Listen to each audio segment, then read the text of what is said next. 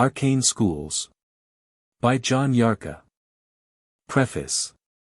In the following pages I have sought to satisfy a request, often made to me, to give a short but comprehensive view of the whole fabric of the arcane mysteries, and affinity with the Masonic system. And I here take the opportunity of recording my protest against the skeptical tendencies of the present generation of the moderns who are Masons, and against the efforts that are made, in season and out of season, to underrate the indubitable antiquity of the Masonic ceremonies.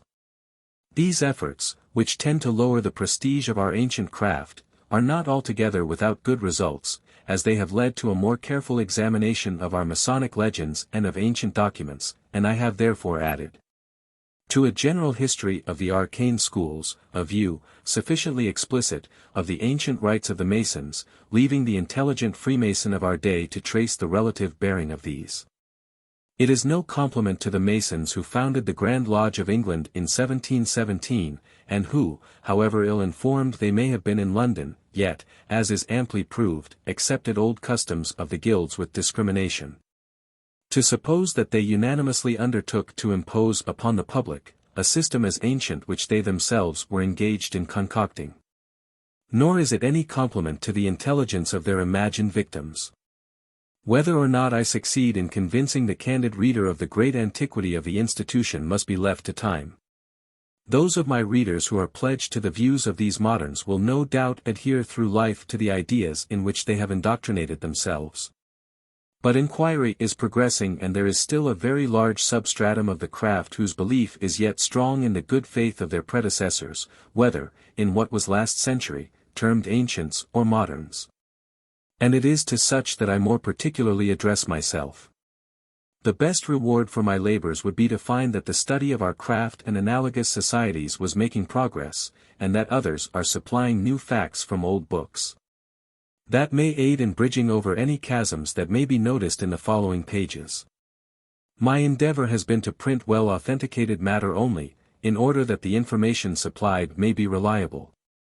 Every paragraph is a fact or deduction from facts, and however much condensed nothing of moment, known to the present time and having a bearing upon Freemasonry, has been omitted. The works of the learned brother George Oliver, D.D., lack critical cohesion, and have consequently fallen into undeserved neglect, but sufficient will be found in these pages to show that his theories are not devoid of method, and will admit of an authentic construction being put upon those claims which he advances for the antiquity of the Masonic institution. Those who obstinately deny the existence of anything which is outside their own comprehension are fully as credulous as those who accept everything without discrimination. There are certain intellects which lack intuition and the ability to take in and assimilate abstruse truths, just as much as there are people who are colorblind, or deaf to the more delicate notes of music. This was well known to the ancient theologians and mystics, and the reasons which they assigned for the mental incapacity will appear in the following pages. I cannot allow the opportunity to pass, in closing my labors, without thanking my publisher for his invariable kindness, courtesy, and general care, and the reader is also much indebted to him for the compilation of the index. We have considerably exceeded the 500 pages with which we made the announcement to the public, hence the slight delay in publication. I have also to thank our subscribers for their unwearied patience in waiting for the appearance of this work, which, except for modern revisions, has lain dormant for 10 years. John Yarker. West Didsbury, Manchester, April 17, 1909. How do you find this book? Any thoughts about the book or the author? Any suggestion for improvement? Please take a moment to share your thoughts in a comment. If you like it, share it with your friends who might enjoy it as well. Subscribe to keep in touch. Visit CompleteAudiobooks.com for more quality content. Introduction. The object of the following chapters is to give a broad but condensed view of the various traces which are to be found amongst the ancients, in their religion, in their art, and in their buildings, civil, sacred, and military, of a speculative system, such as is now professed under the designation of Freemasonry. The work is necessarily a compilation of suitable information gathered from books upon history, mystery, mysticism, and Freemasonry. But it embraces the most recent views upon these subjects which have been evolved by a close critical examination, and generally accepted by the learned. In the first and second chapters, will be found the proofs of a system of most ancient sacerdotal grades and mysteries which in the earliest or Proto-Aryan civilization added to their ceremonies those emblems of geometry and art which have been transmitted by Freemasonry. In the third and fourth chapters, we see more clearly the advance which the Aryan civilization introduced into the primitive association. The development of a caste organization, and the reduction of the more ancient civilization, by invasions, to a subject state, which in time created an independent system of art mysteries, combined with natural religion. Or what we now term Freemasonry. In the fifth and sixth chapters, we have attempted the elucidation of the doctrine and symbolism of the ancient mysteries and their relationship with the minor schools of philosophy which sprang from them. As for instance the Pythagorean and Platonic schools, proving that all these possessed much in common in doctrine, rites, and symbols, not only with each other but with Freemasonry of our own days. Without the distinguishing features of the latter as an operative art. Whilst, side by side, the arcane schools of philosophy passed onwards through the centuries of Christianity, in numerous branches, with the old rites and symbols. In the seventh and eighth chapters, we have, for convenience, a recapitulation of proofs of the existence and transmission of art mysteries and symbols from the most ancient times to our own days, with details of the constitutions of a fraternity. Speculative in its teaching and operative in its application, for the conservation of arts and sciences in their tripartite application to houses, churches, and fortifications. And which entering this country in British and Roman times from Egypt was modified by Chaldee monks and learned clerics, and so continued as folkmotes or guilds in the time of the Anglo-Saxons. In the ninth and 10th chapters, some space is devoted to an inquiry as to the origin of the Semitic legends of Freemasonry which entering this country in Anglo-Norman times, with an Eastern system of work, of marks, and symbols, were engrafted upon the older constitutions. Together with some account of the esoteric marks, emblems, and rites of the organized building brotherhood who erected our noble Gothic edicts, and references are made to many of these edifices in illustration of Freemasonry. We see the end of the Gothic and revival of the classic Arcanum. The remaining 11th, 12th, and 13th chapters give a short account of the principal points in the history of modern Freemasonry from 1717 to our own days, and which includes a chapter upon the design, origin and history of what has come to be termed high-grade Freemasonry, and out of which sprung the distinction between ancient and modern Masonry. A dissension which continued until the union of these two sects of Masons in 1813. Lastly in the appendix, we have added a full series of constitutional charges which continued in force from Saxon times until the year 1717 and even much later. These we have slightly modernized for the ease of the reader. 1. Archaic Legends. It may reasonably be supposed that the advancement of mankind which we term civilization had made great progress in hot climates before the arts, science, and more especially the mystery of building temples and houses of stone, brick, or wood were developed. Religious mysteries, the rudiments of science, and open and secret worship, if not innate, which we believe them to be, would arise, and as the erection, first of temples, and then of houses, indicates a knowledge of geometry in constructive tools, it implies a more advanced culture. The tradition which has reached us through the ages is that mankind contracted very slowly the protoplasm which forms our natural body, after which a variety of wants became apparent that were in earlier ages unfelt. Whether we accept or reject this view, we can realize that the united intellect of thousands of years has been unable to supply any better idea of the creation and progress of humanity upon earth than that handed down to us from the ancient sages. As man's material nature increased his spirituality decreased, and as his intuition tended to become dormant means were sought which might restore his ancient status. The discipline necessary for this purpose was neither suitable nor agreeable to the majority, and this led to the establishment of secret or esoteric schools for those who sought the higher spiritual development.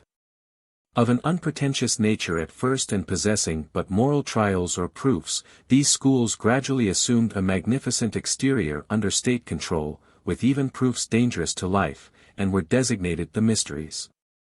The natural wants had now come to be provided for, the arts and sciences were developed, architecture, metallurgy, shipbuilding, astronomy, agriculture, etc., were added to theosophia, and religious ritual. This is the tradition of the mysteries. There are certain ancient legends in regard to a lost or sunken continent and a deluge which, though not absolutely accepted as history, are too probable to be passed over in silence. It is admitted by scientists that the surface of our Earth is continually wasting away, with the result that the bed of the ocean is being slowly raised. And the geographical position of the land is changing. We see in one locality that the ocean is washing the land away, whilst in another the sea is receding. Equally great climatic changes are slowly developing. Thus Greenland was at one time a torrid clime, which at a later age, to be reckoned only by tens of thousands of years, was succeeded by intense cold, and when our own island was depopulated by a deluge of ice and frost. These changes are attendant upon what astronomers term the precession of the equinoxes. There is a gradual displacement of the poles of the Earth, occurring in cycles or periods of 25,000 years, and the last of which reached its extreme point about 12,500 years ago. When it is held that a great cataclysm occurred which changed the face of the entire globe. It follows of necessity that men's habits must change with climatic changes. The Hindu priests have a complicated series of cycles within cycles, which are not altogether imaginary but are grounded upon recondite astronomical calculations. When we remember that there is a great central sun round which the entire galaxy of planets and suns revolve, we may draw the analogy that in immense cycles what we may term seasonal changes or states are produced, even on these planets and suns, similar to those which occur on our Earth. 1. There exists in Tibet and India a secret doctrine, which is of unquestioned antiquity, and of which analogical confirmation may be found in the writings of the ancient philosophers. This doctrine allows for the existence in extreme antiquity of a sunken continent in the Pacific Ocean, of which the present islands are mountain tops, and in the Atlantic Ocean of 7 islands. The last of which sank beneath the waters about the period which we have assigned for a great cataclysm, or 12,500 years ago. Behind this account, which in the East is considered historical, lies the cyclical doctrine of a day and night of Brahm, or by whatever other word the impersonal deity is designated. These cycles are the outbreathing and inbreathing of the unknowable deity, or ever-living spirit and primal matter. The gradual progress of all created matter is the divine day which proceeds from the ethereal or cometary to the concrete by means of the tattvas, which will correspond with the genetic days of Moses. And these again with the gestation of the ordinary fetus. In the divine night everything again reverts to the ethereal state, to be again followed, in immense cycles, by a reversed action. The mythological account of the Hindu paradise places Mount Meru at the North Pole, or the imperishable land. A circular island upon which is the city of the gods, which is supposed to be a perfect square guarded by a wall protected by 8 circular towers, and the holy mount, which is of conical shape, rises in the center of the city. 2. Temples have been designed to represent this legendary Meru, and it has also formed the basic plan of cities, which we may mention later. It is also noteworthy that the Egyptian legend of the mystery god, Osiris or Hezri, is applicable to 68 degrees north latitude, or where the sun dies for 40 days, and which was then a hot climate, according to the legends. We know that the mammoth existed there and fed on tropical herbage. The north they consider to have been torrid owing to the then nebulous or cometary state of our globe, which had neither cooled down nor hardened. Humanity, of a sort, existed in that land, but was moon-bred, ethereal, globular, gigantic, sexless, generated as are atoms by self-multiplication. To these succeeded a second race, giants, of whom the later and more material were inspired by the solar gods. These were dual-sexed or hermaphrodite, as many forms of life yet are, and more compact than the first race. The Arabs and Persians have legends of such a race, and represent that it was ruled by 72 kings of the name of Suleiman, of whom the 3 last reigned 1,000 years each. It does not seem that these Suleimans, who are, par excellence, the rulers of all jinns, afrits, and other elemental spirits, bear any relationship to the Israelite king, that being a more modern application. We find the name as one of the gods of the ancient Babylonians, and the late Dr. Keneally, who as a Persian scholar translated the poems of Hafiz, asserts that the earliest Aryan teachers were named Mahabods or Solomai. And that Suleiman was an ancient title of regal power, synonymous with Sultan in Asia, Pharaoh in Egypt, Khan in Tartary, Tsar in Russia. There is also a Persian legend which alleges that in the mountains of Kaf, which can only be reached by a magic ring, that of Suleiman, there is a gallery built by the giant Arziak where the statues of the ancient men are preserved who were ruled by the Suleimans, or wise kings of the East. Many an Eastern storyteller laments the departed glories of the throne of Suleiman, located near the present Aden in Arabia, which it has been suggested may have been populated by Kushites from the Hindu Kush. There is a very wonderful structure hewn out of solid rock on the confines of Afghanistan and India called the Takht-i-Suleiman, or Throne of Solomon, its ancient Aryan name being Shankaracharya, fabled to have been erected by supernatural means, and known to have been a great rendezvous for 2,000 years of merchants' caravans. It is on the western side of the Suleiman Mountains.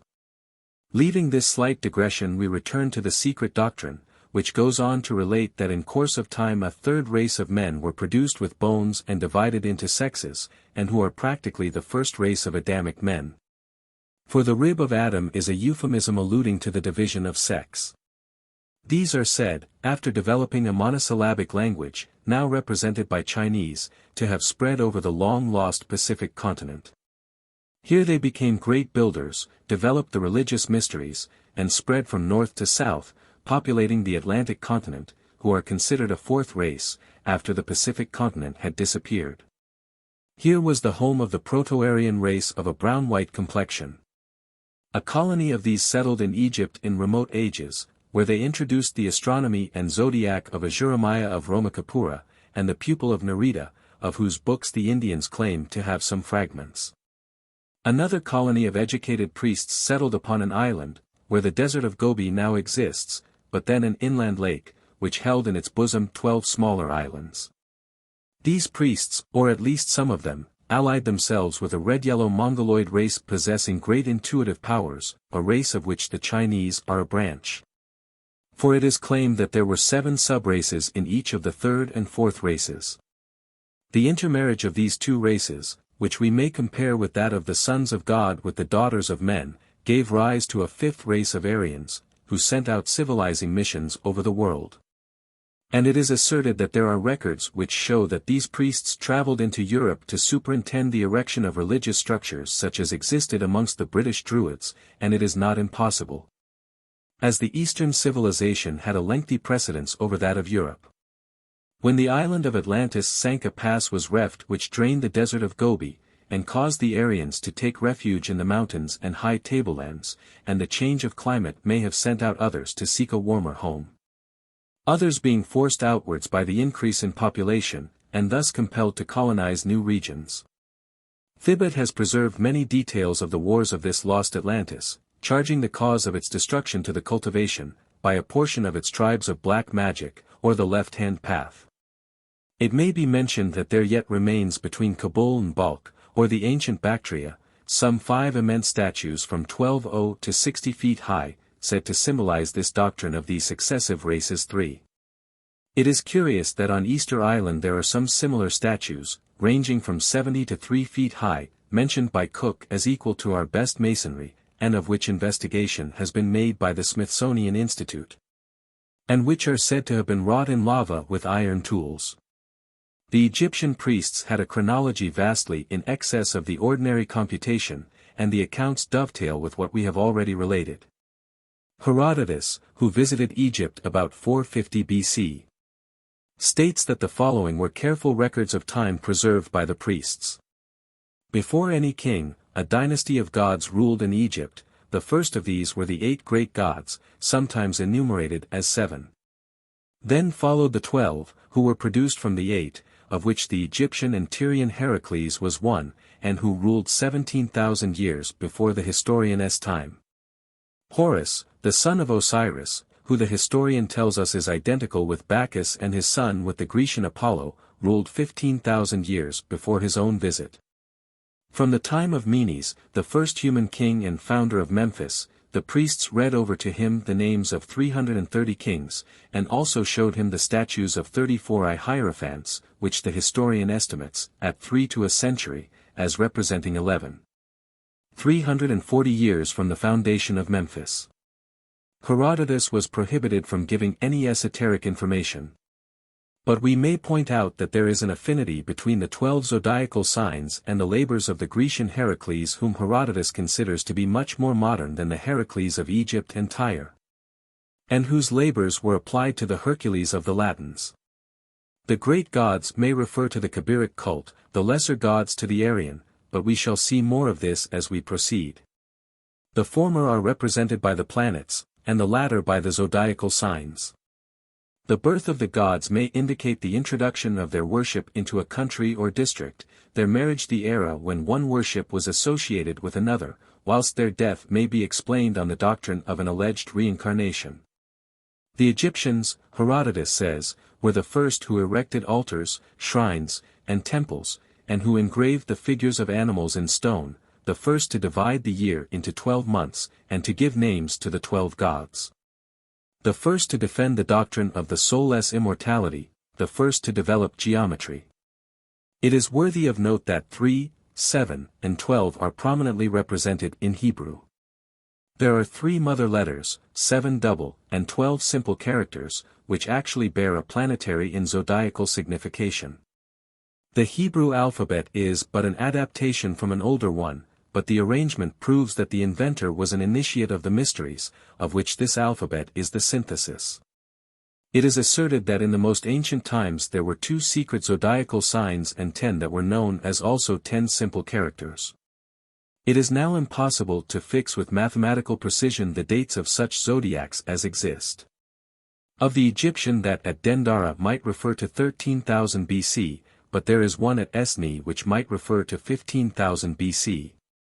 Without doubt the ancient Hierophant who designed these figures embodied therein a secret doctrine, and it has been supposed that the system was intended to symbolize the destinies of humanity for the 2,500 years which each sign represents, or for the period which the sun occupies in overrunning a sign. The chronology here set forth is much in excess of that allowed by the more extravagant archaeologists, but, in some confirmation of it, Baron Bunsen admits traces of buried pottery which may be 20,000 years old, estimated upon the deposit which the Nile leaves at each annual flow. The Aryan legend of the sunken Atlantis is said to have been recorded in Egypt. Plato indirectly informs us in the Timaeus that when his ancestor Solon visited Egypt, the priests of Neith at Sais informed him that many catastrophes had occurred to mankind in remote times, the most remarkable of which was one contained in the records of the temple. That some 9,000 years before this visit, which took place about 600 BC, a large continent and some adjacent islands had perished in one night by earthquakes, and that from these islands was the way to the true continent. That the inhabitants of this Atlantis were a race who recognized that great advantages sprang from a just and righteous commerce. That they had conquered and colonized Greece, and extended themselves on one side as far as Libya, and on the other to Tyrrhenia. But a part of the island's inhabitants had given themselves up to selfish aggrandizement, and had made war upon the well-disposed people, and to subvert the good regulations which had been established by Poseidon and his son Atlas. Whereupon the incensed gods, in one night, sank the country of Atlantis beneath the waves of the ocean. It is further stated that the country had temples of black and white stones, decorated within and without with precious metals.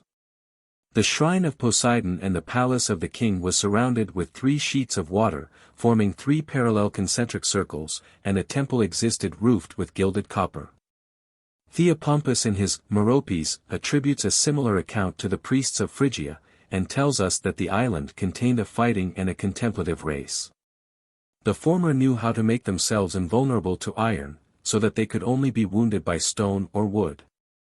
Proclus quotes Marcellus on the subject. Blavatsky says that they had a written character and used it with the tanned skins of monstrous animals now extinct. Professor Bowdler Sharp thinks that allied forms of birds point to a lost continent which stretched from South America to Australia with an arm extending to Madagascar, and this would meet the account of Plato. We have another account, similar in its essentials to that recorded. The Popol Vuh, or Book of the Azure Veil, of the Mexicans, tells us that these Atlanteans were a race that knew all things by intuition, and repeat the charge of sorcery, or black magic, as the cause of the destruction of their country by the gods. This book allegorizes and personifies the forces of nature.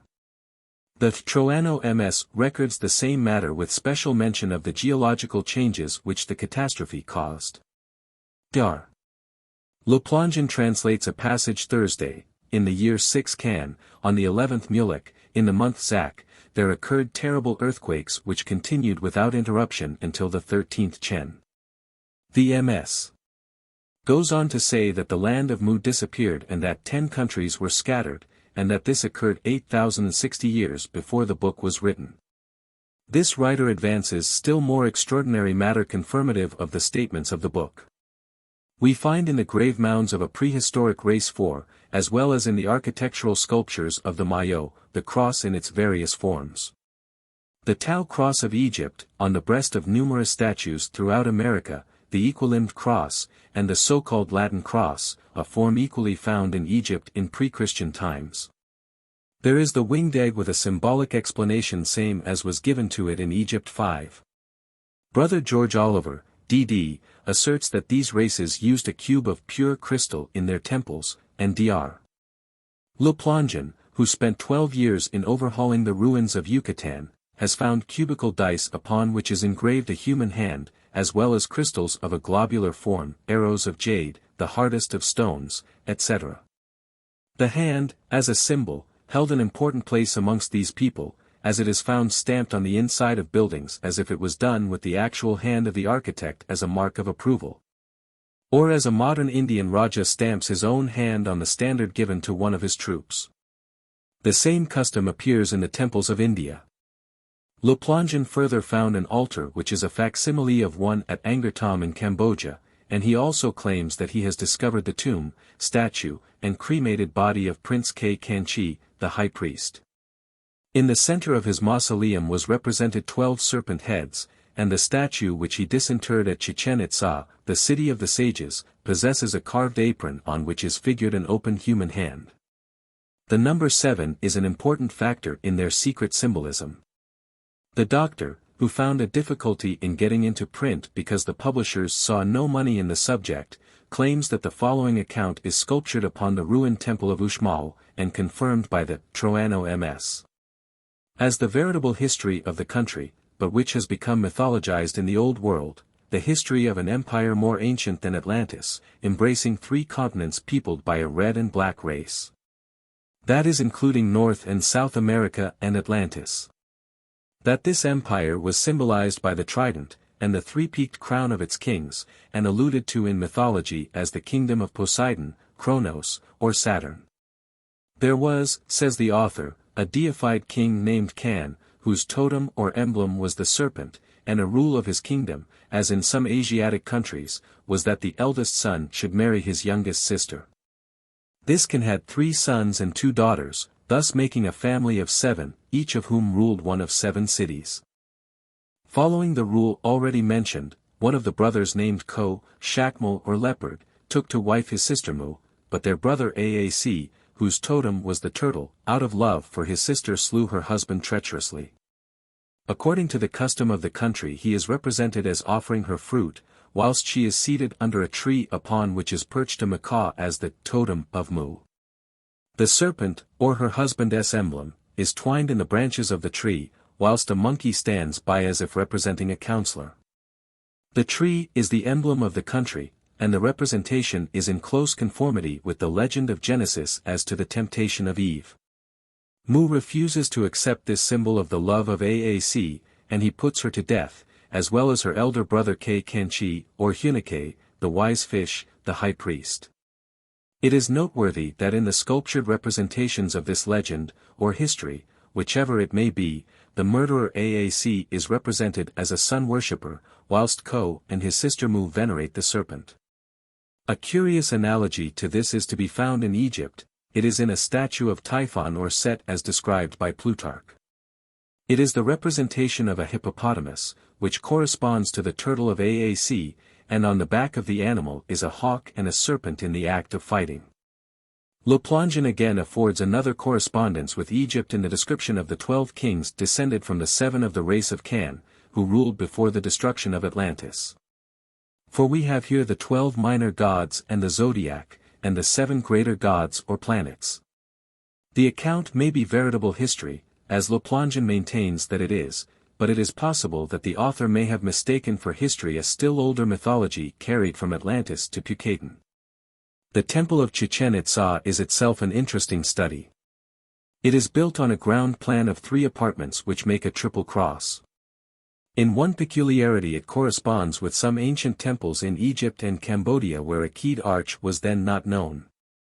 It has a triangular arch constructed by the overlapping of large stones, in which the 3 sons of Can are symbolized. By taking in the sides we have 5 to include the 2 sister, and adding the ends we have 7 or the whole family, numbers which are sacred both in Central America and in the East. Over the door of the sanctuary is represented both the crossbones and a skeleton holding up its 2 fleshless arms in the form of 2 squares, a position which is sometimes represented in Egypt as that in which the soul appears before Osiris. Here again it is singular that a corresponding doctrine is found in India as to the symbolism of the walls and floors of their temples. There are other temples in Yucatan which were intended for sun worship, the ground plan being 3 concentric circles, like the lakes we have mentioned as surrounding a palace in Atlantis. But the most extraordinary part of the claims of Le Plongeon is that he has discovered the interpretation of the hieroglyphical inscriptions and finds that the character used, with the exception of a very few letters, is absolutely identical with the hieratic alphabet of Egypt, whilst the language which these characters bespeak is yet found in almost pristine purity in the dialect of Pathan. A language which is perfectly constructed and strikingly resembles the Coptic. As in Egypt and Chaldea the ground plan of a temple was the oblong square, which was again the symbol both in Yucatan and Egypt of the letter M or Ma, which implies the earth, and the word Maya. In the names of the Greek alphabet Le Plongeon finds a poem, the Pathan words of which gives the history of the great catastrophe. The Mayo had their religious mysteries which were governed by 12 priests, with initiations and carefully guarded sacred rites, of which some account may be gathered in the writings of the Quiches. A neighboring race at Xibalba, in passing through these initiations the neophyte had to undergo most severe bodily trials, which Le Plongeon compares with certain descriptions in the Chaldean Book of Enoch. It is not, however, shown that in these mysteries art symbolism exists such as we shall find in Thibet and China and in Freemasonry. We learn elsewhere from some researches made at the instance of the Smithsonian Institute that these, or similar mysteries, are yet preserved by the Zuni people and consist of 12 orders of priests, into some degrees of which Mr. Frank H. Cushing has recently obtained admission after undergoing severe bodily trials. Historical and religious analogies with Yucatan are to be found amongst the Japanese who represent the first 7 gods by the same symbols as the Mayas, and Brother George Oliver sets forth that a Japanese candidate in initiation into their mysteries, represents the sun's passage through the 12 zodiacal signs. It is singular that the Mayo legends or mythology should contain so much in common with Egypt, Asia, and India. Persia has the tradition of one brother slain by another. The Hindu, Ramayana, represents that the king of the monkey race, perhaps an inferior aboriginal tribe such as the Andamans, had 2 sons, Bali and Sugravya, each of whom desired the same wife, and Sugravya, by the aid of the divine Rama, treacherously slew his brother Bali. It is alleged, in confirmation of Solon's statement, that Atlantean emigrants settled in Egypt and Greece, that they equally settled in the Deccan. Indeed, the Ramayana states that Maya, the magician and architect of the Devanas, took possession of South India and navigated the ocean from west to east and from the south to the north, the word Maya here meaning a dweller upon the sea. In the Atlantic Islands, or mountain tops of Atlantis, there is a general belief that a system of secret mysteries prevails, and this seems to have been established as a fact by several recent Masonic experiments. 6. The natives of Virginia have a society of initiates designated Husanor. The mother prepares a funeral pyre for her son of whom a simulated sacrifice is to be made, as in the case of Isaac, and during the preparation she weeps him as dead. A tree is cut down and a crown made from its boughs. The initiate is given a powerful narcotic by which he is thrown into a state of somnambulism, and after a protracted retirement he is looked upon by his tribe as a new man. Again, the Negroes of Guinea have certain mysteries called the belly paro. The candidate is led into a wood where he is divested of all clothing and metals. Here he passes 5 years in absolute seclusion. After this he is initiated into the most secret doctrines of the sect. 7 The object of their worship, as with the Maoris, is Rengi and Papa, or the Heavenly Father and the Earthly Mother. Even in the Pacific Islands, or the mountain tops of a great sunken continent which has been denominated Lemuria, there exists a system of religious mysteries. Hecathorn mentions that at Tahiti and scattered over Polynesia, is a society called Arioidi, which has 7 degrees of initiation, which none but the king may pass over all at once. One of their ceremonies is practiced at the winter solstice, and it is a funereal ceremony resembling that in honor of Osiris, Bacchus and Adonis. The meaning underlying this initiation is the generative powers of nature, and laymen have to undergo severe bodily trials. 8. There are cave pictures in Australia of a race more ancient than the Bosjesmen. One of these caves has a robed figure with a rainbow round the head which the Reverend J. Matthew considers to be identical with the chief god of Sumatra. 9. There are many general assertions that a system of signs identical with modern Freemasonry exists amongst the native Australians, and one such account appears in Ars Quatuor Coronatorum. 10. But the most precise account is a paper in the New Zealand Craftsman of February 8, 1898, by Brother Henry Stoll, whose grandmother was a Maori. The paper deserves to be fully copied. The Maori in their traditions, Whanjitawiti, epic poems, and language show conclusively that ages ago there was at Hawaii, a grand temple known as Wakura, at which temple meetings were regularly held and presided over by tohunga, or initiates of a very high order, and wherein was taught and practiced a perfect system of principles in an esoteric form, with exhaustive and appropriate rituals, also symbols, signs, and passwords. And that these were kept and preserved on tables of stone, which latter were deposited in the temple. The ritual and symbols were entrusted by the Arikurangi, divine and supreme head, to the various officers in order to properly carry out the ceremonials connected with these meetings. Whereat only those others who were entitled to be present had the happiness of listening to the recitals, and of observing the uses of the higher symbols. Regarded from a Maori point of view, this masonry is neither more nor less than the relation of the main features of creation and the origin and history of the higher destiny of man, which relation was accompanied with appropriate symbols. Tain was the Gaotu, he may or may not be identical with the Chaldean Oans. The language in which this wisdom religion was embodied is extremely archaic, but thanks to my having been taught in my youth by an aged tohunga, and relative, some of the symbols and mysteries, I understand many of the allusions and am acquainted with various signs. A knowledge of astronomy being absolutely essential to a proper realization of the principles of the order, its adepts, Tohunga Kokorangi, constantly taught in observatories its elements and phenomena. To those who were accepted for qualification. Under the Maori system, the 2 main pillars, together with their chapters, were represented before the dome of the sky. These were divine. A subordinate pillar was the pillar of the earth. At certain points the Nagana or center was traced. These were 2 great circles which intersected and which had their corresponding circles. The square was taught upon 4 points of the visible universe. Moral teachings were more or less associated with the figure of the Rapika cross, the type of good and evil, or enlightenment and ignorance by 2 opposing lines. It appears that there is a universal tendency to restrict, thwart, or delimit its beneficial functions. Hence, he wewe tipika ta taera rapika. A foot which diverges from the good or pure to the evil or impure path. The figure of the triangle, Tantora, formed the basis of, or for, the most elaborate calculations in connection with astronomy and geography. The terms Mason, Masonry, Masonic, are used in the English sense and for convenience. Days and months were measured by successive phases of the moon, while the year was marked by the heliacal rising in June of the star Pwanga, Rigel in Orion, due east, this being the star of the Maori New Year, and the first sign of the Awahioringi. Or zodiac.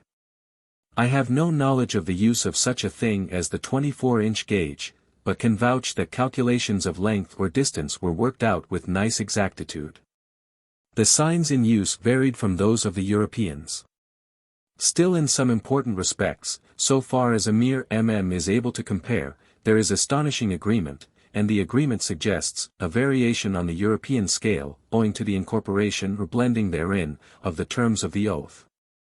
The ordinance of the tapu's sanctity was its, Masonic, very essence, any infringement thereof, or neglect of its observance, by whomsoever, resulted in sure and speedy death, which was the true penal sign, silent and awesome.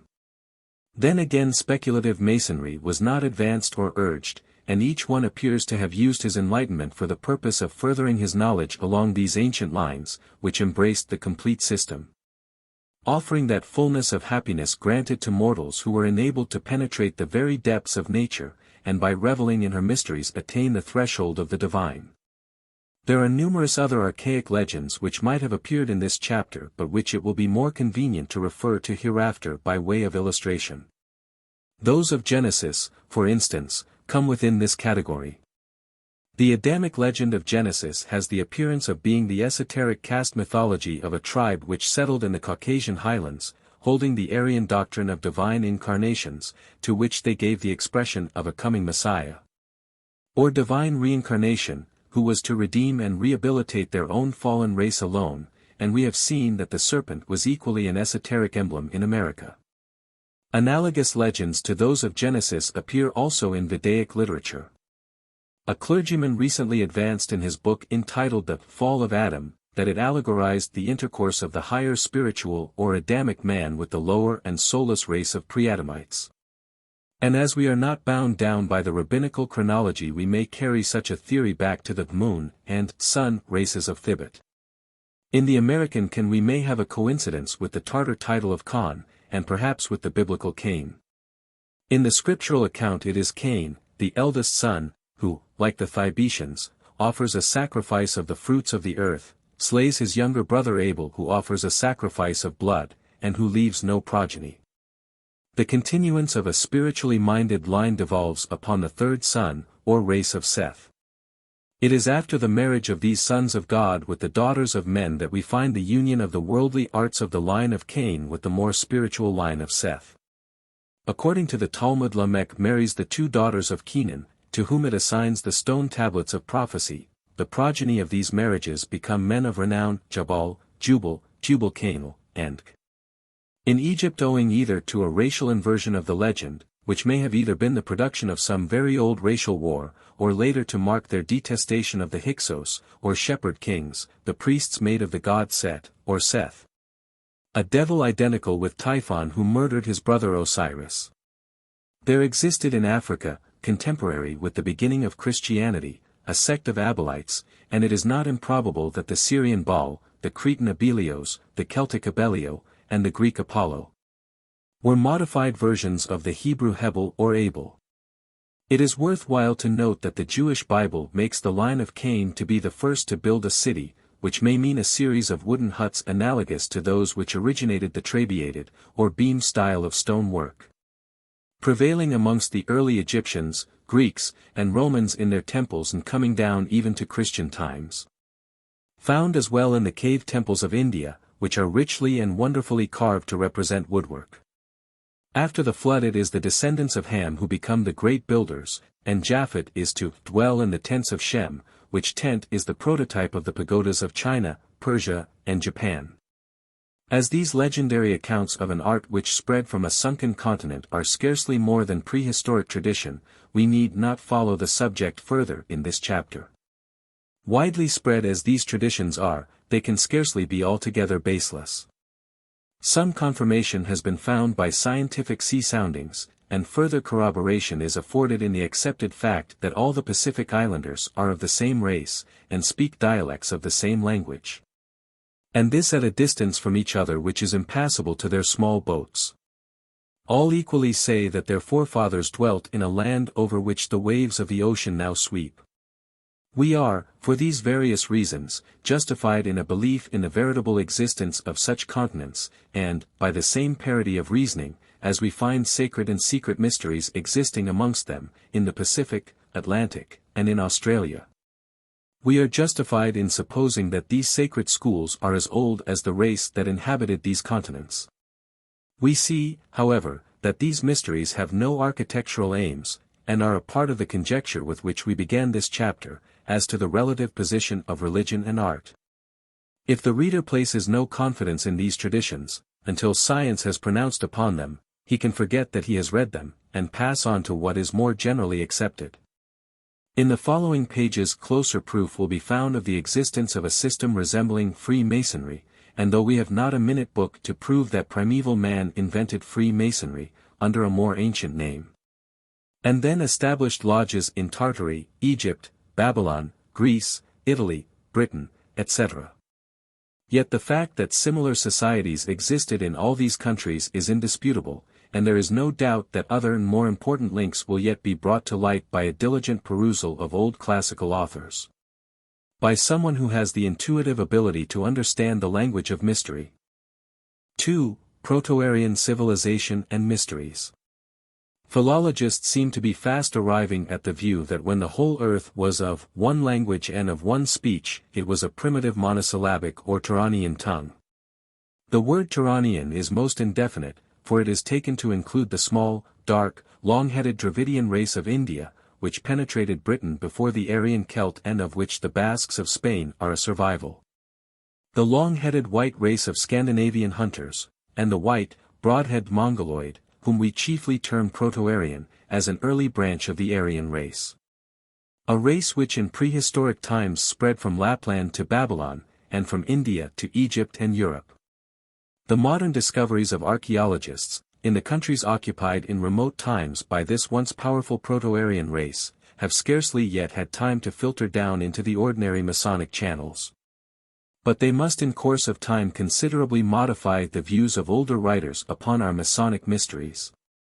It would seem from what can be gathered that we owe advanced building in stone and brick to this race, and the assimilation of their so-called Turanian speech is indicated by this, that Monsieur Lenormand traces the remotely connected Proto-Median and Akkadian of Babylon to the Ugro-Altaic family of languages, traces the Aryan to the same Finnic race of the Ural Mountains. And the anthropological evidence is as conclusive as the language of the Ugro-Altaic origin of the Aryan race.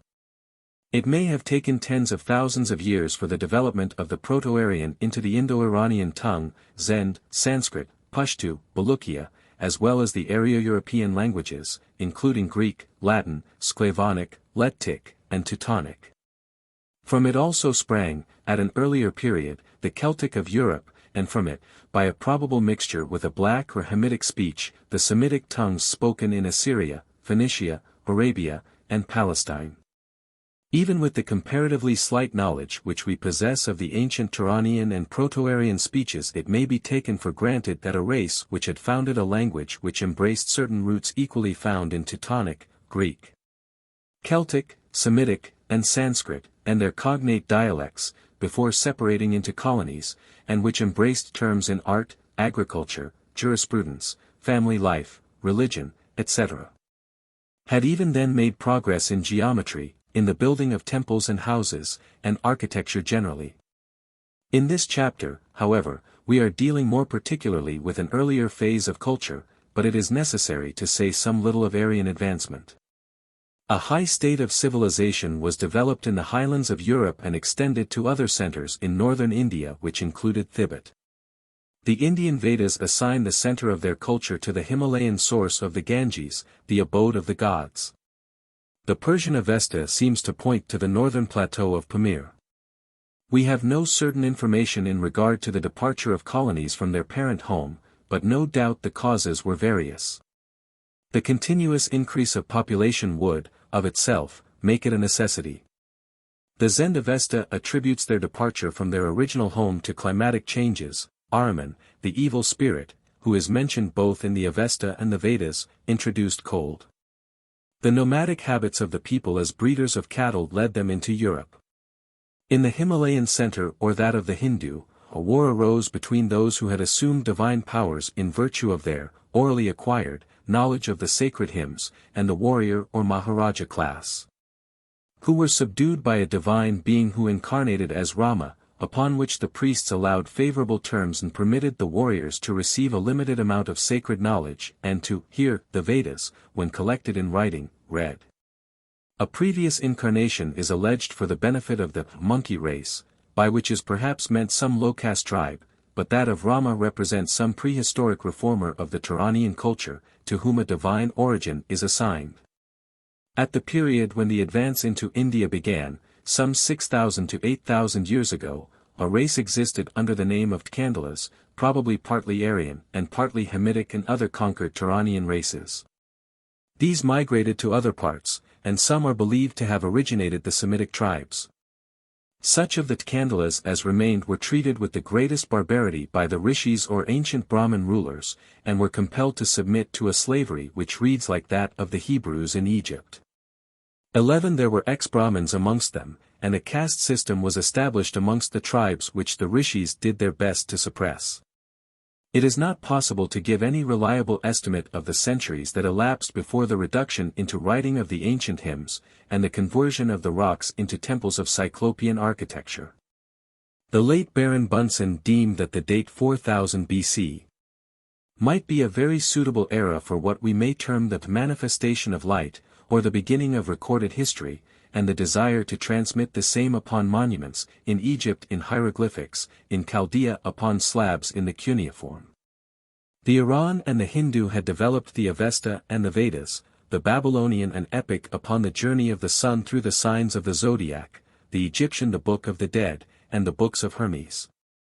But the nomadic Aryans of Europe had not made the same progress. The Celt was the most advanced but used bronze tools until about 2000 BC. Hence the esoteric claims deserve serious consideration. Their earliest buildings are subterranean caves wrought with infinite labor and perseverance. We should have liked to enlarge upon these wonderful cave temples wrought in solid rock, but space forbids. An interesting visit to some of these is recorded in the late H. P. Blavatsky's book entitled The Caves and Jungles of Hindustan. That of Elephanta is a threefold construction, and it is alleged that all castes, and even kings wrought with the chisel in its construction. Whilst the oldest Cyclopean architecture is attributed in Europe to the Pelasgians, in India it is attributed to the Pandus who were a pre-Brahmin tribe. And Ferguson regards the analogy of this style with that of the Incas of Peru as one of the most remarkable facts of history. It was in these prehistoric times that the symbols of the two creative forces of nature developed, represented by Cruxansata, Lithoi, or Lingam, and the Vesica Piscis, or Yoni. They are equally the signs of a dogma which lay at the root of all religions in regard to fire, not the fire burning upon the altar, but the fire which that symbolized and was termed divine darkness, a spiritual or magical fire, seen by gifted seers, of which the earthly symbols are the pyramids, the obelisk, and the church spires. 12.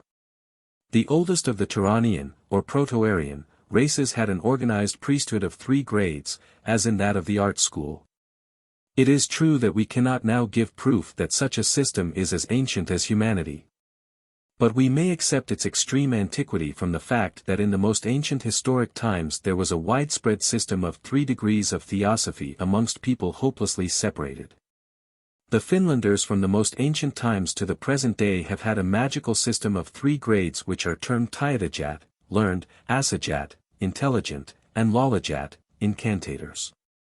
The Babylonian Chazdim were termed Khartoumim, conjurers, Chakamim, physicians, and Asafim, theosophists. 13. There yet exist in India certain Kolarian and Dravidian tribes who possess a magical system similar to that of the Finnic and Babylonian races. And they practice a system of secret initiation which they claim has descended to them from a time more ancient than the invasion of their plateau in central India by the Aryans, a conquest occurring thousands of years ago. But we purposely abstain from following European dates as they are altogether unreliable.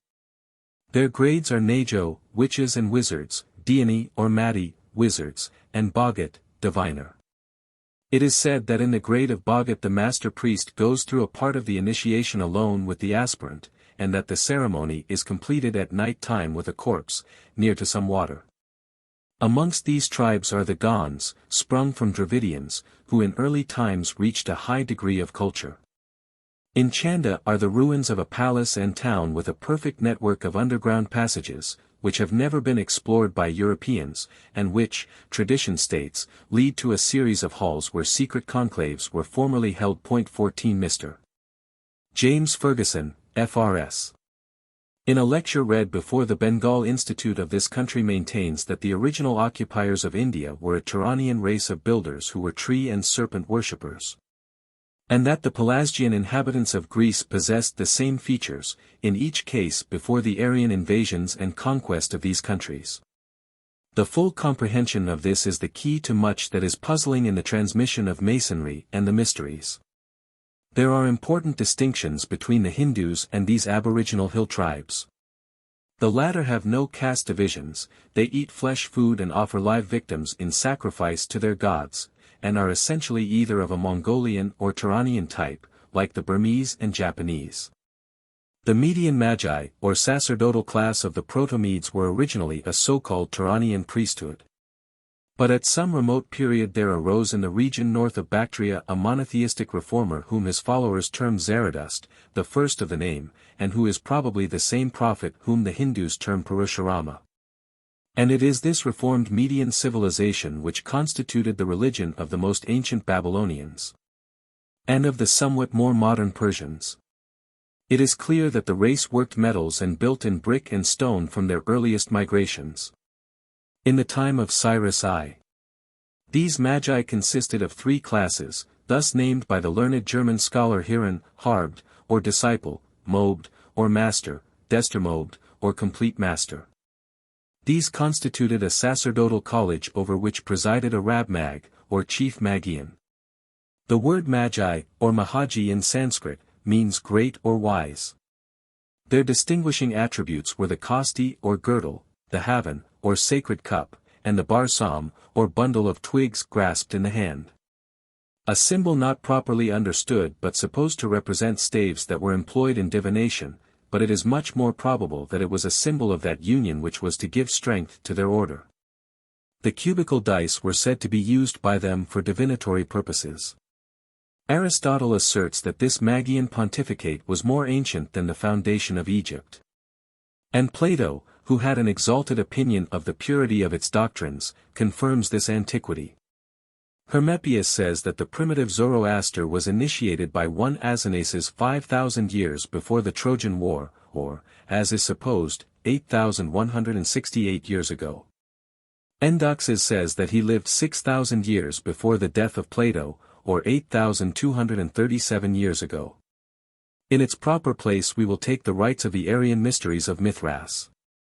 Hecathorn asserts that the Indian gymnosophists were the disciples of the early Magi, and that these Magi had put forth 5,000 years before the Iliad was written the three grand poems of the Zend-Avesta, the first ethical, the second military, and the third scientific. They taught the duality of nature as exemplified in light and darkness, heat and cold, summer and winter, good and evil, of which two principles, in the revolving cycles, the good would become paramount. Ernest de Bunsen says that it is proved that the three grades of the Jewish rabbinical school are an exact parallel of the three grades of the Magi. That it was a secret school of scribes, its highest teaching embracing the doctrine of the indwelling Holy Spirit in man, and that Jesus was a Rabboni. The Babylonian Rabu corresponding with the Hebrew Rab, the Mobed with the Rabbi, and the Dester Mobed with the Rabban or Rabboni. The Persian Mazda is equally styled Ami yet Ami, I am that I am. 15. The British or Celtic Druids were a priesthood that had features common to the Eastern Magi, and were divided into three classes denominated bards, ovates, and druids. Michelet says that it is wonderful the analogy which the names of the gods of Ireland, Axire, Axives, Coismail, Cabir, bear to the Cabiri. 16. The evidence of Strabo is to the same effect, as he says that the British Druids practiced the same religious rites as existed at Samothrace. They caused their ancient progenitor to exclaim, "I am a Druid, I am an architect, I am a prophet, I am a serpent." We shall see that the Kabiric rites were the prerogative of priests and architects, embodying the drama of a murdered god. There can be small doubt that the Irish legend of Gobhamsar, the son of Turabai of the Strand, who was murdered with his 12 companions by 12 robbers, is a vulgarist exoteric reference to the murdered Kabir and the 12 signs of the zodiac. O'Brien says that he was a Guabras or Kabiri, and that Sar has the signification of son of God. He advocates in his Round Towers the Phoenician origin of these buildings with their appropriation by later Christian monks. Often, as at Glendalough, 7 small chapels, or altars, are attached. It is possible, as has been maintained, that North Europe was the center whence the Orientals derived their legends, and that Chaldean, whence Chaldean, was as appropriate to the Druids as to the Babylonian. And that as the Essenians were Babylonians, the Chaldees were Essenes, as held by the Venerable Bede, and thus the Essenes, or Assidiana, were Chaldees. The chief British gods were Hu and Ceridwen, or the Auranas and Gi of the Cabiri. And it is worthy of mention that there are druidical unhewn stones and temples in cruciform. The one in the island of Lewis consists of 12 stones each limb having 3, and the subterranean of New Grange in Ireland is also cruciform. Higgins in his Celtic Druids mentions in Scotland as pre-Christian, a crucifix on one side of which is a lamb, and on the other an elephant. There is nothing very remarkable in the pre-Christian existence of such cruciform structures. In Italy it predates architecture, and the Rev. Baring Gould points out that there are in South Italy lake dwellings of an immense antiquity where the cross form is of greater antiquity than the Bronze Age. The Cyclopean temple at Gazo is built on the basis of a Latin cross, and hence it was a religious emblem of the Cabiri. It is found in India in the most ancient cave of Elephanta, and is equally an emblem in Central America. There are also 2 pre-Christian caves in Ireland of this form. 17 We mentioned its use by the Maori race. Toland points out that the 3 divisions of the Druidical system which we have mentioned must not be taken as progressional degrees. They were 3 classes corresponding to soothsayers, physicians, and prophets. The last, or the Druid class, had 4 degrees conferred at intervals of 3, 6, and 9 years. The bards and ovates were each divided into 3 classes with special functions. 18 Taliesin as an initiate exclaims "Thrice was I born, now I know how to acquire all knowledge by meditation." The emblem of the Druid was a vitrified egg, chased in gold, and hung from the neck, and which held up to the light shewed a sacred token, that the serpents, or Druids, prepared it. It is generally accepted that the theology of these sacred colleges, even in the most ancient times, taught the existence of one sole power or creator of the visible universe, though triplicate in his manifestations. And that from him proceeded the minor gods, angels, and demigods. He, the one, was Jaush in Sanskrit, Zeus in Greek, Tiamat in Teutonic. The ancient inscriptions and books of the Egyptians place it beyond doubt, the Chinese, the Magi, Hindus, Hebrews, etc. All add confirmation, and various other proofs are adduced in the work entitled Natural and Revealed Religion, of our brother the Chevalier Ramsay. It is immaterial by what name the prophet, or outteller, who revealed this doctrine whether taught, Fohi, Zaradust, Rama, Enoch or Edris whose pupil Abram, or great father, was. The doctrine of one God, uncreated, incorporeal, all-seeing, all-powerful, everywhere present, and dwelling incomprehensibly in his own unity, gleams out through the darkness of the ages.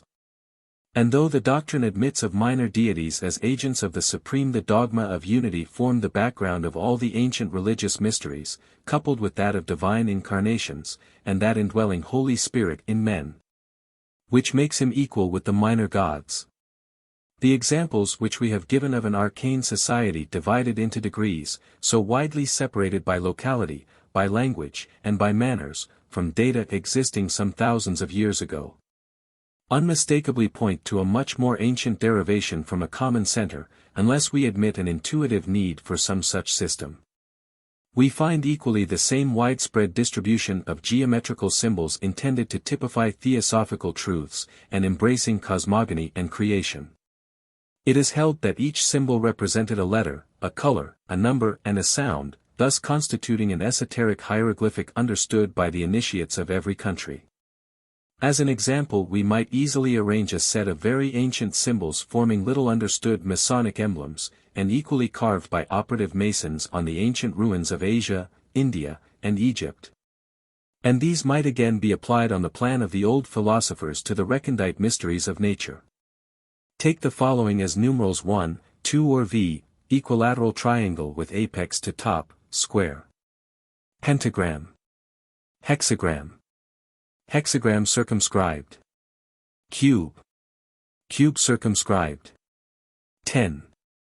In mystic crosses of equal antiquity with all our other emblems we find the following forms, namely, symbols, reverse swastika. T. Ankh. X. Latin cross. Earth. Latin cross composed of two transparent rectangles, each having special application to a dogma. We have already made slight allusion to the Kabbalah, and all authorities are agreed that the mysteries practiced under this name were allied with the Cyclopean Masonry and its builders, and that those rites and buildings, in all countries, were the religion and architecture of a primitive race which preceded the Aryan invasions of Media, Babylon, India, Greece, and Egypt. The primitive inhabitants of Babylon, whom it has been agreed to term Akkadian, were more nearly allied in blood, language, and religion, with the Finlanders, Mongolians, early Egyptians, Proto-Medes, Pelasgi, Etruscans. Perhaps also American Indians, all so-called Turanian, than they were with the Elamites, Ethiopians, Arabians, and other Semites, or with the Hindu, Persian, and other Aryan races, that appear later on in the pages of resuscitated history. Yet there are actual traces of speculative Freemasonry, intimately allied with the religious mysteries, amongst these primitive Proto-Aryans. A clear explanation of these particulars does not admit of being printed, but every intelligent Freemason will be able to read, what we may write, between the lines, and thus supply for himself what we may leave unexplained. Recent discoveries go to prove that Palestine had its Kabiric or Magian rites, and that long before the invasion of the brigand Joshua, the son of Nun, as an old inscription is said to term that scriptural warrior. Akkadian civilization existed in Syria, and the legendary Cain, Abel, and Seth of Genesis, and their progeny, find their analogies in other of the religious mysteries. But the Talmud or Mishnah, which is a very ancient explanation of the law, differs materially from Genesis.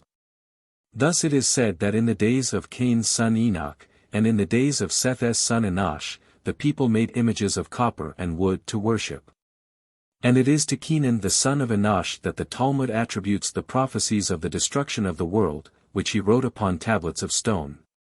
Enoch is represented as a hermit, and the word implies initiation. Lamech when blind by age is said to shoot his progenitor Cain by the accident of an arrow, and further, in his grief, kills by accident his own son.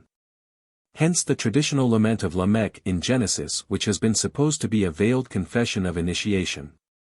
The scriptural Tubal Cain, who was son of Lamech by the daughter of the Sethite Kenan, seems to be equally a Kabiric legend in the Chryser of Sanconiathon the Phoenician historian, who is supposed to have lived as a contemporary of King Solomon.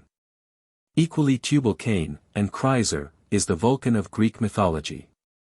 Sanconiathon says of this Chryser, men worshipped him as a god after his death and they called him Diamachius, or the great inventor, and some say his brother invented the making of walls and bricks.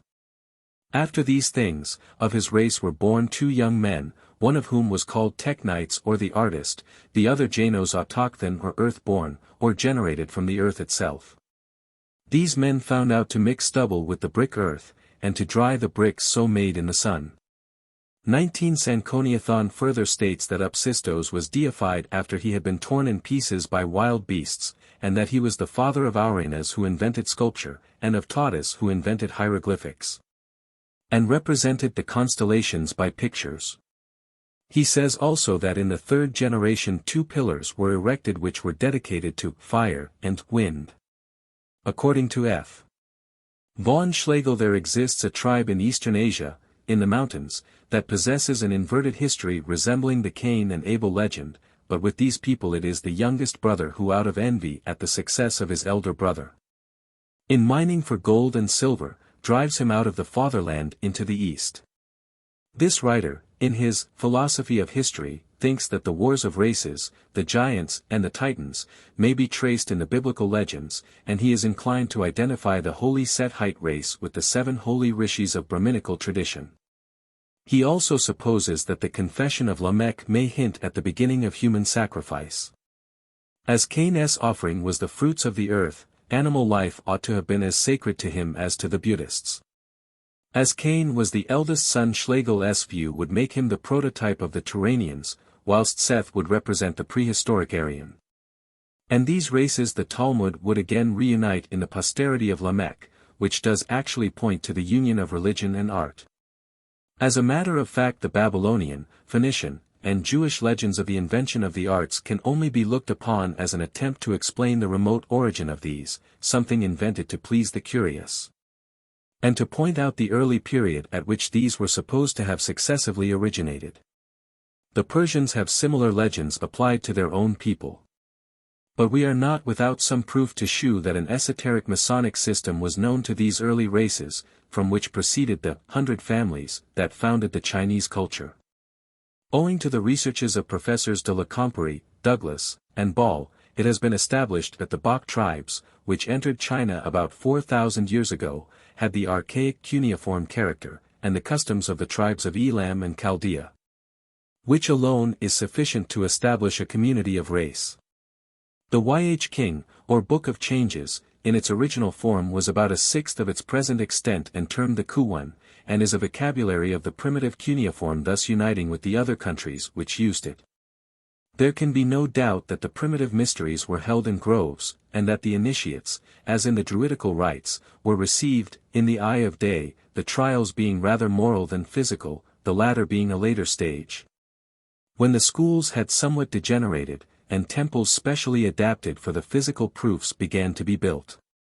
Before we enter upon the nature of the Kabiric mysteries, and the architecture termed Cyclopean, we will endeavor to prove that in the most ancient times there was in existence an actual society such as we now term Freemasonry. We will take first the Chinese, who are the most primitive of civilized races, and still retain their monosyllabic language, represented by hieroglyphics of which each is the picture of a root word, of such value that the characteristic meaning is understood throughout the empire, even where the spoken language is mutually unintelligible. It is a culture concreted thousands of years ago amongst a race closely allied in language, religion, mythology, and astronomy with Akkadian Babylon. Moreover, the archaic tablets of Thibet have mystical allusions in consonance with the mysteries, but we will allude to these in a later chapter. There occurred in the year 1879 in the District Grand Lodge of China a discussion upon the subject we have mentioned above, from which we learn that about 4,000 years ago this people had a symbolism identical with the Masonic craft. An altar in form of a perfect cube was used to typify the earth, and this may be read in conjunction with what we wrote in our last chapter on the Maori rites, the circle being an emblem of heaven. And earth and heaven in union were Kabiric deities. The ne and the c are relatively used to imply the beginning and conclusion of an object in view. One of the oldest words in the language is literally square and compasses, and signifies right conduct. The skirt as an hieroglyphic signifies the origin of things. When the emperor of a new dynasty succeeded, he began the erection of a new temple under the oversight of a grand architect. Aprons were used which bore emblems denoting religious office. There is a plant, an axe, and another not clear. The Shu King, which is one of the oldest books in the language, gives the representation of 2 jewels in jadestone, which is one of the hardest and most valuable of all stones and the most difficult to work. These 2 are the square and the plumb rule. The same book speaks of Qian Zhen, magistrates, which is literally, level men, implying what is expected of them. And the three chief officers of state are called the San Chai, the three houses or builders, and one of the most ancient names of deity is the first builder. The Emperor Shun, about 3,000 years ago, had amongst his attributes the circle and rule. And the hammer in the hands of their kings was an emblem of authority. When a monarch died, the emblems of authority were returned for the purpose of reinvestiture. 20 In Masonry, this is done on election of a new master. We learn from the Book of Odes that when an emperor sacrificed, he divested himself of his imperial robes, was barefooted and bareheaded and girt with a lambskin. At the spring festival, which has much in common with the rites of the Grecian series, we see following the procession a boy with one foot bare and the other shod, but which they apply to the yang and yin, or the positive and negative principles of nature. Brother Chaloner Alabaster, from whom we copy some of these illustrations, says that this building symbolism was continued by the Chinese philosophers of the 5th century BC. Thus we read in the Great Learning, that, a man should abstain from doing unto others what he would not they should do unto him, and the writer adds, this is called the principle of acting on the square. Other similar expressions are used by Confucius 481 BC, and his later follower Mencius says, that a master mason, in teaching his apprentices, makes use of the compasses and square. Ye who are engaged in the pursuit of wisdom must also make use of the compasses and square. 21 Every trade in Japan has a guild, and they are said to have been derived from China, by way of Korea, 3,000 years ago. At the present time we are not thoroughly informed whether a system identical in all respects with that of China existed in Babylon, but there are indications that such was the case, as well as in Egypt. And we have already pointed out that YH King is an Akkadian vocabulary of root words. Mr. St. Chad Boscawen has afforded us a note, where he treats of the ancient Kalna, about 3800 B.C.22. In this article he represents the Viceroy Gudea as Patisi, or scepter-bearer, subservient to the king of Erech, and terms him the chief priest and architect as well, his palace indicating the art influence of Egypt. His statue represents him as seated and having the right arm and shoulder bare, on his knees is a tablet containing a plan, or what modern masons term a tracing board, of his palace or temple.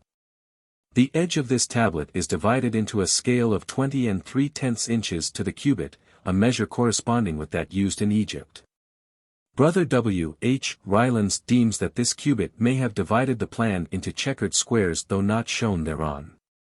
Pure copper images of the Kabri have been disinterred at Kalna. Very strong philological grounds have been shown by Dr. Miller in his Harmode for identifying the Chinese Masonic system with Babylon, and this must be read in the light of the remarks we have made thereon. One of the earliest Akkadian kings named Likbaga was a pyramid builder and, like Melchizedek, a king and priest of the Most High. He uses as a title the term Pateshi, which is thus literally translated pa anoint, te cornerstone, shur to strike, and the same term is used by his successors. Patasso is a hammer, and the term patisi was the habitual designation of the images of the gods of the Kabiric mysteries. Likbaga seems to have modified Akkadian theology and was the crowned architect and apostle of Sin, Moon, Samus, Sun, Bel, and Anu. Another term used by these kings, and applied by Nebuchadnezzar to the most ancient kings, is Pateshi Tiesari, which is translated Sublime Master by Dr. Schrader. It is connected with the Hebrew Pat Tish, a hammer, or the Kabiric hammer in the hand of Tubal-Cain or the Greek Vulcan. With the Akkadians the god of coppersmiths had the same name as the god of ironworkers amongst the Laplanders, and the words for iron and copper are the same respectively. 23 It is, however, through the Aryan Sanskrit that we can more particularly trace the assimilation of Akkad to a building fraternity, for the word ak means to pierce, akra is a sharp point, akri is corner, akana is a stone. Aktan is the number 8 or the angles which are in a cube. Akman in Sanskrit is a stone and in Persian heaven, and as a cube symbolizes the 8 cosmogonical powers, the word comes to imply the whole heavens. In Greek, which is an Aryan tongue, the name of the father of Auranes is Acman, and Diodorus makes Ur, or Auranes and Ops children of Acman and parents of the Titans, who are again the Cabri. Acman is also an anvil, which means a meteorolite, from which iron was first made, for in Greek sidros is iron and related to the Latin sidus, a star. The word ak in the Akkadian signifies to build or to make, hence we have taike, tak, tag, a stone or mountain, and akka, a building temple or sanctuary. These significations further connect Akkad, or Proto-Aryan, with the Hindus and their architecture. Ak is also the monogram of Nabu, who is Mercury, Marduk, whence Nimrod. Nabu is therefore Mercury, and the Hermes of Egypt, the revealing god. In Semitic Assyrian Abn is stone, Abni stones, Bana, Heb Bina, is to build. The learned Alexander Wilder 24 expresses an opinion that Nimrod, founder of Babylon, was of Tartar descent, in which language the word means spotted, and may point to the leopard skin in which the Assyrian priests of Dionysi were clothed. If Nimrod personates Kronos, as some hold, he was in that case a Cabri or king of the race of Cyclopean builders. From all this it is argued, with much soundness, that the first kings were both priests and architects, or the grand masters of these, and of the class of Cabri who were first workers in stone and brick, and afterwards in metals. And that they transmitted a traditional doctrine of the temple, based upon cosmogony and the creation of the world. 25 It explains why Genesis assimilates the worldly arts with religion, and shews the high respect the Hebrew priests had for art, though deficient in practice. The Babylonians must have afforded information to Ezra who revised the Jewish Bible, and it may be pointed out that these people were builders in brick rather than stone. And hence that the practice of art would vary in a country with that in which stone was used. Kabiric mysteries and Cyclopean work. When we approach historic times we find that the actual Kabiric mysteries were of Grecian continuation and perpetuated at Samothrace where they had been in existence, from a remote era, far into Christian times. And where they were held in great veneration, not only for their antiquity but for the purity of their doctrine. They are said to have retained much of their technique in the Chaldean language, and to have preserved much of the Masonic symbolism which we have seen in Chinese practice, for the aboriginal inhabitants of Greece, Pelasgians, were an allied race. And Dr. Petrie asserts that pre-Hellenic, or pre-Aryan Greeks, were in Egypt either as friends or captives, 2500 BC, with a civilization all their own. Barbarous wars arose, the Aryan Hellenes devastated the country, and during an era of oppression reduced the old inhabitants to subjection. We find them denominated Pelasgi with a succession of 26 kings followed by 7 priests. Egypt eventually sent them rulers who restored their country to prosperity, founded cities, and gave them laws. Upon this we learn that the Kabiric mysteries were in practice at Samothrace, and that they were, or had been, a fraternity which combined art with religion. Herodotus says that Samothrace had these mysteries from the Pelasgi, and that they taught the initiated by a sacred tradition, why the figure of Hermes, Mercury, or Casmillus was constructed in a peculiar manner. From which we gather that they used phallic symbols as emblems of the generative powers of nature. And this historian, who wrote 450 BC, tells us that the names of their gods were derived from Egypt, as anciently they used the general term, disposers. The views of all authorities are in unison with those of Frederick von Schlegel, who says that this primitive people were the constructors of the Cyclopean buildings of Greece and Italy. Being the original inhabitants who were conquered and overrun by the Aryan immigration of Deucalion, that they were a people who had the traits in common with those of many other countries, at a remote period.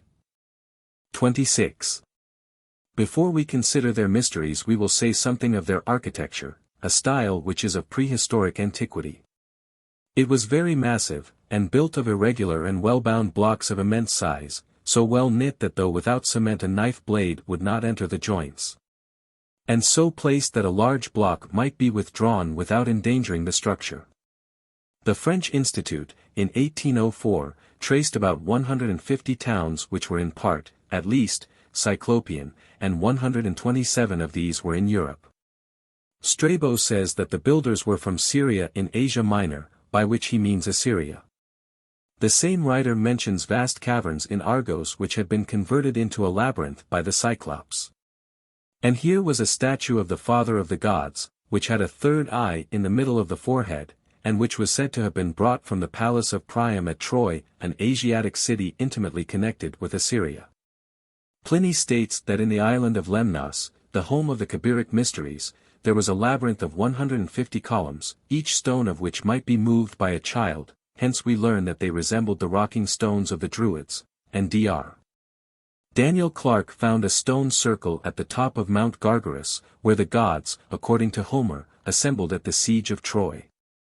27 Pliny attributes the working of iron to their invention, and the first inhabitants of Sicily are said to be of this race. Achilles Statius, bishop of Alexandria, mentions a statue in a temple on Mount Cassius, between Syria and Egypt, which held a pomegranate in the hand. It is a temple which Sanconiathon deems to have been built by the descendants of the Cabiri. 28. This peculiar masonry is found upon the summits of mountains, a position in which Homer places the Cyclops and the Lastrygons, and Theocritus the establishments of the old Pelasgi. As it demanded a large exertion of physical strength the later, but still ancient, Greeks attributed the work to giants who had an eye in the middle of the forehead as had Priam's statue of their deity. Mythology makes them sons of Neptune and Amphitrite, whom Jupiter overthrew and cast into Tartarus where they become the assistants of Vulcan. Thus assigning a sea pedigree to these workers in iron and stone, and typifying an enforced slavery by their Aryan conquerors. They are fabled to have made the sickle of the Greek Kronos or Saturn, whom the Latins made the god of agriculture, in whose reign a ship grounded at Samothrace, where the passengers settled and erected a temple for their mysteries.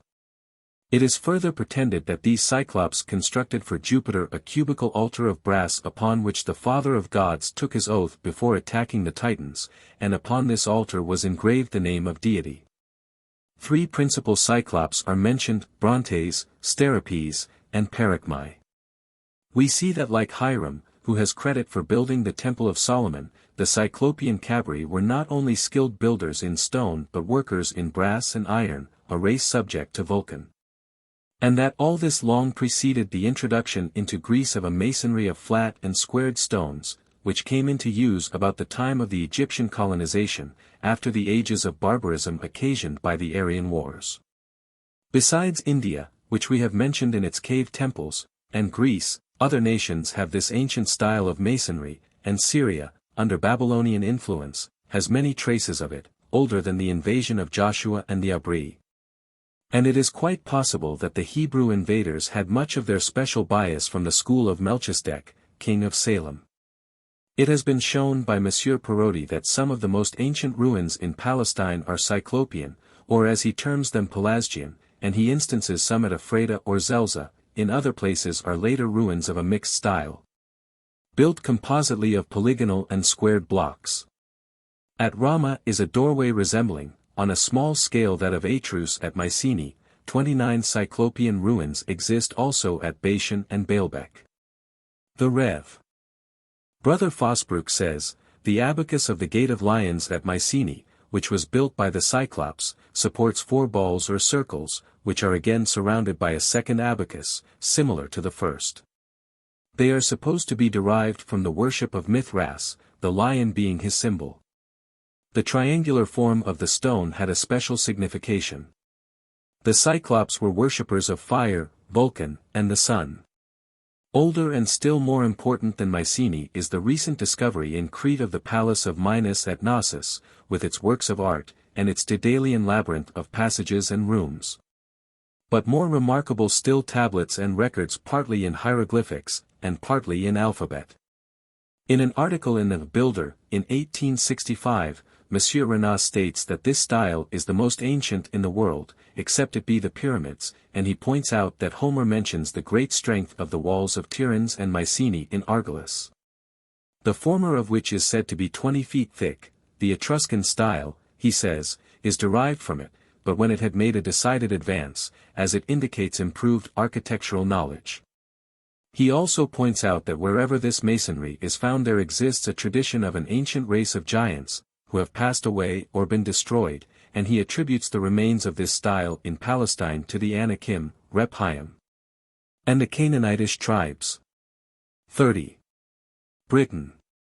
The Cyclopean architecture of the British Isles is prominent and may range from 4,500 to 1,500 years antiquity. 31 and are well described by Toland as they existed 200 years ago. Numerous circles of stone were dedicated to the sun, that in the Isle of Lewis has 12 obelisks and a 13th in the center representing the rudder of a ship. And reached by a passage of double obelisks each of 19 stones with a 39th guarding the entrance of the avenue. We have here the 12 signs of the zodiac, the sun, and the Druid cycle of 19 years. At St. Burien in Cornwall is a temple of 19 stones, each 12 feet distant, and a 20th of greater height in the center. This may refer to the 19 years cycle of 12 months. In these temples a large altar was erected near which stood the cruimthier or priest, and adjacent are found prodigious stones which can be moved by a touch at the right place, whilst elsewhere they resist all the strength of man. Toland mentions one of these cromlechs at Cruich, in Cavan, placed in the midst of 12 obelisks, covered with brass, on which stood statues of the gods, whilst the bowing stone was covered with gold and silver. The circles of Stonehenge are 3,600 years old, according to the calculation of Professor Norman Lockyer, founded upon its orientation as a sun temple 1,680 years BC. This calculation is confirmed by the discovery in 1901, when making some repairs of the chippings from the 2 descriptions of stones, of which the 2 circles are composed, together with rude flint axes and hammers of the pre-Bronze Age, i.e. 1500 to 2000 BC. In the face of the varied authorities we have quoted, it is not possible to come to any other conclusion than that the Cyclops were the primitive builders and workers in metals. And that their descendants the Cabri were until we approach Christian times a religious and operative brotherhood which then became entirely speculative. There is a mythological groundwork for the assimilation of the various nations that practiced the Cyclopean style. Plutarch quotes Anticlides as affirming that Isis was the daughter of Prometheus, who as a revelator of arts was a Cabir, and wife to Dionysus or Bacchus.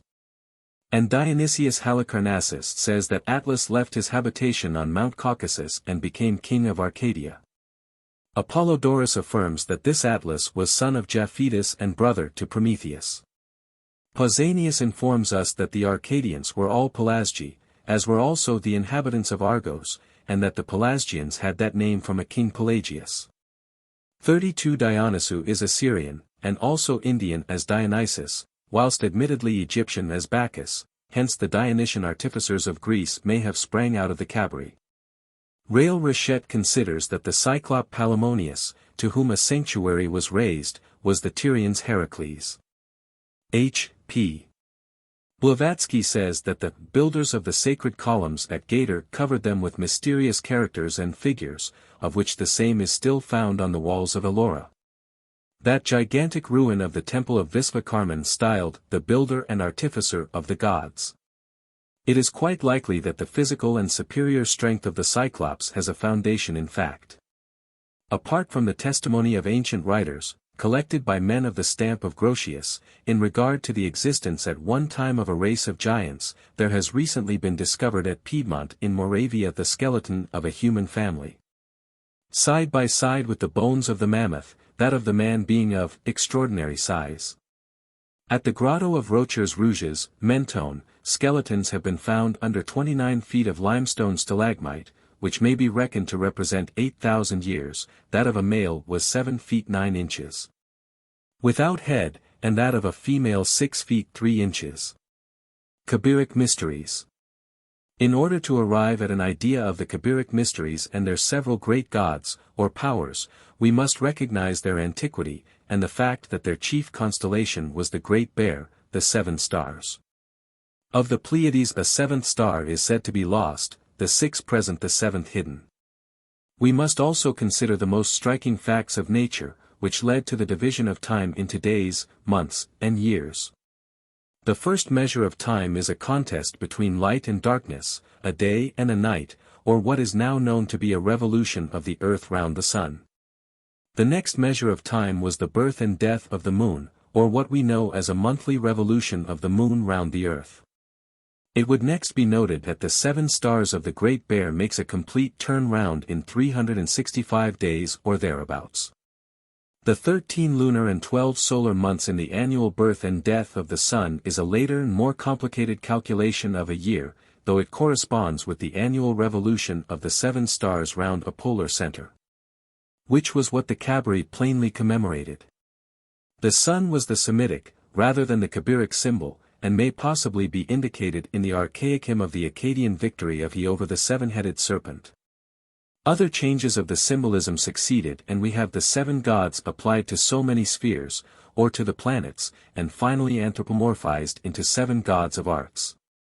We read 33, the men of Babylon made Sukkos Ben-Oth, which is understood to be the image worship of the Pleiades. The late Dr. Walker Arnott asserted that none could comprehend Masonic ritual without a full knowledge of Hebrew astronomy. These considerations tend to prove the greater antiquity of the Kabiric system, as preceding the mysteries that made a dying god of our solar orb. And it has also a higher scientific basis, as implying the origin of systems from that far-distant central sun, round which all the globes revolve. It is on these natural phenomena, spiritualized in the mysteries, that their ceremonies are founded. Apollodorus and Varro say that the Kabbalah adored the heavens and earth under the names of Auranas and Gi as the creators of mankind, Hindu spirit and matter. According to Sanconiathon and the Phoenicians, the Kabbalah were the 8 sons of Sadik, of whom the youngest, named Eshman or Akman, or in the Greek version Cadmilus or Casmilus, was slain by the others. Mysir, the brother of Sadik, was father of Tot, and received the inheritance of Egypt, and the Kabbalah recorded, a claim that the most ancient inhabitants of Egypt were of this ritual. Of these 8, 3 were most noted, and were termed by the Greeks Axieros, Axiochersos, and Axiokirs, and as 11 is but the Greek chi, it has been suggested 34 that these names may be transmuted into Chaldean as Ahea, Asher, Ahea, which is equal to I am that I am. Mr. Edward C. King 35 reads these words Aya, Asher, Aya, and when Theodoret asked a Jew the true pronunciation of the sacred name HbYHYH, the Jew said, Ya, and wrote, Aya, for he was not permitted by his law to pronounce the sacred name. Equally in Masonry there is a word which can be written but not pronounced, and there is a mode of uttering that word which cannot be written. Some writers suppose that the 3 Kabbalah, or Karabants, symbolize sun, moon, and earth, in the contest between which one is supposed to be slain in eclipse. And quote the words of Hesiod stained with blood and falling by the hands of 2 celestial bodies. One of the gods was named Eubulos, pronounced very similarly to 3 words used in ancient Masonry, which had a reference to Solomon's temple, which all ancient writers admit was a type of the universe. The slain Casmilus had the same signification as the Osirian sun god, and in the Phoenician, Babylonian, and Egyptian books, and cosmogonies are some curious references which may typify circumcision, the Mithraic baptism of blood, and the Torabolium or baptism of bull's blood, which is referred to in the Phrygian version of the Kabiric rites. Thus, on the authority of Philo-Biblos, we have it in the legend of Kronos that he sheds his son's blood as a propitiation to his father Auranas and circumcised his family. And from the words used it would seem that this was symbolically acted in the mysteries. In another legend, El castrates his father Auranas in order to fertilize the rivers, in which is found the first germ of life. Again Bel Merodach cuts open the dragon Tiamat, or Chaos, from which he proceeds. In the Egyptian ritual of the dead, it is said, the blood is that of the son as he goes along cutting himself. Masonic writers tell us that the initiated symbolically embrued his hands in the blood of the slain Casmilus. These murdered gods, as in the case of Osiris and Adonis, usually suffer in the generative parts, indicative of the transfer of the life principle. And it is said mythologically that when the 2 other gods slew Casmilus they fled with a chest containing his genitals to Etruria, in which we have doubtless a notice of colonization. The Kabiric gods were held to be the instructors of mankind in all useful knowledge, magical rites, building, smelting and working in metals, shipbuilding, music, etc., and were denominated technites or artificers. Sanconiathon says that Auranas was the father of sculptors, as was Hiram the father or Abiv of masons, metal workers, carvers, and dyers, and in verity a Kabir.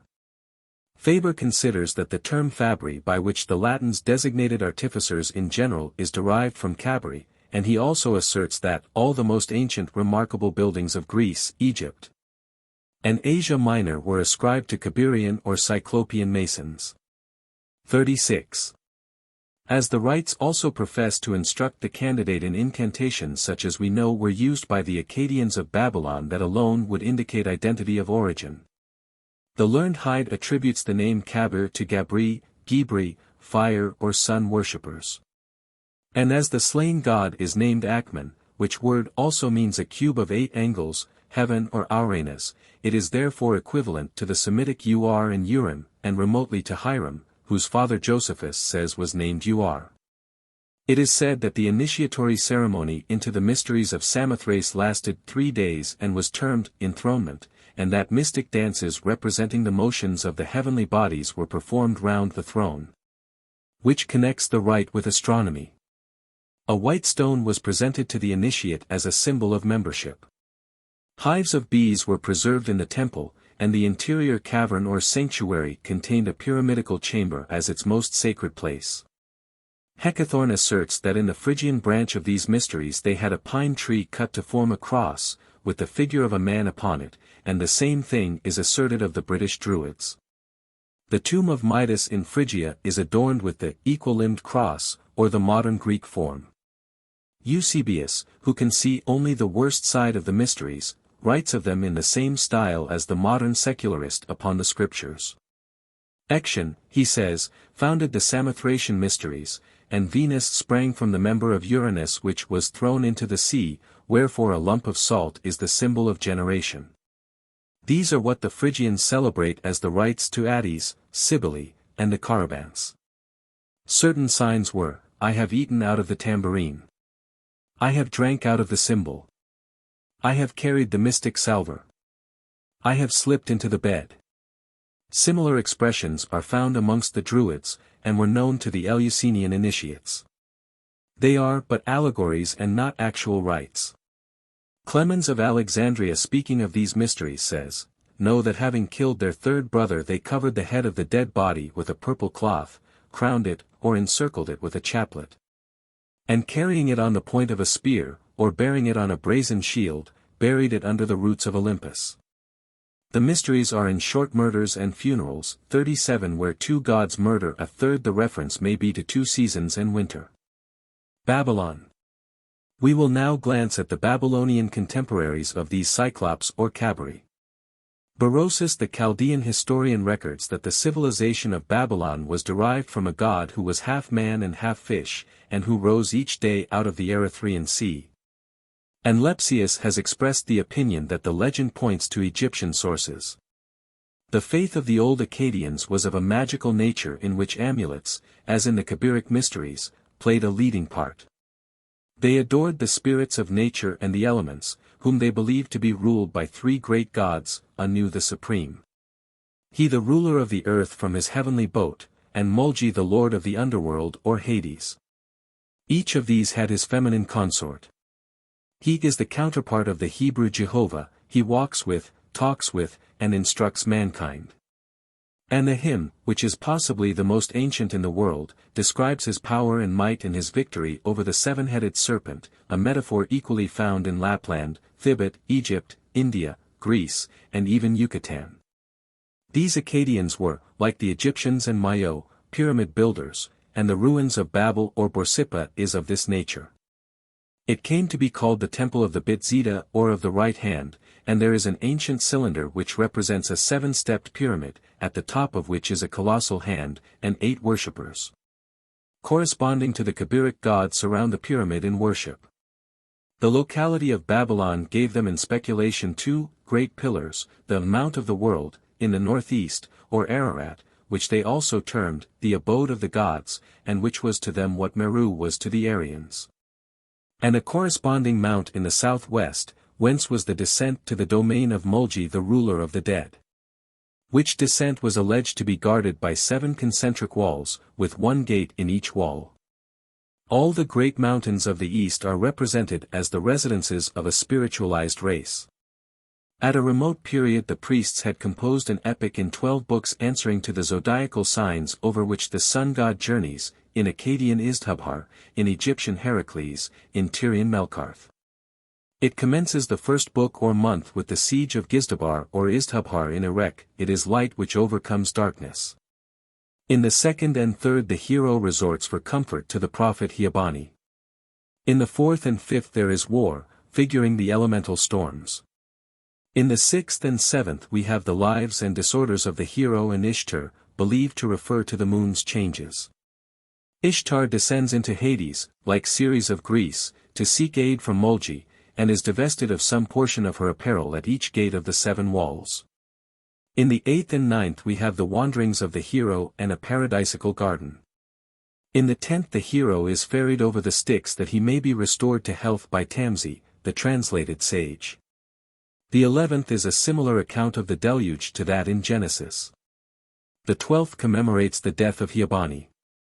In analogy with this sacred number 7, the Tower of Babel had 7 stories, and Herodotus informs us that Ecbatana in Media was guarded by 7 concentric walls, each of which, as were the stories of Babel, was painted to represent one of the 7 spheres or planets.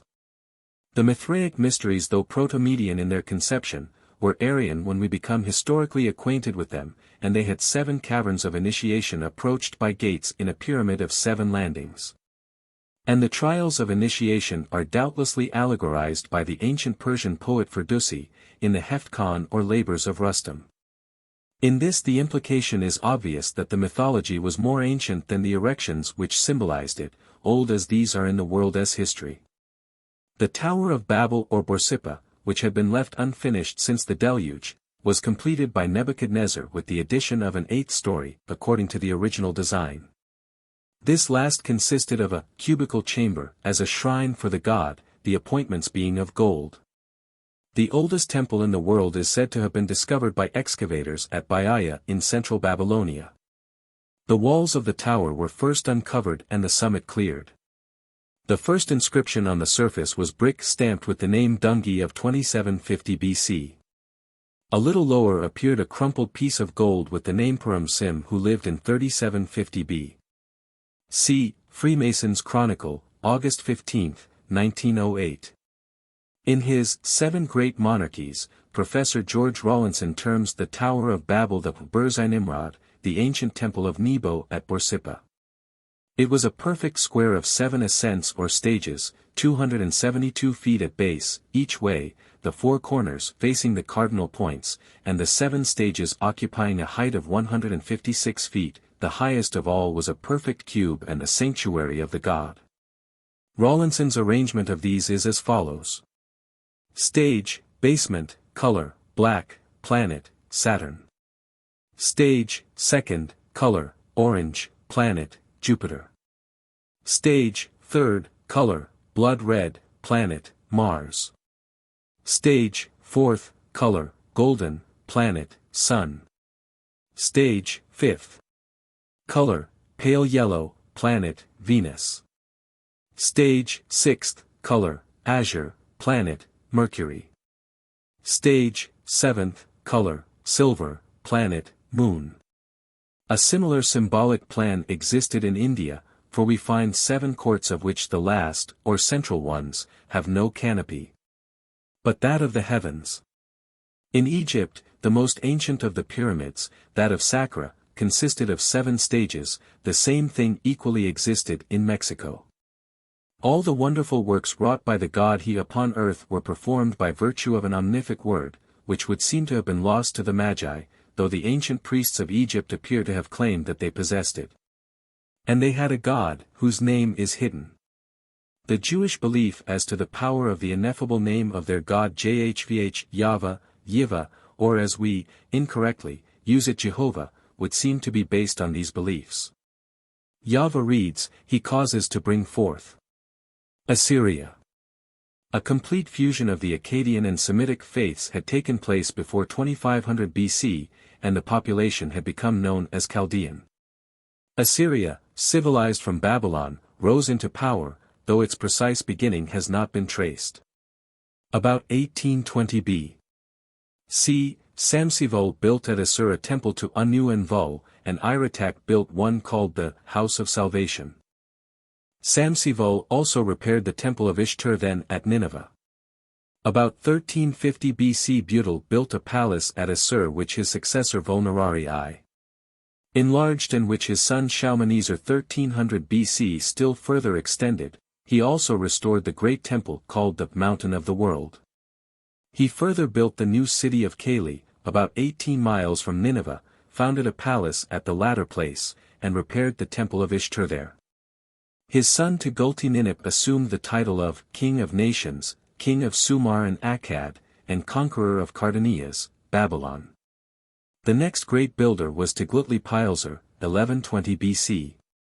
He rebuilt the temple of Assur, after a lapse of 701 years and raised their two pyramidical towers. He also improved the palaces of Assur and Nineveh, and left his country one of the foremost monarchies of the world. His tablet, in the British Museum, represents him with a Maltese cross which hangs from the breast, and there is also one of another king having the like decoration. There is a somewhat remarkable Assyrian confirmation of the antiquity of the Masonic system of consecration to be found in the inscriptions. When Cyrus king of Persia discovered the foundation of his early predecessor in Assyria, Assur-banipal, he says, "I laid the foundation and made firm the bricks, with beer, wine, oil, and honey." 38 other inscriptions mention oil, and the sacrifice of animals. The foundation cylinder of Nabonidus, a Babylonian king conquered by Cyrus, speaks of the discovery of the foundation stone of the temple built by Naram-Sin, son of Sargon of Akkadian, the Semitic conqueror of Babylon 3,200 years earlier. Recent digging is said to carry Babylonian data to 800 BC. Something of the nature of caste initiation must also have existed amongst the augurs and sacred scribes. Professor Sayce in his Hibbert Lectures has to this effect. A tablet states that an augur must be, of pure lineage unblemished in hand or foot, and speaks thus of the vision which is revealed to him before he is initiated and instructed. In the presence of Samus and Rimmon, in the use of the book and stylus, by the scribe, the instructed one, who keeps the oracle of the gods. When he is made to descend into an artificial imitation of the lower world and there beholds, the altars amid the waters, the treasures of Anu, of Bel, and he, the tablets of the gods, the delivery of the oracle of heaven and earth. And the cedar tree, the beloved of the great gods, which their hands have caused to grow. It is thought that each sign of the Babylonian zodiac had its special order of priests, in all 12. In very many countries the eternal stability and power of the deity was represented by a square block or cube stone. Maximus Tyrius, speaking of the worship of some god by the Arabians, says, "The statue that I saw of him was a square stone." Fernudus, speaking of the figuration of Hermes or Mercury, says, "As the square figure betokens his solidity. So he wanted neither hands or feet to execute what he was commanded by Jove." 39. Some approximation of the very ancient flourishing period of the Kabiric mysteries may be formed upon consideration that the Nagan Wat of Cambodia contains Kabiric sculpture in its architecture. The Fishman or Dagon of Babylon, and equally with every nation, including the Mayas of America, the monkey god. No one now knows what people erected the place, but Blavatsky, who is good testimony on a point of this nature, maintains that whoever built Nagan Wat were of the same religion and race as those who built the ancient pagodas, the Egyptian pyramids, and the ruins of Ellora, Copan, and Central America. Egypt. If we now turn to Egypt, we find it accepted by scholars that its earliest known population were allied with the Akkads of Babylon, by language and religion. Besides the affinity of the ancient Coptic to the Chinese and Chaldean speech, it is admitted that before the Osirian worship became general, and it is as old as Menes the first king of Egypt, there was an identity of religion. And that the 7 gods of Memphis represented in the worship of Ptah, the potter who creates the world out of the mundane egg, and his minor gods, are identical with the gods of the Kabri.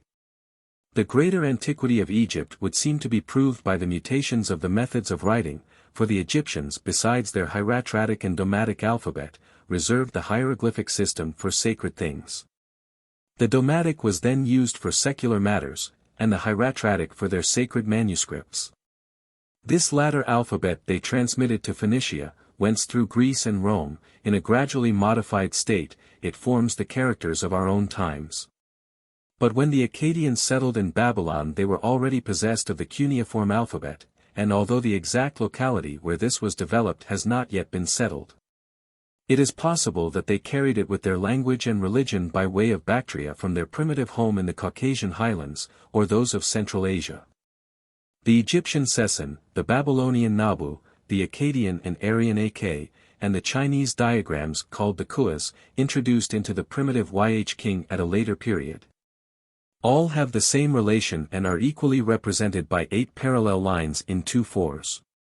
The Ritual of the Dead, or Manifestations of Light, contains allusions to the Kabiric constellation of the Great Bear or 7 stars, who are equally the 7 sons of Ta, the 7 spirits of Ra, the 7 companions of King Arthur. The 7 Hogates of America, the 7 Lomotzi or leaders of the star flock of Assyria, they may also be applied to the 7 Amishpans of Persia, the 7 Rishis of India, and 7 spirits that surround the throne of God. Mr. W. St. Chad Boscawen asserts that at a remote period, a close intercourse existed between Egypt and Chaldea, the point of junction of the 2 civilizations being the peninsula of Sinai. The old legends of Chaldea and the old hymns of Eridu which, on the evidence of Silt, are assigned a period of 6,000 years BC, betray a culture derived from a maritime people. Eridu, like Memphis, was called the Holy City, and in Chaldea we find a god named Aseri and in Egypt Hezri or Osiris, whilst in India we have Iswari. At the remote period of which we are writing we have no written account of the nature of the mysteries practiced either in Egypt or Chaldea, and we must judge the secret rites, by what we can ascertain of them at a later period. We know, however, that which was applicable to the Kabiric gods of Greece and Chaldea was also applicable to the 7 sons of Ta at Memphis. Sanconiathon informs us that in the time of one of the most ancient hierophants, they had corrupted their mysteries by mingling cosmogonical affections with the historical traditions. From which we see that before his time they had diverged from the Kabiric ritual. It is very noteworthy that Egypt was the most prosperous during the eras which followed the accession of Menes their first king. Most of the arts known at this day, and some which we do not know, are pictured in the earliest tombs, and these include gold mining and smelting, Kabiric claims, of which we accept Tubal-Cain as the father on Hebrew evidence. It was the custom of the priestly caste to confer initiation upon a new pharaoh, as was the case in Babylon, and there are traces of art symbolism to be found in the earliest times. Thus the cubit rule was the sacred symbol of truth. And we are told by Diodorus that the ancient hieratratic alphabet, distinguished from the Domatic or common, was of this nature, as it made use of the tools of carpenters, and he instances the hatchet, pincers, mallet, chisel, and square. The most ancient ruins contain masons' marks, such as the point within a circle, the triangle, the trowel, the tau, and triple tau. We give here a part of the first chapter of the Book of the Dead. The work is of a composite character and commingles the Memphian theology of Ta with that of the Theban Amen, and the Osirian theology. The copies also vary according to the social position of the dead for whose burial the copies were intended. I am a priest in Abydos in the day that the earth rejoiceth. I see the secret places of the winding region. I ordain the festival of the Spirit, the Lord of the abiding land. I hear the watchword of the watchers over me. I am the architect of the great barge of Sokais, Ta. Building it from the stocks, a temple symbol. O! Ye liberators of souls, ye builders of the house of Osiris. Liberate the soul of the Osirian. Name of deceased. He is with you in the house of Osiris. He sees as you see, hears as you hear. He stands as you stand, sits as you sit. O! Ye that give meat and drink. To the souls built into the house of Osiris, living stones. Give seasonable food and drink to the Osirian. Name. I do not compute my justification in many parts. My soul stands up square to the face of Tbe Judge. It is found true on the earth. Guild symbolism. Another passage says, "As the sun died and rose again yesterday, so man dies and rises again." There are many passages in the ritual which clearly imply secret initiation. The representations of the judgment hall of Osiris, the living one, the master of life, the master of all, in all his creation, names, functions, diadems, ornaments, palaces, etc., is of a very impressive character, and has been incorporated with the Christianity of later times. In some of the papyrus MSS, both in hieroglyphic and hieratic characters, 3 to 4,000 years old, the spirit appearing for justification stands between Isis and Nephthys pictured with the sign of a fellow Freemason. In others he is holding up both arms, representing two squares. In this following the written statement that he stands square before his judge. Each district of Egypt had its trinity of gods. Thebes, in the 14th century BC had the hidden god, Amen, maker of all things, thou only one. Muth, mother, mother nature. Kensu, the child. In the 4th century BC we have Amen or Kepra, creator. Tefunt, humidity. Shu, light. Abydos had Osiris, Isis, and Horus. Elephantine, Knum or Numis, Anuka or Innocuous, and Hak.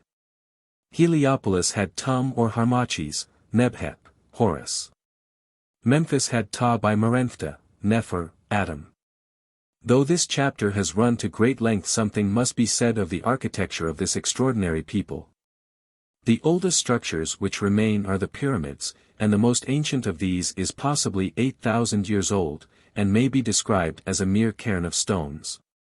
Next follows the Great Pyramid of Gizeh, which has been termed a stone Bible. The Masons might call it that wonderful religious, scientific, and astronomical tracing board. According to Herodotus it was built by Cheops, whom the priests held in detestation, as he had caused all the temples to be closed during its erection, its date variously estimated at 3324 to 4325 BC. It is said that the architect was Khufuank, an Osirian, who was buried near to it. Cheops was certainly an Osirian, whilst the priests were opposed to that worship. 40 all the pyramids had their official priests attached, and even in the earliest times fabulous sums were lavished upon these structures, and upon their temples. These latter were divided into 3 portions: 1, an outer court, not always roofed; 2, the body of the temple; 3, the holy place and the shrine of the god in whose honor the temple was built. The Temple of Jerusalem was of analogous character. Archaeologists consider that the prehistorical nucleus was the holy place, and that gradually other chambers began to be erected around it. The pyramid was the model upon which the builder acted, the walls sloping and narrowing upwards. There are grave discrepancies amongst the learned in regard to the chronology of this nation, owing to disagreement as to whether certain dynasties of kings were reigning contemporaneously. But the Great Pyramid of Gizeh, whatever its real age, shews a marvelous knowledge of geometry, astronomy, and operative masonry. The hardest granite has been chiseled with such mathematical accuracy that a knife blade will not enter the joints. And men of science suppose that they have discovered in its construction the evidence of a learning equal to that of the present day. The number 5, and its multiples, is the radical basis of its measurements, precisely as the Israelitish tabernacle is set up with the like multiple of 5, whilst the Temple of Solomon works upon its exact double or 10. The pyramid is found to be an exact mathematical expression of the proportion which the diameter bears to its circumference, that is as 1 is to 3.1459 sic. It is accurately oriented, that is its 4 sides are opposite the cardinal points. And it occurs that twice in each year, at a period of 14 days before the spring and 14 days after the autumnal equinox, the sun for a short period seems to be resting upon the very apex of the pyramid, as if it was its pedestal. It is so constructed that 500 million pyramid inches, or 20 million cubits, represent the polar axis of the earth. The height multiplied by 10 to its 9th power gives the distance of the sun from the earth, about 92.5 million miles. If the length of each of its 4 base lines is divided by cubits of 25 inches, it gives the exact length of a solar year, in days, hours, minutes, and seconds. The length in inches of the 2 diagonal lines, drawn across the base, gives exactly the number of years occupied in a full precession of the equinoxes, or 25,826½ years. The entrance is so designed that it indicates the obliquity of the polar axis of the Earth, and the stones of the masonry above the entrance form the monogram of Osiris. It is a cube over which are two squares. The chambers are equally based upon intricate mathematical calculations, and various astronomical facts are symbolized in the arrangements of its several parts. But for these particulars the reader must consult some of the works which have been specially written on the subject. The coffer in the king's chamber is generally considered a pastos of initiation, but is said also to constitute a standard of dry measures. Even a prophetical bearing is said to be found in its measurements, but as this is the least certain of these various uncertain correspondences we will not enter into it here. Herodotus says that it took 300,000 workmen to build the structure in 30 years, and that 1/3 of the men and of the time were employed in making a causeway for the blocks. Noting its splendid work, we may ask, if this pyramid is only 5,000 years old, of what age is Cyclopean work? But the Pyramid of Cheops has a much more important bearing on speculative Freemasonry than anything that we have yet said. And though the secrecy of the priests of Egypt was absolute, yet is not altogether impenetrable. This secrecy was equally stringent at Memphis, Thebes, and Heliopolis, and when Pythagoras applied for initiation he was referred from one to the other. The architect of Cheops embodied the Osirian mysteries in imperishable stone, as did also the builder of the Babylonian Borsippa, and the designer of the Persian cave of Mithras. And now for something of the mysteries of Egypt, as represented by this pyramid. The entrance and its passage conform to the letter Y, or two paths, of Pythagoras and the broad and narrow way of the Greek mysteries. The descending path leads to an underground chamber, the floor of which is rough and unhewn, as is the rough ashlar of a Freemason. The ascending passage leads first to a middle chamber named the Queen S, or that of Our Lady Isis, and above that is the king's chamber with the empty sarcophagus of Osiris. Over all are 5 secret chambers of small dimensions. Dar. Oliver asserts that the Vesica Piscis enters into the constructive design of the Queen's Chamber. 41 The whole of the internal structure covers an all-important allegory. It has been recently shown by Brother W. M. Adams, and having the general approval of Professor Maspero, that there is a relationship between the internal structure of the pyramid and the ritual of the dead, or as Maspero says. Both the one and the other have reference to an ideal house which Horus was conceived to have erected for his father Osiris, and Adams points out that the well, the hidden lintel, the north and south passages apply equally to the heavenly temple and the earthly counterpart. It is in fact the embodiment, perhaps 6,000 years ago, of a speculative and operative masonry consonant with the spiritual faith of Osiris. The religious symbols of Egypt, according to Mr. William Oxley's work on Egypt, changed with the progress of the sun through the signs of the zodiac, an assertion confirmed by much evidence. The era of Osiris and Isis is mythical, yet they are represented as parents of the twins Horus and Harmachis. In the year 4565 BC the sun entered Taurus, and the bull became the emblem of Osiris. It entered Aries 2410 BC. And the ram becomes the emblem of Amen at Thebes. It entered Pisces 255 BC, and we have crocodile-shaped gods, and the fish is a Christian symbol. The Egyptians conveyed something of this nature to Herodotus, who records it in a curious fable. Heracles desired to behold the highest god, he being one of the 12 minor gods. At length to meet his prayers, the Supreme One revealed himself clothed in the skin and with the head of a ram. The late Godfrey Higgins supposes in his Anacalypsis that when the sun entered Taurus he found man a Negro such as the Black Buddha. And when he entered Aries he found him still black but with aquiline nose and straight hair as in the handsome Krishna. The recent discoveries of Colonel Ram indicates that the Sphinx is one of the most ancient monuments of Egypt, as it was old in the days of Cheops, and there is a tablet which shows that it was repaired by Pharaoh Chephren. It represents, as facing the rising sun, the god Are-Harmachis and has at its base several chambers hewn in the rock, the tombs of kings and priests devoted to the worship of Harmachis. During the 5th dynasty of kings several small temples were erected, as at Esneh, some pyramids, and an Osirian temple at Dendere. There is an inscription of the 6th dynasty in the Gizeh Museum, in which Una, a man of the people, describes how he had been sent by Pepi I, to cut, and then convey, a block of stone for the royal tomb.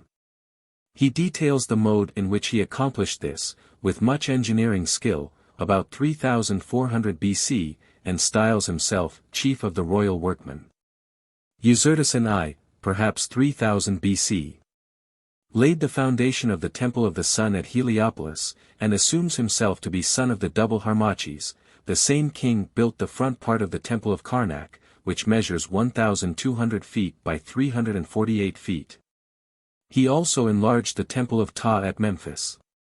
Professor Norman Lockyer, FRS. Considers that as Karnak is oriented to receive the direct shaft of the sunlight at the season when it touched the horizon, opposite the temple gateway, that it was built 3700 BC. The superintendence of Egyptian craftsmen by higher officials is shown in the rock-cut Temple of Rekhmara, as 3,400 years ago the vizier of Thebes is represented with all his attendants. Inspecting all the handicrafts made in the temple of the House of Amen, and teaching each man his duty concerning his trade. His inscription concludes, I have left no evil deeds behind me, may I be declared just and true in the great judgment. Boscawen Globe, August, 1900. A few centuries later the famous labyrinth was erected. It represents the 12 zodiacal signs, and the 12 great gods, and contains 3,000 chambers with a lofty carved pyramid as adjunct. As proof that the priests had a monotheistic creed we quote the following words from over the gateway of the Temple of Medinet Abu, it is he that has made all that is, and without him nothing has been made. The Temple of Luxor is the largest upon earth, but space fails us to record a tithe of the mighty works of this wonderful race. The names of numerous architects are preserved in Bruges, Lieblein, and Lepsius, give the names of 34, some of whom were allied with the reigning pharaohs. Commercial intercourse existed with China, as pottery, and other works of art, have been found in very ancient tombs. There is the record of an artist of the name of Iretsen, of about 2800 BC. In which he says, I know the mystery of the divine word, the ordinances of the religious festivals, and every rite performed therein, and I have never strayed from them. I know how to produce the form that issueth forth and cometh in, so that each member goes to its place. I know the contemplating eye, without a second, which affrights the wicked, also the posing of the arm that brings the hippopotamus low. I know the making of amulets, by which one may go and the fire will not give its flame, nor will the water destroy. I am an artist wise in his art, a man standing above all men by his learning. One passage here can only refer to the egress and ingress of the soul in trance, as in the Yogism of India, and the amulets against fire and water would seem to refer to the trials of the neophyte by fire and water in the mysteries. But in our days very extraordinary tales are told about the priests of Japan, and other less civilized people, walking unharmed over hot coals. We wonder how this artist would interpret the following symbolic design upon an ancient monument. A lion holds in one paw a crux ansata, symbol, Ankh, and with the other takes the hand of a recumbent man, whose head is near an altar, as if the lion intended to raise the man. At the altar stands a god with the hailing sign of a craftsman. 42. The highest development of Egyptian civilization was during the patriarchal times extending from the 4th to the 12th dynasty, say from 7000 to 2400 BC, and before Egypt began to be affected by foreign influence. The kings had their court architects, the profession being held in such honor that this officer often mated with the royal family. During the whole period that we have named the highest positions of the state were open to intellect, and the humblest man might aspire to become a general, a court architect, or a royal scribe. The kings were the fathers of the people, and accessible to their subjects, and a successful soldier or architect might become, as the highest prize, a royal companion, or a true royal companion, and be intimately associated with the king. 43. Running contemporaneously with the Egyptian culture was that of the great Scytho-Hittite kingdom, the equal of Egypt, in metals, buildings, and art, and Captain Condor points out that the point within a circle symbol, circle with point in center, was their phonetic symbol for an, or God. The five-pointed star, symbol, pentagram, the symbol of to, which implies either down, or to descend, and that the Cypriot symbol of two triangles joined at their apex, symbol like X, with the top and bottom chevrons closed to triangles. But without the bottom line, symbol as last, but with the lower chevron left open, was the Hittite character for man or protection. 44. A long period of historical darkness now supervenes, and it has been discovered that a race totally distinct from the Egyptians had taken possession of the highlands to the north of Thebes, between the 7th and 9th dynasty. They were a tall, powerful race, resembling the Libyan and Ammonite people, had wavy brown hair, prominent aquiline noses, and used flint axes and copper implements. They were accomplished potters, stone workers, and metallurgists. In a ritualistic sense they were cannibals, and broke the bones of human bodies to extract the marrow. Near to the home of this recently discovered race was Nut, a town which was devoted to the worship of the execrated Set and which is mentioned in one of the satires of Juvenal, as the origin of horrid wars, and cannibal orgies. Following upon this, as if in some measure due to it, was the domination of the Hyksos, or shepherd kings, who overran Egypt, between 2500 and 1600 BC. Perhaps dependent in part upon the ferment which arose in Central Asia when the Elamites invaded Babylon, and these Hyksos seem to have followed the religious views of the Semitic tribes. Though some writers have thought that they were old believers who were opposed to the ritual of Osiris, which we shall mention in our next chapter as an Aryan ritual. The weight of evidence is altogether in favor of a foreign origin of the invaders. Manetho, an Egyptian historian who was employed by the Greek Ptolemies to investigate the annals of Egypt, asserts that the Hebrews were of this race. 45 Simplicius asserts that what Moses taught the Hebrews he had learned in the mysteries. These Hyksos were at length expelled by a Theban of the name of Ahames and the Osirian temples were reopened. Very recently the mummy of Menephtah was discovered at Luxor, and on examination at Cairo was held to be the pharaoh who pursued the Israelites. He was the second king of the 19th dynasty. Thothmes III, about 1600 BC, relates the ceremony which he observed in laying a foundation stone at Buto, but the tablet is imperfect. The first stroke of the hammer thereon appears to be intended to conjure the keeping out of the water. A document was deposited in the stone containing the names of all the great gods and goddesses, and the people rejoiced. There is also an inscription of this period on the statue of Samut, in which he is styled, first of the first, and master of the works of all masters of work. There are also geometrical diagrams of this period indicating the knowledge of the square, and in the Great Pyramid there yet exists a workman's diagram indicating the method of making a right angle. The Vesica Piscis exists in a recess over the king's chamber. Some of the drawings yet exist of a canon of proportion for the construction of the human figure, which Vitruvius represents by this X, the navel being the center. And though from the earliest to the latest times, the canon varied, the relative proportions were fixed by forming a checkered diagram of perfect squares. Clement of Alexandria says that the temples of Jerusalem and Egypt separated the congregation and the sanctuary by a large curtain of 4 colors, drawn over 5 pillars, the one alluding to the cardinal points of the compass, the other to the elements. The pyramids were worked from the center by the angle 3, 4, 5.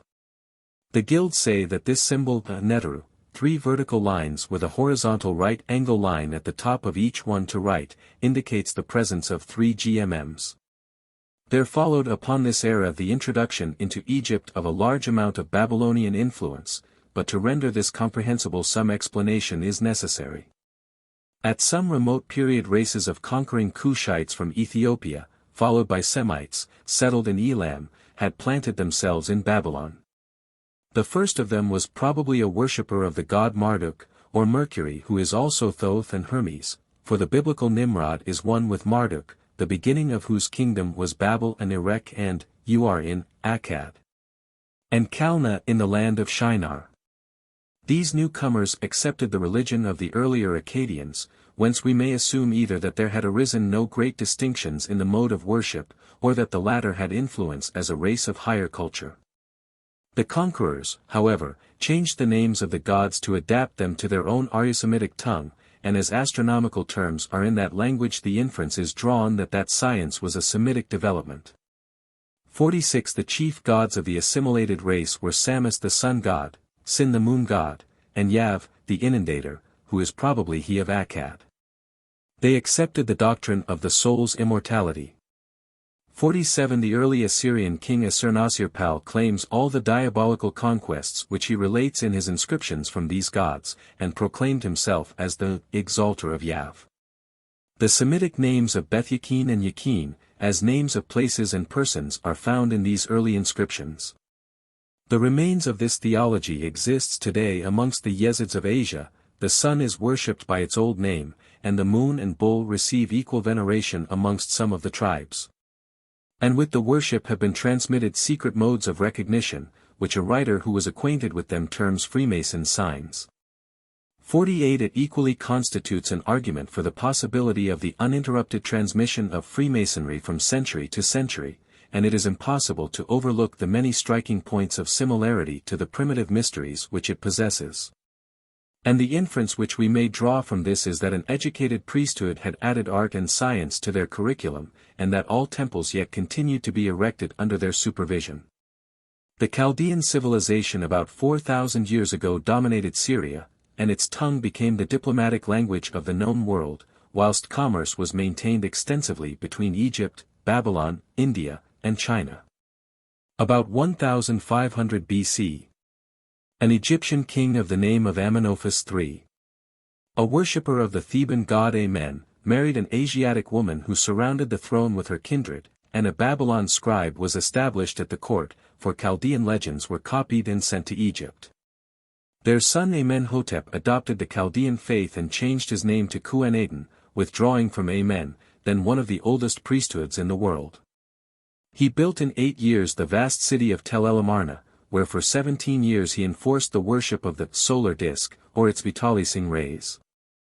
It was in fact the worship of the sun's vital rays as the source of all vital life, power and force. Probably in some respects it was a restoration of the faith of the Hyksos, but it terminated again with the death of the king. In the erection of his new city, Bek, the hereditary successor of a long line of Egyptian architects, is described as the artist, the overseer of the sculptors, the teacher of the king himself. His assistant, or what we should now term, his deputy or warden, was Potha, who is described as master of the sculptors of the queen, by whom no doubt the Asiatic is meant. These valuable records have only recently been disinterred, and in the house of the master, trial pieces were found in various stages exemplifying the cutting of hieroglyphics, and as well, perfectly finished portraits and statues, without any admixture of foreign style, and which are equal to any work of the moderns.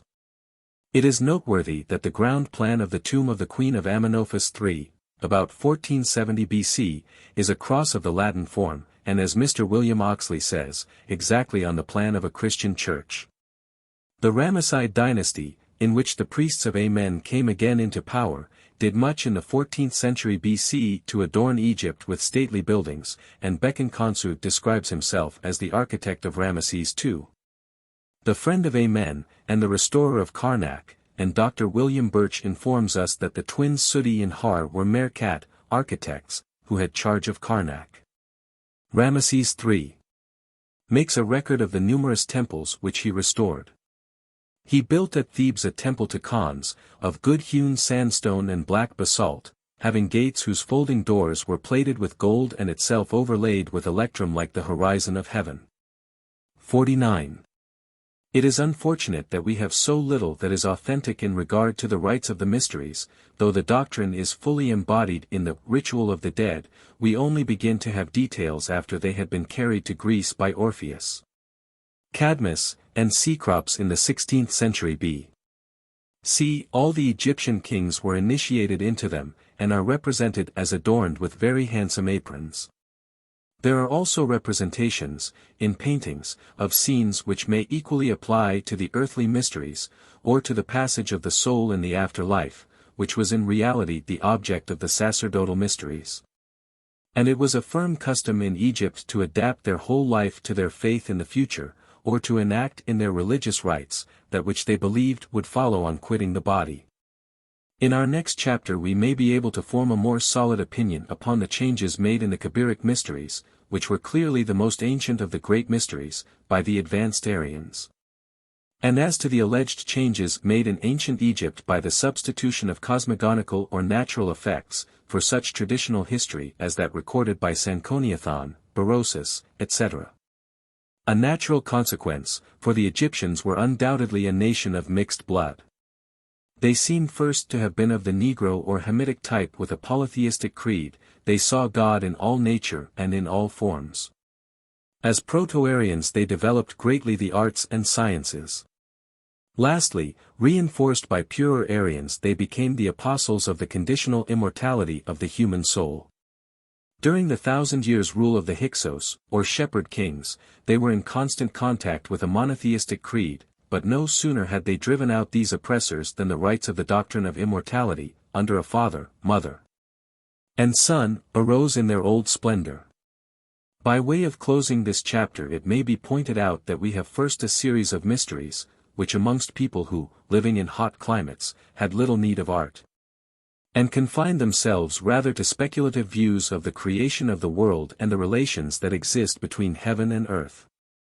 To these, in the next stage were added the whole circle of arts and science. The older mysteries as to the creation of the world and the affinity between heaven and earth were retained, but a superior race of Kabri added an improved architecture, agriculture, metallurgy, shipbuilding, and all the arts. The third stage which followed was the separation of the mysteries of religion and art into two branches. 3. Aryan civilization and mysteries. In the long series of ages which it took to develop the Ugro-Altaic monosyllabic language into Proto-Aryan, and in the centuries which it took to convert the Aryo-European into Celtic, Latin, Sclavonic, Lettic, German, other branches into subdialects as, for instance, Indo-Aryan into Sanskrit, Persian, Greek, Armenian, Pashto, Kurd, Baluchi, Hindustani, and again the Semitic speech into Babylonian, Assyrian, Phoenician, Arabic, etc. Need we feel surprised if the rites of the theosophical and art mysteries underwent a variation also? Thus the primitive mysteries known as Magian and Kabiric, were denominated Osirian amongst the Copts, Tammuz and Adonis amongst the Semites, Dionysian amongst the Assyrians and the Greeks, and applied to Bacchus amongst the Latins. Yet all had the same primitive origin in a remote arcane school, and varied but by a gradual development in technique. And notwithstanding such departures from an exact form of transmission, with the change of scene, in passing from one country to another by colonists, the social customs of Oriental nations are most unchanging. We have already instanced the practice today of Babylonian rites by the Yezids. The sacred springs and trees of the old worship are venerated with the ancient rites of music and the dance. The priests of Christianity may be seen practicing their ceremonials with the serpent staff of Mercury or Aesculapius in their hands, and also personating the high priest of Zeus of Vanessa. The ancient Artemis of the lakes, the Ephesian Aphrodite who is Ishtar in Chaldea, and Astarte in Phoenicia, has been succeeded by the Virgin of the Lakes, with a special society called the Takmorii which has consolidated into a species of Freemasonry termed the Brotherhood of the Sign. Even in this country many curious customs of the Druids have been preserved in the three kingdoms. And as Freemasonry can unquestionably be carried up to very ancient times in England, and, beyond, its legends into Oriental lands, what right can be adduced to condemn its traditions as altogether false? The sacred mysteries spread with the various colonies into many lands and in the lapse of ages began to apply their traditional knowledge to their new home, under the supposition that their ancestors had occupied this residence in all time. The late Lord Beaconsfield, in his Lothair, speaks of the Madre Natura as the oldest and the most powerful of the secret societies of Italy, whose mystic origin, in the idealized worship of nature, reaches the era of paganism, and which, he says, may have been founded by some of the despoiled professors of the ancient faith, which as time advanced has assumed many forms. It's tradition that one of the popes, as Cardinal de' Medici, became a member of the fraternity is accredited upon some documentary grounds. And it accepted the allegorical interpretation which the Neoplatonists had placed upon the pagan creeds during the first ages of Christianity. It is necessary to say that in dealing with the chronology of the ancients we have no certain era which enables us to give dates with the least precision. We saw in our last chapter that from North Europe colonies spread over Asia, Arabia, and Chaldea, erecting some wonderful structures in their passage and introducing art into their new settlements. The Celts, Persians, and Greeks continued together a sufficient length of time to merit the title of true Aryans, but of the main branch the Hindu undoubtedly made the greatest progress in architecture, literature, and early civilization. There is a record, which we will allude to later, that a whole army of pure Aryans entered Egypt. The cradle of the Hindu is traditionally held to be the high tableland between Thibet and India in the region of the Lake Mansarawara. Before their advance into India, three chief peoples were in possession of that country: the Dravidians of the northwest, who have some affinity with the Aborigines of South and West Australia, use the boomerang as a weapon, and have the same words for I, thou, he, you, etc. These now use a language represented by Tamil, Malayalam, Telugu, Kannarese, Tulu, Kodugu, Toda, Koda, Gond, Kand, Urain, Rajmahal, etc. A second tribe was the Kolarians, driven from the northeast against the Dravidian, and so broken up into Santals, Savars, Kurkas, Zhuangs, Hos, etc. A third race were the Tibeto-Burman tribes who have an affinity with the Mongolians. Lastly, and after the invasion of India, Scythic tribes, as the Jats or Jiti, and the Gakurs, secured a footing in the country. Our gypsies seem to spring from the Jat race. As Aryan civilization was but an advance upon what we have termed Proto-Aryan, so also it follows that the art of building with squared and leveled stones, wrought by the use of square, level, and plumb, was the gradual improvement upon the Cyclopean system of irregular blocks. And mingled with the most ancient level architecture of India, equally with various other countries, are walls which resemble the Cyclopean method of building. 50 And from this, and other circumstances, we may draw the conclusion that Aryan culture was the medium of advanced architecture.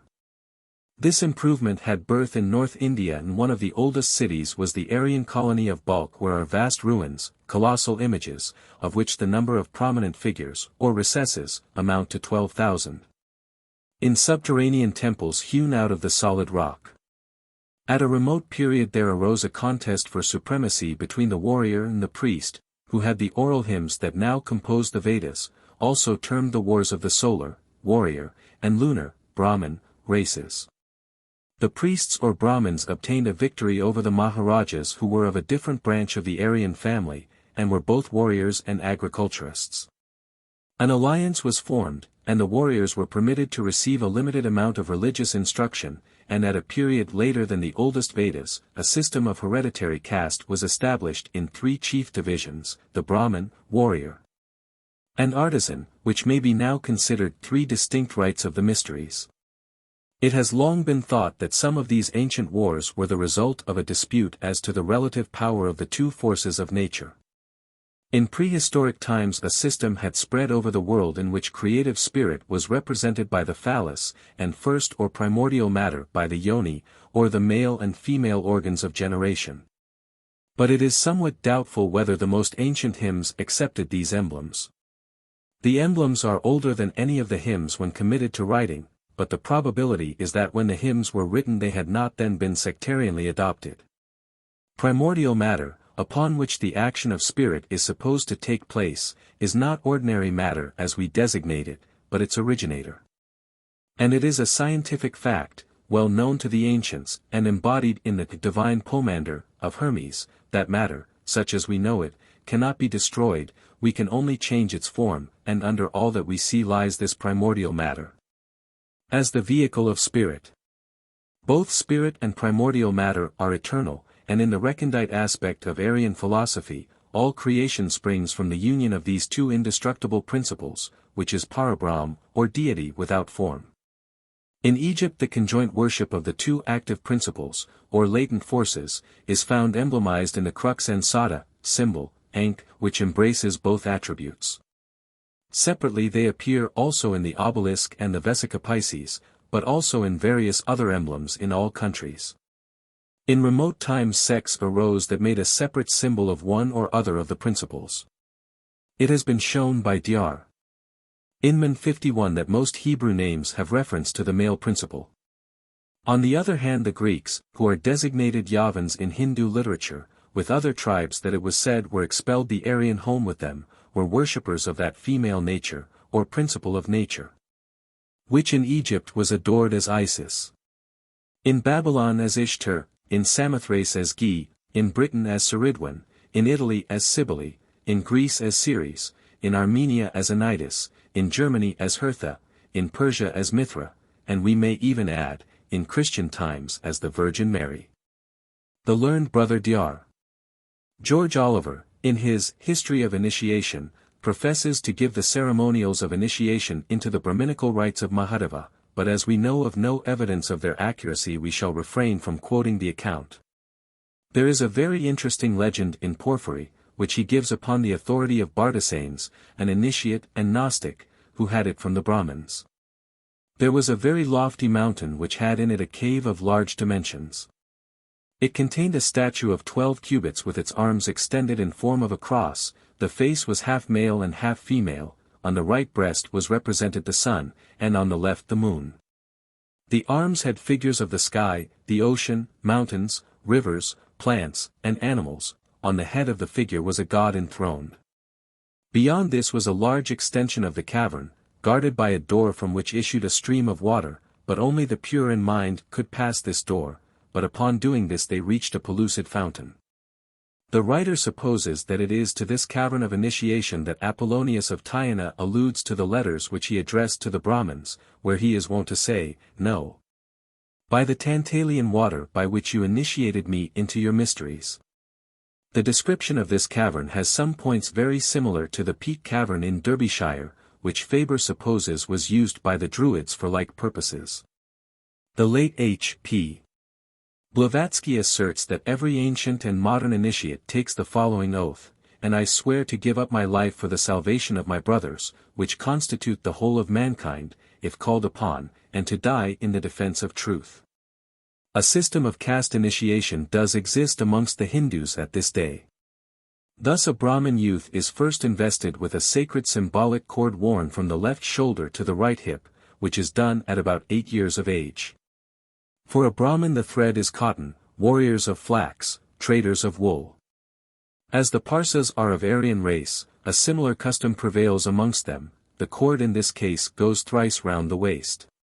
It is 3 yarns twisted into one thread, and 3 of such threads knotted into a circle, symbolizing 1 in 3, and 3 in 1, it also signifies these conquests, over speech, thoughts, actions.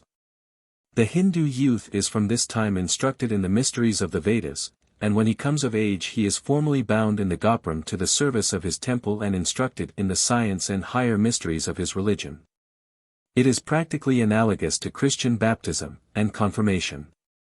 But the instruction of a Hindu is sometimes compared to a 9-storied house, and they speak mystically of 9 spiritual grades, represented by 9 jewels upon a string, or in the hands of a beggar.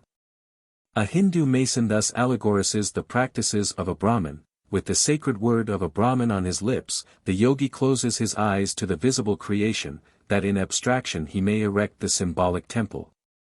Looking heartfully upon his body as a temple with 9 gates, governed by 3 principal officers, supported by 3 subordinate agents. The temple of truth is thus built in the heart, without the sound of metal tool. The symbol of a pranayani yogi, as an emblem of the prolongation of life beyond the ordinary time, is the 5-pointed star in a circle, symbol, pentagram in a circle. Then again there are degrees of aspirants who are taught by Brahmins of different degrees of learning, and these again by ascetics or Mahatmas of different degrees of spiritual knowledge. The Buddhists of Tibet recognize 4 degrees of spiritual advancement, and amongst the Muslim sects of India, Persia, and Turkey, the system is sometimes of 4, and with others of 7 degrees. Much of this is spoken mystically and with secrecy, and has its counterparts in the esoteric side of Freemasonry. There is a symbolic doctrine taught by the Brahmins to their disciples in respect to the construction of their temples, and given orally. Their basic symbol is the equilateral triangle. The first corner represents birth, the next, death, and the apex, immortality. The four walls, floor, etc., are typical of their doctrinal teaching. The entrance must be either south or west so that the worshipper may face either the north where the gods are said to reside and whence knowledge comes, or the east whence rites and ceremonies are derived. The body of the temple represents our human body, and the central image, which has its emblem, much resembling the seals of the Rosicrucians, symbolizes our own Jivatma, or immortal spirit. But the aspects or faces are only explained fully to competent initiates. 52 This species of instruction has been equally applied to our own cathedrals. There is also supposed to be what we may call an invisible tiler, represented by a statue. That the ancient Brahminical system of initiation was fearfully secret is evidenced by the Gruchita Parikshai, or Manual of Hindu Caste Initiation, which makes death the penalty of indiscretion. Every initiate of the first class who betrays the secret instruction to members of other castes must have his tongue cut out, and suffer other mutilations. Again, it is said that every initiate, to whatever grade he may belong, who reveals the great sacred formula must be put to death. And any initiate of the third class who reveals, before the prescribed time, to the initiates of the second class, the superior truths, must be put to death. Blavatsky states that if an aged Brahmin was tired of life he might give his own blood, in place of an animal sacrifice, to the disciple whom he was initiating. She makes no reference to her authority, but the act is probable enough. We shall allude shortly to the mysteries of Mithras, Dionysus, and Osiris, as systems practiced by the Aryan race, but it must be borne in mind that the Hindus teach that the Persians and Greeks were of the warrior and agricultural caste, who were only allowed partial instruction in Vedaic learning, but it is possible that they branched from the parent stem before the establishment of caste, and others refused caste arrangement. The Maharajas of India identify themselves with the legislation of Bacchus or Dionysus, whom the German savant, Hiran, believes to be the Parashurama, or incarnated priest who aided the Brahmins. The basis of the Devanagari character of the Hindus, called the alphabet of the gods, is the square, symbol of a carpenter's square, a vertical line with horizontal line at top from left to apex only, termed the pillar of knowledge entwined with the garland of thought. But besides the initiatory ceremonies of Brahmins, and warriors, there has existed from remote times a succession of members of an art fraternity, using the investiture of the sacred thread, and with an initiation of their own intended to embrace all castes. The god whom they recognize is Visvakarman, the great builder, or architect of the universe, and lord of the art fraternity.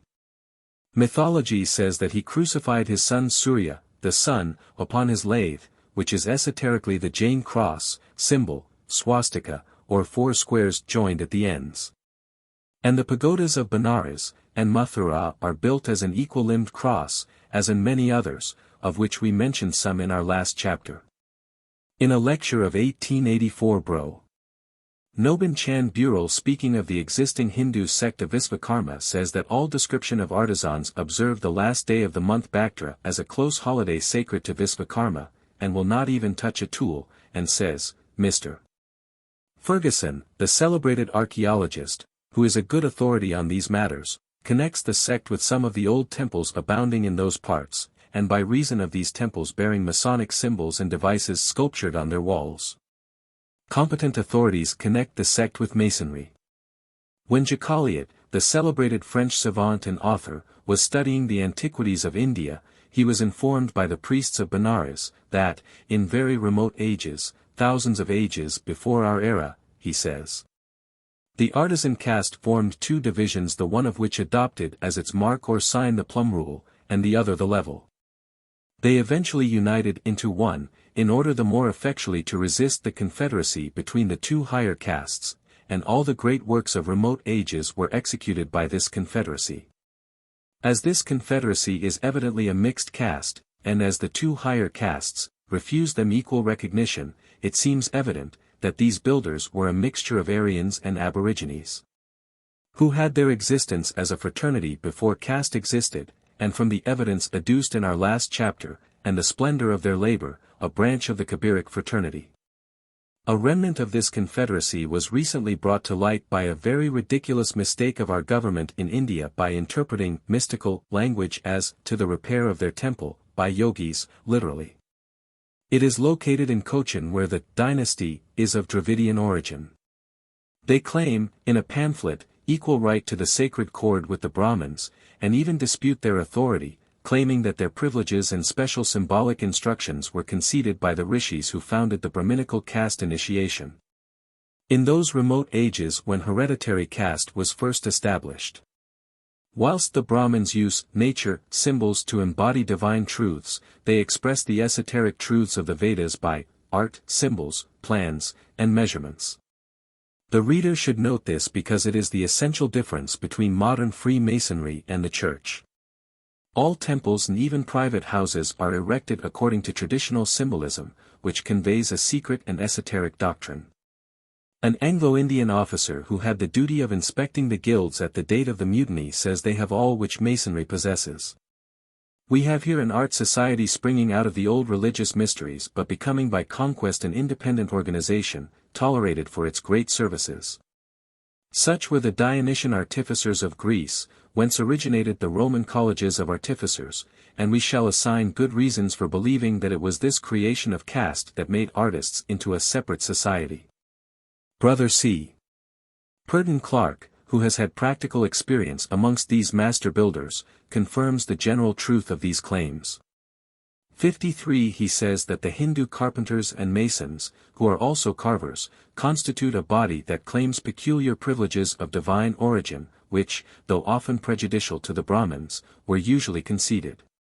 To these artisans belong 32, or as some reckon 64, of the Shastras of which they are the custodians. At the great temple of Madura, in 1881, whilst one of these Shastras were read out, an architect drew from the details the representation of one of their deities. The record seemed but a string of meaningless figures resembling a table of logarithms, but when these were marked down in offset lines, on both sides of a center stem, it produced a representation of Vishnu with his flute, standing upon one leg.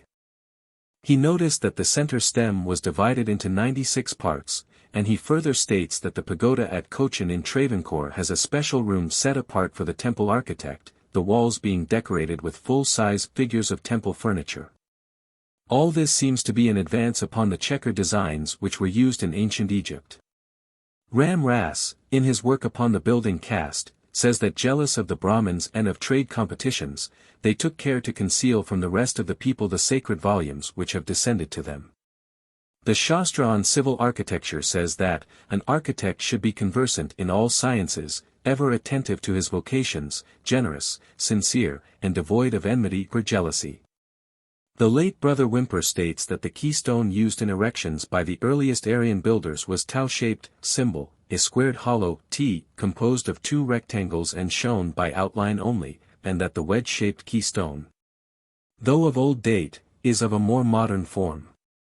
54 According to the Vasta Shastra, the ancient Hindu temple consisted of 7 courts, as at Srirangam and Mavalapuram, their 7 walls referring allegorically to the 7 essences of the human temple.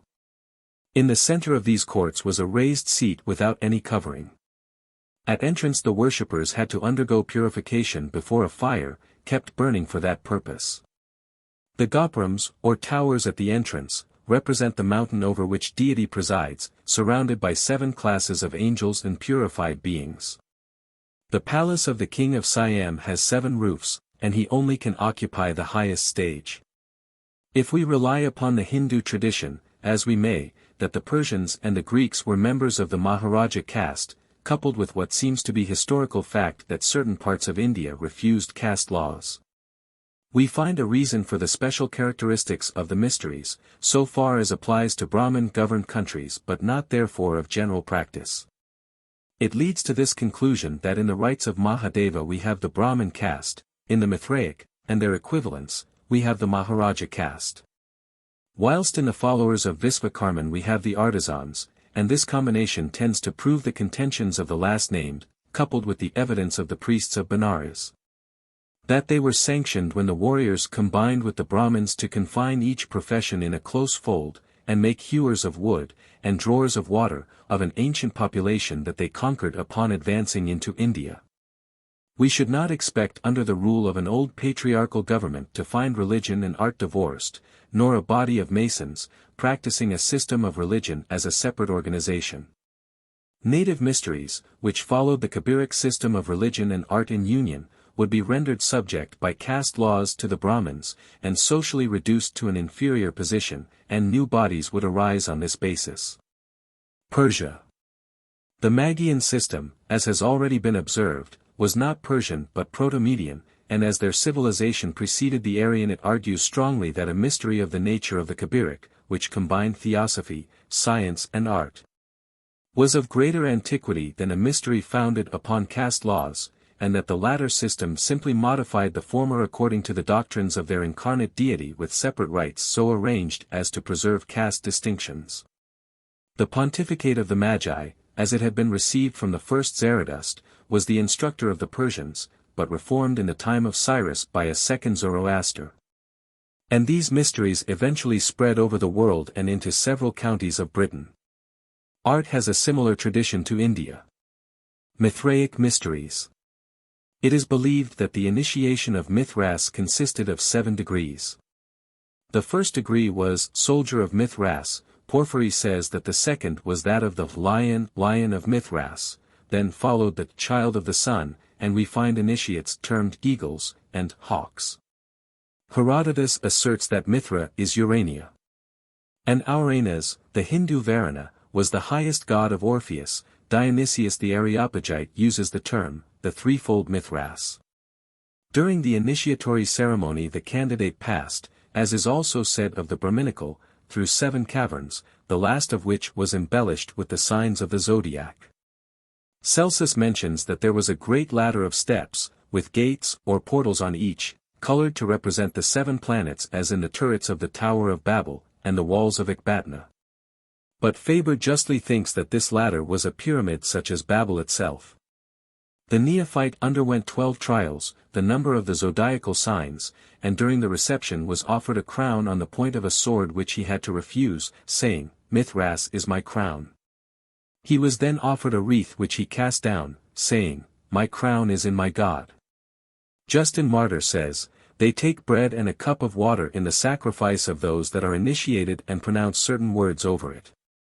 55 Augustine, the candidate received an engraved stone as a token of admission to the fraternity. 56 Tertullian, Mithras marks the forehead of his soldiers, celebrates the oblation of bread, introduces the image of a resurrection, and under the sword wreathes a crown. He also speaks of a baptism and the promise of absolution on the confession of sins. 57 It is said that when Maxime the Ephesian initiated the Emperor Julian, he used the following formula, on baptizing him in blood, "By this blood I wash thee from thy sins. The word of the highest has entered unto thee, and his spirit henceforth will rest upon thee, newly born. The newly begotten Son of the highest God. Thou art the son of Mithras." Bread and wine have been held to be the body and blood of Bacchus, and Mr. St. Chad Boscawen, 1900, announces that he has just received from Egypt some old Gnostic papyri of the 2nd or 3rd century AD, in which the names of Jesus, John, and Peter are said to be powerful. Over a cup or chalice these words appear in Greek, "This is not wine, this is the blood of Osiris," and over a piece of bread, "This is not bread, this is the very body of Osiris." It proves that the spirit of the Arcane Schools existed far into Christian times. The European temples of Mithras were an oblong square reached by a pronas on the level, from which a few steps led to the actual temple. On each side of the entrance was a human figure, one of which holds a raised torch, and the other a torch reversed.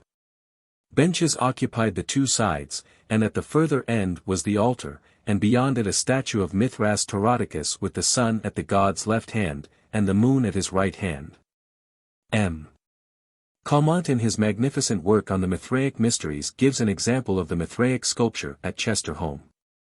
It is a bordered triangular structure on which is sculptured at the top a small circle, below that an equal-limbed cross, over a semicircle or crescent. Below that a cock, and at the corner a double circle with cross in center. The god often appears holding a pair of scales. He quotes a text of St. Jerome to prove that the rite had 7 degrees and that the Mysti, Socrates, took successively the names of crow, occult, soldier, Persian, courier of the sun, Heliodromus, and father.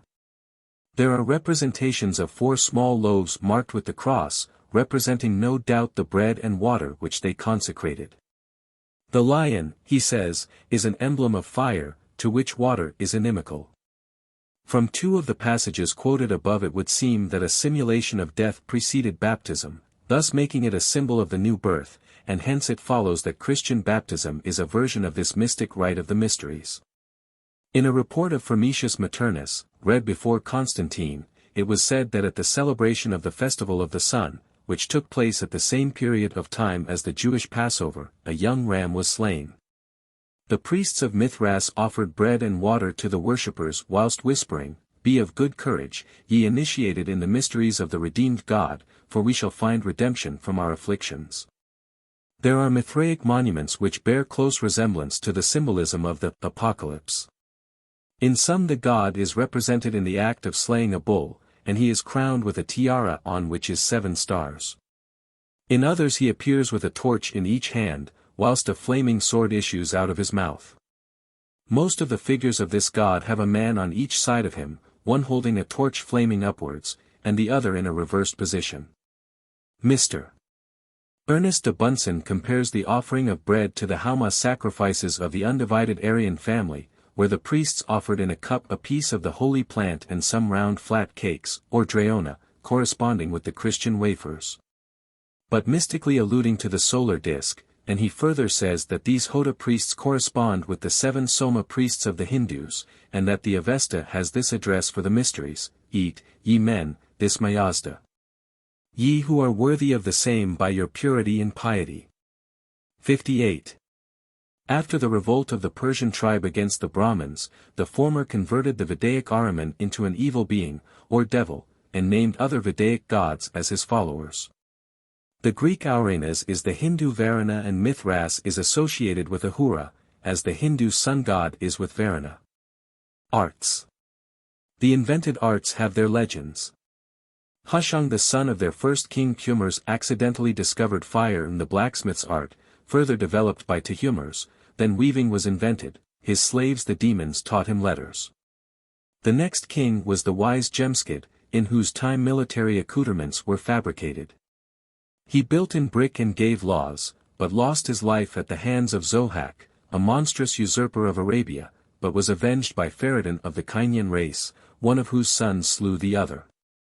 According to the poet Ferdowsi 59, who collected the annals of the Persian kings close upon 1,000 years ago, Jemskid erected the artisans into a class by themselves, under a chief, that we should call Grand Master, giving them laws, which Jemskid himself interpreted, selecting one from each, the task to guide. By rules of art, himself the rules applied. Brother C.P. Clark informs us that the modern Persian master builder works out his ideas by a secret method, in which a plan is divided into equal checkered squares, of which each square represents either 1 or 4 square bricks such as are used in Persia. It is a miniature of one which is transferred to the floor of the master's workroom, where the patterns are incised in a plaster of Paris groundwork ready to serve as a mold from which slabs may be cast. 60. The system yet forms the floorcloth of Freemasonry. It is still in secret practice in Persia and agrees with the square designs of Old Egypt which serve to fix a canon of proportion. The guild Freemasonry says that Solomon's temple had squares of a cubit now represented on their carpet. Egypt. The worship of Osiris had its center at Abydos, and was probably the system of an Aryan colony, even if the first king Menes was not of that race. Kaluka Bhatta mentions an Aryan king named Manuvina, who was driven out of India after a 5 days battle and led his army into Egypt. Georgius Syncellus tells us that in the early times of Amenophis an Indian colony immigrated to Egypt, but the worship of Osiris is very much older than Amenophis. The historian herein demonstrates that certain skulls of mummies resemble those of Bengalese, though this rather connects them with a pre-Aryan race of Indians, and a modern Indian regiment found in the god ruins of Egypt. The deities of their own country, and Philostratus shews that commercial intercourse existed. There is, however, a perfect resemblance of priestly governance in Egypt with the laws prescribed by Manu for the Aryan priests. Moreover, the social habits, creed, and even minute questions of costume, are resemblances between Egypt and India that cannot be explained away. As in minor so also in questions of religious sacrifice, the cow, bull, and crocodile were sacred animals, but equally the bull was sacrificed, and the doctrine of metempsychosis was held, all equally by both nations. Flinders Petrie has sanctioned the belief that King Menes is the mythical Manu of India. The Mysteries. The Egyptian mysteries were celebrated in honor of Isis and Osiris, the former symbolized by the moon, and the latter by the sun. We have few authentic details, but we know that Isis corresponds with the Grecian Demeter and Latin Ceres, and Osiris with the Grecian Dionysus and Latin Bacchus. Iamblichus says that Amen represents the hidden force which brings all things forth to light, he is Ta when he accomplishes all things with skill and truth, and Osiris as the good and beneficent god. Damascus writes, of the first principles the Egyptians said nothing, but celebrated it as a darkness beyond all intellectual conception, a thrice unknown darkness. Jennings considers that the mystic black and white banner of the Templars referred to this doctrine. Plutarch informs us that Isis was apparelled in clothing partly black and partly white to indicate a notion of the deity, and that the dead were so clothed to shew that the idea remained with them. Dion Chrysostom says that the ceremonies of the mysteries were an alternation of light and darkness. It is said that healing of the sick by sleeping in the temples was an actual fact, aided often by dreams, and was not fable as amongst the Greeks, but actual fact. The mysteries of Isis required of the candidate a lengthy purification and severe bodily trials. It was a representation of the trials of the soul in the future life, from which lessons for conduct in this life might be drawn. We shall see more of this in comparison with the Greek mysteries, which were derived from the Egyptian. In the drama of Osiris the legend relates how he was slain by his brother Typhon, in like manner as Bacchus was slain by the Titans, and his body thrown into the Nile. The river carried its burthen to Byblos and deposited it on a tamarind tree, which enclosed it in its growth. Isis travels about lamenting the loss of her husband, as did the Grecian Demeter and Latin Ceres lamenting the loss of her daughter Proserpine, and is at length led to the place where the body rests and which she recovers. After this Typhon seizes again the body, dismembers it, and scatters the pieces over the 26 nomes into which Egypt was divided. The sorrowing Isis now wanders about to collect the various pieces, and at length recovers all but the generative part, for which a substitute is made. Eventually the son Horus overthrows Typhon, and reigns in the place of Osiris. A curious analogy with Masonry may here be noted. The sacred word of the Hebrews, JHVH, in that language signifies generation. In the Egyptian mysteries it is the generative organ which is lost and a substitute made.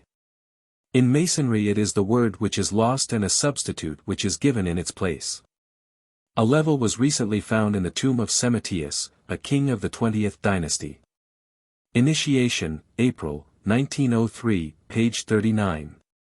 In the natural aspect, followed by Plutarch, the allegory represents tropical heat and the fertilization of the land by canals for the distribution of the Nile, which they represented by the sun, with a stream of water issuing from the mouth. In the second place Osiris is the sun, Isis the moon, Typhon is night, Nephthys twilight. Thus the sun sets in the west pursued by the moon, lost in the darkness of night, to rise again as Horus in the newborn sun. In another and higher aspect, Osiris and Isis symbolize spirit and matter, symbol, Venus, or the two forces. Isis is usually represented as a mother nursing her son Horus, and this simile is used by Grecian philosophers, who were always less reticent than the Copt, to symbolize primal matter, thus Ocellus terms it, mother-nurse. Plato, the reception of all generation as its nurse, and Aristotle, a mother. The aureus attributed to Hermes makes use of this symbolism to reveal, and yet hide, the alchemical process. The true spiritual import, we must seek in the Book of the Dead, for the books of Hermes are lost to us. Brother Malapert professes to find the ceremony of initiation in the jewels, rituals, and sculpture deposited in the Louvre, certain of which are considered to shew that the approaching candidate, properly prepared, is taken charge of by his guide. And the purifications proceed, in regular order until the neophyte is brought before the Hierophant, who is seated upon his throne with the scales of justice before him. It is a mystery of the cross as an emblem of eternal life, equally a Kabiric symbol, or still more ancient. The Reverend Mr. C. W. Leadbeater has some very interesting remarks in regard to the ancient sacerdotal initiations, for the priests had their own initiations to which they alone were admissible.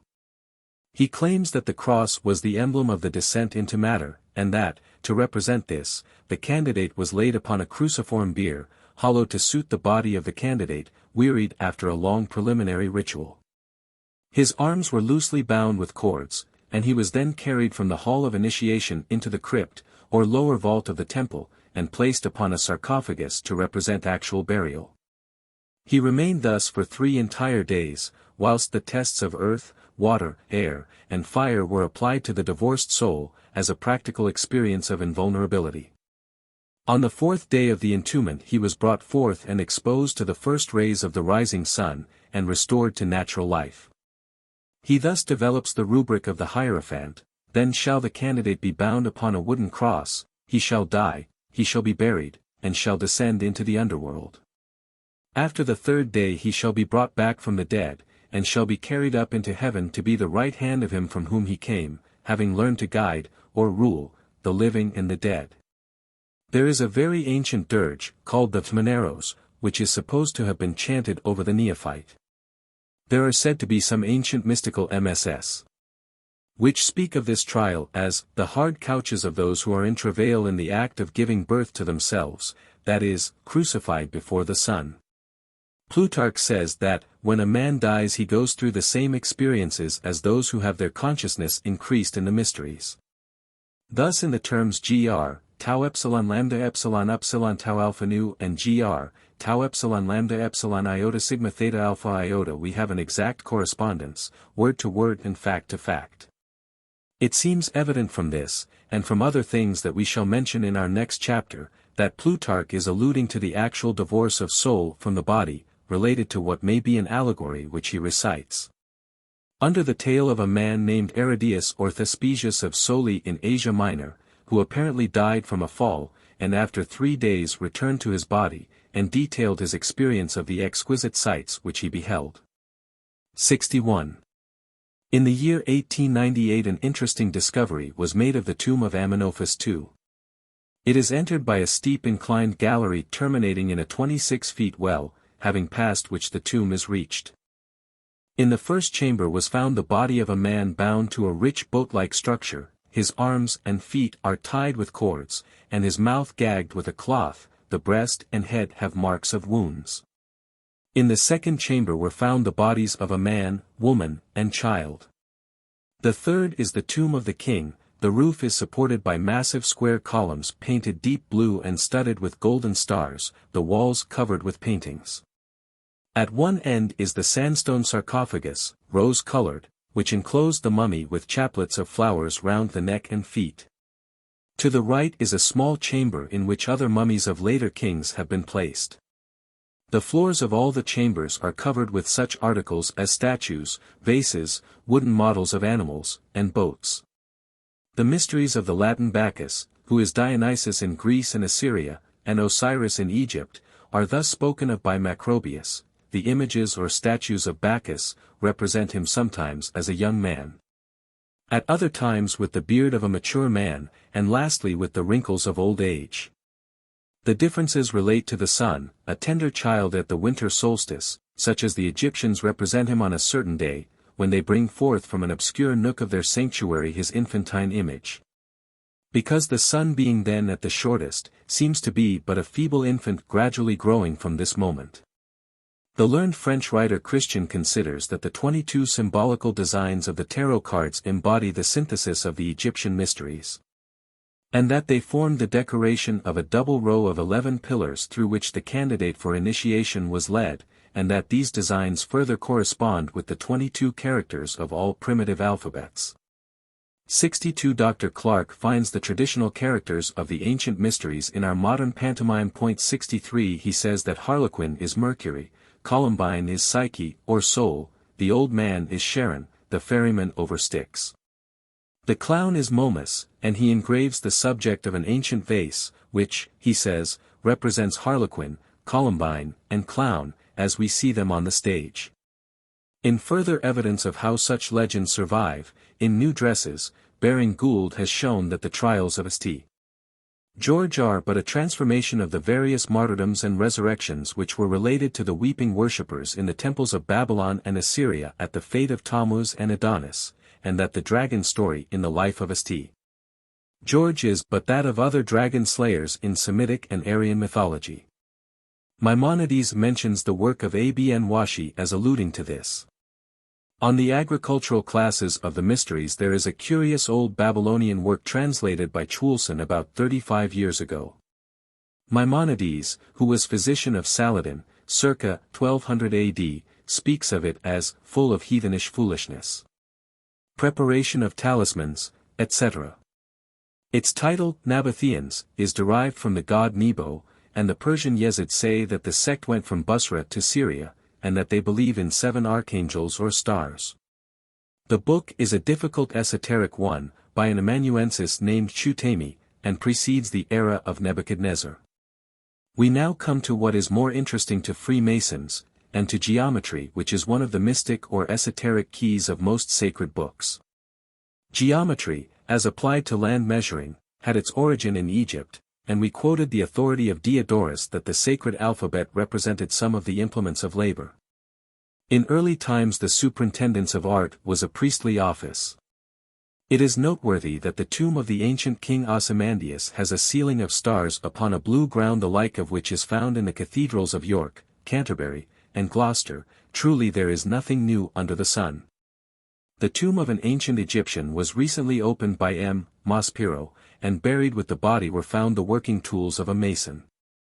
Herodotus informs us that they prohibited burial in wool, for the reason of which he refers to the rites of Orphic and Pythagoric initiation, thus confirming their affinity with Egypt. Cleopatra's Needle was a comparatively modern re-erection by that queen, at a time when the Roman building fraternities may have influenced Egypt. But at its base was found, when taken down for removal to America, various stones designedly laid in accordance with Masonic symbolism, and upon a block, in form of a square, was placed a cube, or ashlar. Also a stone wrought from the purest limestone symbolizing purity. 64 In the Osirian temple at Philae, re-erected on the site of a more ancient one, about 300 BC. Are found many interesting representations, such as the death and resurrection of Osiris, and also a cube opened out in the form of a Latin cross, with a man's head in the upper square. A writer in the Indian, Freemason's Friend, maintains that the Copts have preserved, from their ancestors to the present day, much information upon Masonry which may be gathered from the Hajar, or stone cutters. He also adds that Masons' marks are found upon the stones of buildings, as old even as the well of the Great Pyramid. There was a fine old stone in the possession of Consul John Green on which was the point within a circle, triple tau, scare, 5-pointed star, crux ansata, level, triangle, symbols, circle with point in center. Royal arch triple tau, like a T striking the crossbar of an H, inverted L, pentagram, ankh, upright sledgehammer shape, triangle with dot in center. Outside the Rosetta Gate are, or were, some old granite remains and 2 statues of Isis and Osiris, on the base of each of which, as well as on the many stones around, are found the first, second, and fourth of the characters before mentioned.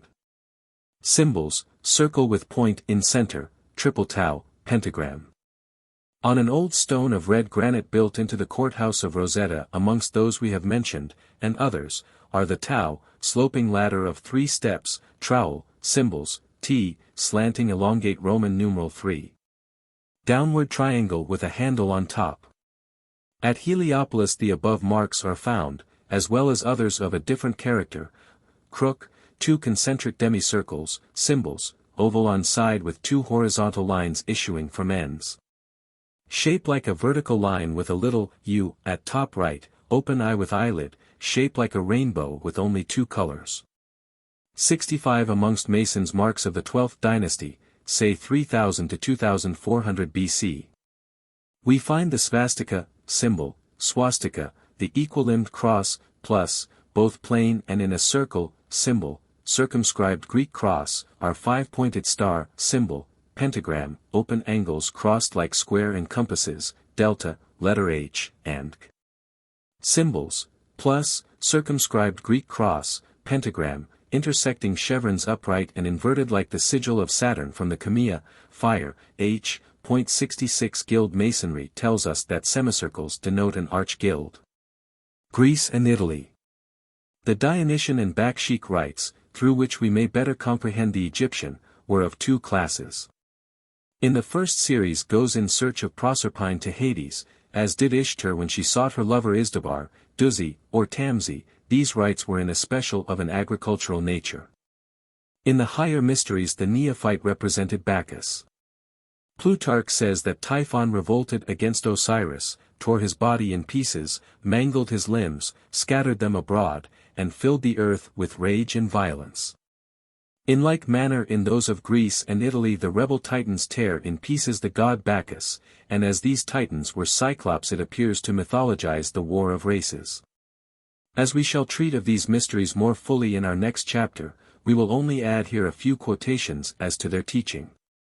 The Orphic verses apply these mysteries to the sun, as known by many names. The sun, whom men call Dionysus, is a surname, 1 Zeus, 1 Hades, 1 Helios, 1 Dionysus. The oracle of Apollo Clarius says, much it behoves that the wise should conceal the unsearchable orgies. But if thy judgment is weak, know that of gods who exist, the highest of all is Jo. He is Hades in winter, Zeus at the coming of springtime, Helios in summer heat, and in autumn graceful Jo. Macrobius says that it was an inviolable secret that the sun in the upper hemisphere is called Apollo. Also that the ancients perceived a resemblance between the sun and the wolf, for as flocks disappear at the sight of the latter, so stars disappear before the sun. As the Chaldean technique was used in the Kabiric mysteries, so in these we are said to have a trace of Sanskrit. The words konks umpax was a formal dismissal, or as we might say, go in peace. The original is said to be identical with the words kanska om paksh, with which the Brahmins conclude some of their more important ceremonies. Le Plongeon finds the expression may be interpreted in Maya language, go hence, scatter. We equally find a theosophical and art fraternity in the Dionysiacs of Greece, and the Persians were near kindred of the Hellenic Greeks. But according to Herodotus the descent was Egyptian, for he says that the Greek Dionysus and the Latin Bacchus is Osiris, and that the same rites are practiced in both countries, but though they are known to him he is compelled to be silent. Yet Dionysus is the Assyrian Dionysia, the Phoenician Melkarth, and the Akkadian is Dubar. The art of building in flat stone blocks in contradistinction to Cyclopean masonry is mentioned in our last chapter, and seems to have been adopted about the period when Egypt colonized the country.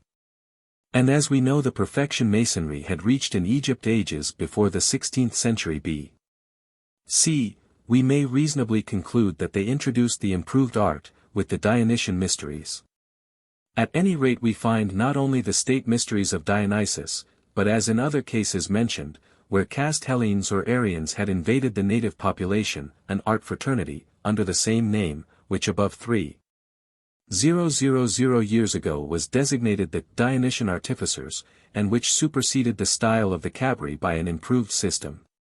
This body executed all level work in Greece and the Asia Minor at the period, and were an incorporated society. There are many inscriptions in reference to them, and their existence is placed beyond doubt. Their organization was identical with the later Roman colleges, which again have their counterpart in English Guild Freemasonry. They are said to have rebuilt the temple of Heracles at Tyre. Herodotus states that the priests told him that the temple had existed for 2,300 years, and the old author enlarges upon two pillars which it contained, the one of gold, the other of emerald, which shone exceedingly at night. And which may emblemize the two pillars which Sanconiathon says were dedicated by men of the first ages to fire and wind. In 1874 a peculiar discovery was made at Pompeii of a table in mosaic work, which is now in the National Museum of Naples, number 109,998. It is about a foot square and fixed in a strong wooden frame. The ground is of a grayish-green stone, in the center is a human skull in white, gray, and black. Above the skull is a level, of colored wood, the points of brass, and from the top point, by a white thread, is suspended a plumb line. Below the skull is a wheel with 6 spokes, and on the upper rim of the wheel is a butterfly, the wings being edged with yellow and the eyes blue. Through the protraction of the plumb line the skull, wings, and wheel, have the appearance of being halved. On the left is an upright spear, the bottom being of iron, and resting on the ground. From this there hangs, by a golden cord, a garment of scarlet in a purple robe. The symbol of a purple robe is worthy of note, as it corresponds with what Clemens said of the Kabbalah, as quoted in our last chapter. The Dionysian mysteries passed into Phoenicia by way of Babylon, and thence entered Syria in dedication to the god Adonis, from Adonai, Lord, passing to Persia, Cyprus and Athens. They continued in Syria until the 4th century AD. As Adonis was the sun who dies to rise again, as in the other mysteries using other names, so the symbolic representation was conducted by acting the death of an individual for whom lamentation was made. Proserpine and Venus contend for the body of the handsome god, and the difficulty is settled by a 6 months' residence with each. In the drama the priest, after an interval, signified the resuscitation of the hero by exclaiming, "Thanks be to God, for out of pain salvation is come unto us." The cries of grief were then changed for hymns and exclamations of joy. It is the ceremony of the weeping for Osiris by Isis, for Tammuz by Astarte, for Tamzi by Ishtar, for Mahadeva by Sita, and that of which we read in the prophet Ezekiel where he says, "Behold, I saw women weeping for Tammuz." The Phrygians, who were a very ancient Armenian colony, had a similar ceremony in honor of Anach, or Anak, Enoch, for whom they mourned and rejoiced at the end of the old year. The Apamene medals of this race clearly refer to Noah and the Kabbalah, and represent thereon a boat holding 8 persons, and the word No. This Noachian legend appears to commingle the heavenly boat of He with the 8 Kabbalah, the deluge tradition, and that of Persia, which says that their first king sent out colonies in pairs of all created things. The Kabiric mysteries of Phrygia were in honor of Hades and Cybele, and their priests denominated Carabants. Professor Lewis, a Jew, who lectured recently before the Society of Biblical Archaeology, advanced that there were guilds of artisans and craftsmen amongst his forefathers. This is not surprising when we remember that the exponents of the law made it incumbent upon themselves to follow some handicraft, and that the Mishnah advocates the dignity of labor, in numerous passages. Such as the following: "He who derives his livelihood from the labor of his hands is as great as he who fears God." In all the countries, mentioned in this chapter, the religious and Masonic emblems, and the symbols of initiation that have come down to us are of the same special type, in all time. Amongst these may be named, the pentagon, the hexagon, the double triangles, the same in a circle and with a central point, the Jain cross of 4 squares, the equal-limbed cross, the lengthened cross, and crosses of other forms. At Chinar, near Benares, is found a triangle enclosing a rose. The 49 Hindu caste marks are carved upon the stones of their ancient fanes, and we have the mystic picture of a god crucified in space. In the case of Gautama Buddha, who reformed the Buddha doctrine, or Jain religion, and sought to abolish caste, we have Masonic allegory in announcing to his disciples that he had obtained final beatitude, and the extinction of desire. He compares his body to a house, which the great architect will not re-erect. Through various transmigrations I must travel, if I do not discover the Buddha that I seek. Painful are repeated transmigrations. I have seen the great architect. Thou shalt not build me another house. Thy rafters are broken. Thy roof timbers scattered. My mind is detached. I have obtained extinction of desire. The more humane worship and morality of the Aryans exercised an all-powerful influence upon the rest of the world. In the time of the elder Cyrus, or Khosrow the Persian conqueror of Media, the state system was the Median Magism of the first Zerdust of Bactria. This Cyrus was the father of Cyaxares or Ahasuerus, of Cambyses, and of Bards. Cyaxares on his father's death succeeded to the moiety of East Persia, and married Esther, or Atossa, so named after Ishtar, the goddess who descended into Hades. Cambyses or Lorasp was a half-brother by the daughter of Astyages or Aphrosabe king of Media, and inherited the other moiety. He conquered Egypt about 520 BC. And having first slain his brother Bards, and then destroyed Cyaxares, married his widow Atossa, and so again united Media and Persia. His son Cyrus II favored the Magi and liberated the Jews. He conquered Babylon 518 BC. And died without issue 506 BC. The way was thus paved for Darius Hystaspes, or the son of Gustasp, of the Achaemenian or royal race of Persia, had been viceroy of Egypt 520 BC, and who, on the death of the crazy Cambyses 518 BC, would seem to have married his widow, in which case she would have been the wife of 3 kings, and the pretensions of Darius might thus originate, as he was not, by birth, entitled to the throne. There is a legend which says that 7 princes entered into a confederacy, and agreed, on their journey, that whosoever's horse first neighed, at sight of the rising sun, should be king, and the lot fell to Darius. This prince was everywhere successful, but the contest ended in the destruction of the Magi, whose growing power had long been offensive to the Persian Mazdaeans. An Armenian of the name of Arachas, and a Babylonian of the name of Nadintablis, set themselves forth as descendants of the ancient kings of Babylon, but were defeated in the year 493 BC. Darius records his numerous victories in mild language, upon the Behustan rock, and attributes his success to the grace of Ormuzd, in striking contrast to the bloodthirsty and fanatical boastings of the kings of Assyria. And we cannot doubt that when Ezra the Chaldean re-edit the Jewish scriptures, they gained in the direction of humanity by this contact with the Aryans. The destruction of the Magi was commemorated by a festival termed the Magophonia. Eventually, by careful management, the Brotherhood made their way again to power, and Plato speaks of the system as the most pure of all religious schools.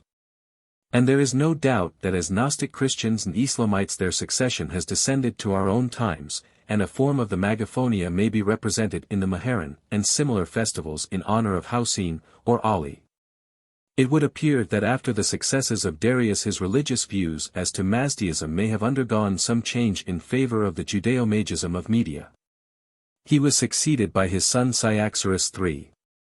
Or Xerxes. He and Darius his son were the first and second liberators of the Jews, and hence the originators of the Second Temple at Jerusalem.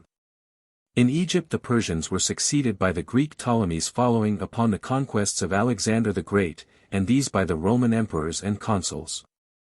Many sublime edifices were erected, including the building of Alexandria 332 BC. The Temple of Osiris at Philae was begun about 300 BC, and building operations thereon continued for about 2 centuries, and here the mysteries of Osiris were celebrated until late into Christian times. James Anderson, in his Constitutions, says that Euclid the geometrician, and Straton the philosopher, superintended the erection of several great edifices. With the foundation of Alexandria, and the introduction therein of the recondite doctrines of the Greek philosophers, which they had gathered by ransacking the mysteries of all other nations, Ptolemy I resolved to make it the seat of occult worship, by establishing there the mysteries of Serapis, which united with the Egyptian rites of Isis and Osiris the learning of the Greeks. To inaugurate this scheme he brought from Sinope in Pontus a statue of the god. The representations of this deity often accompany him with the 3-headed Cerberus, combining a lion, wolf, and a dog, whilst his body is wound round with a serpent. He typifies Osiris not only as an earthly king, but as a judge of the world of spirits. In the work of Mr. C. W. King, who writes on Gnosticism, is a sard of about the reign of Hadrian, which represents the god as seen by Macrobius, Isis standing before him, with her sistrum in her hand as if in supplication.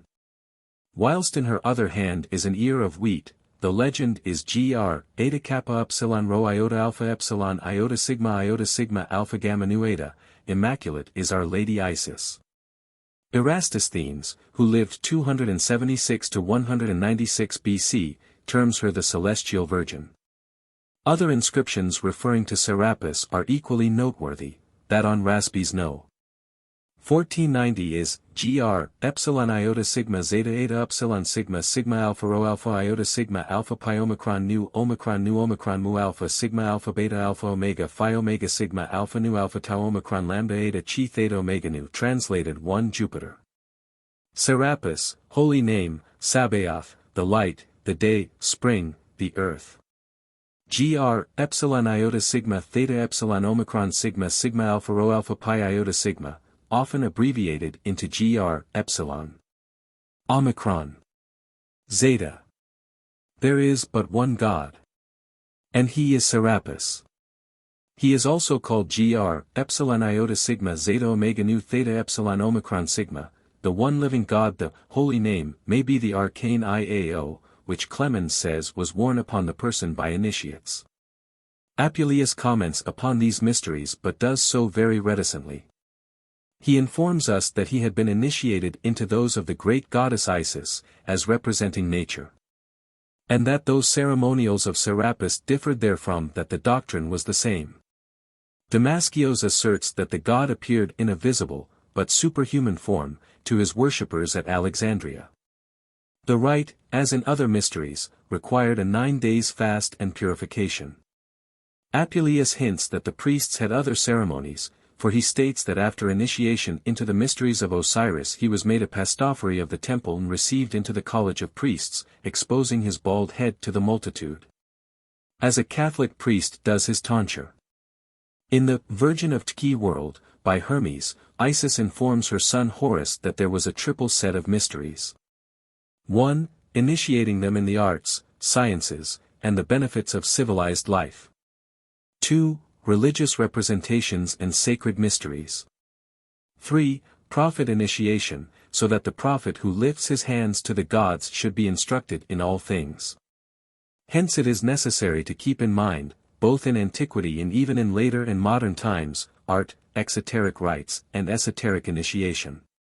Drummond expresses the opinion that the Chartami, or superior priests of Egypt, alone possessed the full revelation, which they protected by a triple key of symbolic explanation. Bin Washi says 67 that there were 4 classes of priests of Hermes: 1. Those of his male descendants; 2. The descendants of his brothers; 3. The descendants of his sisters or Easterns; 4. Of the strangers who mingled with the family. And he gives a very interesting account of their alleged ceremonies. The Eleusinian, Serapion, and Mithraic mysteries were all very popular in Rome, and spread into all countries, practicing their rites side by side with the aboriginal mysteries, for the utmost tolerance existed amongst all the priests. All are known to have existed in Britain, flourishing generally until the 4th century of Christianity, and practiced long after in secret. Besides the state mysteries, Alexandria became the center whence radiated the mystic schools, the Kabbalah, Gnosticism, Neoplatonism, and Arcane Christianity. The Emperor Hadrian, when consul, reports that there were no bishops of Christ, chiefs of synagogues, theurgists, diviners, who were not also worshippers of Serapis, implying a general recognition of Serapis as the personal god of the world. And that the living God is the same under many names. The learned Cardinal Henry Newman asserts that the arcane discipline of the early Alexandrian Church was the introduction of Platonism into Christianity. It was, however, that Platonism formed by the union of Greek thought with Egyptian Osirianism in the mysteries of Serapis. Mr. C. W. King in his Gnostics says, there can be no doubt that the head of Serapis, marked as the face is by a grave and pensive majesty, supplied the first idea for the conventional portraits of the Savior.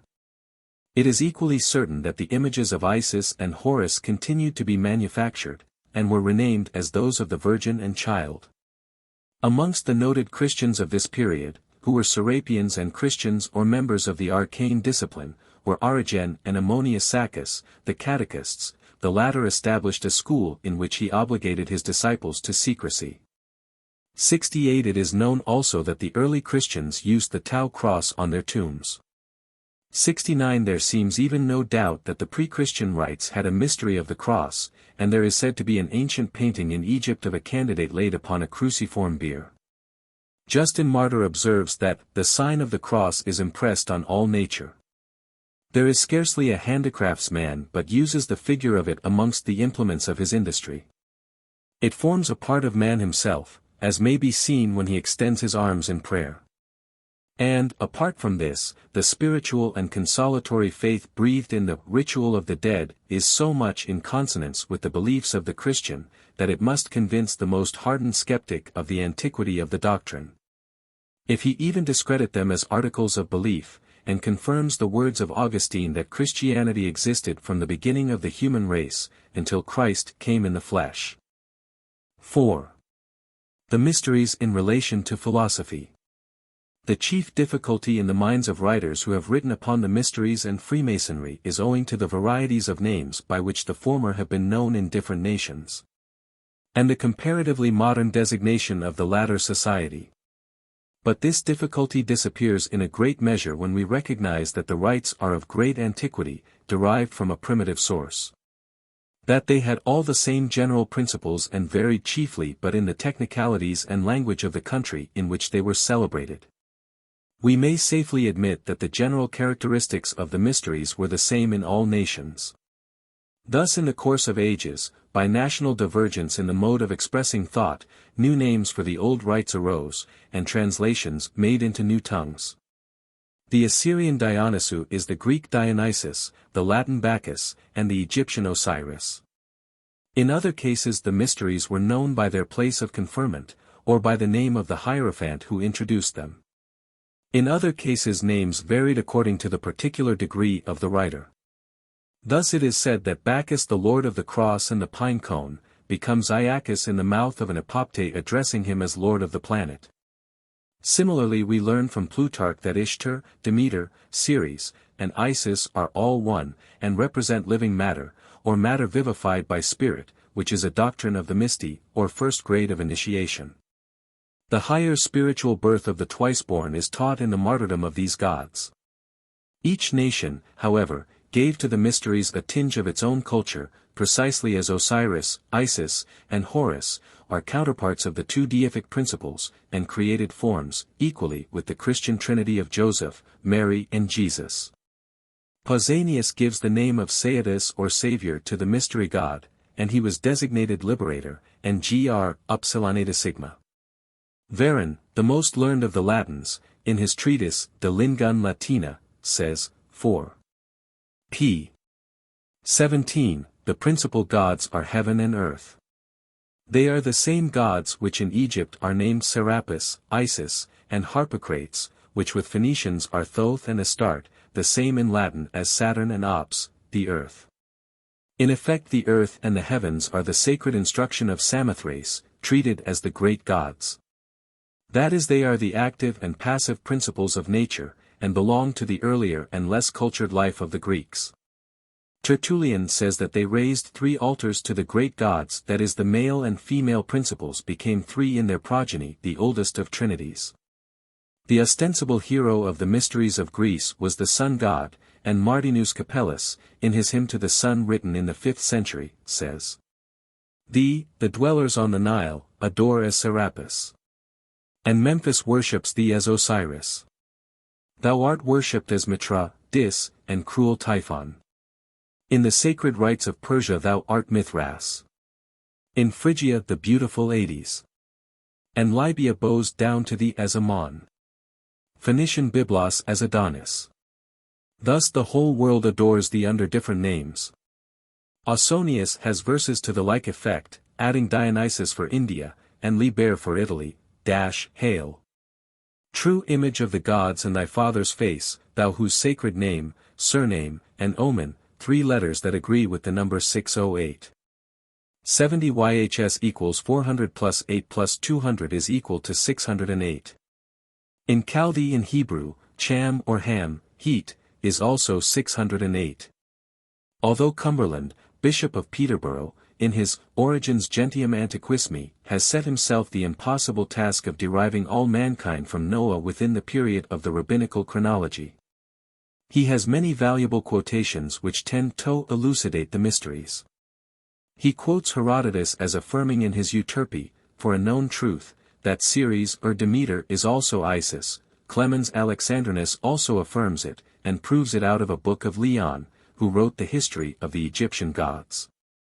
Diodorus Siculus is cited by Eusebius as saying that Osiris is Dionysus or Bacchus, and that Isis is Demeter or Ceres. Diodorus makes Prometheus the crucified Cabric god to be contemporary with Osiris. Plutarch quotes Anticlides to prove that Osiris is the same person as Dionysus or Bacchus. Prometheus is said to be son of Japhetus, or Japhet, and Isis the wife of Osiris his daughter, as is also asserted by Anticlides. Another son of Japhetus, according to Apollodorus, was Atlas. Pausanias affirms that Prometheus and his son Etnos planted the Kabiric mysteries in Boeotia, but that they received this sacred depositum from Ceres. Much of this is mystical, but it all goes to prove what we began by saying, namely, that the mysteries were all one, and varied only in the language. Herodotus speaks of the celebration at night, in Egypt, of the sufferings of a god whose name is too sacred to be written. The Phoenician mysteries, as we learn from Mercius, and Plutarch, exhibited the corpse of a young man strewn with flowers, for whom the women mourned, and for whom a tomb was erected. Macrobius says that in the mysteries of Adonis there was a 9 days fast and lamentation which was succeeded by hymns of joy in honor of the risen god. Firmicius informs us the similar rites were used in the Mithraic mysteries. The Chevalier Ramsay affirms that this is the characteristic of all the mysteries, and that of their traditional history, and is a prophecy of the coming of a suffering Messiah, who is symbolized by the sun. 71. According to Herodotus the mysteries entered Greece from Egypt, and from Greece they entered Italy.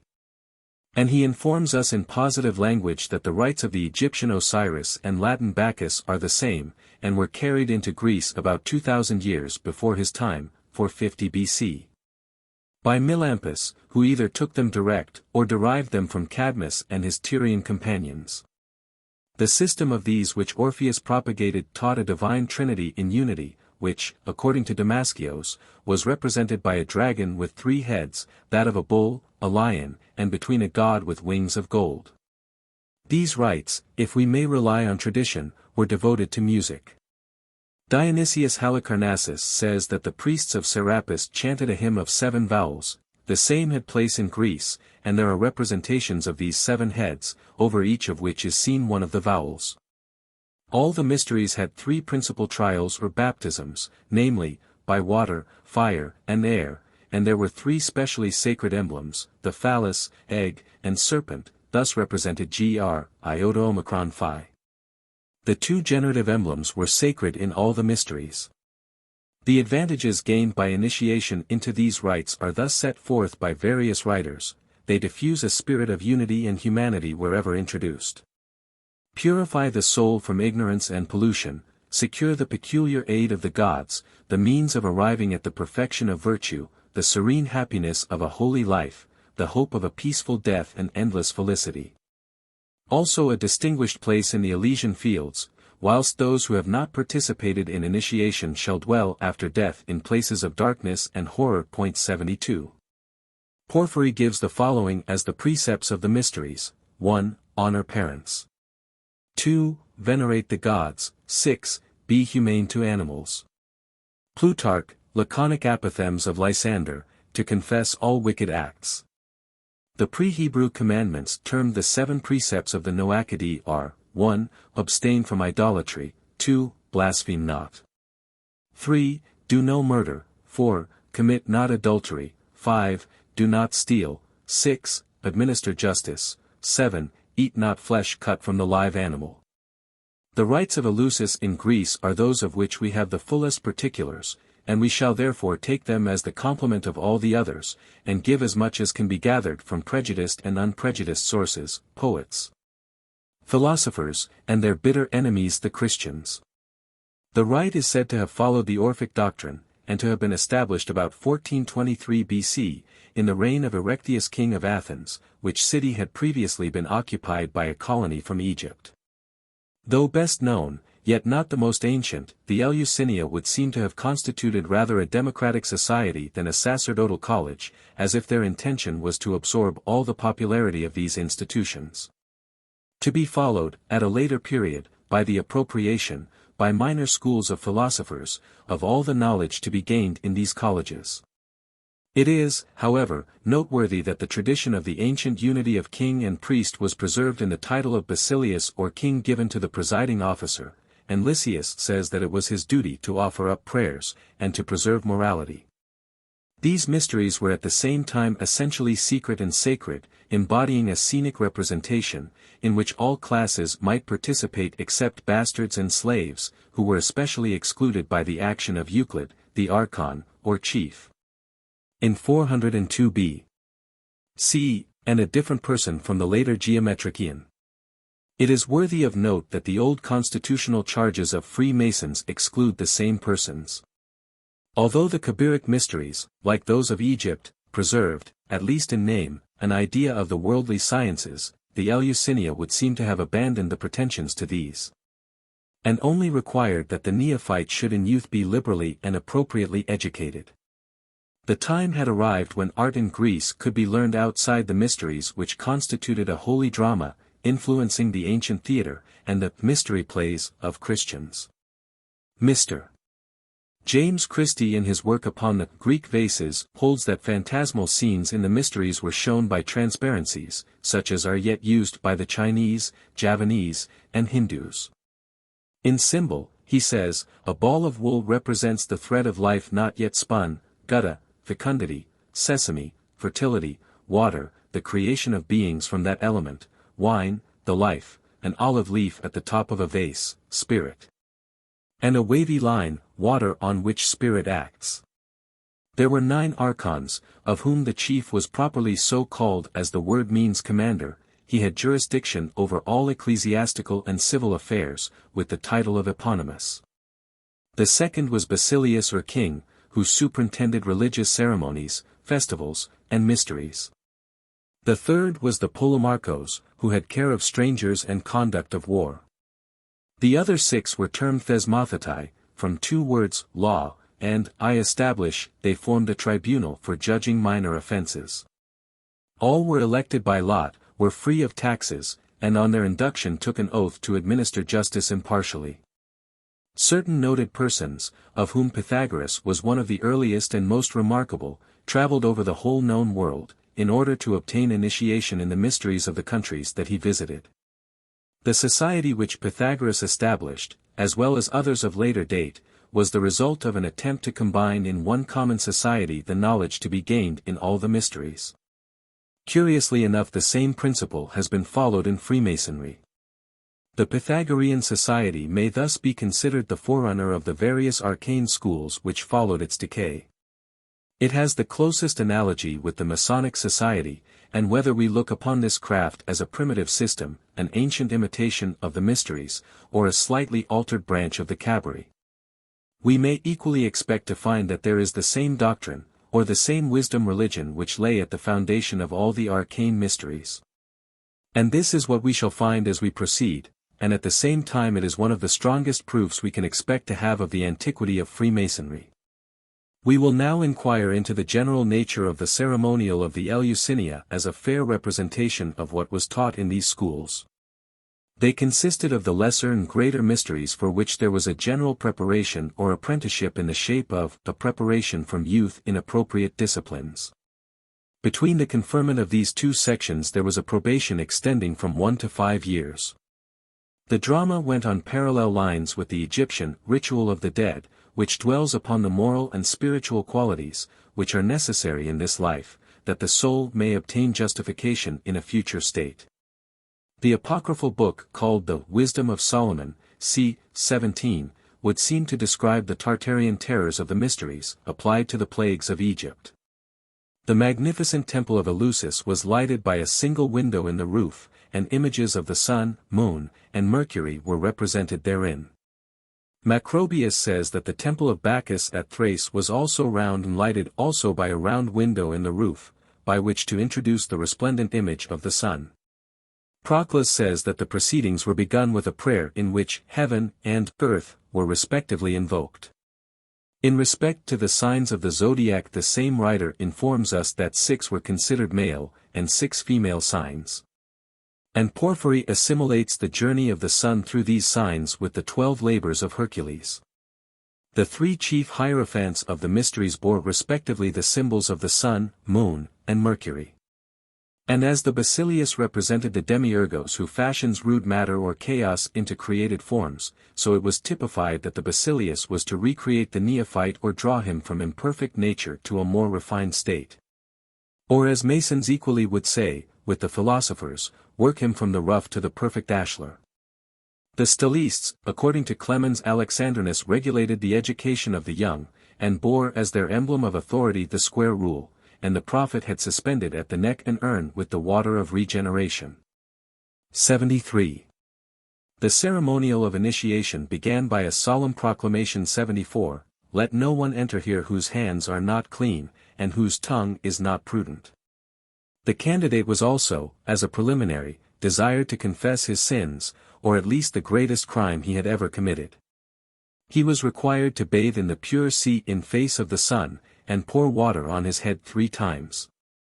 Certain fasts were enjoined, after which the sacrifice of an animal was made. After 2 days the shows began with a procession, then followed for 3 days and 3 nights the mourning of Demeter for her daughter. After which a sacramental meal of cakes and liquor was partaken. Prior to the initiation there was an opening catechism as follows: the Hierophant demands, who are fit to be present at this ceremony? To which the answer was, honest, good, and holy men. The Hierophant then ordered, holy things for holy persons. The herald proclaimed, far hence the profane, the impious, all those polluted by sin. For an uninitiated person to remain after this was death. Stobaeus quotes an ancient writer who says, that the first stage of initiation is a rude and fearful march through night and darkness, but this over, a divine light displays itself. And shining plains and flowery meads open on all hands before them. There they are entertained with hymns and dances, with the sublime doctrines of faithful knowledge, and with revered and holy visions. The first portion was emblematical of the wanderings of the soul in the paths of error and the punishments it would thereby bring upon itself. And the second part represented the dispersion of the shades of night, before the brilliant sun of the mysteries. Justin Martyr gives the oath of initiation as follows: so help me heaven, the work of God who is great and wise. So help me the word of the Father which he spake when he established the whole universe in his wisdom. Dion Chrysostom speaks of mystic sounds and alternations of light and darkness, and the performance of mystic dances in imitation of the movements of the planets round the sun. Plato in Euthydemus speaks of mystic dances in the Carabantic, or Kabiric, mysteries where the cradle of the young Bacchus was guarded with mystic dance and music. The following remarks of a Nicene, or Ophite Gnostic, on these mysteries are given by Hippolytus, Martyr 235 AD, and confirms other quotations we shall give from Virgil. He says that, the lesser mysteries are those of Proserpine below, and the path which leads to them is wide and spacious to conduct those who are perishing.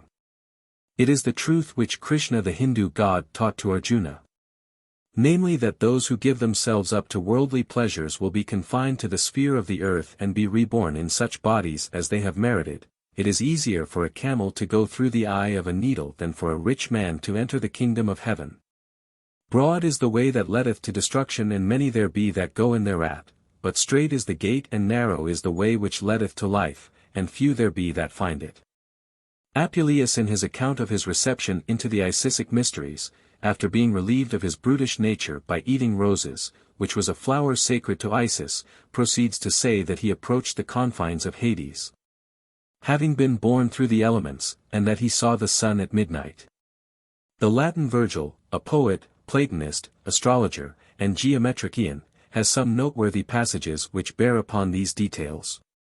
Priam of Troy sent away his son Polydorus into Thrace, with a large treasure, and in order to obtain this his attendants murdered him. Aeneas, a Trojan initiate and therefore a Cabir, happening, on reaching that part, to pull up a myrtle growing upon a hillock, discovered by the Lamentations, which the plant is represented as magically making, the murdered body of Polydorus. Upon which his remains are taken up and decently interred. The myrtle was a plant sacred in the mysteries, and Virgil here speaks of the secret rites of Cybele, mother of the gods, and Cybele was the name for Ceres amongst the Phrygian Cabiri. Again, when Queen Dido resorts to magical arts to detain Aeneas from sailing, Book 4. A leavened cake in her devoted hands she holds, and next the highest altar stands. One tender foot was shod, the other bare. Girt was her gathered gown, and loose her hair. A maxim of Pythagoras was, sacrifice and adore unshod. Ovid describes Medea as having arms, breast, and knees made bare. And Roman postulants for religious and political offices, assumed an air of humility, with cloak and tunic ungirt, arm and breast bare, and feet slipshod. The toga candida is yet used in Masonry. Another quotation from Pythagoras is this: the path of vice and virtue resembles the letter Y. From the excellence of the sentiment it was termed the golden branch, of which the broad, left-hand line, symbolized the easy road to Tartarus, whilst the narrow right line represented the path to Elysium. Decius Magnus Ausonius, a poet of the 4th century, says, the bow represents the dubious Y, or two paths of Pythagoras. The sacred branch of the mysteries varied in the different rites. The erica or heath was sacred to Osiris, the rose to Isis, the ivy to Dionysus, the myrtle to Ceres, the lettuce to Adonis, the lotus to Hindus, the mistletoe to Druids, the acacia to Jews, the palm to Christians. Turn we now to Virgil's interesting book, which contains the account of the descent of Aeneas into Tartarus, and which undoubtedly embodies the drama of the Eleusinian representation of Hades and Elysium. A sibyl, or prophetess, requires for the purpose to be undertaken, that Aeneas shall seek a golden branch which shoots from a small tree. It is the mistletoe of the Druids who were of this school, and styled the plant, pren, puror, or the tree of pure gold. It could only be cut by a pure, white-robed Druid with bare feet, and by using a golden sickle. It probably formed a part of the brew of Ceridwen, which was given to the initiate to aid the gift of intuition. The Ariocelts were then in Italy. This golden branch was to serve Aeneas as a passport, but as the Sibyl informs him of the death of a friend, a fact unknown to him, the body has first to be found. This done we have Lamentations. With groans and cries Messenius they deplore. Old Corianus compassed thrice the crew, and dipped an olive branch in holy dew, which thrice he sprinkled round, and thrice aloud invoked the dead, and then dismissed the crowd. Virgil is careful to inform us that these were ancient rites to the manes of the dead, and ancient, or York, Masons of the last century, and even some in our day, used these rites. Aeneas now follows the Sibyl to Tartarus, and Virgil describes the fearful scenes he witnessed by way of punishments inflicted upon those who left this life in an impure state. Arrived at the double path of the branch. Before our further way the fates allow, here must we fix on high the golden bough. And these holy rites performed, they took their way where long extended plains of pleasure lay. He now reaches the Elysian fields, where he finds his father Anchises, who proceeds to instruct him in divine things, with prophetic intimations as to his future. Such was the nature of the lesser mysteries. The greater were intended to shew the felicity of the soul. When purified from mortal passions, it was reborn to the realities of its spiritual nature. They are again an exemplification of the further teaching of Krishna to Arjuna, that he who worships good angels will go amongst them, but that he, who in thought and deed joins himself to the supreme deity will enjoy an eternity of happiness. Thou must be born again. An initiate to the lesser mysteries, or those of Ceres, had his place in the vestibule of the temple, beyond the sacred curtain was reserved for initiates into the greater mysteries or those of Bacchus. Preparation for the greater mysteries required a 9 days fast, and bathing in the river Ilissus took place. The mystic mundane egg of the Egyptians was a part of the symbolism, for Macrobius says, "Consult the initiates of the mysteries of Bacchus who honor with a special veneration the sacred egg." Seneca defines Bacchus as the universal life that supports nature. We have mentioned the Druid egg. Brother George Oliver, D.D. quotes the Orphic fragments as follows: "In these mysteries, after the people had for a long time bewailed the loss of a particular person, he was at length supposed to be restored to life. Upon this the priests used to address the people in these memorable words: Comfort yourselves all ye who have been partakers of the mystery of the deity thus preserved, for we shall now enjoy some respite from our labors." To these were added the following remarkable words: "I have escaped a great calamity and my lot is greatly mended." Julius Firmitius gives this in the lines following: "Courage, ye misty, lo! Our God is safe. And all our troubles speedily have end." But the same writer informs us that the initiate personated the God, for he says, "In the solemn celebrations of the mysteries all things had to be done which the youth either did, or suffered in his death." The remarks of Hippolytus from the source previously mentioned, are more curious, as they seem to proceed from an initiate who is comparing the ceremony with the Christian mysteries. The Nicene Gnostic is made to say, "Those who are initiated into the lesser ought to pause and be admitted into the greater and heavenly ones. Into these no unclean person shall enter. For this is the virgin who carries in her womb, and conceives, and brings forth a son, not animal, not corporeal, but blessed for evermore." This initiate, in the agricultural symbolism of Ceres, represents an ear of corn reaped in silence. The rebirth of the neophyte was represented pantomimically, for he says that the Hierophant vociferates, by night in Eleusis beneath a huge fire. August Brimo hath brought forth a consecrated son Brimus, words which no doubt typified both the son and the initiate. The word Brimus signifies powerful and was one of the designations of the Kabiric gods. Yet after all the lesser and greater mysteries were rather a popular version than a full revelation, we have hinted that there were threefold interpretations of the mysteries and what almost approached real death and not drama. Others existed of a more spiritual nature at various centers.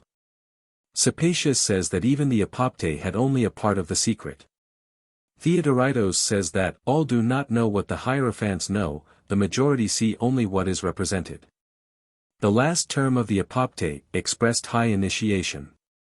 It may aid us to recall that these mystics held all nature to emanate from two principles, of which Persephone and Dionysus, or Ceres and Bacchus, are the allegory. The first is soul, the second spirit. Lactantius 75 says, "Should anyone dare to deny the existence of souls after death, the magician will soon convince him by making it appear." Irenaeus, Clemens, Tertullian, St. Cyprian, all affirm the same thing. The mysteries knew equally well with the Christians, that if the purified soul remained attached to spiritual things it would eventually purify itself, as the alchemist purifies metals, and so attain immortal life. We learn from various writers that the mysteries had their secret signs of recognition. Apuleius mentions in his Metamorphosis that it was pointed out to him, in a dream, that he would recognize a certain priest by his walking as if with a lame ankle. In the Apologia we read, "If anyone happens to be present who has been initiated into the same rites as myself, if he will give me the sign, he shall then be at liberty to hear what it is that I keep with so much care." Plautus 76 has, "Give me the sign if you are one of the Bacchae." Iamblichus writes, "Give not your right hand easily, that is, draw not towards you improper and uninitiated persons by giving them your right hand, for to such as have not been tried by repeated disciplines and doctrines, and have not proved themselves to participate in the mysteries, by a quinquennial silence and other trials, the right hand ought not to be given." Homer makes Achilles to greet Priam thus: "The old man's right hand at the wrist he grasped, lest he should be alarmed in mind." Proclus advanced further and taught that there were mystic passwords that could carry a person from one order of spiritual beings to another still higher, till reaching the absolutely divine. The Egyptians 77 and Gnostics held the same view. Origen 78 says, there are names of a natural virtue, such as those used by the wise men in Egypt, the Magi in Persia, and the Brahmins in India. Magic, as it is called, is no vain and chimerical art as the Stoics and Epicureans pretend. Neither were the names of Sabaoth and Adonai, made for created beings, but appertain to a mysterious theology concerning the Creator, hence comes the virtue of other names, when placed in order, and pronounced according to the rules. The doctrine taught in regard to the nature of the soul in these mysteries may be gathered from the philosophers, but first we will see how they acquired the right to speak upon the subject. The Chevalier Ramsay 79 says that, we may look upon the Pythagorean, the Platonic, and the Orphic theology as the same. Proclus, who was master of the school at Athens about 450 AD. In his Theology of Plato says that, Pythagoras was first taught the orgies of the gods by Aglaophimus, Plato next received a perfect knowledge of them from the Pythagorean and Orphic schools. The last-named rites were those upon which the Eleusinia were established. Proclus, in speaking of matter says, Plato was also of the same opinion concerning matter because he is supposed to have followed Hermes and the Egyptian philosophers. The philosophical schools, which followed the death of Plato, almost universally accepted him as their master, and he and Pythagoras had like veneration for the Chaldean and Magian teaching, and Ammanius Marcellinus 80 teaches us that, Platon, the greatest authority upon ancient doctrines, states that the Magian religion or Magia, known by the mystic name of Makajistya, is the most uncorrupted form of worship in things divine, to the philosophy of which, in primitive times, Zoroaster's made many additions, drawn from the mysteries of the Chaldeans. The Emperor Julian 81 seems to have been of a similar opinion and says, were I to touch upon the initiations and the secret mysteries which the Chaldeans backed respecting the seven-rayed God, lighting up the soul through him, I should say things unknown to the rabble, very unknown, but well known to the blessed theurgists. We have, however, given such matters very fully in our previous chapters. The Egyptian initiation of Plato is specially affirmed by several writers. And we may add here that the more closely philosophy approaches Kabiric rites, the more does it resemble Freemasonry. There was, however, a refinement of the coarser part of the dramatic. Aphonism and euresis, the concealment and the finding of the slain god, thus applied, in what follows. As to the nature of the recondite teaching of the arcane mysteries we will now quote various writers who have given us hints upon their doctrine. Plutarch says, as to what thou hearest others say, who persuade the many that the soul, when once freed from the body, neither suffers evil, nor is conscious, I know that thou art better grounded in the doctrines received by us from our ancestors, and in the sacred orgies of Dionysus, than to believe them, for the mystic symbols are well known to us who belong to the brotherhood. Antoninus says, soul is all intelligence and a portion of the divinity. Proclus, know the divinity that is in you, that you may know, the divine one, of whom the soul is a ray. Heraclitus says of souls, we live their death and die their life. That extraordinary man Apollonius of Tyana, who visited the Indians, entered the mysteries of various nations, and reformed the Greeks, taught that both birth and death were equally in appearance. The first being the confinement of the real in matter, and the second its release. Plotinus, who was a pupil of Ammonius Saccas, says, for to be plunged into matter is to descend into Hades and there fall asleep, and of the doctrine itself he tells us that it is, what is taught in the mysteries. And that liberation from the bonds of the body is an ascent from the cavern, and a progression to the intellectual. Macrobius 82 says that the first death is when the soul falls into the body, as a sepulchre, and that, the second is the natural death. 83 Plato in his Hippias says, the supreme beauty consists in their resemblance to the divine sun, or light of all intelligence. He also refers to Orpheus as terming our natural body gr, sigma iota upsilon mu alpha, soma, or gr, sigma gamma mu alpha, sema, a sepulchre.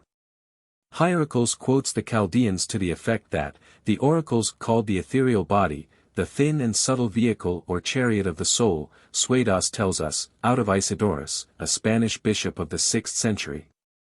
What is interesting to old Masons, especially as Isidore is quoted by the author of our old MSS Constitutions called the Cook MS, that, according to some philosophers, the soul has a luminous vehicle, called star-like, sun-like, and immortal, which luciform body is shut up in this terrestrial body, as light is in a dark lantern.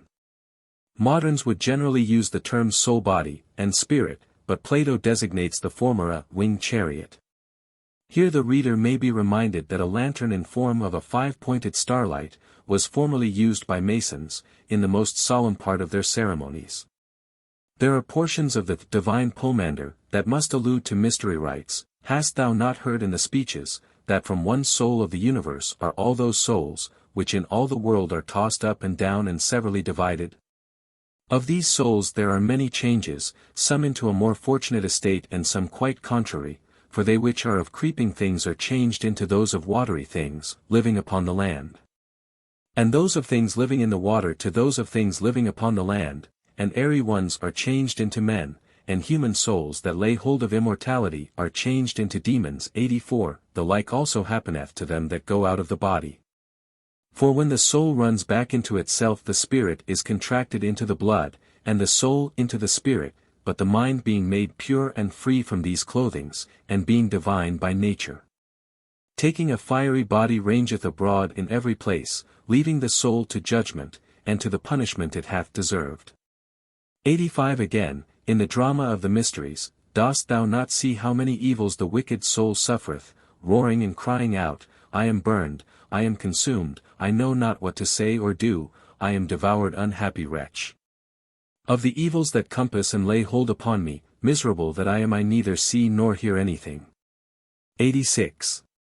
It necessarily follows that to be entombed symbolically and raised therefrom, as was done in these mysteries, was emblematically, if not actually, to be spiritualized or exalted out of the body. Coupled with this recondite teaching as regards the soul was the theory of reminiscence. According to this mystic doctrine, which was advocated by Plato, Origen, and some of the early Christian bishops, as Synesius, all souls have pre-existence and have descended from the spiritual world into the earthly prison of the body. But some souls are more divinely advanced than others.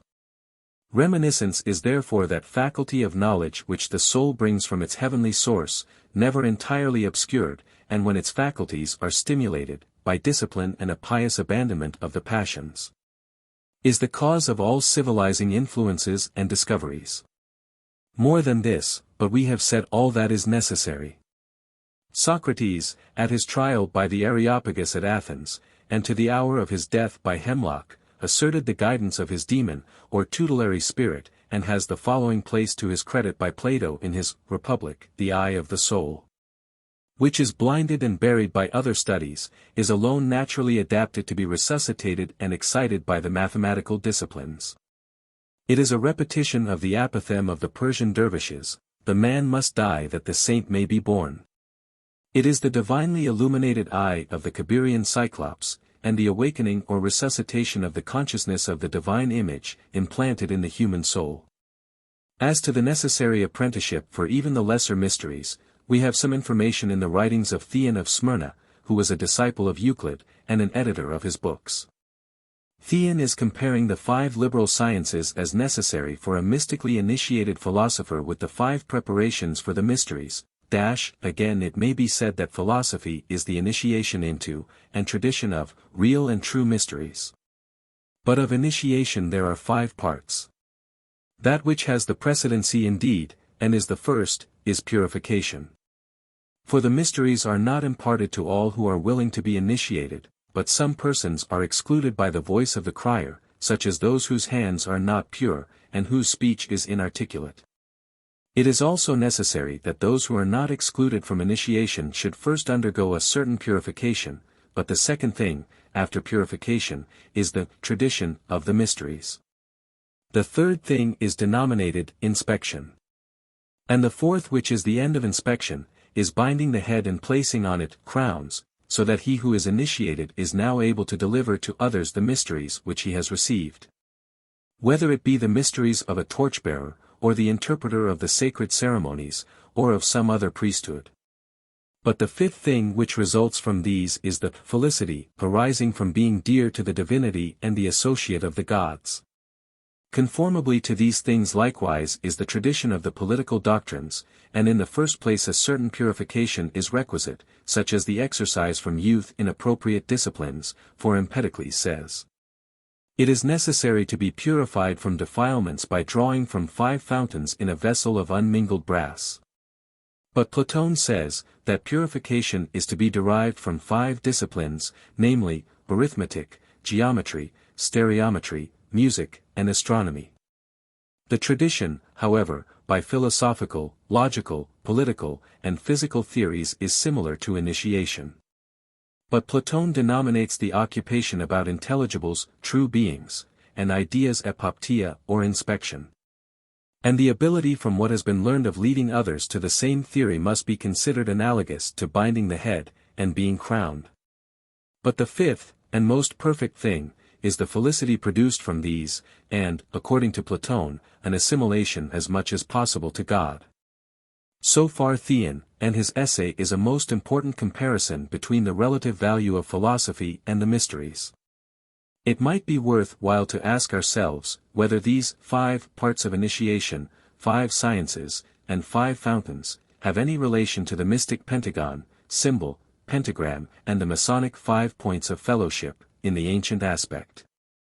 For in these old times the liberal arts and sciences were not 7, but 5. We are informed by Diodorus that the Egyptians had an especial veneration for the number 5, as they considered it to represent the universe, because there were 5 elements, earth, water, air, fire, and ether or spirit. And it is noteworthy that it was by these elements that the worthiness of the neophyte was tested before initiation. It is related that when the eminent Christian, Justin Martyr, applied for initiation into the Society of Pythagoras, he was asked whether he had studied arithmetic, music, astronomy, and geometry. As these alone were capable of abstracting the soul from sensibles, and preparing it for intelligibles, as he could not reply affirmatively he was refused admission. 87. We see from these extracts that the requirement of the liberal arts and sciences were common to theosophy and philosophy, as they were of old to Freemasonry, and is a proof, to be added to many others, that these 3 had one and the same origin, and were rites of the same fellowship. Discipline was made to precede initiation into the mysteries in the same way that Freemasonry, having abandoned the teaching of the arts, and especially geometry, now requires a certain amount of education from its candidates. The lesser mysteries were intended to teach the sciences which the art mysteries transmitted. The greater mysteries were essentially spiritual, embracing man's origin, rebirth or regeneration, and his final felicity, and this passed to Gnostics, mystics, the Church, and the later Rosicrucians. In explanation of the terms inspection, and seeing, epopte, which are frequently used by writers who comment upon the mysteries, we will give some quotations to shew that the claim was actual and not metaphorical. Though not necessary to our subject, we may say, that Iamblichus in his letter upon the mysteries, has left us in no doubt as to the significance of epoptia or inspection, and autopsia or seeing, for he repeats over and over again in unmistakable language, paragraph after paragraph, the fact of the visible presence of supramundane beings at the celebration of the theurgic rites. 88. These particulars, were it necessary, are too long for insertion here, but he proceeds to define with care, the appearance, functions, qualities and the good effects of beholding the gods, defining archangels, angels, demons or tutelary spirits, potentates or demigods, hero gods, and souls, with all the authority of one who had beheld and studied all their qualities. The means taken by these philosophers for inducing the development of seership, was strict chastity and purity of life, accompanied by strict dietary, with fasts and prayer, principles adopted in all the sacerdotal mysteries for superior initiation. The following is recorded by Damascios as to the appearance of the god in the mysteries of Serapis, in a manifestation which must not be revealed. There is seen on the walls of the temple a mass of light which appears at first at a very great distance. It is transformed, whilst unfolding itself, into a visage evidently divine and supernatural, by an aspect severe but with a touch of sweetness. Following the teachings of a mysterious religion, the Alexandrians honor it as Osiris or Adonis. This appearance corresponds, in its description, with what was said of Serapis in our last chapter. Porphyrios, circa 270 AD. Records in his Life of Plotinos, that philosopher, in order to satisfy the curiosity of an Egyptian priest, repaired with him to the temple of Isis in Rome, in order, as the most suitable place, to invoke his tutelary demon. Which having done, a divine being made his appearance, apparently so much above the rank of the ordinary demons as to greatly astonish the Egyptian. The eminent Platonist, Thomas Taylor, translates a passage of the Phaedros thus: likewise in consequence of this divine initiation, we become spectators of entire, simple, immovable, and blessed visions, resident in a pure light. And were ourselves pure and immaculate, and liberated from the surrounding vestment which we denominate body, and to which we are bound, as an oyster to its shell.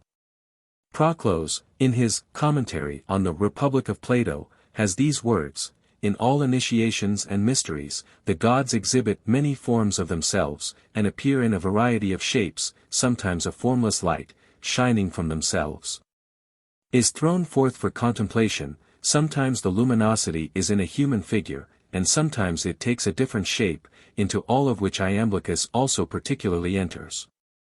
The wondrous works of Homer, the blind old man of Chios' rocky isle, are as full of the appearance of gods and angels to man, as the Jewish scriptures.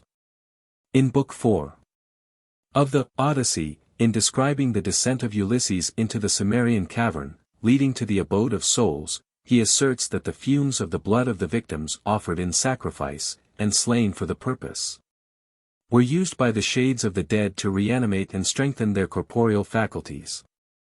Moses says, "The blood is the life." Pope thus words it: on the appearance of the prophet or seer, Tiresias, eager he quaffed the gore, and then expraised dark things to come, the counsels of his breast. Again, when Ulysses observes the wan and melancholy shade of his mother, Anticlea, standing aloof, Tiresias the seer thus informs him: "Know, to the spectre, that thy beverages taste the scenes of life renew, and actions past. And when the mother approaches her son's sacrifice, when near Anticlea moved, and drank the blood, straight all the mother in her soul awakes. And owning her Ulysses thus she speaks. St. Basil instructs us in this, that, the blood being evaporated by fire, and so attenuated, is taken into the substance of their body.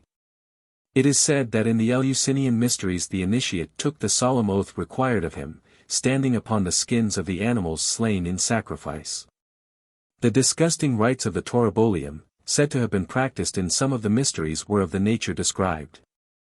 And it is alleged that when the aspirant was to receive this baptism of blood, he was put in a chamber, above which was another with the floor pierced with holes. In this a bull was slain, and the aspirant received the crimson stream upon him in the lower chamber. Prudentius has the following lines on the subject, 89. All salute and adore him from afar, who is touched with this uncleanliness, and sullied with such recent sin offering, because the vile blood of the dead ox has washed him who was hid in filthy caverns. The reader of these pages will no doubt remark that details of such matters have no reference to Freemasonry. That is so, but we were minded to shew of what the mysteries consisted, and what they actually professed and practiced. Nevertheless, a large amount of affinity with Masonic rites, and its symbolism, will be found in this chapter by the attentive observer, and considerably more in the next. The perfectly metaphysical mind of Plato eminently fitted him for an exponent of mysteries which had reached him from remote ages, and it may be said that the mysteries were Platonism, and that Platonism was the mysteries. And in this sense we may aptly apply the words of Ralph Waldo Emerson, who says, "Out of Plato come all things that are still written and debated among men of thought." Plato is philosophy, and philosophy Plato, at once the glory and the shame of mankind, since neither Saxon nor Roman have availed to add any ideas to his categories. Plato himself holds that of the 5 orders of things, of which we have just written, only 4 can be taught to the generality of men. 5. Philosophy in relation to Masonic rites. We mentioned in our last chapter the introduction into the state mysteries of an intellectual class who, as laymen, were destined to exercise great influence upon succeeding generations. The most notable was Pythagoras, who was by birth a Samian of the period of 570 BC. He obtained initiation into the mysteries of various countries, and consolidated all that he had thus learned into a school of his own, which he opened at Crotone in Magna Graecia. He conferred upon himself and pupils the title of philosophers, or lovers of wisdom, and philosophy began to lay claim to all the wisdom possessed by the mysteries. It was the first of the arcane schools that sprang out of the state mysteries, in the same way that private lodges of Masons sprang out of the general assemblies. And in the language of Masons, the school of Pythagoras would be termed a new rite of the mysteries, but Pythagoras went beyond speculation, in a Masonic direction, by his practical views upon the necessity of studying the liberal arts and sciences. And though he flourished nearly 2 centuries before Plato, and nearly 3 centuries before the time of Euclid, he made geometry the basic plan of all creation.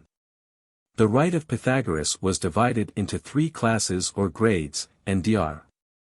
George Oliver in his History of Initiation, makes the school or academy of Plato, to consist equally of 3 degrees with initiatory rites, but it is doubtful whether he had any better authority than will be found in this section. It is full of Masonic doctrine and symbolism which must be left for the reader to apply. The Pythagorean rite was exoteric or public in its teaching, and esoteric or private in things intended for his disciples, and a like rule was followed by the Egyptian priests. The first step of the esoteric teaching was an apprenticeship of 5 years of silence, which Iamblichus informs us might be abridged in cases of merit. The aspirants were termed mathematici, because the grade embodied instruction in the liberal arts, and Hippolytus informs us that deity was denominated Grand Geometrician. Even as we saw that the Chinese termed deity the first builder, and the Indian art fraternity the great or divine builder. The brethren advanced to the second step were termed theorilici, and here they were instructed in the elements of divine wisdom. Then followed the very select class of electi, who were perfect masters. The school had a series of darkly worded apothegms, as for instance, stir not the fire with a sword, be calm. Abstain from beans, be chaste. It had also secret modes of recognition. Their brotherly love was often exemplified in the most remarkable manner, and their devotion to the society, and its laws, by the sacrifice of life itself. The Master has said it, was an all-sufficient guide in their conduct. Ovid in his Metamorphoses has an essay upon Pythagoras and his doctrines, why dread such mere visions as death and Hades? Souls cannot die. They only leave one body to enter another, as I, Pythagoras, know by experience who was once Euphorbus, and recognized the shield I, in his person bore. Death is mere change. The breath goes forth from one body to enter another, be it human or animal, but beneath different shapes the soul remains substantially the same. Hence the horror of killing creatures, it may be, tenanted by kindred souls. But one may go further and say, that not souls alone, but all things shift and pass, night and day, the hues of the sky and sun, and the shapes of the moon. The seasons, the year, changes in correspondence with the ages of man, spring answering to youth, summer to prime, autumn to maturity, and winter to old age. Porphyrios, who was a Tyrian of the name of Melech, informs us that the numerals of Pythagoras are hieroglyphic symbols, by which he explained all ideas concerning the nature of things. And hence of the nature of the symbols to which we have previously alluded. It is said that he taught the true astronomy, termed Mesuranios, as typifying the sun in its relation to revolutions of the planetary bodies. Nor need we feel surprised at the knowledge which this implies, as the Vedas and Shastras of the Hindus indicate a conception that the earth was round and the planets in revolution, at least 2000 BC. 90 Pythagoras was initiated in Egypt after severe trials, and Porphyrios states that he was initiated in Babylon by Zoroastrians, but it is doubtful whether this person or even Zoroaster were names of persons. Zoroastrians may be interpreted by Nazar ad, vowed or separated, and Zoroastrians may be a chief or rabmag, whilst Zoroaster may have been a Zara of Ishtar, and Zerubbabel the Zoro or Nazar of Babylon, a Nazarene and recolonizer of Jerusalem. 91. Pythagoras claimed that all things were created by geometry and numbers, or as his follower Plato expresses it, God perpetually geometrizes. Censorinus thus develops his doctrine of the harmony of the spheres. Pythagoras asserted that the whole world is made according to musical proportion, and that the 7 planets between heaven and earth have an harmonious motion and intervals correspondent to the musical diastemes, and render various sounds according to their several heights, so consonant that they make the most sweet melody, but to us inaudible by reason of the greatness of the noise, which the narrow passage of our ear is not capable to receive. Our old Masonic misses allege that Jabal discovered the musical notes by listening to the sound of the hammers of Tubal-Cain, and tradition assigns the discovery to Pythagoras by the same chance. The Greeks mention the visit of a man of the name of Abaris from the Hyperborean regions. He appeared at Athens carrying a bow and quiver, girt with a gilded belt and a plaid round his body. He was a learned man, instructed in Greek, very judicious, and Toland shews him to have been a Druid from the Hebrides. Pythagoras had no reserve with him, nor the Druid with him, and they parted with mutual esteem. It is said metaphorically that Abaris shewed Pythagoras the sacred arrow which Apollo used against the Cyclops, by which we are to understand Druidical astronomy, and magic, or in Celtic, dry, to which the Anglo-Saxons added craft, denominating magic drycraft.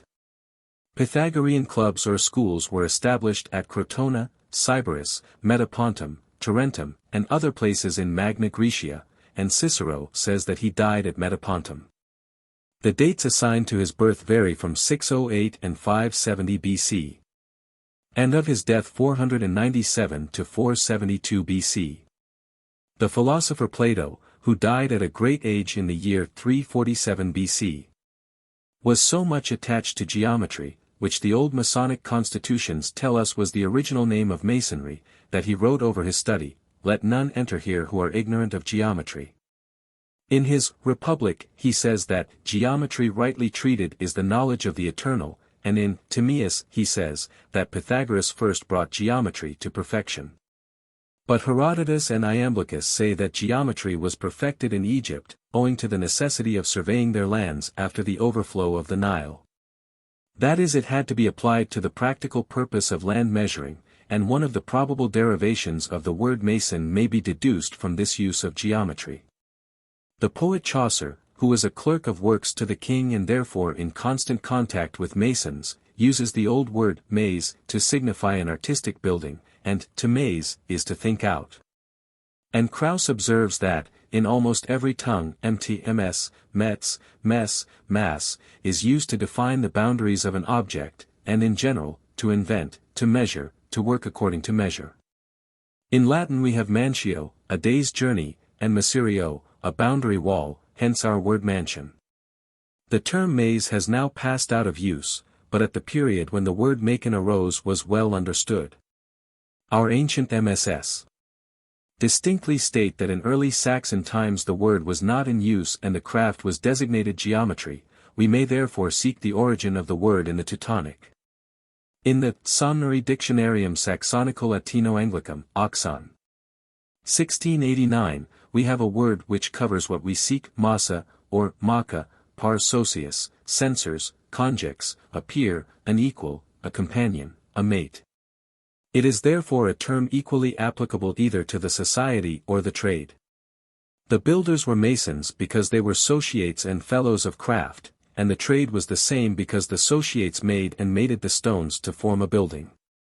The word massa, a table, a mate, indicates fellowship. Brother William S. Rockville has hazarded a derivation from the Coptic, my, to love, and son, a brother, which is quite applicable philologically, and he points out that the hieroglyphic of the first word is a sickle, plow, or scythe, and of the second a chisel. Or a seal is used. 92. Geometry was the chief qualification for the Arcane Schools, as well as for Masonry, and the following which Plato gives in the Philebos, and perhaps derives from an older source, appears also in the Masonic MSS. All arts require arithmetic, mensuration, and statics, all of which are comprehended in the mathematical science, and are bounded by the principles which it contains, for the distribution of numbers, the variety of measures, and the difference of weights are known by this science. But Proclus makes geometry to be also the basis of religion, and confirms what was stated in our last chapter, for he says, the mathematical disciplines were invented by the Pythagoreans, in order to be a reminiscence of divine concerns, at which through these, as symbols, they endeavor to arrive. Even at the present day geometry and its diagrams are the technical language of architects by which they convey their ideas to each other, and which they have inherited with the craft of the ancient Masonic society. It follows that architecture is the best school in which to study speculative geometry, and there must always have existed a close relationship between operative Masonry and speculative philosophy, based as the latter is, to a great extent, upon geometrical science. There must be a good reason why old Masonic misses couple all the sciences which go to form a liberal education. And though it may seem incongruous to couple grammar and logic, with qualifications necessary to build houses, we can give very ancient Greek evidence to prove its necessity and bearing. Ammonius Saccus says, for in general the end of theory is the beginning of practice, and so reciprocally the end of practice the beginning of theory. Thus, for instance, an architect, being ordered to build a house, says to himself, I am ordered to build a house, that is to say a certain defense to protect against the rains and the heats. But this cannot be without a roof or covering. From this point therefore he begins his theory. He proceeds and says, but there can be no roof if there be no walls, and there can be no walls without some foundations, nor can there be laid foundations without opening the earth. At this point the theory is at an end. Hence, therefore, commences the practice or action. For, first, he opens the earth, then lays the foundation, then raises the walls, and lastly puts on the roof, which is the end of the action or practice, as the beginning of the practice was the end of the theory. And thus also the philosopher does. Being willing to form a demonstration, he says to himself, I am willing to speak concerning demonstration. But inasmuch as demonstration is a scientific syllogism, it is impossible to say anything concerning it without first saying what is a syllogism, nor can we learn what is simply a syllogism without having first learned what is a proposition. For propositions are certain sentences, and it is a collection of such sentences that form a syllogism, so that without knowing propositions it is impossible to learn what is a syllogism, because it is out of these that a syllogism is compounded. Further than this, it is impossible to know a proposition without knowing nouns and verbs out of which is composed every species of sentence, or to know nouns and verbs without knowing sounds articulate or simple words. Inasmuch as each of these is a sound articulate having a meaning. The same writer speaks of the practical and the speculative part of philosophy. Plato in his Republic makes Socrates to say, it is indeed no contemptible matter, though a difficult one, to believe that through these particular sciences, arithmetic, music, geometry, and astronomy, the soul has an organ purified and enlightened, which is destroyed and blinded by studies of other kinds.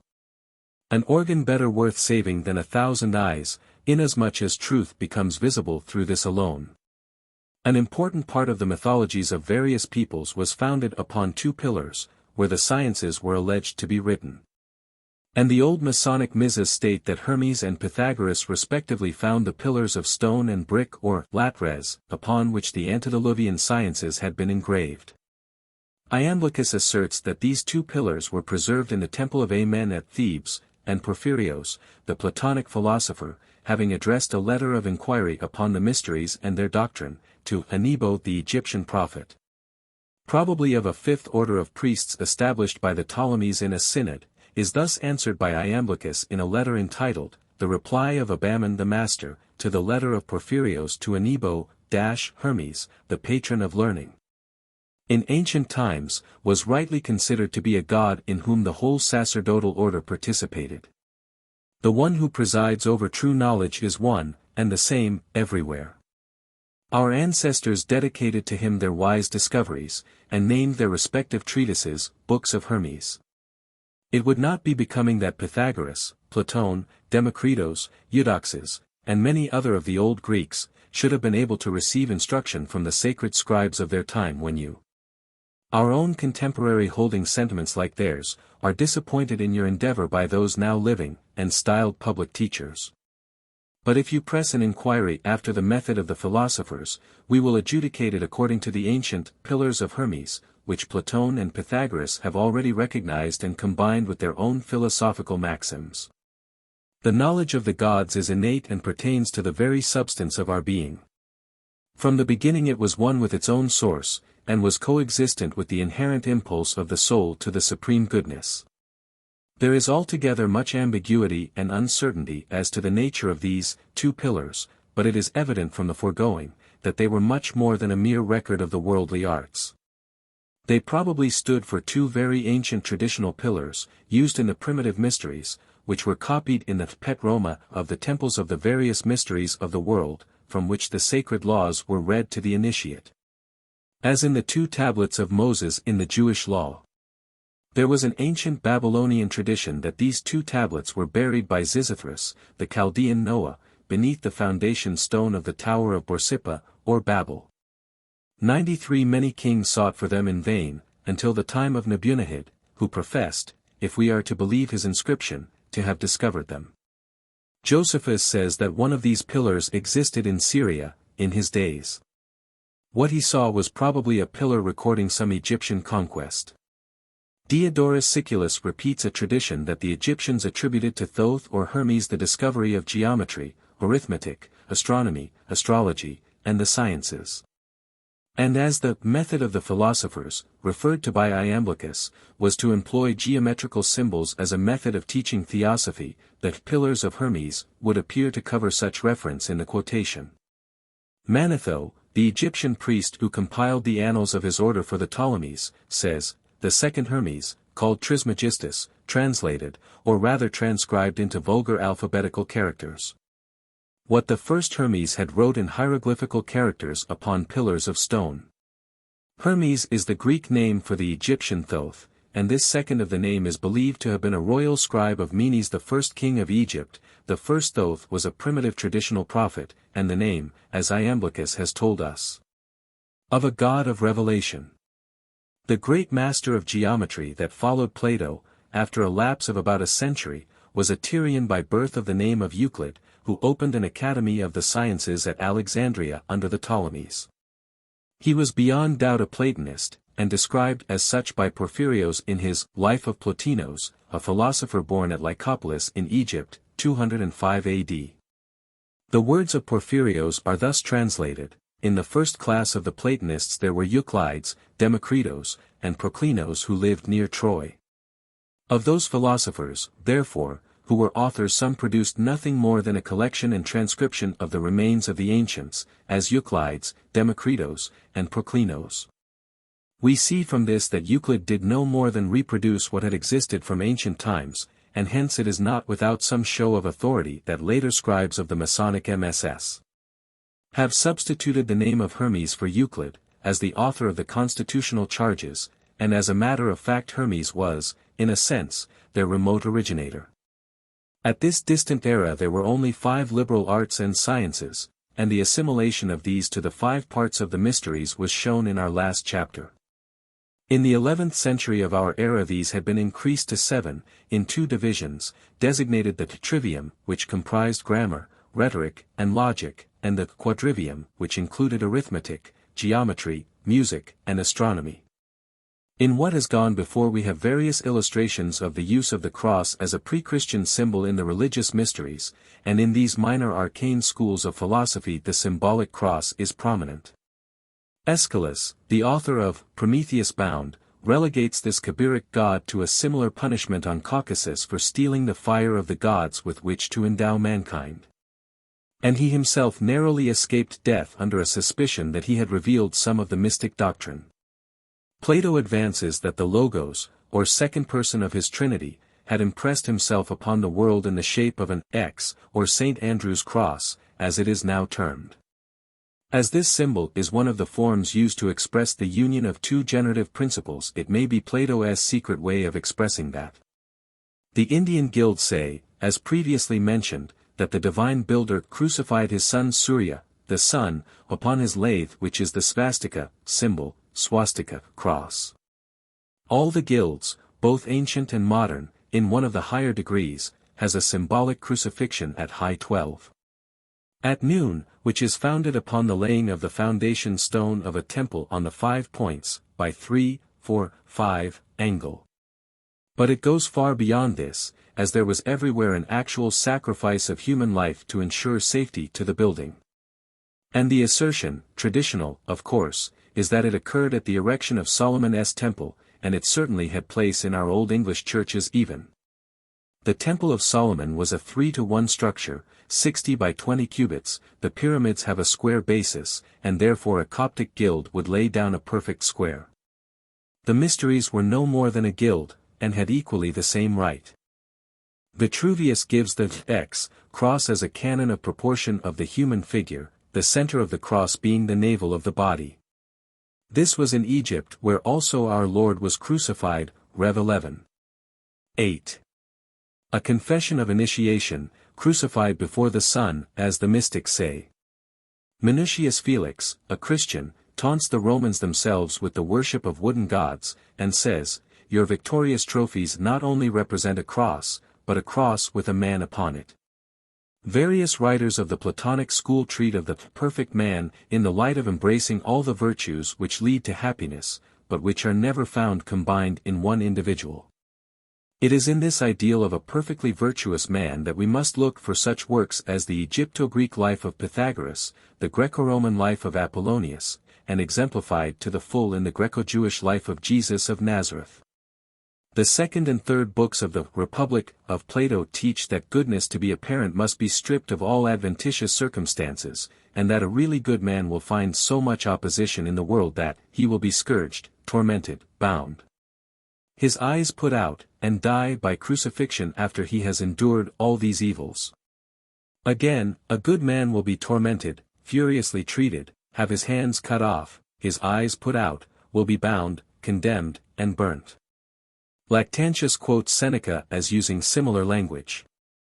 Grotius, from whom we take our translation, considers that Plato writes prophetically, but, after the allusions made in previous chapters, we may be pardoned if we look upon them as applied to certain things in the mysteries, which assigned a reason in the danger of making the arcane doctrines too public.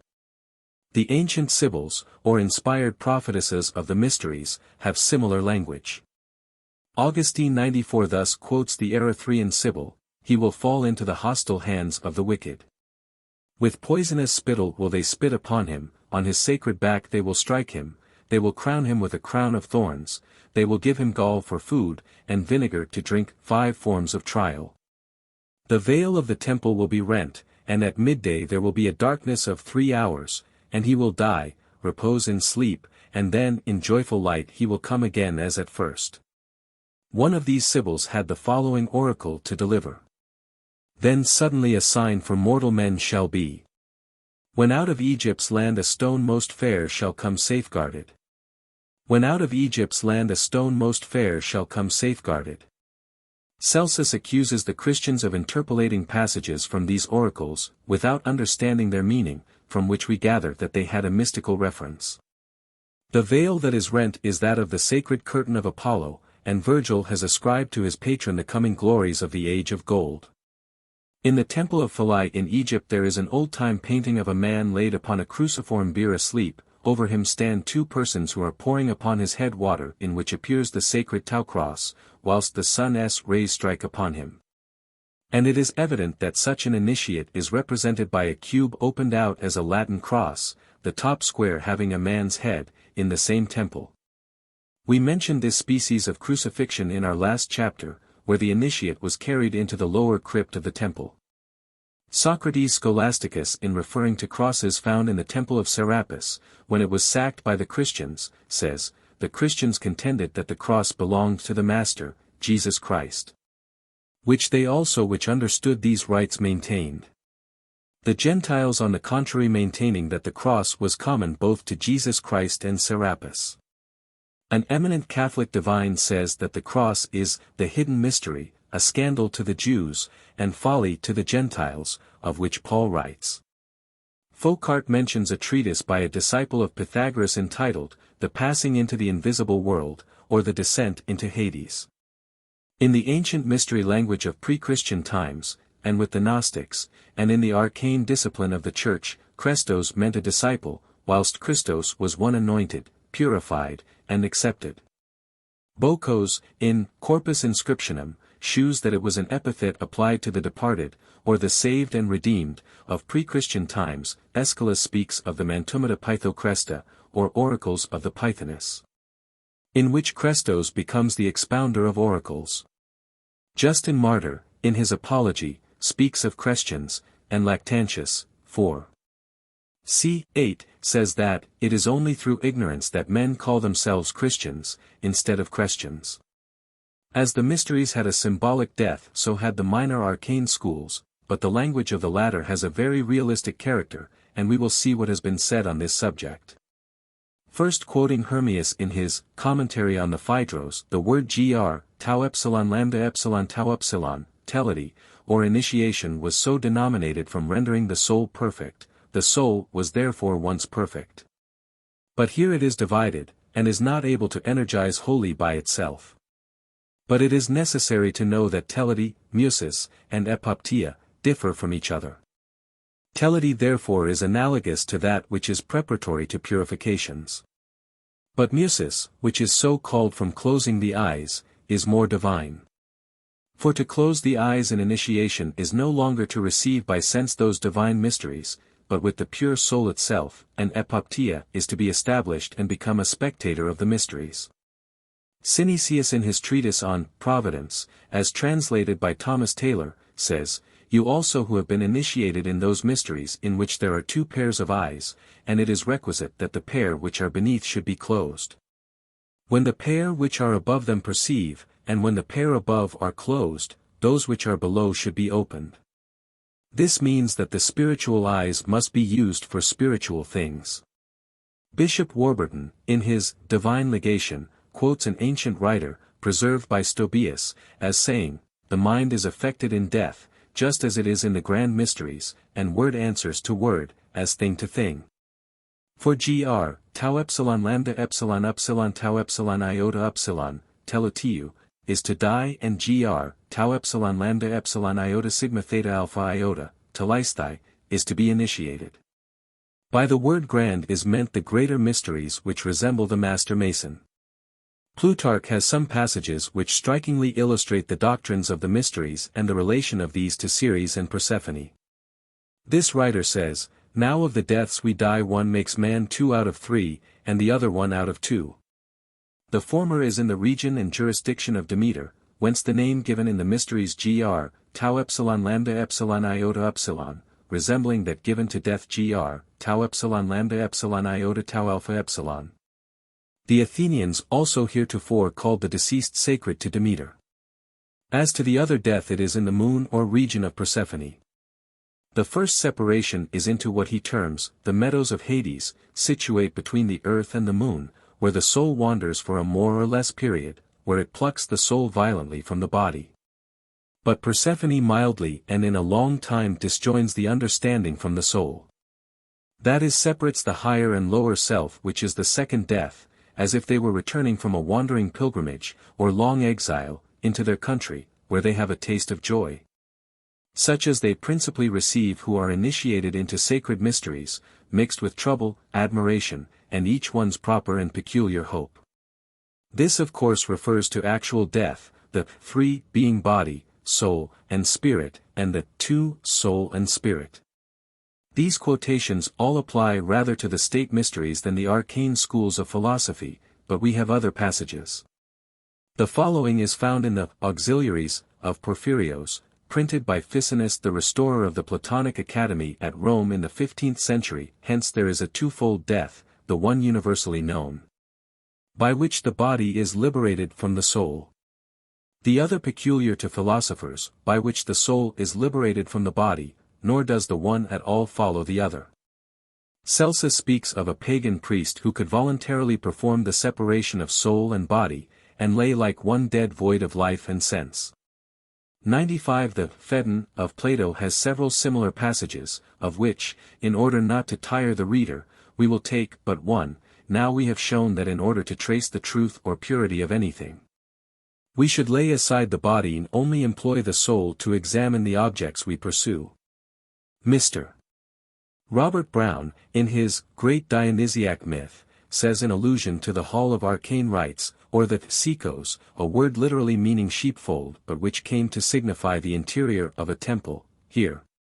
Deeply excited and agitated by all they had gone through, ready to believe anything, and everything, in that state of abstinence which is, or is supposed to be, most favorable to the reception of supernatural displays.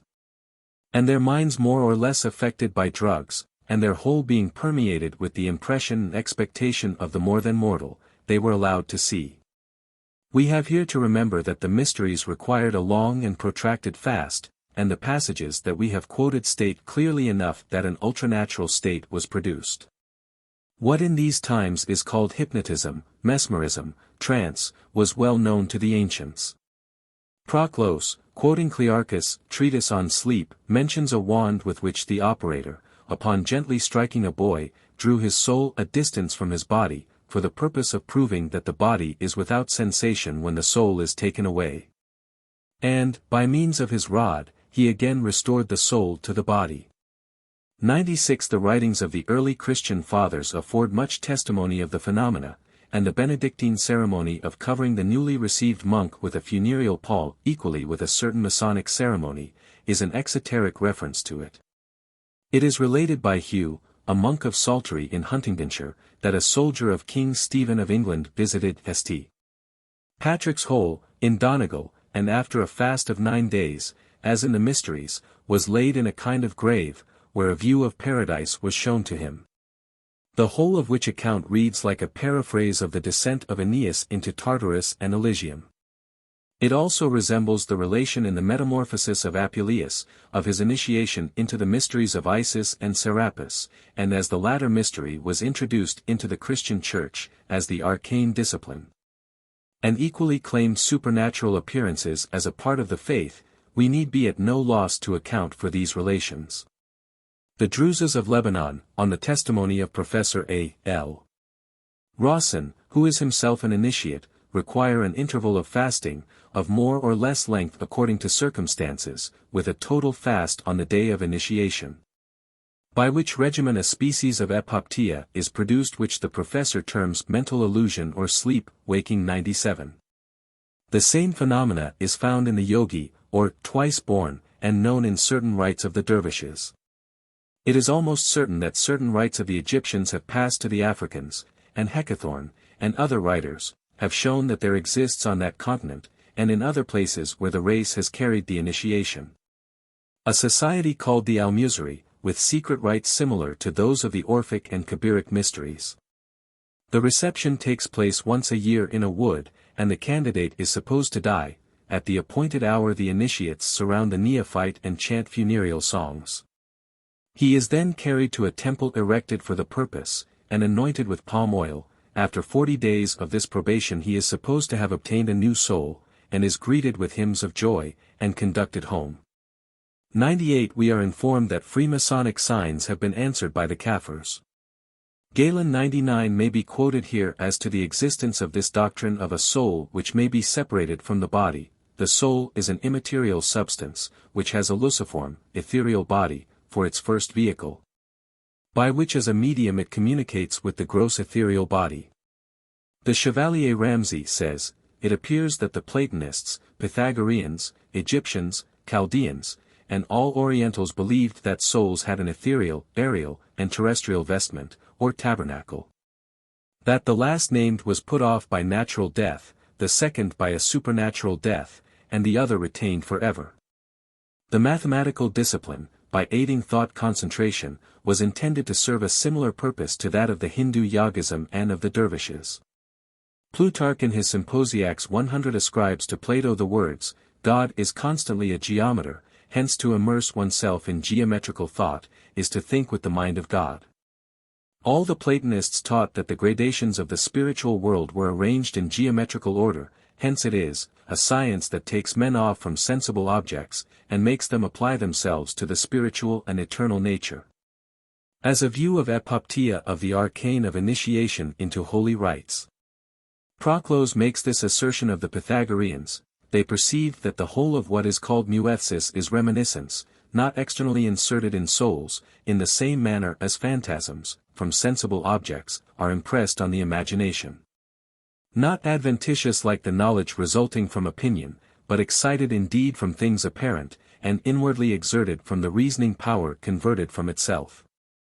They likewise say that though reminiscence might be shown from many particulars, yet it was evinced in a most eminent manner, as Plato also says, from the mathematical discipline, for if any one, says he, is led to the diagrams he will, from them, easily prove that discipline is reminiscence. The science of geometry was also used in a symbolical sense, for Socrates in the Gorgias, accusing Callicles of an intemperate life, says to him, "You neglect geometry and geometric equality." Xenocrates refused a candidate for discipleship, saying to him, "Depart, for thou hast not the grip of philosophy." Of the nature of the symbols used in the Arcane Schools there is almost as little to be gathered in its books as is to be found in old Masonry, and they were evidently close-tiled. We may fairly seek what we do not know respecting symbols, through what we do know of history, and to comprehend symbols we must study the old historical religions. The Masons, Rosicrucians, Templars, and Gnostics, all used the same class of symbols. The Society of Druzes in Syria, and the Sufi dervishes of Persia and Turkey, admit themselves to follow the Platonic school, whether by inspiration from its writers or by descent from the old mysteries, and from which each and all, in one form or another, derive their knowledge. We may also follow these religious symbols in the unchanged rites of India. The basis of the Masonic jewel of a master in the chair is an old Egyptian symbol, for Plutarch informs us that a triangle whose base is 4, perpendicular 3, and hypotenuse of 5 parts, the square of which is equal to the square of those sides containing the right angle, was an important emblem in Egypt, as a symbol of nature. The base figured Osiris, the perpendicular Isis, and the hypotenuse Horus, the originating and receptive principles, and the offspring of the two. It was the standard of their measures of extent, and was for modern centuries the traditional method by the application of which the stonemason tested the squareness of his plan. 5 times 5 is equal to 25. For by 4 and 3 times 3 is equal to 25, the guilds of both East and West employ the rites to this day.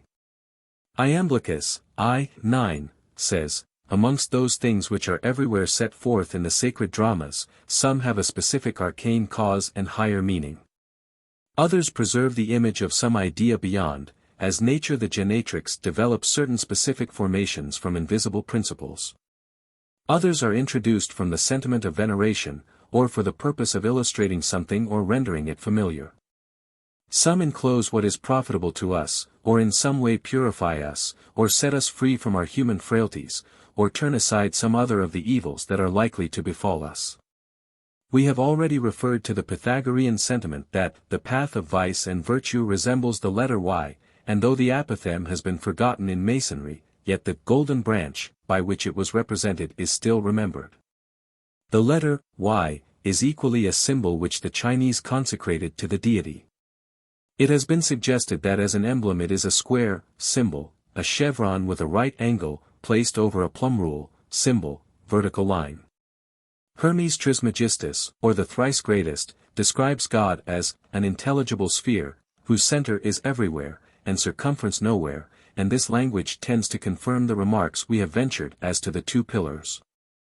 Ferchide Cyrus, who had the early education of Pythagoras, in his hymn to Zeus, cited by Kircher, OED.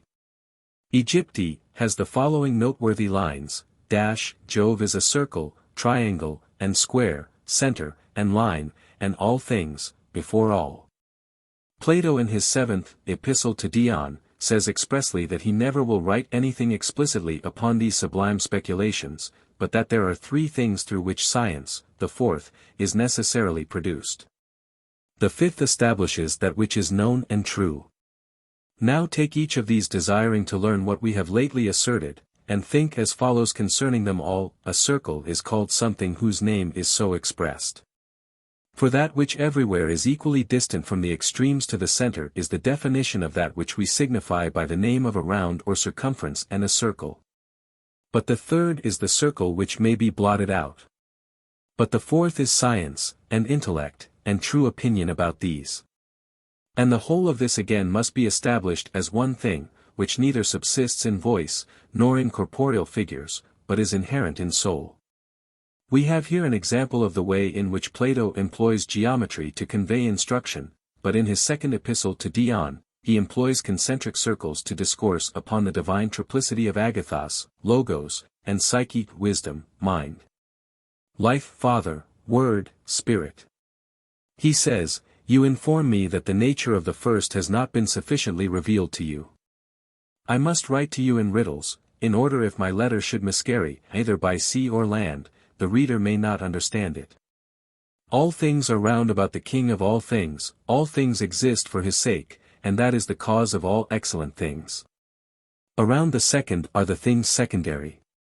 Around the third are the third class of things.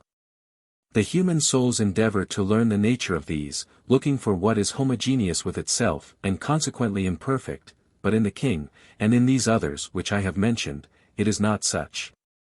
The greatest precaution is to be observed not to write, but to learn by word of mouth, for it is hardly possible for what is written not to come abroad. For which reason I have written nothing upon such topics. No such books of mine exist, nor ever shall." Proclus in his commentary upon this says, "The demiurgos or creator is triple, and the three intellects are the three kings, he who exists, he who possesses, he who beholds."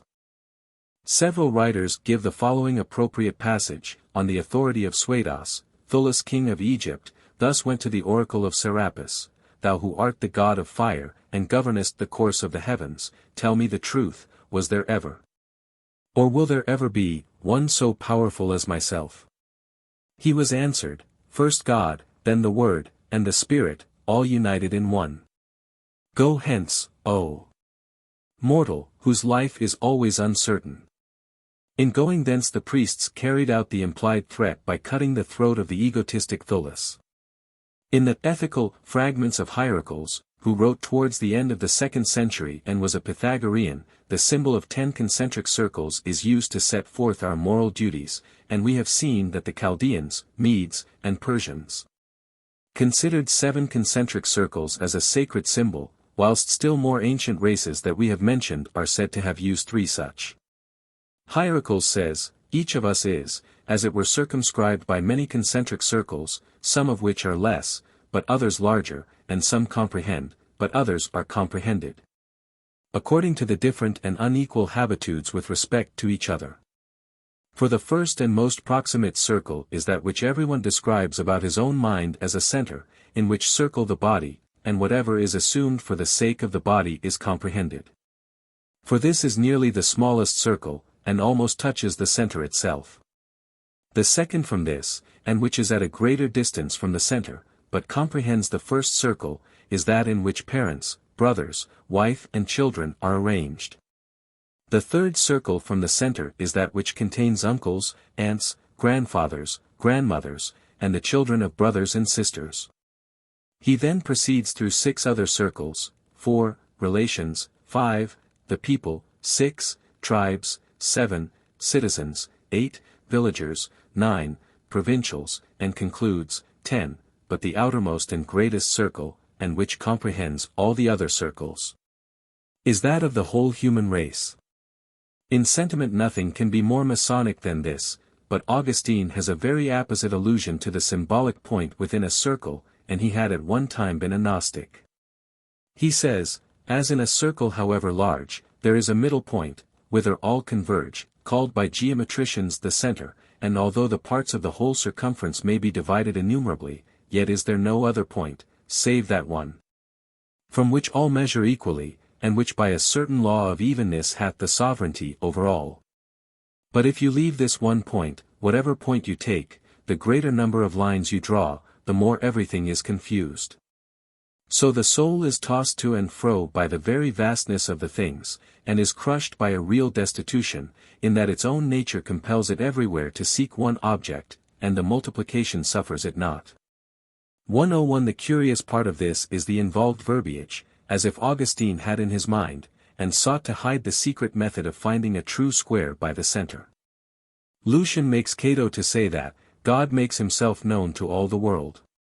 He fills up the whole circle of the universe, but makes his particular abode in the center, which is the soul of the just. Another mode of illustrating this is used by the Rosicrucian Paracelsus, who says, all numbers are multiples of one, all sciences converge to a common point, all wisdom comes out of one center, and the number of wisdom is one.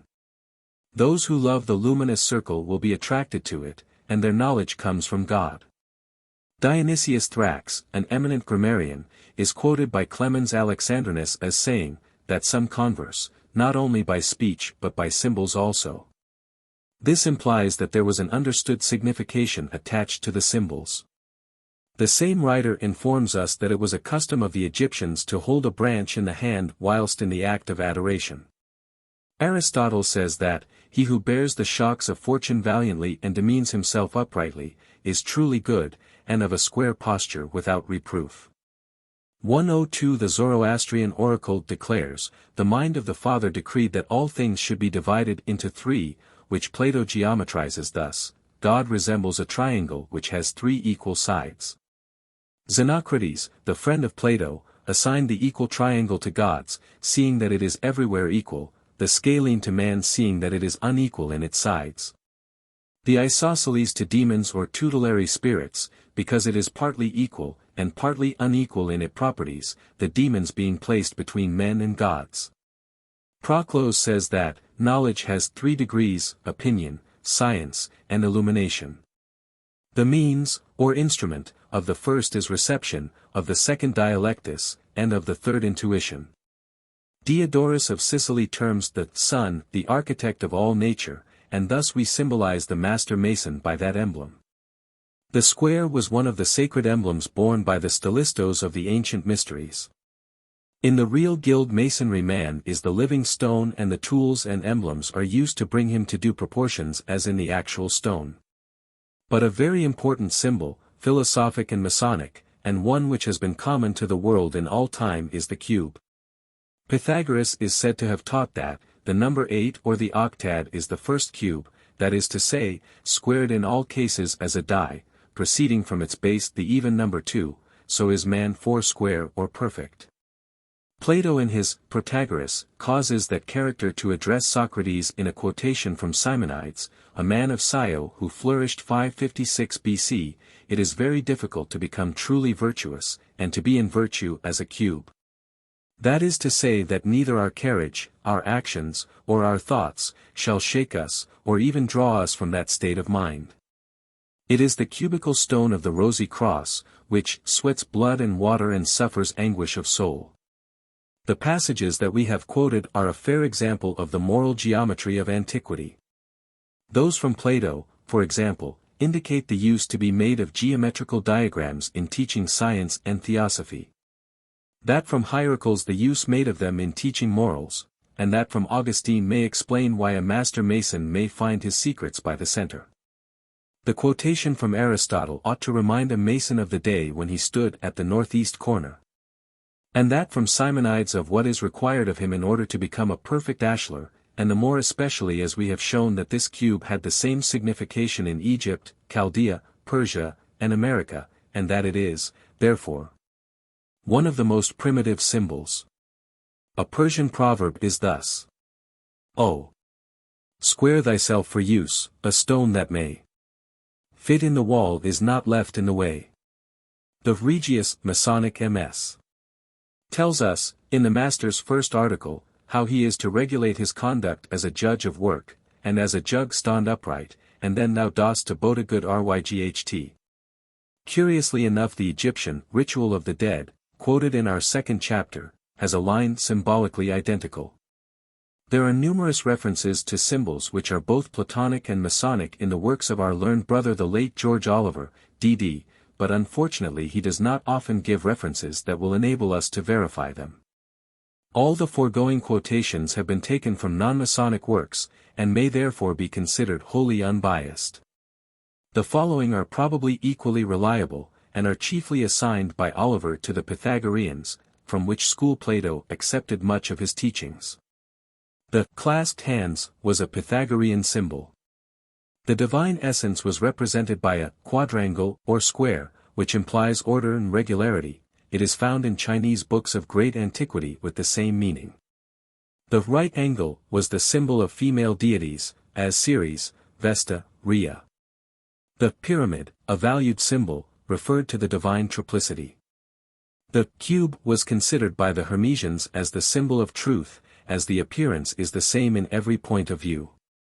The double triangles, single triangles, five-pointed star, cross, etc., have been used by all nations, in all time, and in common with square and compasses, plumb, square, triangular level, etc. have figured as alphabetical characters. The triple tau, symbol of triple tau, like a T striking the crossbar of an H from above, is given as the monogram of Hermes. And the letter P crossed, symbol, P with a short horizontal line across the lower vertical, as the staff of Osiris. But the most widely spread, and most ancient of all symbols is the swastika, Philpot, or Jane cross, symbol, swastika, formed of four squares joined at the ends, derived from the primeval center, and Kabiric. The five Platonic bodies are Masonic symbols, and in ancient arcane schools were held to teach that the world was made by God, in thought and not in time, and of the elements thus evolved, fire is a pyramid, earth a cube, air an octohedron. Water an icosahedron, the sphere of the universe a dodecahedron. The equilateral triangle, the square, and the equal hexagon, were considered the most perfect geometrical diagrams. And it was pointed out by Pythagoras that there exist no other forms whose multiples are competent to occupy the whole space about a given center, and which can only be effected by 6 equilateral triangles, 4 squares, and 3 equal hexagons. There are certain ancient symbols, some of which have the appearance of Roman letters but are not really so, which are found sculptured on stones in Egypt and elsewhere, and found, in later times, in this country as Masons' marks. The letter Y may be found placed on a reverse triangle, symbol, inverted equilateral triangle with small y hitting upper base. We have the X across, the reverse tau or level, T inverted, and doubled it may form a cross, plus. There are the masculine and feminine symbols V and V inverted, which united may form the N symbol, so often found as a Mason S mark. The same symbol is found on pre-Christian coins of Persia, in various angles. The V inverted and W, the latter a double symbol, the I is phallic, the V inverted and V crossed or interlaced, as in the Masonic square and compasses. Another very ancient symbolic mark is 2 triangles, symbol, 2 equilateral triangles, top inverted, lower upright and joined at vertices in center like an X, with closed top and bottom, joined at the apex, which is still a sacred symbol in Tibet, Turkey, and India. Our readers, who have carefully noted the symbols mentioned in our previous chapters, will have perceived that whilst many of the arcane emblems have been continued in Freemasonry, throughout the centuries, others have been lost in the speculative system, but were preserved by the guild and also as Masons' marks. They must at one time have enclosed a recondite doctrine, which was common to both the sacerdotal and art colleges. And marks of this class, which go beyond mere monograms, admit of a mystic interpretation, which indicates a cult common to theosophia and philosophic geometry or masonry. It happens that some of these symbols may be interpreted to contain the doctrine of the pre-existence of souls. The union of the spiritual and material nature in man, which enables him to live 2 lives, the sensual and the spiritual, the fall of man as the Kabbalists pretend being figured in the predominance of the former over the latter. Other emblems have reference to the divinity, and an example of the Masonic manner in which these may be made to convey instruction may be illustrated by the equilateral triangle. It has 3 points, a point has position only. A line has length only and terminates in 2 points. 3 lines of equal length at equal angles form an equilateral triangle, or the primary figure in geometry, and represents the Trinity in unity, or deity pervading all space, creator of all things animate and inanimate. Doubled it represents the perfect Godhead, and the male and female energies of nature. Or again, a point is the beginning of any active duty, the flowing of which point generates a line. A line is therefore either reward, duty, pleasure, or profit. A right line is a duty performed and pursued with constancy. The extension of a right line to generate a surface is therefore perfect duty.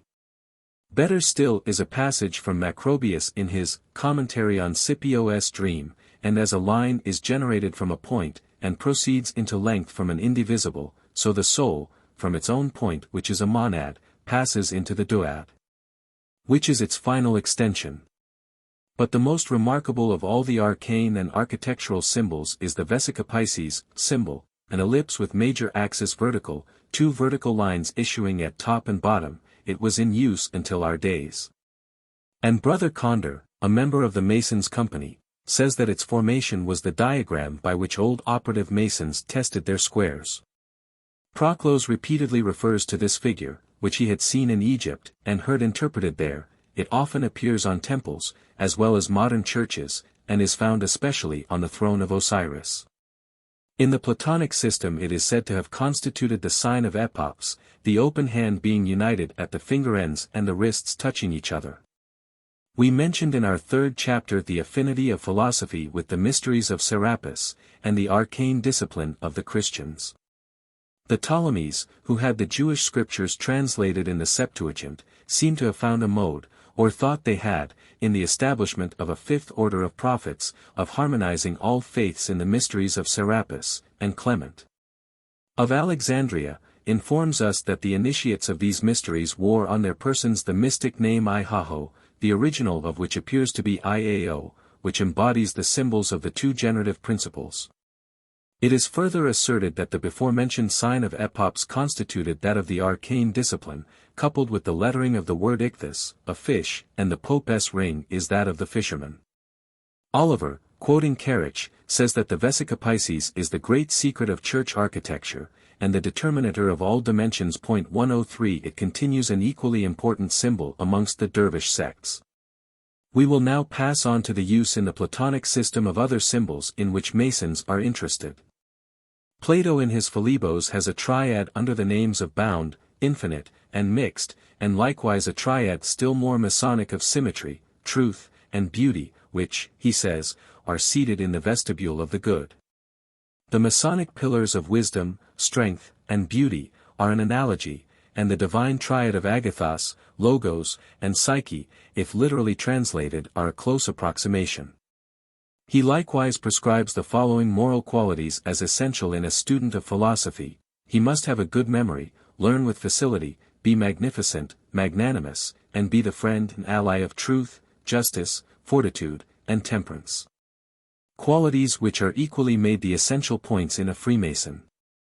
Again, in the Phaeton, which is a dialogue on the immortality of the soul, we find the following important passage, which he adduces on the authority of the most ancient mysteries: wisdom is the only true and unalloyed coin, for which all others must be given in exchange. With that piece of money we purchase temperance, justice, fortitude, and prudence, or wisdom itself, are not exchanged for passions but cleanse us of them. And it is pretty evident that those who instituted the purifications called by us teledes, i.e.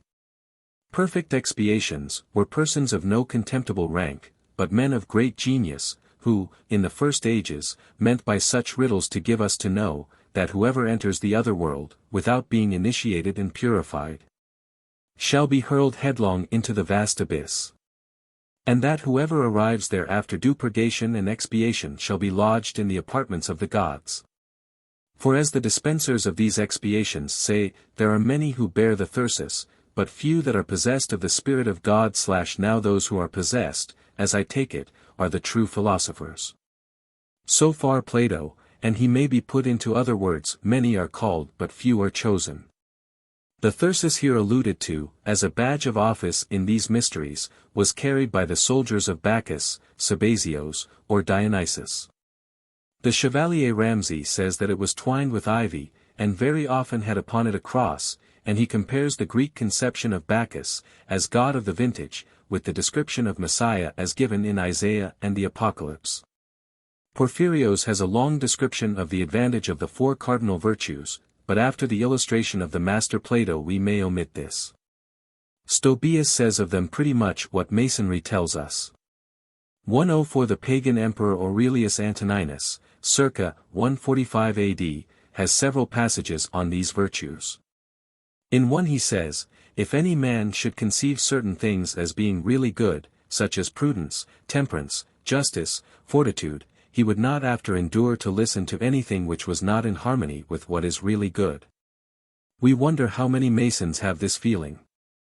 The doctrine of equality and brotherly love, which forms the base of the Masonic institution, may be paralleled in the Arcane Schools with such passages as the following: Alypios, tell me, O philosopher, is the rich man unjust, or the heir of the unjust? Iamblichus, that is not our method of disputing, O illustrious man. No one is considered rich by us, even if he does possess external riches, unless he likewise has the virtues characteristic of a true philosopher. That is the virtues which have been already mentioned. And brotherly love is often enforced, but in the Regius MS. Of the old Masonic constitutions there is a passage which states that the stewards of the hall are to serve one another, like sister and brother, for which sentiment Platon's Symposium, or Banquet of Life, may be consulted. Democritus expresses the gist of this work in a few admirable words: he who loves the goods of the soul will love things more divine, but he who loves the goods of its transient habitation will love things human. We may close this chapter with a few hints as to the changes which Christianity forced upon the ancient schools. Iamblichus phrases a Pythagorean dogma thus: as the lesser mysteries are to be delivered before the greater, thus also must discipline precede philosophy. If the lesser gave the title of Mysti, the greater gave that of Epopte, and if the passage means anything it must be this, that science and art, represented by geometry, is the counterpart of the former, whilst philosophy is in relationship with Epopte. Hence after the breakup of the state mysteries, we see a succession of two schools, closely related to each other, the craftsmen, or art school, and the Gnostics who know. Ragan 105 says, do we not know that the ancient initiated poets, when speaking of the foundation of a city, meant thereby the establishment of a doctrine? Thus Neptune the god of reasoning, and Apollo the god of hidden things, presented themselves before Laomedon the father of Priam to help him to build the city of Troy, that is to say, to establish the Trojan religion. In other words, to build a city is to establish a public cult, to build a temple is to found an arcane school. The Mysti, or veiled, are they who see things as they appear. The Epopte, or set apart, see things as they really are, that is they are Gnostics or knowing ones. There is a passage in the Prometheus of Aeschylus, which seems to correspond with the adventures of Aeneas that we have related. And to advise the god that he was to look for an initiate who would give peace to humanity, to such labors look thou for no termination to thy pangs till a god shall appear, as thy substitute. Willing to go down to gloomy Hades and to the murky depths around Tartarus. Blavatsky observes, and we see no reason to disagree with her views, that when the Hierophants of the mysteries saw that it was necessary to rebuild the sinking speculative edifice, the Mysti had committed to them the rebuilding of the upper temple, or exoteric part. Whilst the Epopte had the lower temple, the crypt or the esoteric portion, for such were their respective appellations in antiquity, and are to this day. Initiation was spoken of as a walking into the temple, and the cleaning or rebuilding of it referred to the body of an initiate on his supreme trial. The misfortunes which befell the establishment of Pythagoras at Crotone may possibly have had their origin in the jealousy of the state mysteries. Though the destruction of its building and its members is usually attributed to the anger of one Cylon who had been refused admittance. It is evident, however, that 2 centuries later the state mysteries must have lost much of their exclusive power over the mind, when the arcane schools of philosophy were permitted without check to assume the entire role of their doctrines. The Emperor Galen, at a still later period, gave permission to Plotinos to build a city by the name of Platonopolis, where the philosophical system was to be taught, but this does not appear to have been carried out. It is, however, quite clear that the state mysteries and the arcane schools taught the same truths, if in somewhat varied forms, and that these truths are equally represented in Masonry, which is as far as we desire to go in this chapter. It is quite possible that there are some trifling resemblances between Platonism and Masonry, which may have been introduced at a modern date, but it is utterly impossible that this can apply to the great mass of things which are in common. And we shall see more of this affinity, and in the ancient times of Masonry, as we proceed. Before the reader advances to the next chapter, he will be pleased to note, and to remember in regard to all which follows, that these 5 chapters afford ample evidence that the original mysteries had now culminated in 3 classes, but varying only in profession and technique, in the several systems, viz. 1. The sacerdotal. The drama refined into a temporary trance death. 2. The military. The original drama of a murdered god. These 2 classes were suppressed by the Christian emperors of Rome, but continued to be secretly practiced by what one writer terms strolling priests. The 3rd class learned to close the lips, which in the Greek is the equivalent of mystery, and as art was necessary to the church they received protection. 3. The artisan. A version of the last named. Entering India, China, and Babylon from the north, and Greece, Phoenicia, and Palestine by way of Egypt, at times, in India, imparting the yogism of the 1st class. Our Saxon ancestors for these adopted the term guild, which implies contribution of money. 6. The mystic and Hermetic schools in Christian times. With the close of our last chapter, philosophy had begun to play an important part upon the stage of ancient mystery, and the old spiritual faith of Isis, Osiris, and Horus was becoming still more subtilized by the restless Greek at Alexandria, under the rule of the Ptolemies. Here was established a new, or 5th order of priests with the title of prophets, and the mysteries of Isis, Serapis, and Anubis became the favorite arcani. Ptolemy Philadelphus assembled a council of Jews, alleged to be 70 in number, for the purpose of translating their scriptures into Greek, which version is yet known as the Septuagint. He also treated with Asoka in regard to the doctrine and progress of Buddhism. 106. A wide eclectic school was to be established, under which the existing faiths might be assimilated, and the secret and sublime mysteries of the school were those of Serapis. How this succeeded may be gathered from a letter of Hadrian, Emperor 118 AD. To the consul Servianus, preserved by Vopiscus 107, in which we find the following: of the Egyptians, they who worship Serapis are Christians, and such as are devoted to Serapis call themselves bishops of Christ. Another translation has it, those who call themselves bishops of Christ are vowed to Serapis. There is no ruler of the Jewish synagogue, no Samaritan, no priest of Christians, who is not an astrologer, a diviner, and a charlatan. Their patriarch himself when he comes to Egypt is by some forced to adore Serapis, and by others Christ. They have all but one God, him the Christians worship, him the Jews, him all the Egyptians, and those of all other nations. 108. Between the years 300 BC and 300 AD. Alexandria was the seething cauldron whence mystic learning spread over the world, mysteries, Kabbalah, theurgy, Gnosticism, alchemy, astrology, and even Christianity, for it is said that, out of Egypt I have called my son. The philosophers termed themselves Philalethians, or lovers of truth. And the numerous societies which we shall mention in this chapter have much interest, but we must mention them in the briefest possible manner. In many cases successions exist to this day. Kabbalism. It is quite probable that this system of interpreting the Jewish scriptures was a part of the instruction of the Beni Hanabiim, or sons of the prophets, alluded to in Samuel. According to Clemens Alexandrinus, these colleges consisted of classes designated sons and masters, and he observes that there were novices amongst the Levites, and that converts were divided into exoterici or proselytes of the gate. and Trina Secti or proselytes of the covenant, perfecti.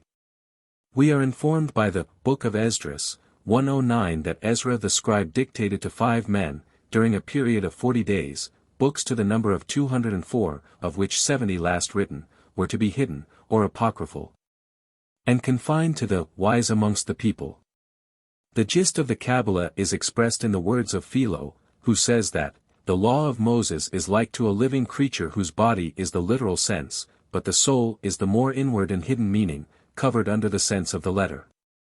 The mystery is divided into 3 veils, and is said to have been delivered by Moses orally to the Levites and elders, from whom it descended to the rabbis. The 2 grand pillars of the Temple of Solomon were important symbols, and Frank says that upon entering the first veil we are in the vestibule, in the second the holy place, and in the third the sanctum sanctorum. The 10 Sephiroths, which represent the descent of creation from the divine, are also divided into 3 classes which remain an indivisible trinity.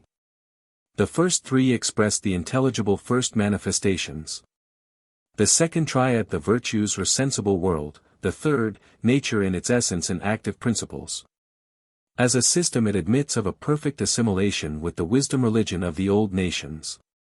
It was prescribed in the Merkabah, and the Chaldean Book of Numbers, that the neophyte was to be led to a secluded spot by an ancient who whispered in his ear the great secret. The Sefer Jezira, which it is argued from astrological allusions therein to be as old as Abraham, says, "Close thy mouth lest thou should speak of this, and thy heart lest thou should think aloud. And if thy heart has escaped thee bring it back to its place, for such is the object of our alliance." The European Jews had an association called the Order of Elijah, which is said to be mentioned in the Mishnah and Gemara. It had passwords, signs, and countersigns, and is believed to have been in existence in Poland and Saxony at a very early period. 110 The Masonic Royal Arch degree has drawn on the Kabbalah and Talmud, but periodical revisions have taken place. Essenes. This important mystic sect amongst the Jews has puzzled historians. It may have struck out a new path from the Kabbalistic road, but the extreme veneration of its members for the sun is more characteristic of Chaldea, and of the existing Yezids. Jewish critics believe that they are the Assadeans, Chazdim, or Old Believers allied with the Maccabees. They afterwards divided into 2 sects, or the practical and contemplative members. Other writers consider that they were Egyptian priests, driven into Syria by the conquests of Cambyses of Persia, and Alexander the Great, and it is very probable that this may be partly correct, and that they may have included Jesus ben Panther, a nephew of Queen Salome, who after studying Egyptian theurgy, and preaching to the people, was proclaimed for 40 days, and then stoned to death, and hung on a tree at Lydda, about the year 100 B.C. The Essenes are said to have recognized 8, some say 10, spiritual stages of ascent to beatitude, and they had, like the Pythagoreans, a system of degrees with a probationary period between each. Their doctrines were delivered orally and they took an oath of secrecy, chastity, and justice in all their dealings. When addressing their chiefs they stood with their right hand below their chin, and the left let down by the side. As the Pythagoreans assembled in companies of 10, so also the Essenes considered that 10 made a lawful assembly for divine worship, but this resemblance may derive from still older societies. The Roman collegia and English guild masonry were ruled by tens and hundreds. Ernest de Bunsen, whom we mentioned in our second chapter, holds that amongst the Egyptian and Jewish Gnostics there was a twofold tradition which passed into Christianity, and that it had the doctrine of a spiritual development which transformed them into living stones, hence denominated Banaim, or builders, that is of a bodily temple, and therefore they neglected the material temple of Jerusalem. A select class of the Essenes were termed Therapeuti, who were healers, and dwelt in small cottages wherein was an inner shrine used for contemplative purposes. They kept the Sabbath, and, every 7th times 7, they had a special service with mystic dances, such as we have referred to in the Mysteries. Philo says, they have impulses of heavenly love by which they kindle, in all, the enthusiasm of the Carabants, and the Bacchanalians, and are raised to that state of contemplation after which they aspire. This sect had its rise in Alexandria, before the Jews were very numerous, and spread exceedingly throughout Egypt. Eusebius, the Christian historian, has some curious remarks on the sect. He says, "Their doctrines are to be found among none but in the religion of Christians, according to the gospel. Their meetings and the separate places of the men and women at their meetings, and the exercises performed by them, are still in use amongst us at the present day, equally at the festival of our Saviour's Passion. It is highly probable that the ancient commentaries which they have are the very writings of the apostles, and probably some expositions of the ancient prophets, such as are contained in the Epistle to the Hebrews, and many others of St. Paul's epistles." Josephus had personal knowledge of the sect, and makes mention of books which were kept secret, referring to the names of the angels, which may mean powers or attributes, and reappearing in the arcane discipline. We must remember also in connection with Eusebius' mention of the Saviour's Passion that the weeping for Adonis continued in Syria down to the 4th century AD. There can be no doubt that a Christianized form of the mysteries was continued by the monks, and we have the testimony of the Fathers to this effect, but we might expect that these would vary in the country where they were practiced. Thus we might expect to find the influence of Adonis in Syria, of Serapis in Egypt, Dionysus and Bacchus in Greece and Rome, and throughout the Roman Empire the influence of the rites of Mithras with the before named. It would appear, however, that there were branches of the Essenes, and Therapeutae, who became actual Christians, as Nazarenes, Ebionites, and Nabatheans, and the first term is yet in use in the East to designate Christians. Who first took that name at Antioch? Theodoret says, "The Nazarenes are Jews, honoring the Anointed as a just man, and using the Evangel according to Peter, portions of which were discovered a short time ago in Egypt, and a little later fragments of the Logia of the Lord." The Ebionites were a portion of the sect, and had amongst them relatives of Jesus, and used the Gospel of Matthew, derived, it is believed, from the Logia. They dwelt in a region near the seat of the Athanasian mysteries. They looked upon Jesus as assuming his apostleship at the descent of the Holy Spirit, and that his messiahship would begin with his second coming. The Nabatheans were followers of the Baptist in Lebanon, and the books of this sect yet exist in Syria. Mark Ion, who left Rome, about 140 AD, would seem to have followed the Gospel of Luke. Eusebius, St. Jerome, and Epiphanius have asserted that these sects were branches of the Essenes, and there is no doubt that several of the sects, which were eventually classed as Gnostic by the Church of Rome, proceeded from them. 111 We will, for convenience, before proceeding with the Gnostics, take the secret system of Platonists who Christianized themselves. Arcane discipline. This system was in vogue in the Church of Christ between the 1st and 4th centuries of our era.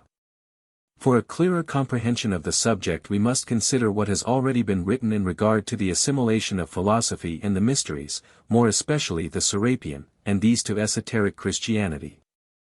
That there is a great identity between these cannot be doubted, nor that arcane Christianity was the essential adoption of Serapian rites.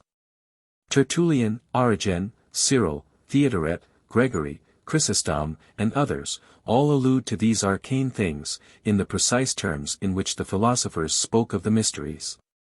Basilius says that they kept their doctrines secret, their preaching was public, that is, it was esoteric and exoteric, as the philosophers held the mysteries to be. Cardinal J. H.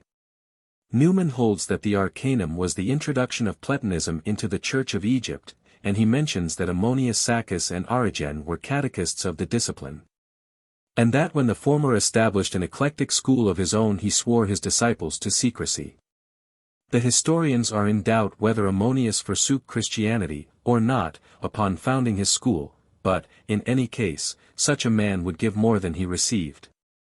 The grades of the system are given by some writers as follows: catechomenoi or learners, pistoi or faithful, photozomenoi, illuminated or baptized, memumenoi or initiated, and teleomenoi or perfected. But Bishop Warburton, quoting Casaubon in his 16th exercise on the Annals of Baronius, gives the degrees as follows: catharsis or purified, maestas or initiated, and teleosis or the end, but remember the relationship of telity to death. Casaubon says, that which is called a symbol of faith is various in its kinds, and they serve as tokens or tests, by which the faithful may recognize each other.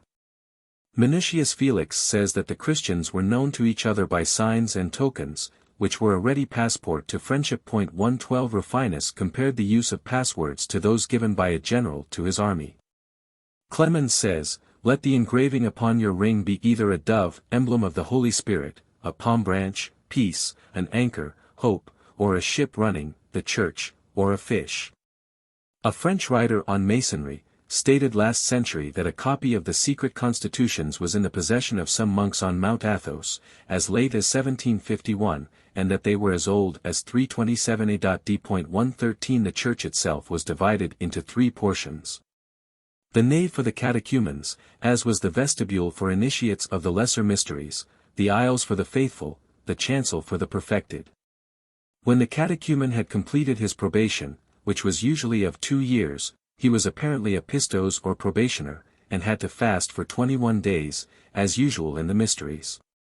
His shoes were removed and all his clothing with the exception of an undergarment, and with a lighted taper in his hand he was led into a room adjoining the church. Prior to baptism, the aspirant, with his hand raised aloft, and face to the west, or place of darkness, thrice renounced the devil and all his works.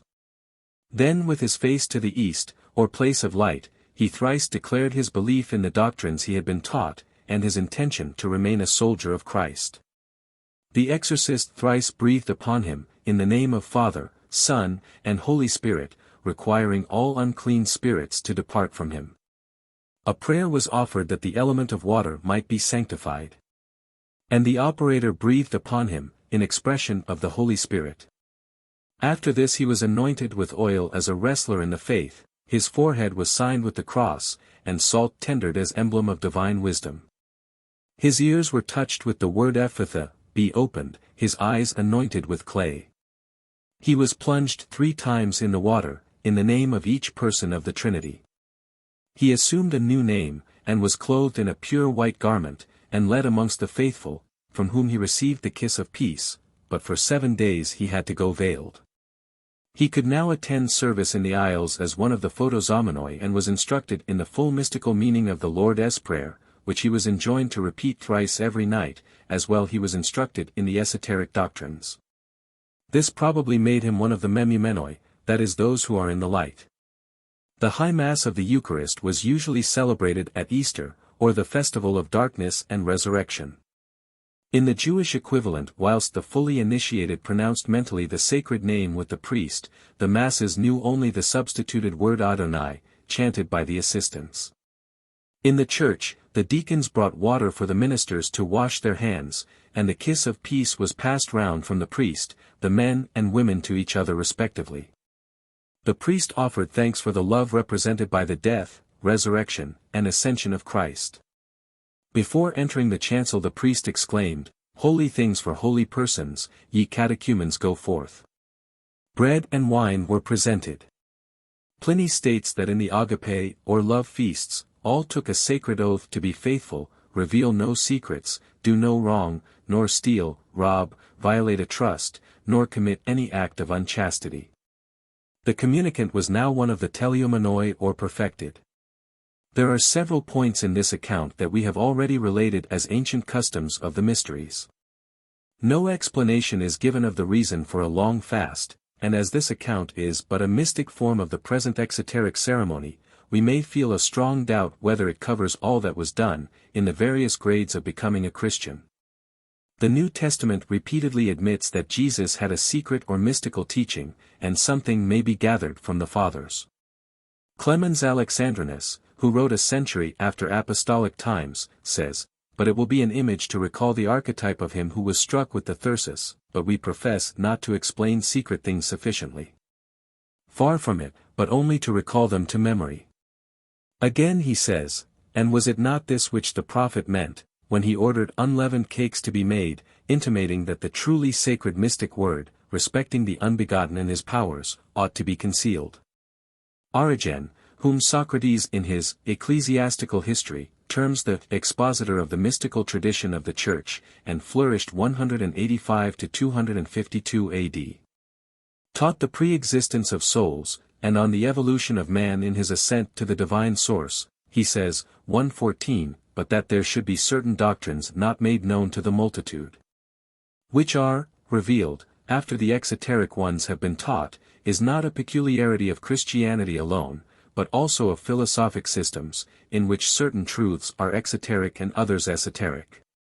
Some of the hearers of Pythagoras were content with his ipsi dixit, whilst others were taught in secret those doctrines which were not deemed fit to be communicated to profane and insufficiently prepared ears. Moreover, all the mysteries that are celebrated everywhere, throughout Greece, and barbarous countries, although held in secret, have no discredit thrown upon them. So that it is in vain that he endeavors to calumniate the secret doctrine of Christianity, seeing he does not correctly understand its nature. Again 1:15, he would have us believe that we and the interpreters of the mysteries equally teach the doctrine of eternal punishments. Again 1:16, whoever is pure, let him be boldly initiated into the mysteries of Jesus, which properly are made known only to the holy and pure. He who acts as initiator according to the precepts of Jesus, will say to those who have been purified in heart, he whose soul has for a long time been conscious of no evil, and especially since he yielded himself to the healing of the word. Let such an one hear the doctrines which were spoken in private to his genuine disciples. Again 1:17, to the literal-minded we teach the gospel in the historic way, preaching Christ Jesus and him crucified, but to the proficient, fired with love of the divine wisdom we impart the logos. Synesius, bishop of Ptolemy, says that, the truth must be kept secret, and the masses need a teaching proportioned to their imperfect reason. Both the mysteries and arcane Christianity were clearly of opinion that more should not be given than the intellect could understand. It is a moot point how far architectural symbolism was in use by this school. Some writers maintain that all these sects used building symbolism, and Christianity was strong in the Roman colleges of artificers. Oliver asserts that in the catacombs of Rome, a cross was constructed of a square, level, and plumb rule, in such manner that, if touched, it fell to pieces, and the detected fraternity were supposed to be studying architecture. A representation of the Temple of Solomon was found in these subterraneans. That the learned of these times did not ignore the use of Masonic symbolism is very certain, and St. Paul terms himself a master builder, who was engaged in erecting the new church. Numerous passages of the same character occur, hints at initiation, which would lead us to believe that there was a Masonic character in the secret system of the church. The apocryphal book called The Vision of Hermes compares the faithful to perfect ashlars, of a true die or square, and the less holy to imperfect stones, and rough ashlars. In the so-called apostolical constitution, the church is compared to a ship, as it is in the Egyptian ritual of the dead. The minister is captain, the deacons mariners, the congregation are passengers. The nave of the church is equally an allusion to the Ark of the Mysteries. We have some information upon the organization of the arcane church in the Stromata of Clemens, in degrees of glory in heaven corresponding with the dignities of the church below, but which is more fully explained by Dionysius the Areopagite. Equally based upon heavenly and ecclesiastical hierarchies. In each it is 3 times 3 equals 9 classes. In the first division we have seraphim, cherubim, and thrones, in the second, dominions, virtues, and powers. In the third, principalities, archangels, and angels. In the earthly counterpart Jesus stands in relation to it as does the Heavenly Father to the celestial hierarchy. The first triplet is baptism, communion, and consecration of the chrism, representing purification, enlightening, and perfecting. Second, the orders of deacon, priest, and bishop. Third, monks, members, and catechumens. Here we have the exoteric, esoteric, and divine church. The lectures of the order of Heredim Rosicrucianism, which claim a culti Masonic origin, speak of these matters. And the Christian mysteries, equally with the Platonists, speak of hylix, sepulchres, and the dead, as applying to those who are buried in worldly matters and things of sense. We have been more diffuse on this subject, for the reason that Christian churches could only have been built by Masons who possessed its arcanum. There are two accounts which indicate in this country that either the history of the arcane discipline is not fully known, or in the other case that the cultists had inherited a special rite from their druidical ancestors. A rite which resembled that of the mysteries of the philosophers, and they should be considered together. The first cultists had been Druids, and St. Patrick is said to have been born at Dumbarton, and to have gone to Ireland in 432 AD. Columba left Ireland with 12 companions in the 6th century, intending to found a monastery at Icolmkill on an island in the Hebrides. It was thought necessary, the legend says, following a widely spread belief, that the structure should be sanctified by a living sacrifice, and Odrian offered himself for that purpose, and was buried alive. After a lapse of 3 days, Columba thought he would like to have a look at his old friend, and uncovered him. Upon which Odrian started up alive, and began his experience. He had learned the truth in the other world, there was no fall of man, no personal Christ, no personal devil, and no hell. The scandalized Columba ordered his friend to be covered up again, that he blab no more. This tale enshrines some of the alleged heresies of the cultists, for there were many others. It is further explained by the following account which we copy from Froissart, and Gough's additions to Camden. 118:1 Owen, or Tyndall, a soldier of Stephen, King of England, repaired to the old monastery of St. Patrick in Donegal, where was his purgatory. He was prepared for his initiation by a 9 days fast on bread and water, but which Matthew Paris says was originally a fast of 21 days, and as this fast is reported both of the mysteries and the arcane discipline, it serves to connect the three accounts. Each day a procession was made round the place, 3 times the first 7 days, and 6 times on the 8th, bathing each night in the lake, such processions and bathings being also a part of the ancient mysteries. On the 9th day he observes a complete fast of 24 hours, with the exception of a little water, and was then conducted to the chapel, out of which all who enter do not return. There was a deep well at one end. He then laid down in a sort of grave large enough to hold the body, the only light being from a single window of small dimensions, which looked out upon a field and a hall. Here Owen was visited during the night by 15 persons, clothed in white, who warned him of the trials he would undergo. To these succeeded a troop of demons, who seemed to place him upon a burning pile, which he extinguished in the name of Christ. They then dragged him through scenes of torment, where the wicked suffer a variety of tortures, such as Virgil gives as common to Tartarus. Standing proof against these horrors, Owen is taken in hand by 2 venerable persons, who favor him with a full view and description of paradise, corresponding with that shown to Aeneas. After this Owen proceeds on a pilgrimage to Jerusalem, and after visiting the Holy Sepulchre, returns to Ireland and labors at erecting the Abbey of Besmagavest. Trials were made of this cavern as late as the 15th century, as Froissart records that he had interviewed 2 soldiers, who had spent a night in the cave, but forgot their visions after leaving the place. Gnostics. These sects are ancient, and Christian Gnosticism sprang out of sects more ancient than themselves.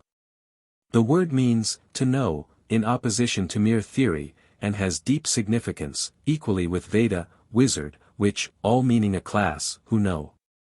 An extraordinary man, of the first ages of the Church, was Apollonius of Tyana. Theurgic powers, and many wonderful things are recorded of him. He was an initiate of various rites, and visited the Indian gymnosophists, after which he went about Greece reforming the mysteries. As the Catholic Church uses the term Gnostic, he can scarcely be considered one of them, but he was born about the same date as the Gospel Jesus and lived to be 100 years of age. The first Gnostic of the Church was Simon Magus, a contemporary of the Christian apostles, who passed at Rome as a great power of God, that is an aeon or Sephiroth, in the language of the Gnosis and Kabbalah. He was born at Gidda, in Samaria, and his Gnosis is couched in the symbolical language of the period. He was personally known to the apostles, who clearly considered him a person to be reckoned with, although he would seem to have looked upon them favorably, and mildly asked Cephas, "Pray for me." Some of his enemies admit his honesty and single-mindedness. He had numerous disciples, and was deeply learned in Oriental, Greek, and Jewish culture, as well as theurgy. As an anatomist, he wrote upon the circulation of the blood, and the physical system of the female. The handle which he gave to his enemies consisted chiefly in this, that he reformed and married a beautiful harlot, who repaid him with her devotion, and whom he believed, whether rightly or wrongly, to be a reincarnation of Helen of Troy, doomed to such rebirth for her ancient sin with Priam. Irenaeus, who flourished in the 2nd century, and was born 116 AD, says that the Simonians had a priesthood of the mysteries, and that such initiated priests practiced magic arts and exorcisms. Simon had as disciples Menander, and Cerinthus, a Jewish Kabbalist, and Disitheus was a contemporary. They looked upon the creation in Genesis as consonant to the gestation of the fetus, and the temptation of Eve had a like characer, as well as the Garden of Eden. After this followed Saturninus of Antioch, Prodicus, 120 AD. Valentinian, an Egyptian, 130 AD, Ptolemy, and Mark Ion, 136 AD. A few details follow. Carpocratians. The founder of this sect was Carpocrates of Alexandria. He would seem to have been a disciple of Jehoshua ben Panther, previously mentioned, rather than the Gospel Jesus. It is not improbable that the older portions of the Jewish Sefer Toldoth Jeshu was a gospel of Kabbalistic sects, and that Jesus ben Panther was an Essenian leader. The system of Carpocrates taught that Jesus derived the mysteries of his religion from the temple of Isis in Egypt, where he had studied for 6 years, and that he taught them to his apostles, who transmitted them to Carpocrates. The sect used theurgic incantations, and had grips, signs, and words, symbols and degrees. His son Epiphanes wrote a work on his father's system, but died young. The sect is believed to have endured for some centuries. The Comte de Tromelin, in the Paris Initiation, October, 1902, says, Hermes has a seat a cross between the 4 branches of which are written the 4 letters INRI, in that order. Is it not the grand Hermetic prediction of the mages attendant on the Messiah? Cerinthians. These were apparently Essenian Gnostics, and made a distinction between the earthly Jesus and the angel Messiah that united with the mortal man. Some leading German savants are now agreed that the Apocalypse, from the 4th to 21st chapter, was the gospel of the sect, the remainder being of later date. In this they agree with the presbyter Cagus of Rome, and Bishop Dionysius of Alexandria, who, according to Eusebius, attributed the book to Cerinthus. Martians. Irenaeus gives an account of their ceremony of initiation, but which the sect repudiated, but the nature of these details have some agreement with the modern dervish sects. There is first a baptismal invocation, a second to light, spirit and life, followed by one to angelic redemption, by which the neophyte became united to his angel, finally a formula of restitution, or unity to the supercelestial power, to which the neophyte responds in declaring his redemption by the name Iao. They gave numbers to the eons. Basilidians. This sect was founded by Basilides of Alexandria, who was a disciple of Menander, a pupil of Simon Magus. But Clemens says that he claimed to have received his esoteric doctrines from Glaucus, a disciple of the Apostle Peter. The system had 3 grades, the material, intellectual, and spiritual. And they had 2 allegorical statues, the one male and the other female. A quinquennial silence, as in the mysteries, was exacted from the disciples, and the doctrine seems to have many points of resemblance to that of the Ophites. It ran on the lines of Jewish Kabbalism with a succession of eons, emanations, and Sephiroth, over which an archon, or angelic prince presided. They taught that Simon of Cyrene took the place of Jesus at the crucifixion. Basilides was succeeded by his son Isidorus, and they say that Matthias communicated to them secret discourse, which being specially instructed, he heard from the Saviour. 119. Ophites. The Ophites were an organized fraternity early in the 2nd century, as it is said to have numbered Valentinian amongst its supporters, but Clemens attributes its foundation to Eucrates at the beginning of our era. It was Vario-Syrian or Serapian, with Semitic names for the Coptic ones. In the Ritual of the Dead, which is of incalculable antiquity, there are certain chapters which refer to secrets of initiation, which the translators have not mastered, and which have reference to the passwords required by the guards of the heavenly temple or amenti, from the aspiring soul, these are illustrated in the Ophite ritual. To some extent the doctrine corresponds with that of the Mendines, or followers of John the Baptist. Symbols to represent purity, life, spirit, fire have to be shown to the guards. We may imagine such to be the cube, tau cross, pentagon, or other symbols. The soul greets the first power saying, I come from thence pure, a portion of the light of the Son and Father. To prove this, the sign must be shown, as well to every archon, that the soul passes. To the principal archon, Ildabaoth, is said, greatest and seventh archon of the Logos, subarchon of the Spirit, the through Father and Son, I offer to thee perfect work in this figure, the sign of life / the address to Jo is. To thee I now offer just the same sign figured in the Spirit. Then going to the Sabaoth, archon of the fifth permission, Lord Sabaoth, proclaimer of the law of the creation, perfected by thy kindness, by the power of the most mighty fifth number, let me pass. See here the crime-clear sign of thy art, which has been passed by all the previous archons, in the form of this sign, a body absolved by fire. After the soul has shown this figure thrice it needs no further sign for the succeeding archon, Aristophanes, but addresses him confidently, let me pass, thou sayest one initiated. 120 These 7 archons were represented in this system by animals, Michael by a lion, Cyril by a bull, Raphael by a serpent, Gabriel by an eagle, Thaudabaoth by a bear, Eratsoth by a dog, Ariel by an ass.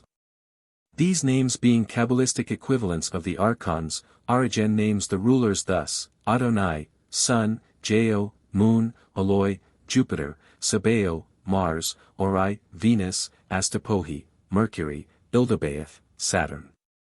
Ophite, or serpent symbolism, is ancient as the world, and one of the sacred alphabets represented the writhing curves of serpents.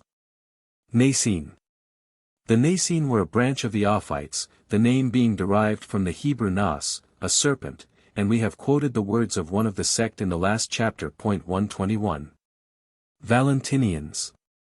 The 5 Gnostic words gr, zeta alpha mu alpha omega zeta zeta alpha rho alpha chi alpha mu alpha omega zeta alpha iota, are translated, the robe, the glorious robe of my strength.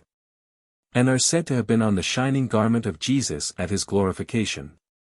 They are said to represent the 5 mystic powers of the reborn which become 7 upon bodily death. Heraclian was a follower of this school, and wrote about 170 AD a commentary upon the Gospel of St. John's opening words. Bardisanians. The founder of this sect was Bardasan, a man of noble descent born at Edessa 155 AD, and died 233 AD. He was author of an Armenian history, a book on the Indian religions, a book of hymns, another on the Martionites. Book of laws of the countries, concerning fate, free will, and nature. A most beautiful hymn of his symbolizes the Gnostic initiation. Professor A. Bevan terms it a hymn of the soul, but the Theosophical Review, to which we are indebted for many hints on Gnosticism, terms it the hymn of the robe of glory. His antagonists brought these charges against him. 1. He denied the resurrection of the body. 2. He held the theory of a divine mother, and a father of life, as the origin of the son of the living. In other words, the Gnostic doctrine of the concealed logoi, for he believed in a number of lesser gods, such as the 7 who are said to surround the throne. The subjects appear in the poem mentioned as the King of Kings, the Queen of the East, and the brother next in rank. Finally, the lesser gods are the kings who obey the King of Kings. Manichaeans. The most noted of the Gnostic sects was the Manichaees, whom Herder ranks as a sect of the Persian Magi. The founder is said to have been a pupil of Scythianus, an Arab of the purest morality, who was contemporary with the Christian apostles. He studied the Egyptian philosophy and composed 4 books designated chapters, mysteries, treasures, and gospel. A disciple of this man, named Ferbulio, assumed the name of Buddha, it may be to imply reincarnation, and dying by accident, a widow with whom Ferbulio lodged, had a slave of the name of Kubricus educated, and gave him the 4 books. Which he took into Persia, where he assumed the name of Mani, which means conversation. It is said that the king of Persia had him flayed alive with reeds. 122 The entire tale looks like a fable of the enemies of the sect. In addition to the class of disciples, the sect had that of auditors, who were permitted to hear the writings of Mani read and interpreted in a mystical form, a custom we saw followed by the Brahmins in dealing with the warriors. The third grade was the perfect, or elect, who were the priestly order of the sect. From these last were chosen the magistry, or council, who were 12 in number, as in the Chaldee system, with a 13th as president. When a Manichae passed over to orthodoxy in Rome, he was required to curse his late associates in the following terms, which implies a reference to the sun god of the mysteries: I curse those persons who say that Zarades, and Buddhas, and Christ, and Manichaees, and the sun are all one and the same. The sun, Urim, and Mani, being the savior symbol, and the old mystery god, under various names. A Sunday festival was observed in March, when funereal rites were celebrated. On this occasion the altar was adorned with great magnificence, and a splendidly decorated pulpit, ascended by 5 steps, was erected, before which all prostrated themselves. This sect, in common with all the other Gnostics, had secret forms of recognition. Augustine says, Signa, Oris, Manum et Finus, which Beruel translates, 3, that of the word, the gripe, and of the breast. Epiphanius, who had been a member, professes to give the mode by which they tested strangers, tickling the palm of the hand with the finger. Augustine was at one time of his life a Manichae, but failing, for some reason, to obtain advancement, withdrew from the sect. Synesius, bishop of Cyrene, and a pupil and lifelong friend of the unfortunate Hypatia, who was torn to pieces by a Christian mob before the very altar, continued a Platonist to the last. And he bitterly reproaches one of his friends for having lightly betrayed to uninitiated auditors a part of the secret doctrines of the philosophers. The contest between the Roman Church and the Gnostics, broadly speaking, resolves itself into this: first, the historical Jesus, the Christ of the Church. And second, the ancient Christos of the Serapian cult, the good God, with a spiritual Christos to be developed within each perfected Gnostic. The former view was that of Peter and the Judaizing Christians. The latter that of Paul, Origen, and the British Chaldees. The arcane discipline was the union of the two, in which the literal history was taught exoterically, and the spiritual version esoterically. In the end the Church sought to teach both exoterically. Arcane symbols. A number of the peculiar symbols of the various sects have come down to us, but have not yet been properly classified by any writer. 1. Those with a cock's head upon the top, and the name Abraxas upon some of them. These may be Mithraic and Basilidian, as the cock was a Mithraic symbol, Abraxas is Basilidian. 2. Those with the head, or body of a lion, commonly inscribed Mithras. 3. Those with the figure or name of the Egyptian, Serapis. 4. Those which have figures of SPHNX, ape, scarab, ASP, ibis, goat, crocodile, vulture, etc., all Egyptian symbols. 5. Those which have human figures and the names Jao, Sabaoth, Adonai, Eloi, Basilidian, Ophite, and Jewish section 6. Those with a costly monument, and the word Abraxas, Basilidian and perhaps Manichaean. 7. One represented in the work of Shiphylae, which has upon it 7 stars, and a larger one above them, together with a pair of compasses, a square, and other geometrical emblems, perhaps Kabiric. 8. One in the British Museum engraved by Brother W.M. Hutchinson in his Spirit of Masonry. It is in the shape of an egg. On one side is a head which he interprets as the Ancient of Days or Great Workman, on the other side, sun, moon, 5-pointed star, and a serpent. It has an inscription which he interprets, "The earth shall praise thee," 1305. 9. Representations of the Eternal Father, with arms crossed on breast. 10. To these may be added numerous emblems from ancient gems, chiefly of Greek workmanship, some of which embrace Masonic signs, some with pelicans, crosses of all shapes, squares, triangles, circles, point within a circle, etc. The Gnostics had great respect for the number 7, symbol, upright equilateral triangle floating above square, because it results from adding the side view of a square to those of a triangle, or the 3 principles and 4 elements. Applied spiritually. In regard to the number 7 we may quote Mr. T. Subaru, 123 who says, algebraically the number of entities evolved from 3 primary causes is 2 cubed - 1 is 8 minus 1 is equal to 7. Thus the 7 rays are evolved out of 3 primary colored rays, and the 3 primary colors exist with the 4 secondary colors. Similarly the 3 primary entities, which brought man into existence, exist in him with the 4 secondary arising from different combinations of the 3 primary entities.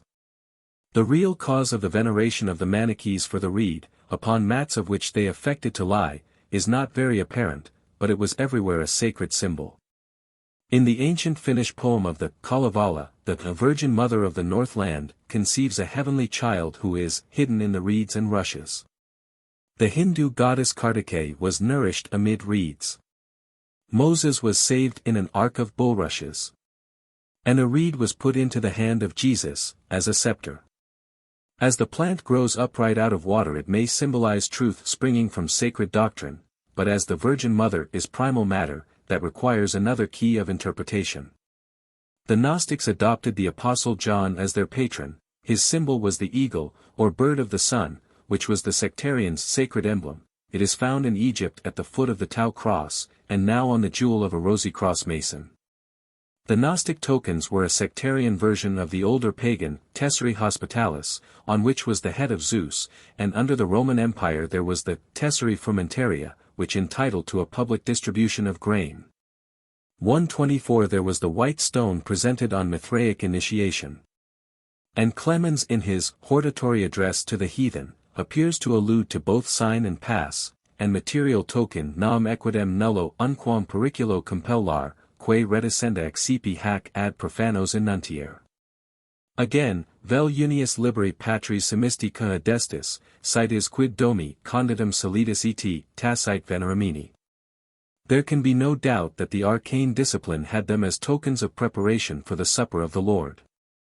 Many, if not all, the Catholic confraternities present a token which is generally worn under the clothes from a ribbon. Some of the tokens yet preserved belonged to the Templars, and there are a quantity of abbey tokens, which are struck in lead or pewter with the cross on one side, and on the obverse a variety of designs. Esoteric Buddhism.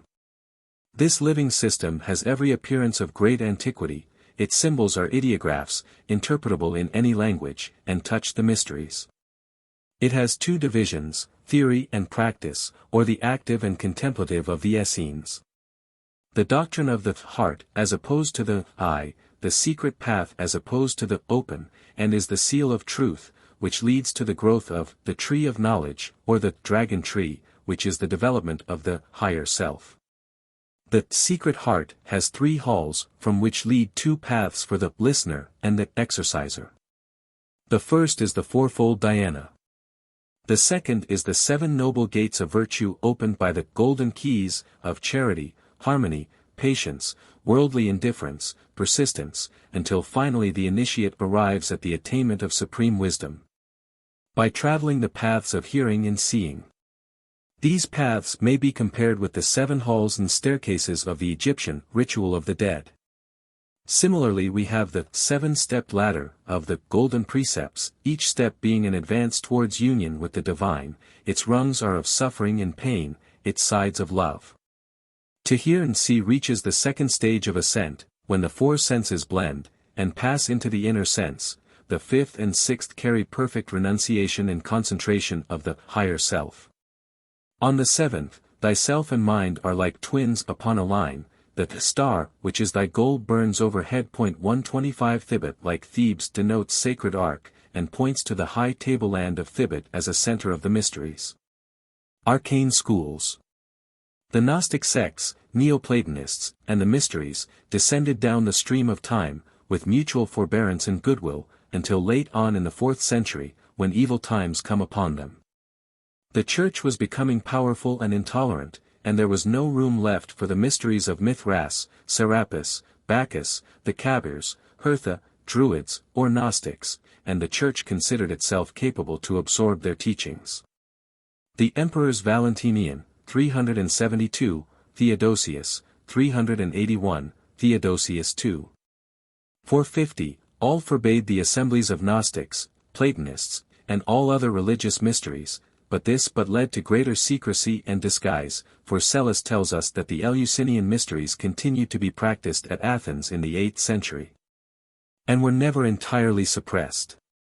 In the 6th century the Gnostics were put to the sword in Persia, but some embraced Islam, and transmitted their system amongst the dervish sects. In 657 the Manichees had assumed the name of Paulicians, and it is said that in the course of 3 centuries 100,000 were put to death by the Romish Church, or at its instigation. The name of Cathari succeeded and implies, as in the discipline, purity. Some took the name of Euchites, others, Bogomiles, Albigenses, and later Lollards, traveled over Europe, seeking proselytes, and continuing, either openly or secretly, until modern times.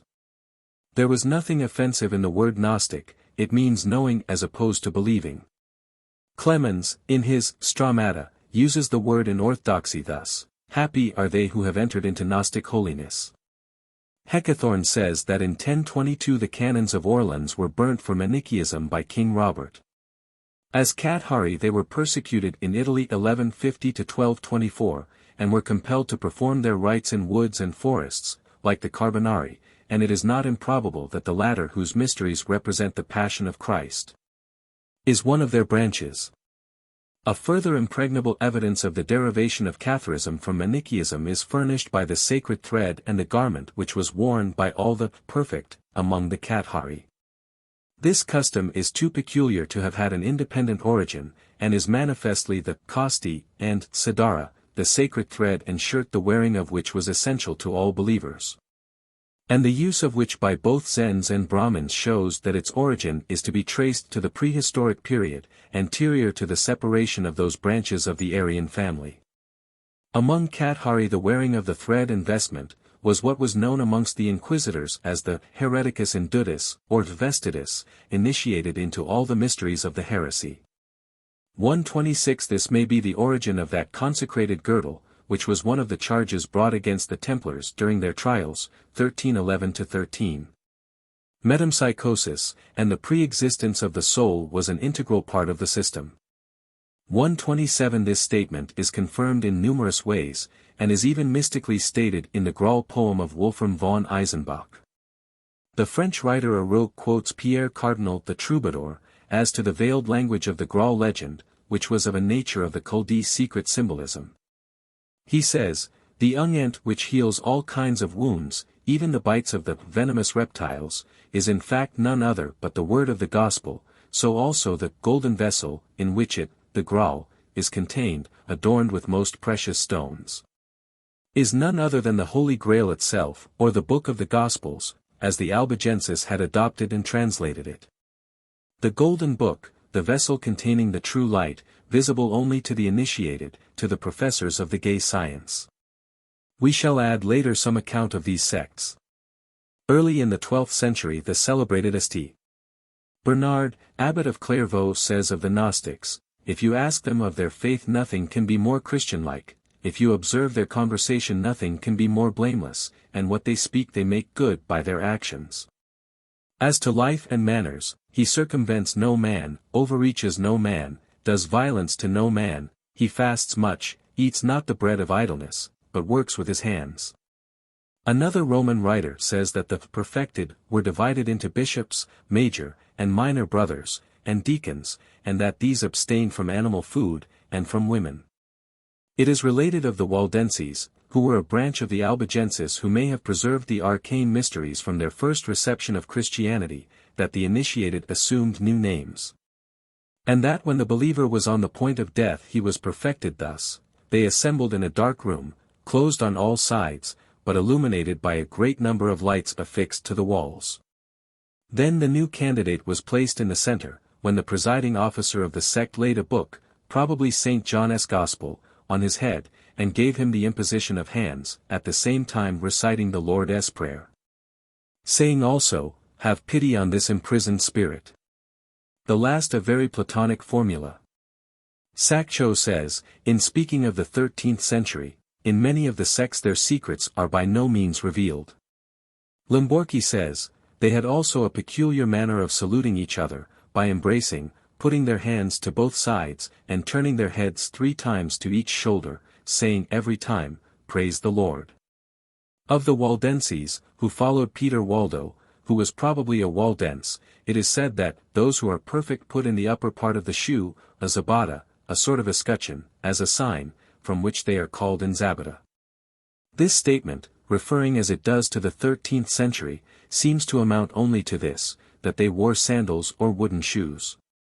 The Reverend Henry Stebbing, 1834, says that in the 14th century Pope Honorius III condemned to perpetual infamy the Cathari, Patarines, the Leonists, the Speronists, and the Arnoldists.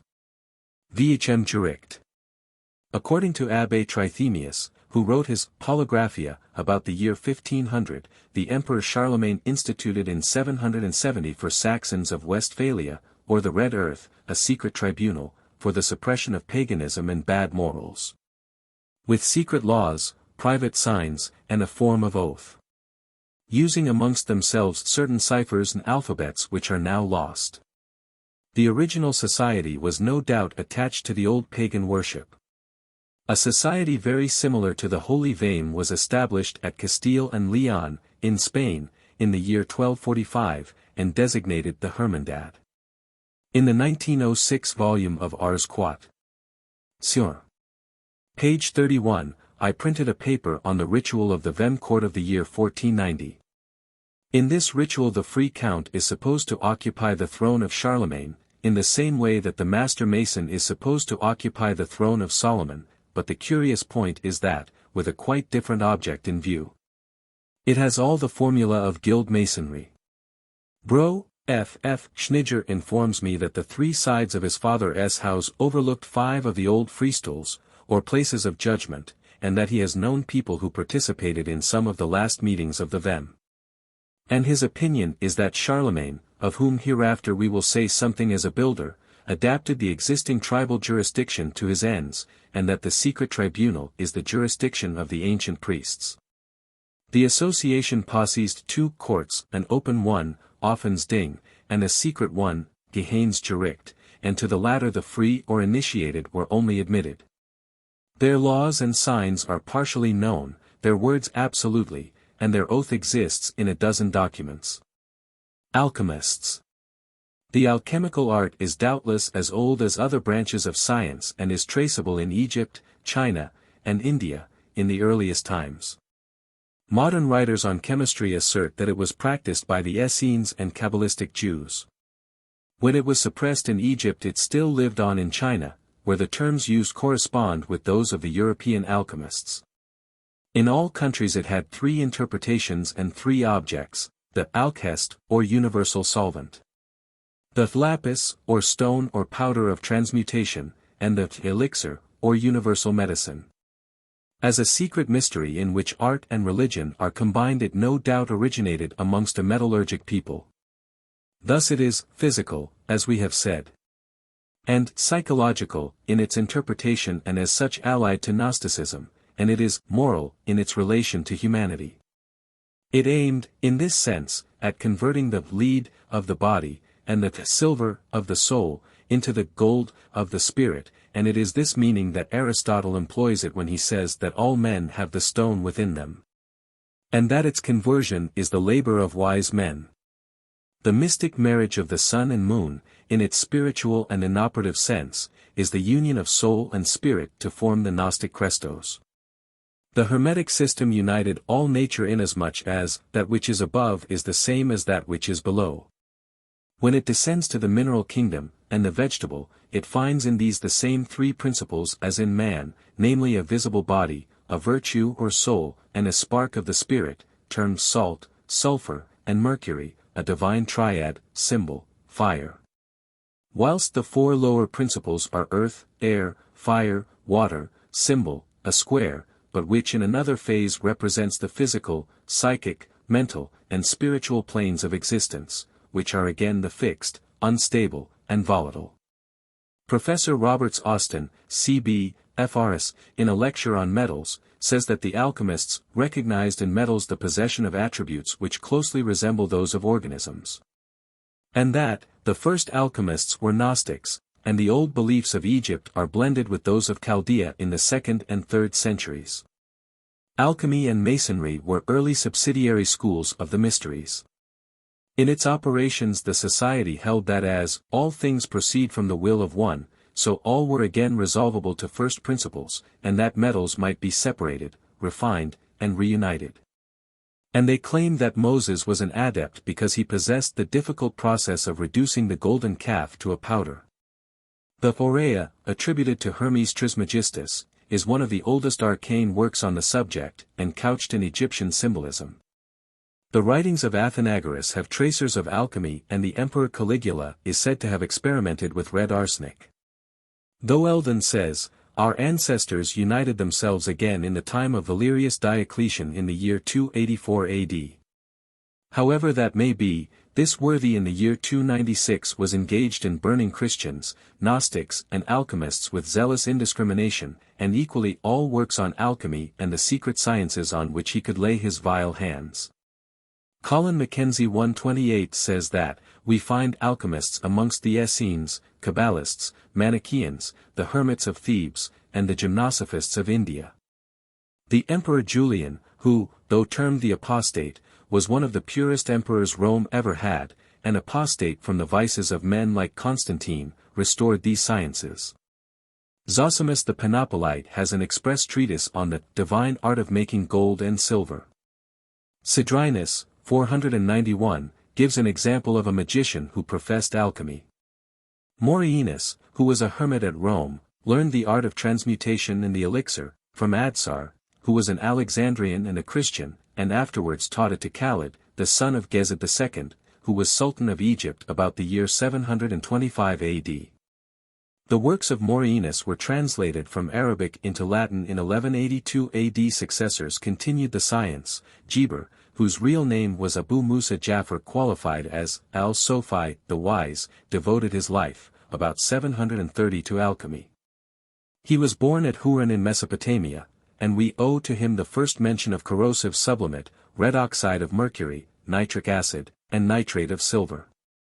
A Marcus Graecus is mentioned in the 13th century. Nothing is known of him, though erroneously asserted. He is mentioned by the Arabian physician Meju, and his MS contains the secret of gunpowder. 129 Al-Farabi flourished later, at the beginning of the 10th century, and was considered the most learned man of the age. Avicenna, whose real name was Abu Senna, another great alchemist, was born at Bokhara in 984 and died in 1036. After this time but few philosophers of note are mentioned by name in Arabia, and it now began to attract attention in Spain, into which country the Moors and Jews had introduced it.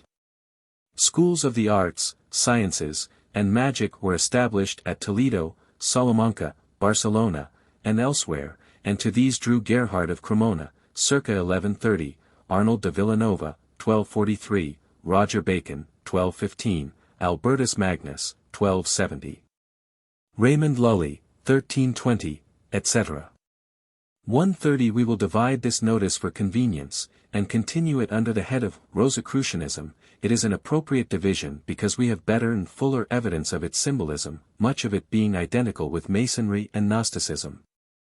And doubtless derived, through Spain, from the House of Wisdom at Cairo. During the dominion of the Moors in Spain, the Jews enjoyed consideration, and numbered many of the most learned men of the time amongst their race, and proportionately held in estimation.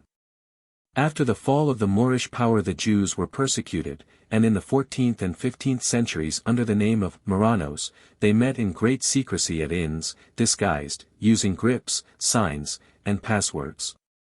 The Temple of Solomon was bound to have its prominent place, but it is unlikely unless in the arch ritual that the society could have any connection with Masonry, whose broad and liberal platform is opposed to the exclusive nature of Judaism. 131. Islamite mystics. We have mentioned that Islamite Gnostics arose in Persia at an early period, and they claim to be as old as the time of the Prophet. It is said that their origin is the Ali Alahiz, a continuation of the old sect of Medo-Persian Magi. The sects are termed tanks or paths, for they are pilgrims or travelers on the Urug or ascent, in which there are three Auruans, the road, the stages, the goal. At this time we have numerous sects of these mystics, and it is claimed that Ali, who according to the Persian sect was the lawful successor of Muhammad, founded them by bestowing some article of his clothing when he established their orders. Thus one sect claims to have received his tilgi or cap, another his kurka or mantle, another his kameh or girdle, thus fixing a succession. Bani Ibrahim. Every reading Mason is aware that from the time of the original of the Cook MS. Constitutions, say AD 1400, it has been handed down that the hunter king, Nimrod, was a grand master, and that Abraham, who is said to have fled from him, taught the Egyptians geometry. It is not worthwhile to attempt to refute the latter statement, as according to biblical chronology Abraham was not in Egypt until about 1925 BC. But it would be worthwhile to ascertain, if we could, what ancient writer, probably Oriental, is responsible for the Abrahamic origin of geometry in Egypt. I am aware, of what I have never yet seen mentioned by any Masonic writer, that amongst the Moslems, throughout the world, there is a very ancient secret society which claims to derive from the Quraysh, or guardians of the Kaaba, who were a superior Arab race and the descendants of Ishmael, and of which Muhammad was a scion. In the first and second degrees of this system precisely the same assertions are made as in the MS constitutions of Masonry, whilst the third degree is devoted to the erection of the Kaaba by Ibrahim, Ismail, and Isaac, as the three presiding GMM. Sale, in his Preliminary Observations to his translation of Al-Quran, gives a full account of the legend as to Abraham's erection of a square temple similar to one destroyed in the deluge, the plans of which were ethereally let down from heaven on the prayer of Adam. I am inclined to give credit to the alleged great antiquity of these three degrees of the sons of Abraham, for two reasons, or rather three. In the first place Muhammad himself confirms the basis of the legend in treating of Abraham.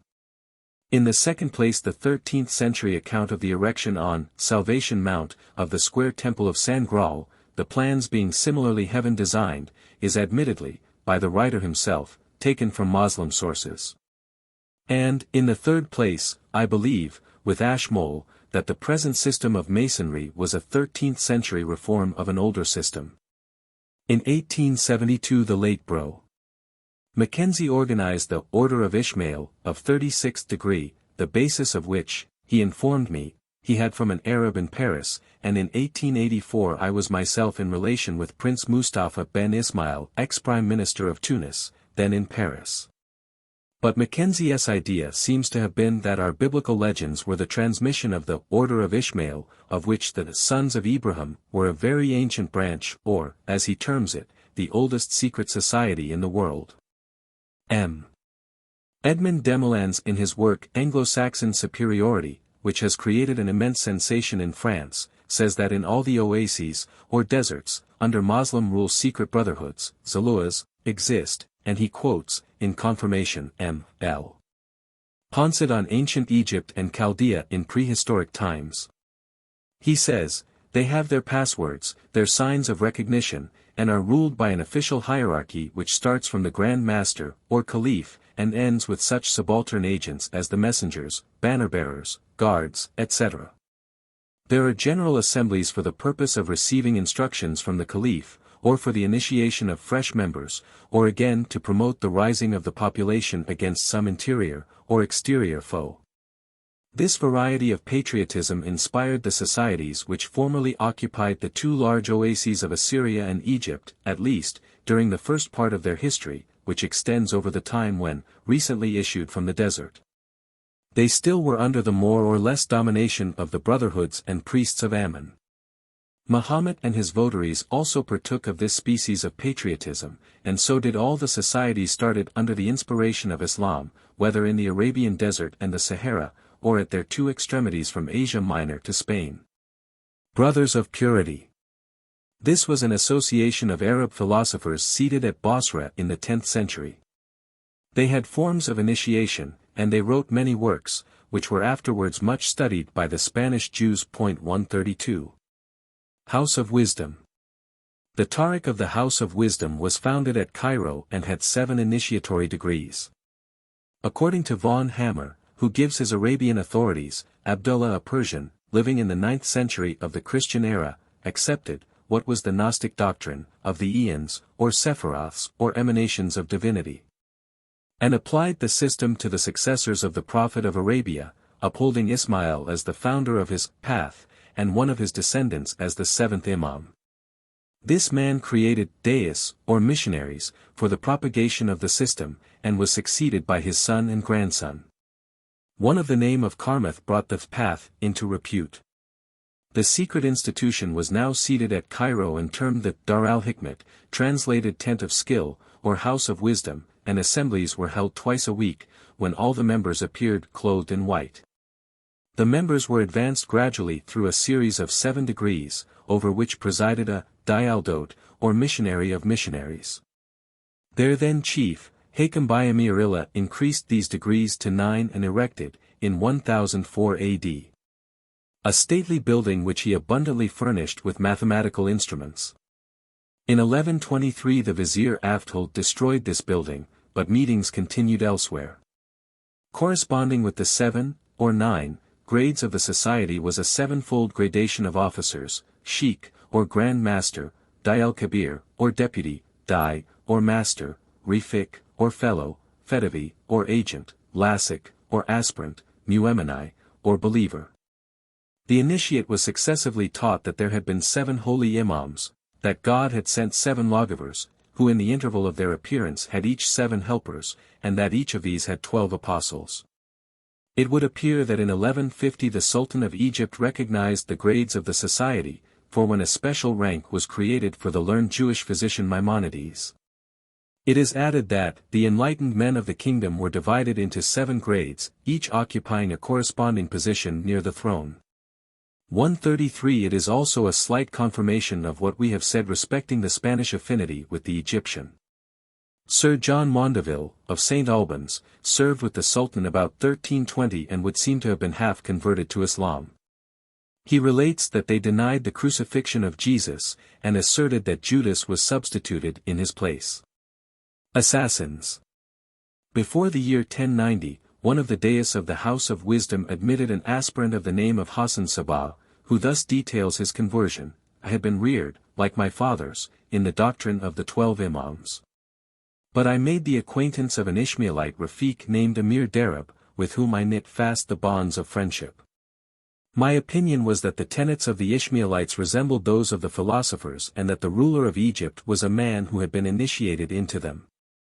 Hassan goes on to relate that he finally gave his fealty to a Dai named Mumen, set out for Egypt, and was met on the frontier by the Dialdote. Hassan saw that the failure of the house as a political society arose from the lack of a fortress, and set about to remedy this defect. He obtained by a cunning strategical purchase in the year 1090 the castle of Alamut. Here he founded the Society of Assassins, in 7 degrees, the class of Fedavis being those devoted to the main object, the killing of the enemies of the order. At a later period the society was dispersed, but yet exists in its 7 degrees in India and other countries, under its old designation of Ishmaelites. Druzes. About the same period as the foundation of the Assassins, a Dai of the name of Hamza prevailed upon the Druzes of Lebanon to accept the initiatory system of the House of Wisdom. These Syrian mountaineers are a peculiar race who are probably of Phoenician descent. It is known that before the time of Hamza they possessed secret rites, degrees, and modes of recognition. 134 It was probably a phase of the Assyrian cult, such as is possessed by the Yezids, who worship sun, moon, and bull, and have signs of recognition. 135 From the time of Hamza they have remained faithful conservators of the organization received from him.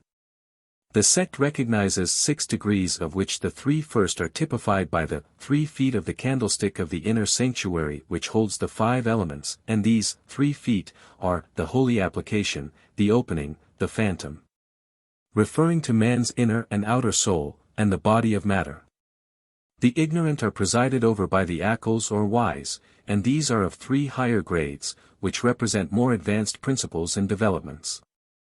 The members are sworn to absolute secrecy, and strictly observe their oath. They are known to have signs of recognition which are common to Freemasonry. 136 They also profess to have some tradition relative to assistance rendered at the building of Solomon's temple, but this may only be one of their modes of hoodwinking the Cowan. Blavatsky, who was an initiate of the sect, informs us that the fundamental principles of Hamsa are chastity, honesty, meekness, and mercy. And that its basis is the old Ophite Gnosticism, which, in the most ancient times, claimed immense antiquity as the builders of the draconian stone enclosures, scattered over the Old World, and even America. The Society admits, like other Ishmaelite mystics, an affinity with the Platonic philosophy, and festivals are held at which raisins and figs are eaten, which it is thought is one of the tests of membership. It reminds us that priest Cyril of Jerusalem 137 speaks of the detestable ceremony of the figure. The aspirant before admission has to undergo a long fast, which is entire on the last day, and a species of trance vision is induced before the ceremony closes. Einserii. The Ishmaelite sect continued to exist after the destruction of the stronghold of the Old Man of the Mountain, as the chief of the assassins was termed. The most prominent of these is named the Einserii. They hold secret meetings for receptions and have signs, words, and a catechism. Lyde, who has investigated this sect, classes them with ancient Templars, and modern Freemasons. 138. Dervishes. The various paths of the dervishes are very ancient and spread from branches in Persia and Egypt. Though their rites and doctrines vary from one another, the object of all is similar to each other and to Magian and Indian Yogism, namely, union with the deity. We will take the Bektash as typical of the others. In the 15th century, Bektash of Bukhara received his mantle from Ahmed Yesavi, who claimed descent from the father-in-law of Muhammad. On this he proceeded to establish a path, consisting of 7 nominal, but 4 essential degrees. These are magical in their nature, inasmuch as they aim at establishing an affinity between the aspirant and the sheikh, from whom he is led, through the founder, and the prophet, to Allah. Their initiatory ceremony is shortly as follows. After a year's probation, during which the aspirant is tested with false secrets, a lamb is killed from which a cord is made for his neck, and a girdle of initiation for his loins. He is led into a square chamber, and between 2 armed attendants, who present him as a slave who desires to know truth. He is led by the cord round his neck, and one of the axes used, or carried by these godfathers is in the writer's possession, bearing on one side the name of Ali and the other that of Muhammad. He is then placed before a stone altar on which are 12 escallops. The sheikh, who is attended by 11 others, grips the hand of the aspirant in a peculiar way, and administers the oath of the order, which is equivalent to the monkish vow of poverty, chastity, and obedience. He is then informed that death awaits him if he betrays his order, and he makes his profession in the following formula: Muhammad is my reper, guide, Ali is my murshid, director. The sheikh then asks, do you accept me as your murshid? And upon an affirmative reply adds, then I accept you as my son. He is invested with a girdle, on which are 3 knots, and receives an alabaster stone as token. The sign of recognition is that of the 1st degree in Masonry. Their grace is called the Gulbend, or Rose of Fraternal Love. Amongst their important symbols are the double triangles, symbol, hexagram, and 2 triangles joined at the apex, symbol, like an X, but with the top and bottom chevrons close to equilateral triangles. One of their maxims is, the man must die that the saint may be born. 139 As a jewel they make use of a small marble cube with red spots to typify the blood of the martyred Ali. The sects are not popular with the Orthodox Turkish Mussulmans, but all branches swear to devote themselves to the interests of their order or path with body and soul. The jewel of another branch, in possession of the writer, has at the top a small green stone, and suspended from this by 3 silver chains, is a large-sized bloodstone, oval. And from this again is suspended 3 other chains. The first 3 chains has 2 small silver discs, the second 3 has each a silver disc and 2 are double, in all making 7. The mantle of the order has on each shoulder a representation of the sword of Ali.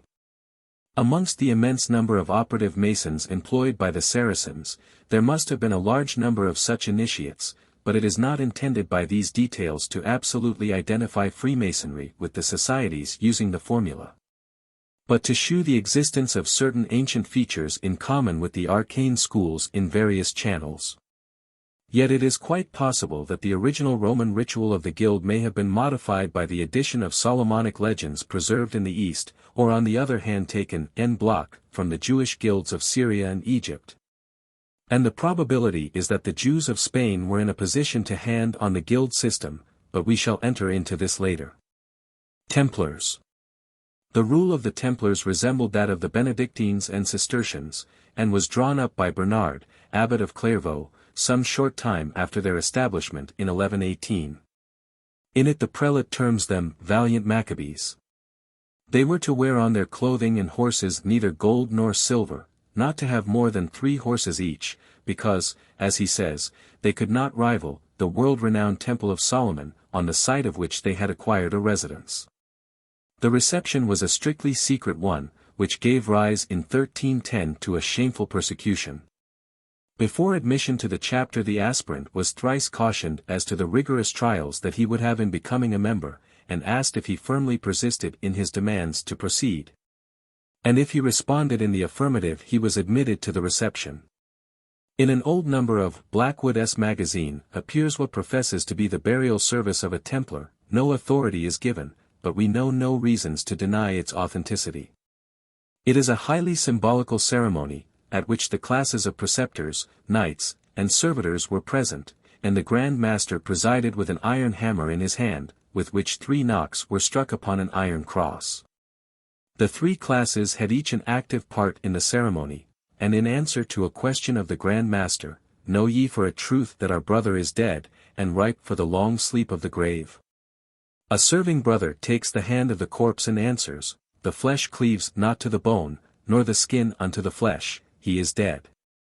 After other questions 7 knights advance to the corpse, and place their hands upon the head, eyes, face, mouth, heart, hand, and feet with a fervent blessing, and the corpse is then lowered into the grave. 140. It has been maintained by von Hammer, that the members of the order were initiates of the Cairo House of Wisdom, and the resemblance is peculiar. Both had secret receptions, a similar government, and both used white and red in their clothing. That they had a secret reception is beyond doubt, and one of their maxims was that secrecy is the soul of the order. Authorities differ very much as to this secret reception. Those who believe in the Gnostic heresy of the order, assert that such initiation was adopted from the Saracens about years 1250 to 70, and which added to their old reception, a degree of professed wherein the cross was trodden underfoot. A girdle was given to the initiated, he was taught an enlightened deism, and made a disciple of John the Baptist. If there was such a ceremony as indicated it would be as a test of obedience. The 3rd grade, it is said, was for high officers. A symbolic Gnostic cord was consecrated by the head of Baphometus, and presented to be worn under the clothes. Blavatsky says that the Nazarians of Persia have a tradition that they initiated the Templars. 141. The head here mentioned may allude to 2 words, Baphi Medios, or baptism of wisdom, and represent the head of John the Baptist. But De Quincey suggests that it is Kabbalistically composed in substituting B for P to refer to the Pope and Mahomet, whose tenets the later Rosicrucians designated blasphemies of the East and West. On the other hand, the secret mysteries of the Templars are said to have been the arcane discipline, and to have referred to the faith of Christ. Philip le Bel, King of France, and Pope Clement V. combined in 1309 to suppress them, and in 1313 the latter dissolved them on the plea of Gnosticism, which would apply to any of these suppositions. There was in the time of the plenitude of the Templars a peculiar Chaldee legend traveling around termed the Quest of the Sangreal. It was supposed that there was a lost cup, which had contained the blood of the Saviour, that could only be found by a chaste knight who journeyed in search of it. It had, if found, various magical properties, oracular answers to inquiries could be read thereon. Von Hammer professes to read the Graal upon certain old offertory dishes which he considers to have been Templar property, but his views have not been generally credited. There are yet certain ceremonies practiced alluding to Joseph, Jesus, and Mary, said to have been of Chaldee origin, that have a sober resemblance to the quest. The mystic tradition may hide the old blood baptism of the mysteries. Eugene Aroth speaks very positively of an Albigensian and Templar connection with the legend, which is supposed to have some basis in the Gospel of Nicodemus. San Marte takes the same view and lays stress upon the use by the Templars, at the Lord's Supper of the opening words of St. John's Gospel. The Reverend Baring Gould gives credit to a Templar connection with the mythos. Von Hammer says the poem of Titurel is nothing but an allegory of the Society of Templars and its doctrine and one with the Gnostic and Ophite symbols. This legend is a lengthy subject to write upon, but it is necessary to say something upon it. The origin of the Graal legend is curious, romantic, and ancient. The Persians have a legend of a golden cup discovered in making the foundations of Persepolis which they named the Goblet of the Sun. We have also the Hermesian cup in the Pomander. There is also the Welsh legend of Peredur, which means, companion of the bowl. Peredur enters a castle, and two young men enter a room, where he is seated, with a lance from which falls 3 gouts of blood, which the company seeing set up a lamentation. Then enter 2 damsels, with a charger in which is a head swimming in blood, and the company utter a piercing wail. The bowl here is the cauldron of Ceridwen, and the blood is the 3 drops of her brew that conferred intuition. In Hanover there is some Templar connection with a charger and the head of John the Baptist, to be mentioned later. Taliesin's poem of Bran the Blessed mentions the bowl of Faridr, which could restore the dead to life, but those who were restored to life by it were not to speak lest they should divulge the mysteries of the vessel. Bran sails to the Island of Joy with 39 companions. Pauline de Paris mentions the Liber Graedalis of a British priest about 30 years after the death of Cadwallader. About the year 717 the priest had a vision of Christ, and of Joseph of Arimathea, who brought the cup to this country, with the blood of Christ. These legends admit their indebtedness to the Moslem legends, and there can be no doubt as to what that legend is. It refers to the erection by Abraham of the Temple of Seth, which we refer to elsewhere, in which on the petition of Adam an ethereal temple was let down in appearance to which Adam could direct his prayers. The more modern version of the legend was compiled about 1189, under the title of Sir Cowles del Grail, by Chrétien de Troyes. Sanibur, prince of Cappadocia in the days of Vespasian, had 3 sons, who went eventually to Rome. And his great-great-grandson Titurel was the Graal king, and the pure and noble knight. When dying the Graal king instructed his children in the mystery, and the knights had explained to them the symbols, ceremonies, and the powers of the 12 precious stones. Shortly after we have the version of Guillaume de Provins, who had been a monk with Bernard of Clairvaux, and visited Jerusalem about the year 1170. It was an elaborated version of the preceding, which the author as well as Guy de Provins attributed to the Arabian astrologer and philosopher Phleganton. This was translated into German about the year 1207 by Wolfram von Eschenbach, and would be known in 1248 when Conrad von Hochstetten laid the foundation stone of Cologne Cathedral. Later on another version was completed by Alfred von Scharfenberg. In the oldest account Titurel builds the Graal temple, but in this last version it is Parsifal, grandson of Titurel, who is selected to build a magnificent temple upon a design miraculously shown on curtains of light. And upon a mount called Saviour's Mount, placed in the midst of a square wood, the temple itself was to be round, as are the Templar churches. The plan appears miraculously upon a stone, and indicated an inner sanctuary to hold the Graal, which was to be guarded by chaste temple, or Templar knights, for both these forms are used in different MSS. The groining of the roof was to shew a lamb holding a red cross banner in its claws, a Templar standard. The lecterns were to have carved apostles, martyrs, prophets, and their wise saws, and in one of these MSS. England is named in connection with 4 crowns, 4 virgin martyrs, and their legends. 142 Besides the Glastonbury legend of this cup and the account of the romances of King Arthur, Another claim is made for a sapphire cup in the monastery of Richino, Lake Constance, founded by Charles Martel in 725. There is also a third claim for a cup said to have been brought from the east by the Crusaders, and lodged at Genoa. It is now believed to be made of green glass. A Benedictine monk of St. Wobeg in Chester, where the Polychronicon was compiled, often quoted in Guild Mizas, High. Bradshaw, who died in 1513, has some very similar ideas wherein he is describing the feast of King Ulfa given at the Abbey of Ely, when his daughter Werburge took the veil. The tale also runs on the line of the old Masonic constitutions. The tapestry of cloth of gold and Eris. The story of Adam, of his wife Eve, and how they were deceived was goodly wrought. Cain and Abel making their offering. Tubal and Tubal-Cain were portrayed, the inventors of music and craft. Noe and his ship was made there curiously. Sending for the a raven which never came again. And how the dove returned with a branch hastily. Abraham was there on a mount to offer up Isaac. The 12 sons of Jacob, Joseph sold into Egypt. Moses, wise and bold. Our Lord appearing in a bush on fire. The 10 plagues of Egypt embossed. The 2 tables given to Moses. Dathan and Abiram, full Ur.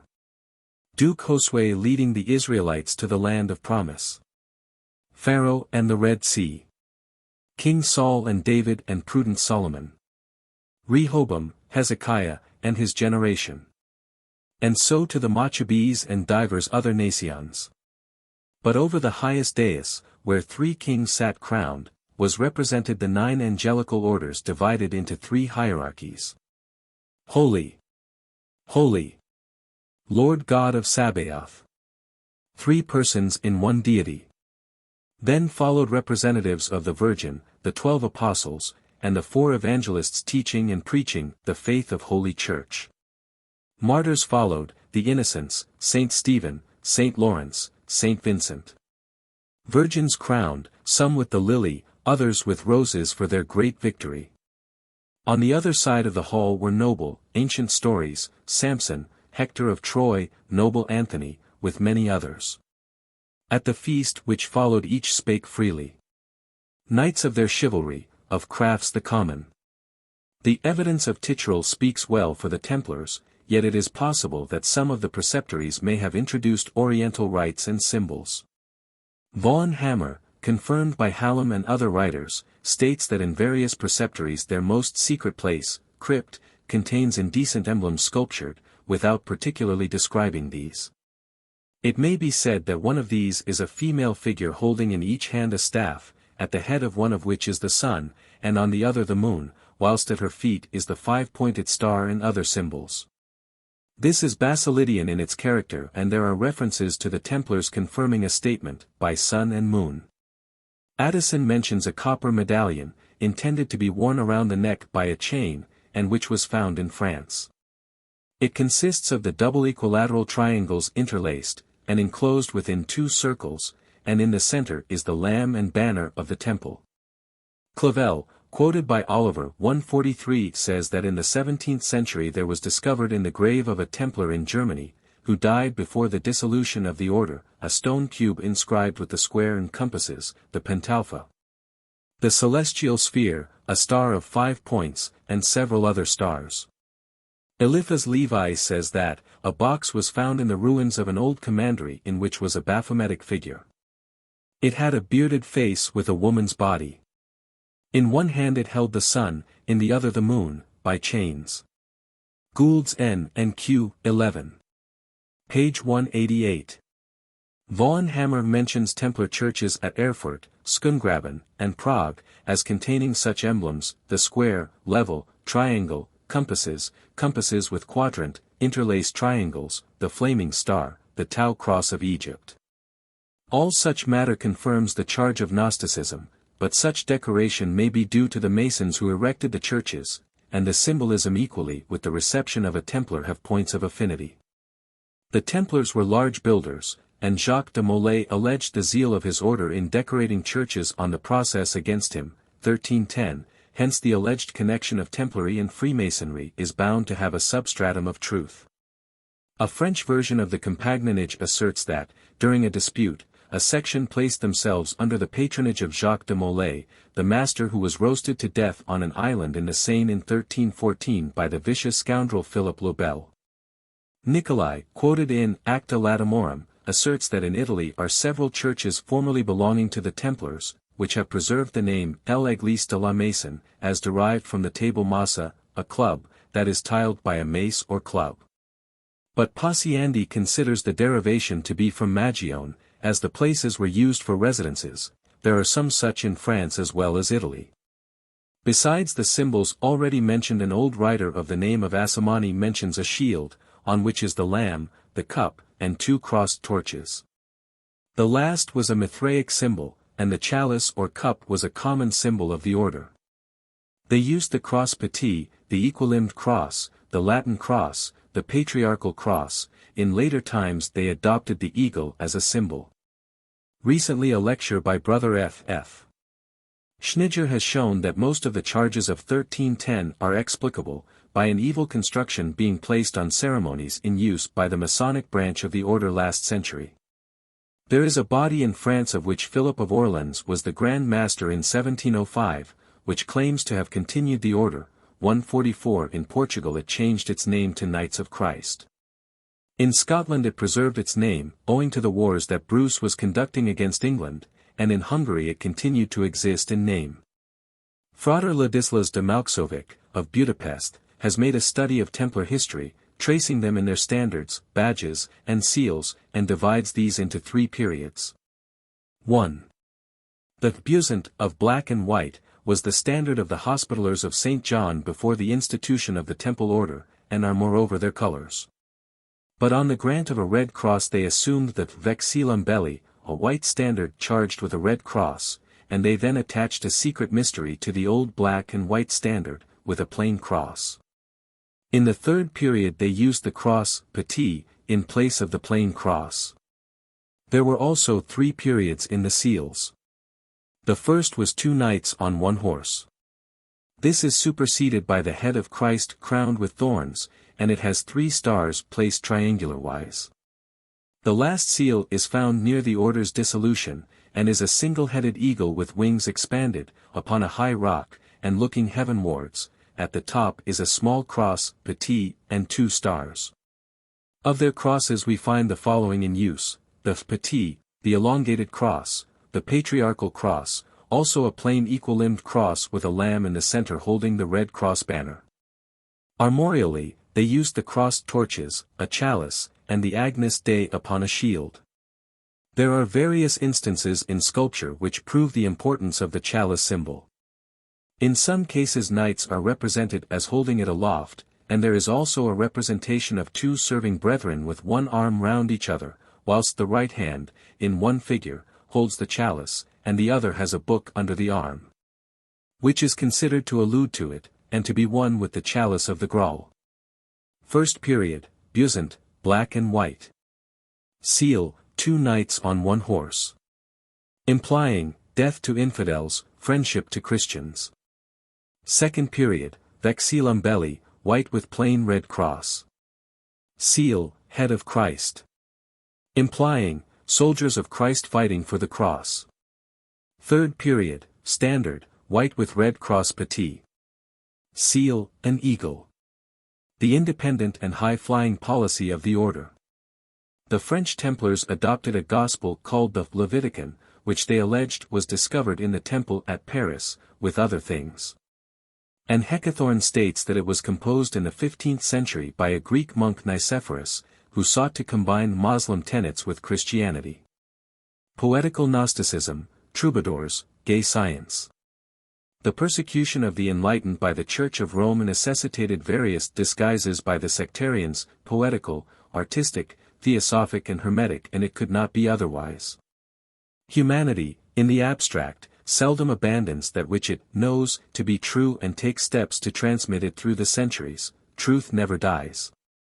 One of the modes employed was to speak, or write, in a language that will bear a double interpretation, the one intended for the ordinary hearer, and the other for the initiate who had the key of interpretation. Masonic MSS. Term it the arts of logic and rhetoric. This custom was undoubtedly prevalent in the most ancient times, and mythology, Kabbalism, etc., are examples of it. Hecathorn mentions certain Knights of the Swan, who sang in this speech in the early part of the 12th century, and the same writer observes that the minstrels and troubadours of France were divided into 4 degrees.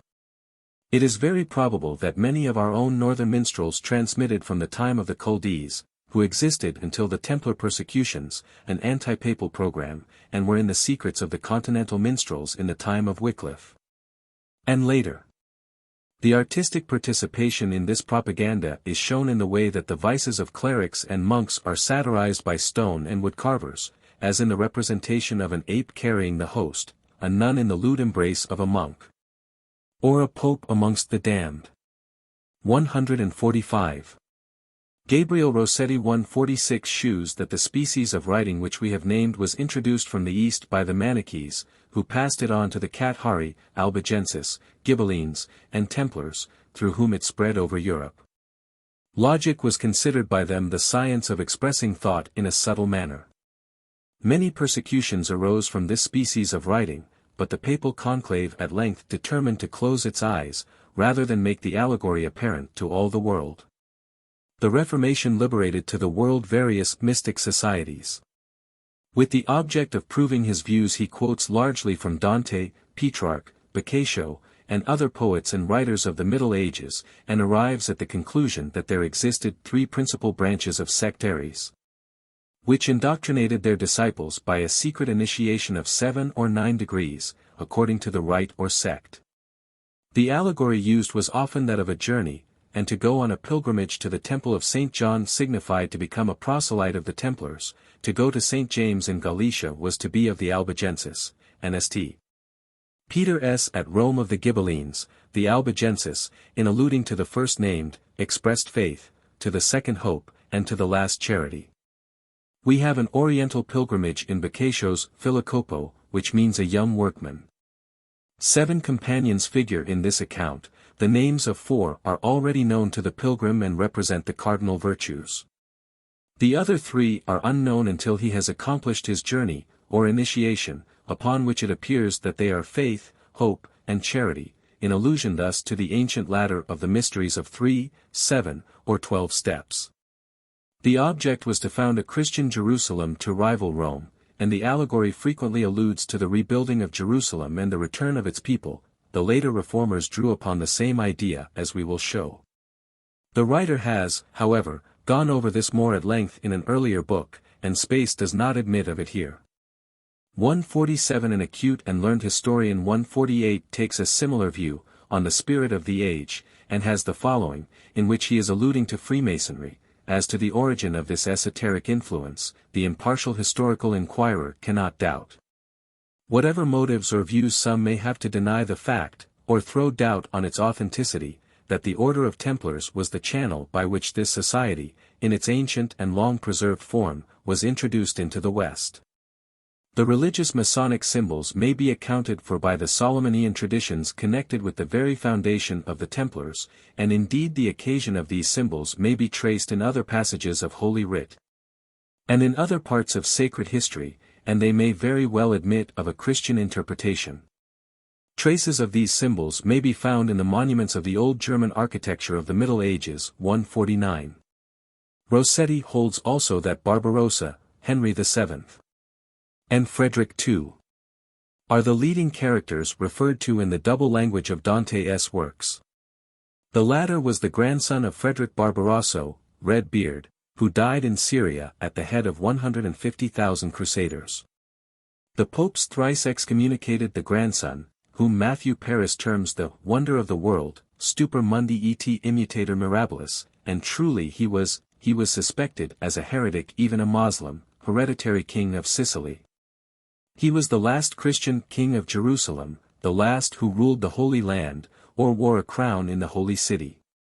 The most successful of the Crusaders since Godfrey de Bouillon, and gained Jerusalem by policy, was excommunicated for going there, excommunicated for coming back. excommunicated as a sectarian, of which the Pope distinctly accuses him, and there is a fable of 1378 by John of Florence, in which he is named as a man fond of the gentle language. There is no doubt it is this man whom in 1767 Morin mistook for Frederick II of Prussia in the Rite of Heirdom, which see later. We have said that the art of expressing things to bear a double meaning was taught as part of the Trivium, and Dante, who is thought to have been a lay brother of the Templars himself, tells Con Grande that the Divine Comedy admits of 4 keys of interpretation: literal, allegorical, moral, and mystical. He speaks of Christ as Himar Pelican, an Egyptian symbol of the Sothic cycle, the bird being mystically said to fly every 1,260 years to the altar of the sun at Heliopolis, where it was consumed by fire, and out of its own ashes restored to life. Ozanam, a Roman Catholic, considers the Divine Comedy to follow the same lines as an initiation into the mysteries of Egypt. Vecchioni, president of the Supreme Court at Naples, took the same view, and sought unsuccessfully to print a book thereon, to prove that such initiation had been handed down by philosophers and poets, and that the Divine Comedy was arranged after the plan of a Telades, ending in an episis, or divine vision. Loiseleur, a French writer, considers the teachings of the sects as closely connected with the Yukites, and both Kathari and Templars girdled themselves with a white thread like the Hindu and Persian mystics. They made use also of symbolic ages, as is done to define degrees. Regalini of Scio treats Dante as a Kabbalist and Rosicrucian. King 150 quotes the 18th canto of the Purgatory as replete with the profoundest symbolism which the Freemasons claim for their own, to wit, the imperial eagle, the mystic ladder, the rose and cross, pelican, supper of the Lamb. Pillars of faith, hope, and charity, symbolic colors, letters and geometric figures, as point, circle, triangle, square, the trampling of crown and mitre underfoot, the Vito Nuovo, and the convito, or banquet being equally mystical. To these may be added the invocation of divine vengeance upon the destroyers of the Templars, and the choice of Saint Bernard as the high priest. 151 It is not, however, the masonry of the guild, but that which has been added thereto. Mrs. Cooper Oakley has some pregnant remarks upon the troubadours, who were the undoubted poets of the Albigensian heresy, and quotes Barrett S. Paris' work of 1867 as to the following schools, all of which were again subdivided into groups: that of Aquitaine, of Auvergne, of Rodez, of Languedoc, of Provence. Again classified as the gallant, the historical, the didactic, the satirical, and the purely theological. Again of the mystical, the Hermetic. Arroud demonstrates that their celestial chivalry was derived from the Albigensian gospel, whose evangel was again derived from the Manichaean Martian tradition. These Albigenses were identical with the Kathari, and the troubadours were the links bearing the secret teaching from one body to another. Thus one sees them taking every form by turns: artisans, colporteurs, pilgrims, weavers, colliers. Deprived of the right to speak, they took to singing. Amongst the most illustrious of the troubadours was Alfonso II, King of Aragon, 1162–96. Peter II of Aragon was the principal ally of the Albigenses and troubadours, and in 1213 perished nobly in their cause at the Battle of Muret. Escaping from their burnt and bloody homes, not a few of them hastened to the court of Aragon, where they were sure of protection. Says Ticknor, in his Histoire Spanish Literature, London, 1849, religious romances were written in the form of allegories, like the celestial chivalry, the Christian chivalry, the Knight of the Bright Star, and the celestial chivalry of Hieronimo de San Pedro, Valencia, 1554, uses such titles as 1. The root of the fragrant rose, and 2. The leaves of the rose. In the paths of the dervishes the candidate is said to take the rose of the path. The basis of the Christian legend of the Graal is said to be found in apocryphal Gospel of Nicodemus, which was translated into Provençal verse, a mystical gospel, in every sense, says Paul in Paris, who in referring to the MS. In the Vatican, of the Graal, further writes, this latter text was of great antiquity and evidently mystical, showing a profound knowledge of the apocryphal gospel concerning the secret teachings of the Eucharist. Eugene Arrow thus speaks of the grades of the troubadours: like the other aspirants to the sectarian priesthood, they went into seminaries or lodges to receive instruction. Then, having become deacons or squires, having undergone tests and given required pledges, they were admitted to the rank of perfect knights or perfect troubadours. Having thus graduated, they started in the character of missionaries or of pilgrims of love, as Dante says, sometimes undertaking long and dangerous journeys, i.e., as wild or errant knights. Arrow. Rosicrucianism. In the 13th century we have traces of an organized body of men professedly Christian, who had organized themselves after the manner of the Oriental societies. The name with which we head this article had not then become prominent, but at a later period it became the generic title by which everything of the nature of Kabbalism, theosophy, alchemy, astrology, and mysticism was designated. It is stated in a Rosicrucian MS, lying at Cologne under the nom de plume of Omnis Morior, that a society termed the Magical Union was established at this city in the year 1115. F.C.E. Weiss mentions it 152 and gives the conditions for entering this body of wise men, the last and youngest possessors of the secrets of the ancients. The initiates wore a triangle as symbolizing power, wisdom, and love. They had secret sciences, known only to the highest among them, called Mu Alpha Gamma Omicron Sigma, mage, or wise masters, able to do things that seemed supernatural. Traces of an organized body are to be found in the Rosary of Arnold de Villanova, circa 1230, inasmuch as the Kabbalistic term of Sons of the Order is used. In the Theoria of Raymond Lully, circa 1322, there is a passage in which mention is made of a Societas Physicorum, and also of a Rex Physicorum. Also in the Theatrum Chemicum Argenteratum, 1628, a Count von Falkenstein, Prince-Bishop of Treves in the 14th century, is termed most illustrious and serene prince and father of philosophers. Hence it would seem that besides the Moorish schools which existed in Spain, there were similar associations amongst Christians. It is not difficult to account for the transmission of such brotherhoods from ancient times, since the Kabbalists and Gnostics studied the secret arts. And it is quite probable that the persecutions to which these were subjected were prompted rather by alarm than any real abhorrence of their pretended heretical doctrine. A few of the more curious and important works may be mentioned here. The Romance of the Rose is an initiative system in the allegory of the gay science, in which the term love is used theosophically. Eliphas Levi says, "It is the most curious literary and scientific work of the Middle Ages, it carries on the chain of the tradition of initiation." Hecathorn holds that, it divides the degrees into 4 and 3, producing again the mystic number 7. It describes a castle surrounded by a 7-fold wall, which is covered with emblematical figures, and no one was admitted into the castle who could not explain their mysterious meaning. Amant is admitted into this beautiful garden, which is surrounded by walls on which is painted figures of 9 vices, such as hatred, envy, avarice, etc. Discourses take place between the ladies and gentles assembled, and at the close Amant appears as an armed pilgrim, wearing a scarf and bearing on his shoulders the usual burthen. With description of how he succeeded in introducing it through the wicket of the tower, and gathers the roses, upon which he returns thanks to Venus, her son, and the nobles assembled. The work was begun by William de Loris, about 1282, as the Templars and other orders are mentioned, and the early use of the word Macon appears in it. It was completed by Jean de Meung, and Geoffrey Chaucer translated it.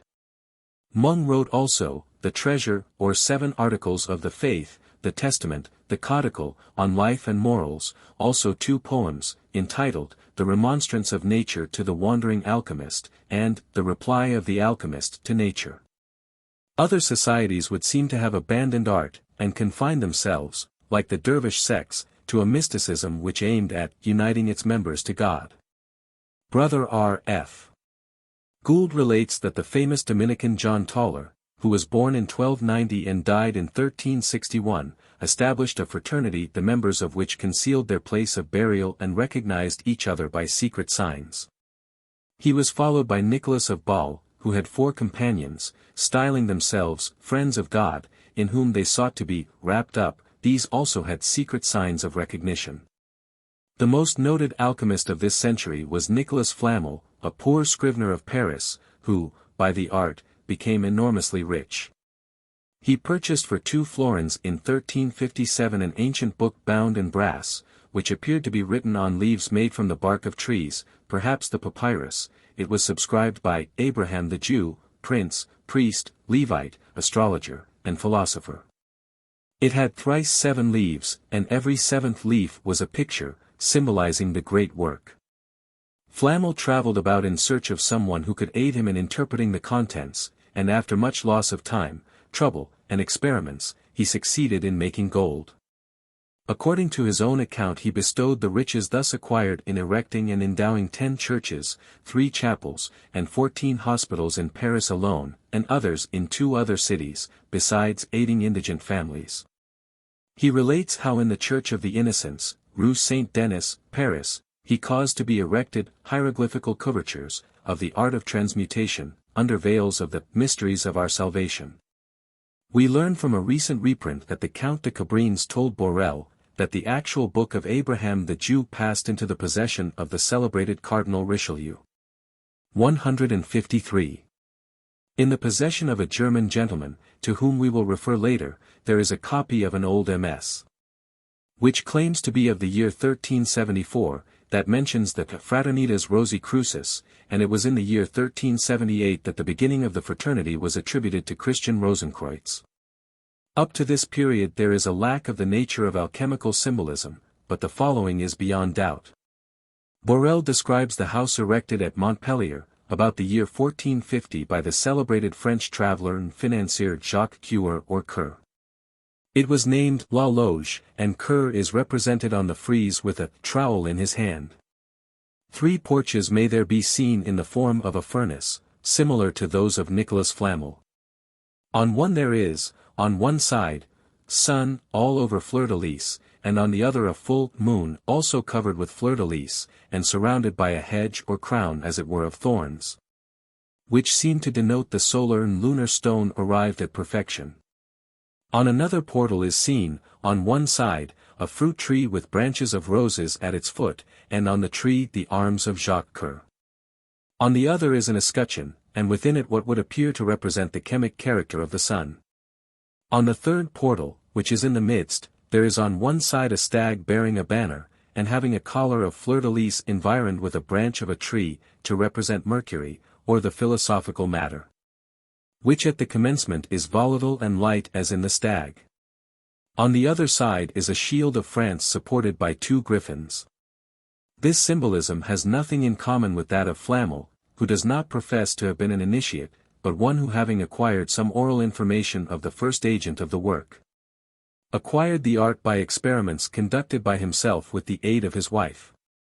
But on the other hand it is much in keeping with that of Abraham the Jew, and therefore argues a great antiquity. The whole symbolism is so equally Masonic and alchemical that it would be difficult to say definitely to which society it belongs. Both societies seem to have a common transmission, the one as a building, the other as a mystic fraternity. The natural inference here, on this evidence, is that Coeur was a member of both societies, and that he combined the symbols. Alchemically the sun and moon signify gold and silver. The chemic character of the sun is a point within a circle. The branch of a tree, said to represent Mercury, has nothing to define the species. It may be mentioned here that the Syrian mysteries of Adonis represented the slain god as changed by Venus into a red rose, and Theodoratus, bishop of Cyrus in Syria, asserts that the Gnostics deemed rose to be a symbol of the Savior.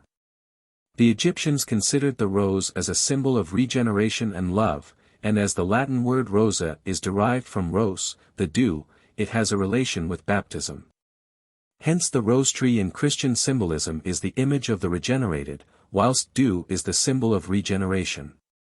In the crypt of St. Sibbald's in Nuremberg, is a double triangle, interlaced with a circle, within which is a rose. Basil Valentine, who flourished at the same time as Jacques Coeur, in his Azoth Philosophorum, has a figure which is thus described. It represents a winged globe on which is a triangle inside a square, upon which reposes a dragon. On the latter stands a human figure with 2 heads, and 2 hands, surrounding the heads, one of which is male and the other female, are the sun, moon, and 5 stars. The hand on the male side holds a compass, that on the other a square. The symbolism here clearly alludes to the dual sexual nature of all metals. In The Triumphant Chariot of Antimony, it is asserted that the adept should be capable of building his own furnaces. The most noted of the alchemists after this date was Philippus Aureolus Theophrastus Bombast of Hohenheim, who was born in 1493, and died in 1541, and there is a strong suspicion that it was from injuries inflicted by his enemies. Whilst travelling in the east he was taken prisoner by the Tartars, who treated him kindly, and the Khan sent him with his son to Constantinople. It is probable that he studied magic in these regions. He had studied magnetism and initiated medical treatment by mercury and opium. Franz Hartmann, M.D., has shown the identity of his teaching with the Eastern adepts of the secret doctrine. His philosophy divides man into 7 principles of the outer and inner body: 1. The visible body; 2. The mumia, archeus, or vital force; 3. The sidereal body, which gradually dissolves; 4. The animal soul, common to all things; 5. The rational soul; 6. The aluec, or spiritual soul; 7. New Olympus, or divine spirit, which must be caught and bound to the other principles if man is to become immortal. He fills the elements with spirits of many kinds, and mentions the flagi, who act as our guides and familiars, and instruct us in the sciences. He designates himself monarch of philosophers, and the Comte de Gabalis, a work of 1675-80, definitely states that he was elected monarch of the Rosicrucian Society. We will now refer to a few societies which seem to have been Kabbalistic or speculative rather than alchemical, but with a tinge of the sciences. Between the years 1400 to circa 1790 there existed at Lubeck a guild called the Compass Brothers, which met twice a year. Their badge was a compass and sector suspended from a crowned letter C, over which was a radiated triangular plate. In 1485 they adopted chains composed of these emblems united by eagles' tails. 154 About the year 1480 a society was established at Rome under the name of the Platonic Academy. It was a revival of the school of Plato, and the hall in which they met is said to contain Masonic emblems. Another society, which may have sprung out of it, was the Brotherhood of the Trowel, at Florence. It was composed of eminent architects, sculptors, and painters, and continued until last century. There are some old drawings in Paris which represent its members as laborers, assistants, and masters. The latter appear with a trowel in their hands and a hammer in their girdle. To the laborers are assigned pails, hods of mortar, the windlass, mallet, chisel, and rough ashlar. Their patron was St. Andrew, whose festival was commemorated annually by peculiar ceremonies allied to the old mysteries, such as the descent into Hades through the jaws of a serpent. 155 The celebrated Inigo Jones, to whom Anderson attributes quarterly meetings on the model of the Italian schools, may possibly have known something of this society.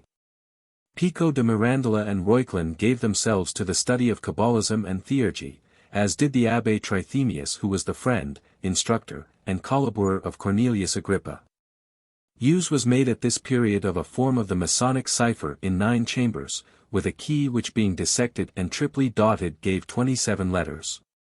Trithemius attributes this to the ancients, and he gives numerous ciphers. 156 Agrippa established in Paris and elsewhere a secret theosophical society, with peculiar rites of admission, and signs of recognition, and when he was in London in 1510 as the guest of Dean Colet he established a branch in that city. There is a letter of Landulf S. to Agrippa introducing a native of Nuremberg who was dwelling at Lyons, and whom he hopes may be found worthy to become one of the brotherhood. Agrippa says, as to alchemy, that he could tell many things were he not, as one initiated, sworn to secrecy. Uranus Philalethes, whose real name is not certainly known, and who was author of several Rosicrucian works, 1667-78, terms Agrippa imperator of the order. Agrippa distinctly states that outside operative alchemy, which is vain and fictitious when practiced literally, there is another to be sought within man's own self in the operation of the internal spirit. 157 There is a possibility that the well-known Charter of Cologne may have reference to these brotherhoods. It professes to be signed in 1535, by the representatives of 19 lodges, assembled at Cologne on the Rhine, and amongst these signatories are those of Coligny and Melanchthon. These somewhat doubtful lodges do not profess in the document to be operative, but to have sprung out of the Masonry dedicated to John, about the year 1440. An American writer attributes to John Bunyan the allegory of initiation in his Pilgrim's Progress, 158. It is not very satisfactory, but Bunyan's Solomon's Temple spiritualized was probably used in the 18th century for craft and arch lectures. Rosy Cross.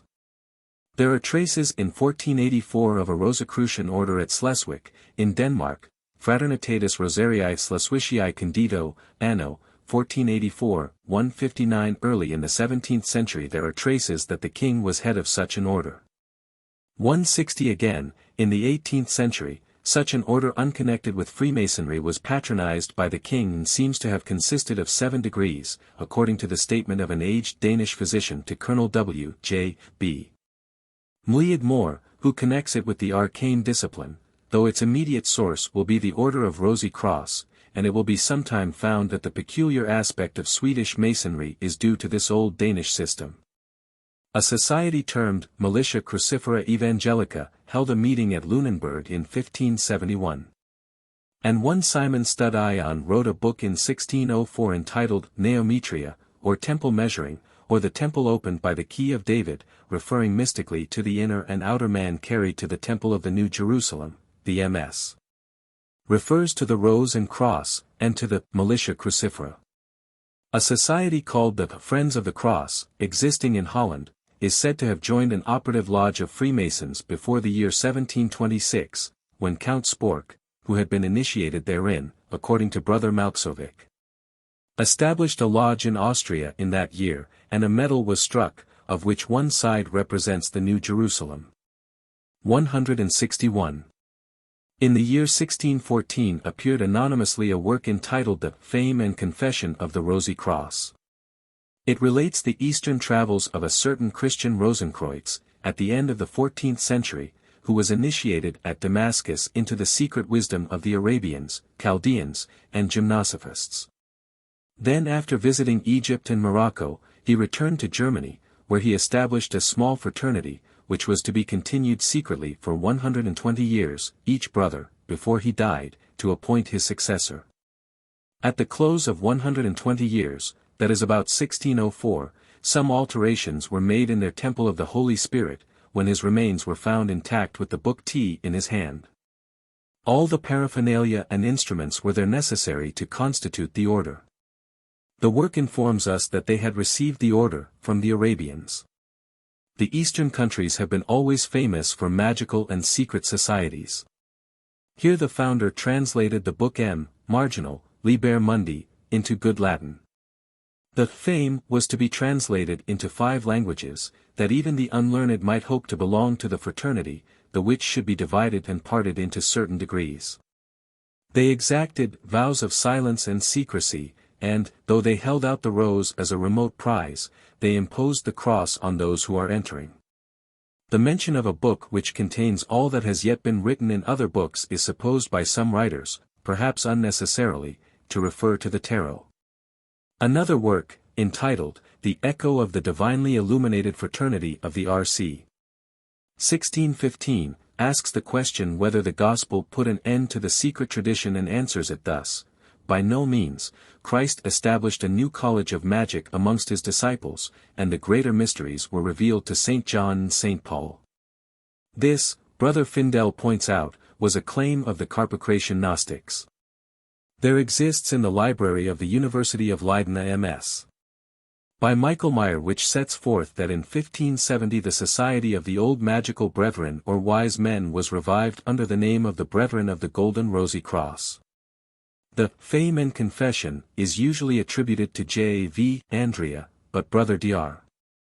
W. Wynne Westcott points out that though the 2 tracts may have been edited by this author, they are apparently of different eras.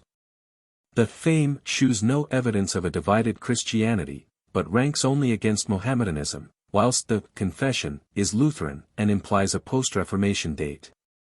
Andrea is admittedly author of Christian Mythology, Strasbourg, 1619.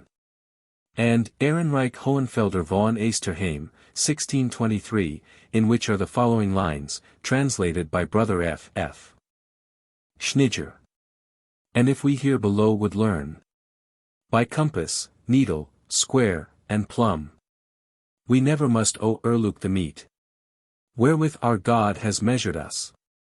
Andrea employed himself in spreading a society called the Christian Fraternity, no doubt a branch of the older Societies of the Cross, and lists of members are preserved beyond the date of his death in 1654. 162 The universities had their scholastic oaths, Luther and Flood mentions them, and they would seem to have had formal rites, for the latter in his Mosaical Philosophy, 1659, p. 31, repudiates any allegiance which I have by a ceremonial rite vowed unto Aristotle in my youth. Michael Meyer, who published his Silentia Post Clamors, 1617, says, like the Pythagoreans and Egyptians, the Rosicrucians exact vows of silence and secrecy. Ignorant men have treated the whole as a fiction. But this has arisen from the 5 years' probation to which they subject even well-qualified novices before they are admitted to the higher mysteries. Within this period they are to learn how to govern their tongues. Meyer published in the same year as this the De Vita Mortiiti Resurrection, of his friend Robert Flood. There existed at The Hague in 1622 a Rosicrucian society with branches in Amsterdam, Nuremberg, Hamburg, Danzig, Mantua, Venice, and Erfurt. The brothers wore a black silk cord in the top buttonhole. MS of last century says that this cord was given to them after they had promised, under oath, to be strangled with such a cord rather than break the silence imposed upon them. Their other sign is, that when they go into company they all wear a blue ribbon, to which is attached a golden cross with a rose on it, and this they are given on being received into the society. This they wear round their necks under their coats, so that not much of it is visible. The golden cross hangs down on the left side. The third sign is that on the top of the head they have a shaven place, about the size of a louis d'or, as you may see on myself, hence most of them wear a wig in order not to be recognized. They are moreover very devout and live very quietly. The fourth sign is that on all high festivals, very early at sunrise, they leave their residence by the same door, i.e., the east, and wave a small green flag. When another of them appears at a place where one lives, he goes to this same place, and there they enter into conversation, in order to recognize one another, for at the beginning they do not trust one another. Thus they have a certain greeting among themselves, which is as follows. The stranger says to the man he is visiting, Ave Frater. To which the other answers, Oce Teorii. Then the first says, Crucis. They then, both together, say Benedictus Deus Dominus Noster, Canobis Dedit Signum. Then they have a large document to which the imperator has affixed the secret seal. The MS. From which this is taken is a part of the documents in possession of Mr. Karl Kiesewetter, who is a grandson of the last imperator and who says that the seal which the last imperator used in office between 1764-1802 is of brass about the size of a mark. It consisted of a shield within a circle, on which was a cross, at the base of which was a conventional rose with 5 petals. At the top, bottom, and sides was the letter C, signifying, Crux Christi Corona Christianorum, the cross of Christ is the Christian's crown. Point 163. The English leader of the Rosicrucians was Dr. Robert Flood, a deep student of the Kabbalah, astrology, alchemy, and magic.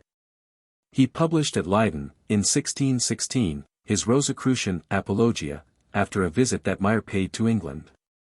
In 1629 appeared his Summum Bonum, and Sophia cum Moria Certimen, in which, in answer to Father Mersenne as to where the Rosicrucians resided, he replies, in the house of God, where Christ is the cornerstone, a spiritual work, in which men are the living stones. He speaks in 1633 of the formerly so-called Rosicrucians who are now known as sapients, sophoi, or wise men, and impresses on the reader that it is, under the type of an architect they erect their house of wisdom. There was a Mr. Flood who presented a copy of the Masonic MS. Charges to the Masons' Company of London, and as Robert Flood died September 8, 1637. And resided for a long time near Mason's Hall, he was probably a Mason. 164 Meyer, as quoted in Initiation, says that numerous societies of Rosicrucians had arisen by the various interpretations placed upon their ancient symbols. And that the society consisted of an outer and inner circle to which last the most esoteric part was confined, and there is much which would cause us to think that Flood's society of the name was the Masonic Masters' Fraternity, known as the Haredim. And all continental tradition of the high grades, or master's grades, support this. Dr. John D., John Booker, William Lilly, and Father Backhouse are well-known occultists, but as Masons we are more interested in two men who were not only given to those pursuits, but were also well-known Masons, Sir Robert Moray, who was made a Mason at Newcastle-on-Tyne in 1641. And Elias Ashmole, who was made at Warrington in 1646. It is conjectured that Thomas Vaughan, the author of many Rosicrucian works under the assumed name of Eugenius Philalethes, may have been accepted in 1641, or thereabouts. He was a friend of Ashmole, and the language of some parts of his works corresponds with our ritual. Moray also patronized him. Elias Ashmole in his diary makes several mentions of the feasts of the mathematicians and astrologers, and under 1653 says that Father Backhouse, when at the point of death, instructed him in syllables of the matter of the philosopher's stone. In Theatrum Chemicum Britannicum, 1652, he gives from the Breviary of Philosophy, the oath of the alchemists, which society he says was divided into sons and fathers. Will you with me tomorrow be content faithfully to receive the blessed sacrament? Upon the oath that I ball here you give. For any gold, any silver, so long as you live. Neither for love you bear towards your kinney. Nor yet to no great man, preferment to win. That you disclose the secret I shall you teach. Neither by writing, nor by swift speech. But only to him, which you be sure hath ever searched after the secrets of nature. To him you may reveal the secrets of this art. Under the cover of philosophy, before the world you depart. The symbolic tracing of the Rosicrucians was a square temple approached by 7 steps, of which the 4 first represented the 4 elements, and the remaining 3 salt, sulfur, and mercury, the 3 great principles. Here also we find the 2 pillars of Hermes, the 5-pointed star, sun and moon, compasses, square, and triangle. Illuminati. This society was founded May 1, 1776, by Professor Weishaupt, of Ingolstadt with the object of arriving at political power, and revolutionize religion and governments. It is only related to other societies in so far as this that Weishaupt, Nig, and Bode drew upon ancient mysticism for their ritual, and induced their own members to spread themselves into the Masonic lodges to influence the society. Its grades were, 1st degree novice, 2nd degree, minor val, 3rd degree, minor illuminee, 4th degree, major illuminee, 5th degree, directing illuminee Scottish knight, 6th degree, epopt, or priest. These were entitled the Lesser Mysteries, and had their insinuators, and scrutators, whose duties were to collect information from the members. 7th degree, regent, 8th degree, mage, or philosopher, 9th degree, king-man. These were the greater mysteries. The order used the Persian era of 620 AD. Each initiate had a characteristic name assigned, usually taken from classical literature. And very much of their ritual appears in the Abbé Barruel's Memoirs of Jacobinism. Some of their chapters studied alchemy, and the Masonic lodges equally dabbled in this art, but we shall allude to it in our chapter on the high grades. Innumerable societies of mystics exist in America, but we have no space even for their names, and must therefore refer the reader to Volume 2. Of The Rosicrucian, 1908, by S. C. Gould, Manchester, New Hampshire, USA. Under the head of Arcane Societies. Societies of China. There exists amongst the Chinese certain secret societies which profess, in some measure, to continue a system of brotherhood derived from ancient customs, and which may have arisen out of their ancient guild life. The members are sworn to support each other, to be of good morals, and they have secret signs of recognition. The initiation is couched in symbolic mystery and divided into degrees. Its aim corresponds with other societies of which we have already given particulars. The Tiantiy, or Heaven-Earth League, is ancient, and said to be traceable in 1674. The candidate before reception has to answer 333 questions. The Triad Society. The candidate, scantily clothed, is introduced into a darkened room, between two members, who lead him to the president, before whom he kneels. A knife is placed in his right hand, and a living cock in his left. In this position he takes a very lengthy oath to aid his brethren even at the risk of his life. He is then directed to cut off the head of the cock. The blood being collected in a bowl, by a slight puncture it is mingled with his own blood, and that of the 3 chiefs who officiate at the ceremony. He is then warned that death will be his own fate if he should betray the order. After this he is entrusted with the signs and tokens of recognition, which run in threes, as, to take up anything with 3 fingers.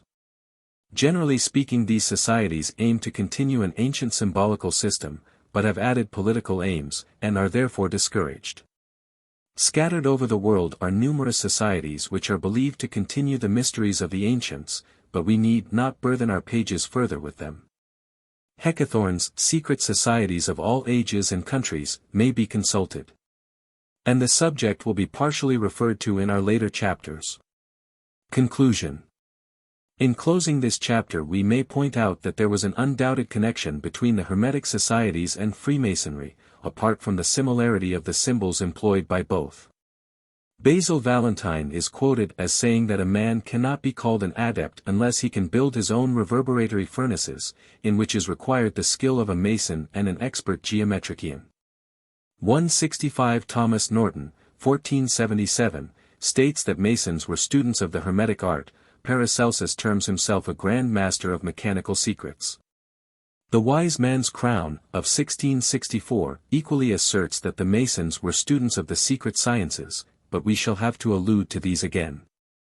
On the whole it would rather seem that Masons who desired to extend their learning sought Hermetic initiations, but at a later period these latter made use of the guild system of the former, as a convenient basis for their own views and wants.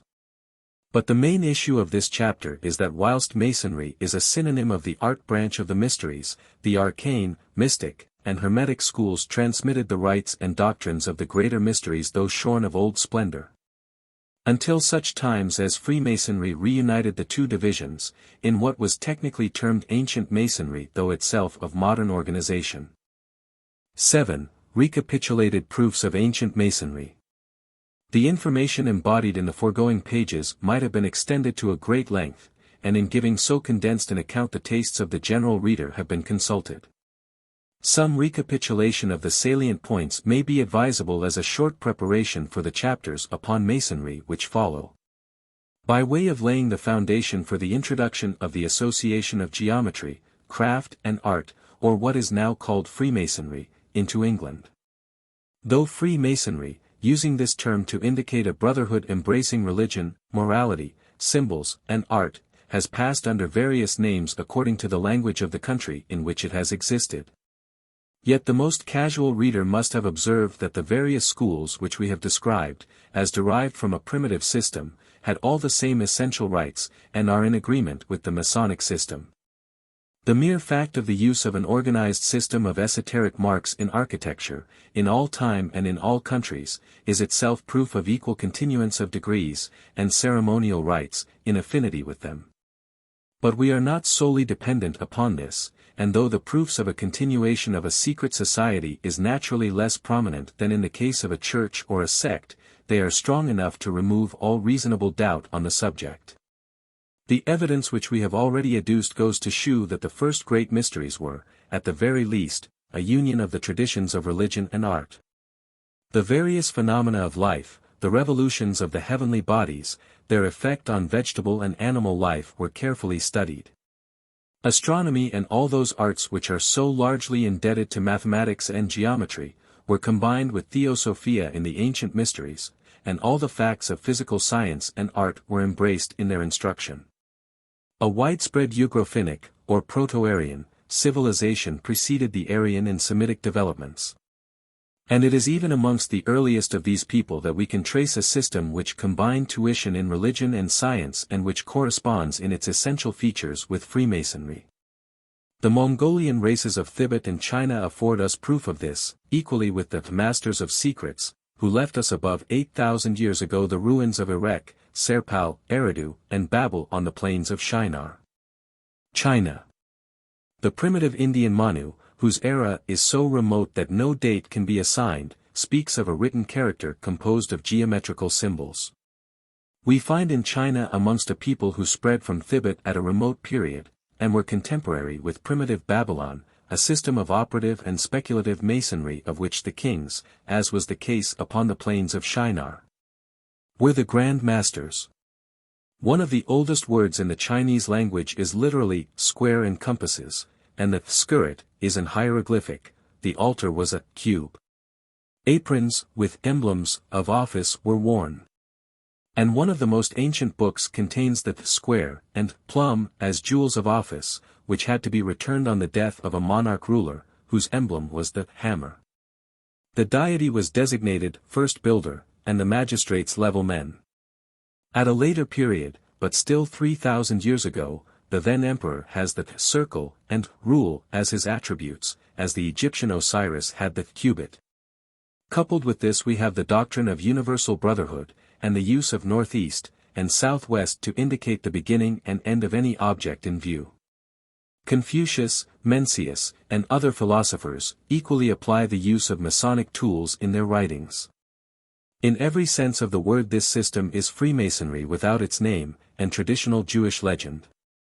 Sir John Mandeville, in 1356, mentions a coincidence with the societies of the Essenes, Pythagoreans, and ancient Masons. He says that the Khan of all Tartary before the eruption into China, decreed that all men should be governed by masters of tens, hundreds, and thousands. Moorcraft 166 says that when he entered Tibet he was met by an officer of the government named the Nurba, and, on the back of his habit, and on the right shoulder were sewn the saw, adze, chisel, rule, and all the insignia of Freemasonry in iron. The symbols of a fraternity of which he said he was a member. Japan 2,500 years ago had the Chinese guilds introduced by way of Korea. Egypt. The most ancient Memphis of Egypt has traces of this system, in the use according to Diodorus of tools in the hieratic writing. In the use of the cubit rule as an emblem of truth. In the building symbolism of the Ritual of the Dead, a book so old that 4,500 years ago, it could not be understood without a commentary added to an older commentary, that had become unintelligible. The architect at this period, and 6,000 years ago, was a royal companion, and some of them mated with princesses. The Very Reverend C. W. Barnett, Dean of Cape Town, says in a recent address, that he had himself seen, on buildings 3,000 years old, the square, triangle, circle, sun, moon, pentacle, and that the evidences of masonry are found at Thebes, Luxor, Philae, Abu Simbel, Ojut, Dendera, Karnak, and on other noted archaic ruins, as well as in the pitch-dark recesses of the Great Pyramid. And that the SPHNX holds in its colossal paws an exquisite small temple, which has mason's marks indented into the solid walls, roof, and monolithic columns. Babylon. Ancient Babylon was allied in blood and religion with the two races that we have just mentioned. What we have not yet to record in symbols we find represented in their language. The earliest monarchs were termed Pat-Teisher, which is interpreted literally to strike or anoint the foundation stone, and with the addition of Tiesari is translated sublime master. Again the 7 Kabiric gods, or 8 with one slain by his brother gods, are named Patasei, from Patasso, a hammer, and though we need not go to Asgard, which is believed to be near the Caspian. The god Thor has the hammer for his weapon and the svastika, symbol, swastika, for his emblem. There is similar proof that the first kings and viceroys were masters of the builders, and probably the designers, or at least superintended the erection, and such edifices were consecrated with the rites of modern masonry. The kings are represented with a Maltese cross worn from the neck. We seem to lose the Akkadian symbols of the Mason in the conquests of the tent-dwelling Semites. The highest chamber of the Tower of Borsippa or Babel was a perfect cube. Brother G. W. Speth, the late eminent secretary of Lodge 2076, has pointed out some interesting bearings which Kabiric emblems have upon modern Freemasonry. We have shown that the most ancient style of building was termed Cyclopean, of which the Kabiric initiates were the masters, and that it is a prehistoric style existing in all countries, running in later times into level work and often cruciform in its plan. The Kabri recognized 7 ancient gods, of which 3 were chiefs, and an 8th was slain by the others. In Masonry, whilst 3 rule a lodge, 7 make it perfect, and the 8th, or initiated candidate, is represented by the slain god.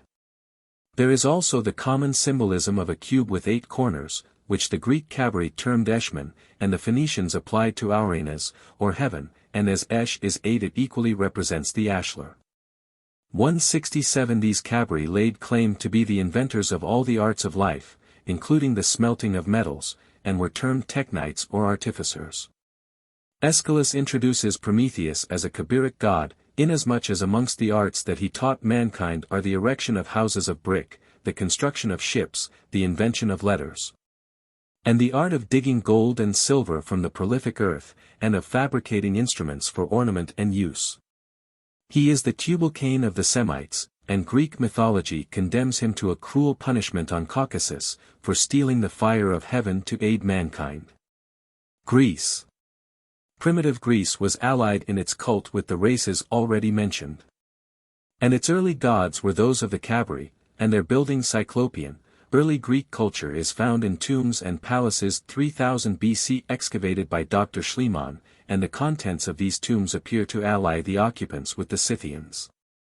A long period of barbarous wars succeeded, attendant upon the invasion of the country by the Hellenes, an Aryan or Celto-Iranian people, spreading general devastation. In Hellenic mythology it is figured to us in wars with a race of giants, Titans whom Jupiter at length conquered and condemned to servile employment in the forges of Vulcan. Reduced to plain matter of fact, it is the war between the Aryan invaders, who invented the mythology, and the primitive inhabitants who worshipped the Kabiric gods, and were reduced to artistic labor for their conquerors. By this invasion the Kabiric mythology became Hellenized. In one direction the conquerors Aryanized the old myths that had grown up in the country, and in another direction they appear to have Grecianized the legends of Egypt and Phoenicia. 168. For some centuries Greece sank into semi-barbarous desolation. Its true civilization was that of Egypt, whence culture passed through the Romans to Europe. Egyptian colonists with their religious mysteries settled at Argolis, the ancient seat of those Cyclops or Kabri who built the enormous walls of Tiryns, and Mycenae, at a period too remote to be defined. Their chief Einich, as it is said, lived 1976 BC, and was succeeded by his son Pharanius, whilst the deluge of Ogyges, in Boeotia, occurred 1796 BC, but it is probable that little reliance can be placed on these dates. To the new race is attributed the destruction of the older Cyclopean towns. At dates from 3 to 4 centuries later there entered Greece fresh colonies of Egyptians and Phoenicians. Cecrops arrived in Attica from Sais, in Egypt, 1687 BC. Assembled the well-disposed inhabitants, laid the foundation of Athens, and of that peculiar tribunal termed the Areopagus. Cadmus settled with his colonies in Boeotia 1594 BC, and founded Thebes. He brought with him into Greece the Phoenician alphabet, which, originating in Egypt, forms the basis of our own alphabet. Danaus settled a new colony in Argolis 1586 BC, which had previously been settled by Egyptians, and to this year is also credited the deluge of Deucalion. India and Media. Primitive India and Proto-Media shared the same fate as ancient Greece. Aryans equally invaded these countries and reduced the ancient inhabitants. Egypt also received colonies of the same race, and the Great Pyramid is constructed upon the mystic design of the Temple of the Realms of Osiris. The Aryan invaders of India established bounds beyond which the artisan, as a third caste, was not allowed to proceed. Accordingly, this third class, which was largely the prehistoric inhabitants of the country, continued rites of their own, in which, as we have seen, they used art symbols and measurements to typify the truths of a religion, which differed only from that of the Brahmins and Maharajas in the use of art instead of nature symbols. The priests of Benares say that this fraternity constructed all the marvelous works that are spread over the land. As in China, it was a society of the level and plumb. Persia. The ancient Persians say that their ruler Jemskid erected the artisans into a class, though the country never accepted strict caste laws. This ideal king gave them laws which he superintended, and allowed them to appoint a chief or grand master to oversee them. Hence in strictly Aryan countries, governed by firm caste laws, we have a triple set of mysteries, those of the Brahmins, or priests, with an intangible deity, in the warrior caste such mysteries as those of Mithras, Bacchus and Serapis. And amongst the artisans the art, or Kabiric gods. When an apprentice has completed his time he applies to his guild for his freedom and makes the customary payment. A priest is called in and after prayers he receives the accolade from the master of the guild. The Reverend P. J. Oliver Minus says that he has traced 20 Masonic landmarks to Hindu rites. And that in Persian Mazan is a sorcerer, a scientist, and that free may be the Sanskrit pri, to love as brethren, as distinct from slaves, the root vri or var, to choose. Mazandan is land of sorcerers, scientists. As the caste system extended itself in India to different trades, a guild system arose, such as we had in old times in England. In India at this day, each caste forms such a guild, embracing the whole of that class, exercising an influence for the general advantage. Some of these lay claim to the twice-born thread of the Brahmins. The deserving members are rewarded by titles and offices, the undeserving are punished by fines, or condemned to furnish a feast, the refractory suffer by temporary or permanent caste deprivation. Aryan Greece. The origin of classical Greek is Aryan, and was first introduced into Thessaly by the followers of the mythical Deucalion, in 3 great tribes designated Hellenes. The Dorians are said to take their name from Doris, son of Helen. The Aeolians from another son Aeolus, and Ionians from a grandson Ion. It is noteworthy that it is after the recivilization of Greece and the introduction of the Egyptian mysteries that the method of building edifices of squared and level blocks in contradistinction to the polygonal and irregular style of the Cyclops arises in that country. Hence it would appear that either the Dionysian artificers must have superseded the Cabri or instructed them. There are traces in India, Greece, Palestine, and other countries, of a gradual improvement, as exemplified by the use of both styles in the same building, and there can scarcely be a doubt that the improvement came from the Aryan race. Ancient Greek writers identify the Pelasgi with the older style and attribute it to Assyrian introduction. The Etrurians were of the Pelasgic race, and their buildings are of the Cyclopean style, and from them we derive the Tuscan style of column. Varro mentions a tradition that they conquered North Italy 1044 BC. To the Aryan Greeks the solidity of Cyclopean masonry, which went beyond their early kings Enochides and the Enostratus, could only be the work of giants, and similar views were held in other countries. It is from the tribes of Dorians and Ionians that we derive the Doric and Ionic styles, after follow the Corinthian and the Composite, as the developments of the 3 original Greek styles, with the Tuscan. But Isocrates justly says that the Greeks borrowed their ideas, and the forms of their temples, from the Egyptians. It is known that the Phoenicians often employed Egyptian architects. And it was from the former that Solomon obtained his chief workmen for the erection of the Temple of Jerusalem, and the style had points in common with that of Etruria, from which Rome derived much of its art. The Dionysiacs. There are 3 questions to be considered in reference to the application of the name Dionysius to the slain and resurrected sun god of Greece. In the first place, Herodotus positively asserts that these mysteries were derived from Egypt. It is certainly not the Kabiric version. But Assyria had its god Dionysus, and the Aryan Greeks in some cases Hellenized the older mythology. It therefore seems to be pretty evident that the Hierophants, who first organized the system, found it politic and expedient to use the Assyrian name in place of the Egyptian. It is somewhat doubtful whether the great mysteries of Dionysus were practical Masons, as well as teachers of secret truths of a spiritual nature. The usually accepted statement is that the builders were initiates into the mysteries of Dionysus. But as these mysteries, according to the savant Heron, were allied with those of the warrior class of Persia and India, it is possible that there was a separate class of builders, as in India, under the designation of Dionysian artificers.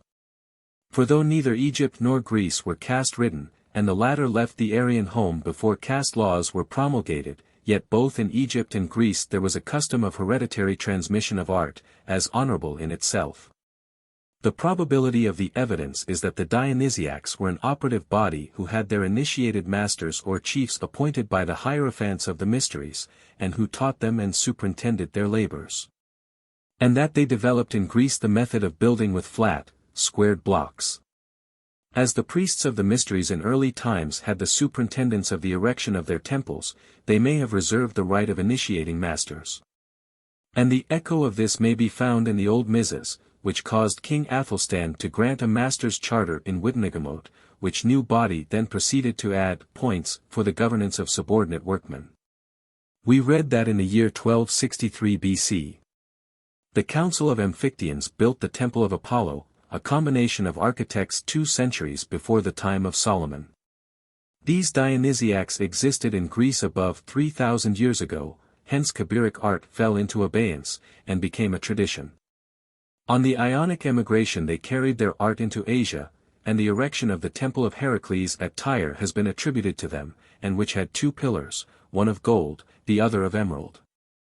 They were divided into lodges under masters, had emblematical jewels, degrees, ceremonies, and tokens of recognition.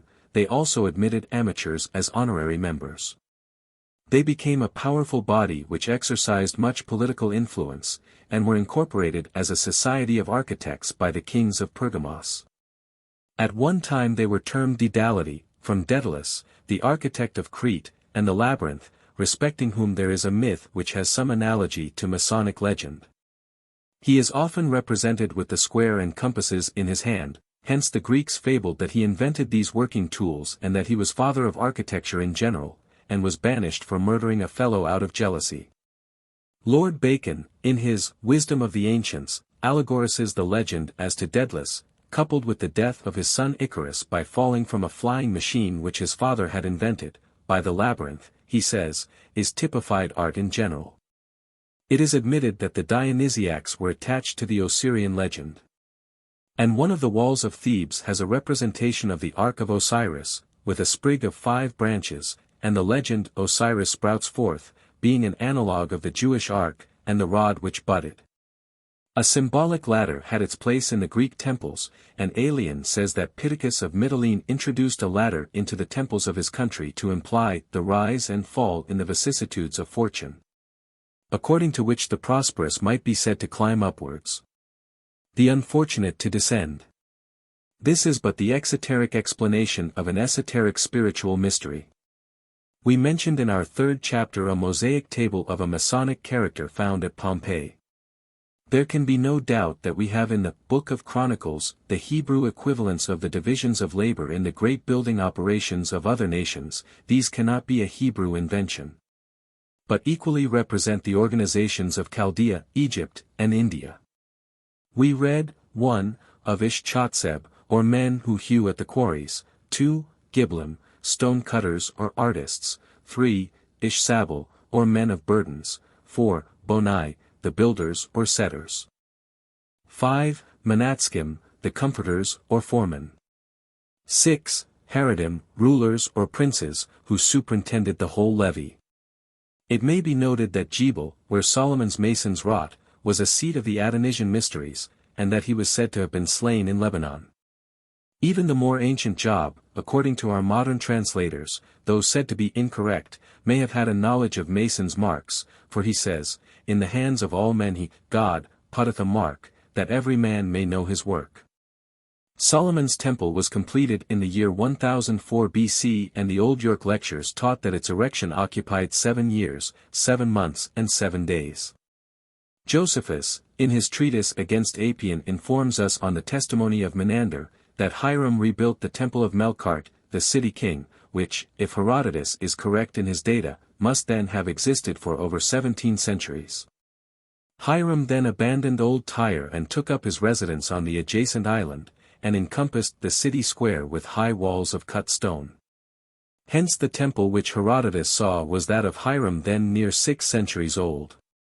The Talmud has a legend that Hiram was granted 600 years of paradise for reward, for the cedars of Lebanon which he supplied to the builders of the Temple of Jerusalem, and the book Yaqut, which is a compilation from the Midrash. A word which means, to gather together, says that Hiram built himself, in the midst of the sea, a paradise of 7 heavens, as was Babel, and that, for his great pride, Yod sent Nebuchadnezzar against him, who destroyed his paradise and cut him to pieces when he was about 600 years old. Roman Collegia. In Rome the arts were erected into colleges by charter of Numa Pompilius, 703 BC. The early architecture of Italy was Pelasgic, but Greece contributed much to its advance, and their colleges of artisans have such a close resemblance to the Dionysic system that the rule of one must have been the rule of the other. In point of fact, Latin historians assert distinctly that the founders of Numa's colleges were Greeks, which would lead us to suppose that Dionysian artificers were brought to reconstitute older schools. Zosimus informs us that Numa was created Pontifex Maximus, and all his successors, and he derives the origin of the title, which may be translated Bridgemaster General, from Thessalian Greeks who, before statues and temples began to be built by them, had images placed on a bridge over the Peneus, from which the sacrificers were termed bridge priests. It is curious that the civil government had a similar constitution to the Masonic colleges. At the birth of the Republic there were 3 tribes, Sabines, Albines, and strangers.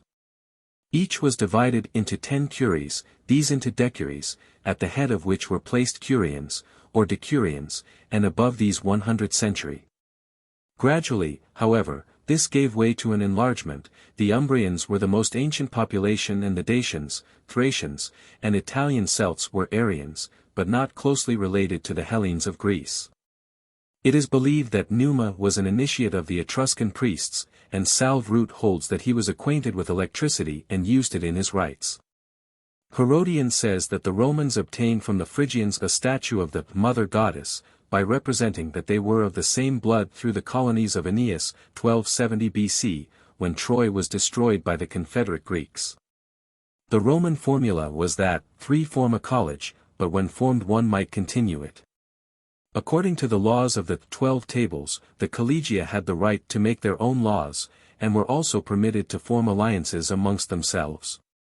They were divided into communities, had a common arca or chest, elected their officers annually, accepted honorary members as patrons, had priests, as there is mention of a priest of the builders or artificers. They had emblems of office. Signs of recognition, many of the symbols used by Freemasons, as, says Schauberg, the rough and perfect cube, and they could distinguish a brother by day as well as by night. Their wardens ruled 10 men, a custom which Sir C. Wren says was in use amongst the old Freemasons. The communities or misserii were held secretly and in secluded rooms, generally met monthly. Each member was bound by oath to assist another. Some of the registers of members are yet extant. Their officers were, a magister, who presided over 100 men and was elected for 5 years, decurions or wardens, each of whom presided over 10, seniors or elders, scribe or secretaries, sacerdotes or priests, tabularii or archivists, eritores or messengers, viators or serving brethren, signiferi or flag-bearers. One inscription informs us that the collegium held a yearly feast in anniversary of its foundation. Throughout the whole Roman Empire the collegia were in active operation, and the corpus juris mentions amongst the arts legally existing, and free from taxation, the architects, masons, stone cutters, painters, sculptors, carpenters, and ship and machine builders. We know the collegia were established in Britain.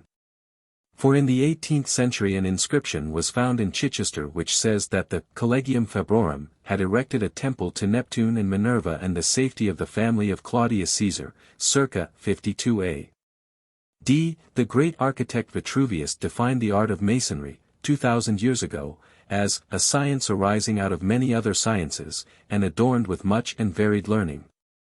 He also shews us that the Romans had a canon of proportion, which being a secret goes far to shew that he was an initiated temple architect, and which canon is still represented in our Masonic lodges by a tessellated pavement. 169 Aristophanes, in one of his comedies, introduces Meton, the astronomer, with rule and compasses in his hands, preparing to lay out the plan of a new city. Upon the tombs of Roman members of these colleges are found emblems identical with those of modern Freemasonry, and we find upon tessellated floors, and mural paintings, the triangle, double triangles, square and compasses, gavel, plumb rule. 5-pointed star, the branch. There has recently been dug up at Rome, near the Triano, a glass bowl, upon which, on one side, is a square and above that the blazing star or sun, and the letters J, north underneath the square are two pillars, standing upon a mosaic pavement. 170. Mr. Tolmain Smith points out that contemporary with the Roman collegia were the Greek Aranoi, or Thiasoi, numerous at Rhodes and Piraeus, and other parts. Their organizations had even a closer resemblance to Freemasonry than the collegia. Although the Celtic races of Britain had in early times many fine cities, and though the York lectures state that Ebranc, Bladud, and Crozius were eminent as Masons, yet it is considered that the Latin term maris indicates that we had stone building from the Latins.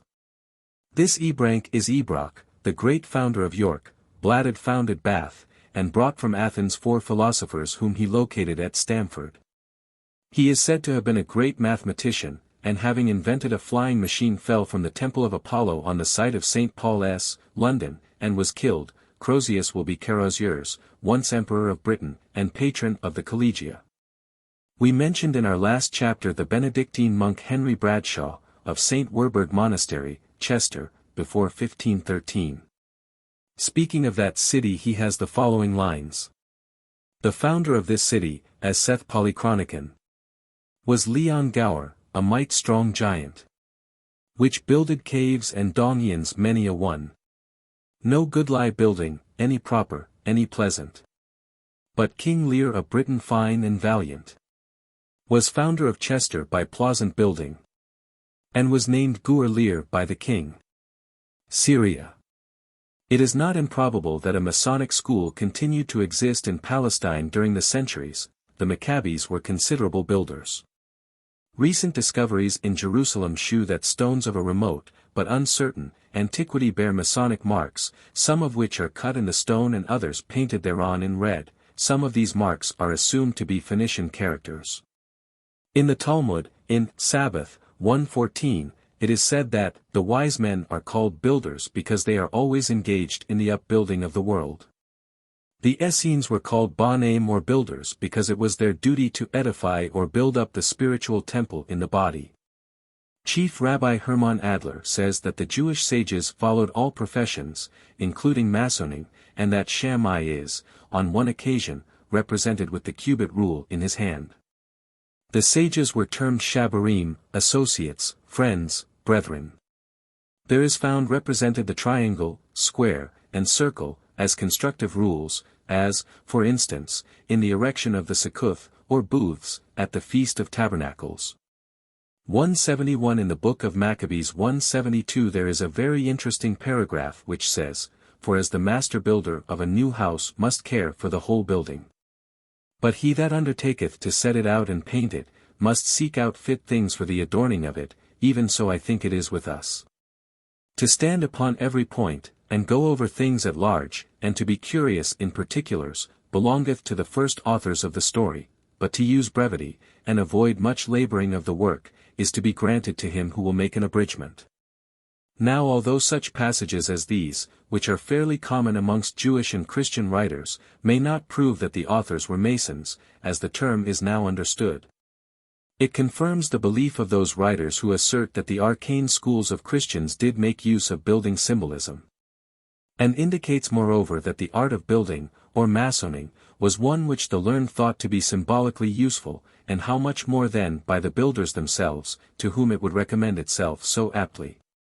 There exists today a Jewish guild at Aswan in Egypt which claims great antiquity, and practices Jewish rites connected with the building of the two first temples, and for that purpose meet annually at sunrise and labor till sunset.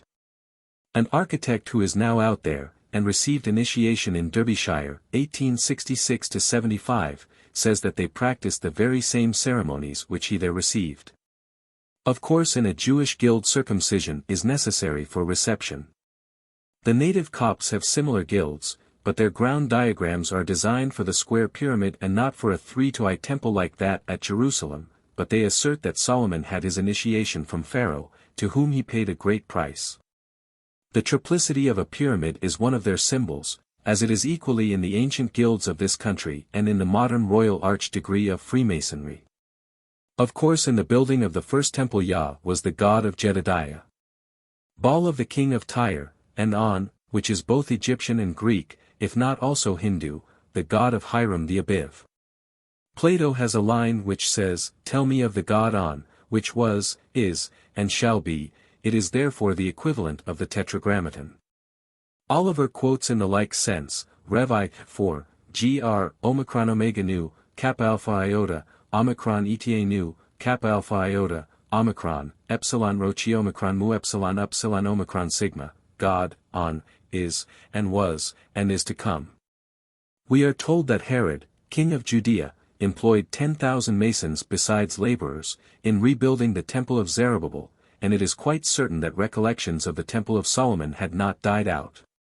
It is even believed that, from the time of Alexander the Great, large numbers of Jews emigrated into Spain and were the founders and builders of Toledo, Seville, and Barcelona, besides other buildings in Bohemia. And the best time of their race was during the Moorish rule, when Oriental and secret societies were prevalent. The journal Israelite of 1860 contained a paper in reference to the existence in Spain of certain old legends in proof that the Jews emigrated thither in the days of the tyrannical Rehoboam and of Adoniram's journey thither to gather taxes and was slain. The writer says, "It is a fact that there are numerous tombstones with Old Hebrew or Samaritan inscriptions in Seville or Toledo. We cannot positively say which of these two places, and among them is one which bears the name of Adoniram the collector of Solomon and his son Rehoboam."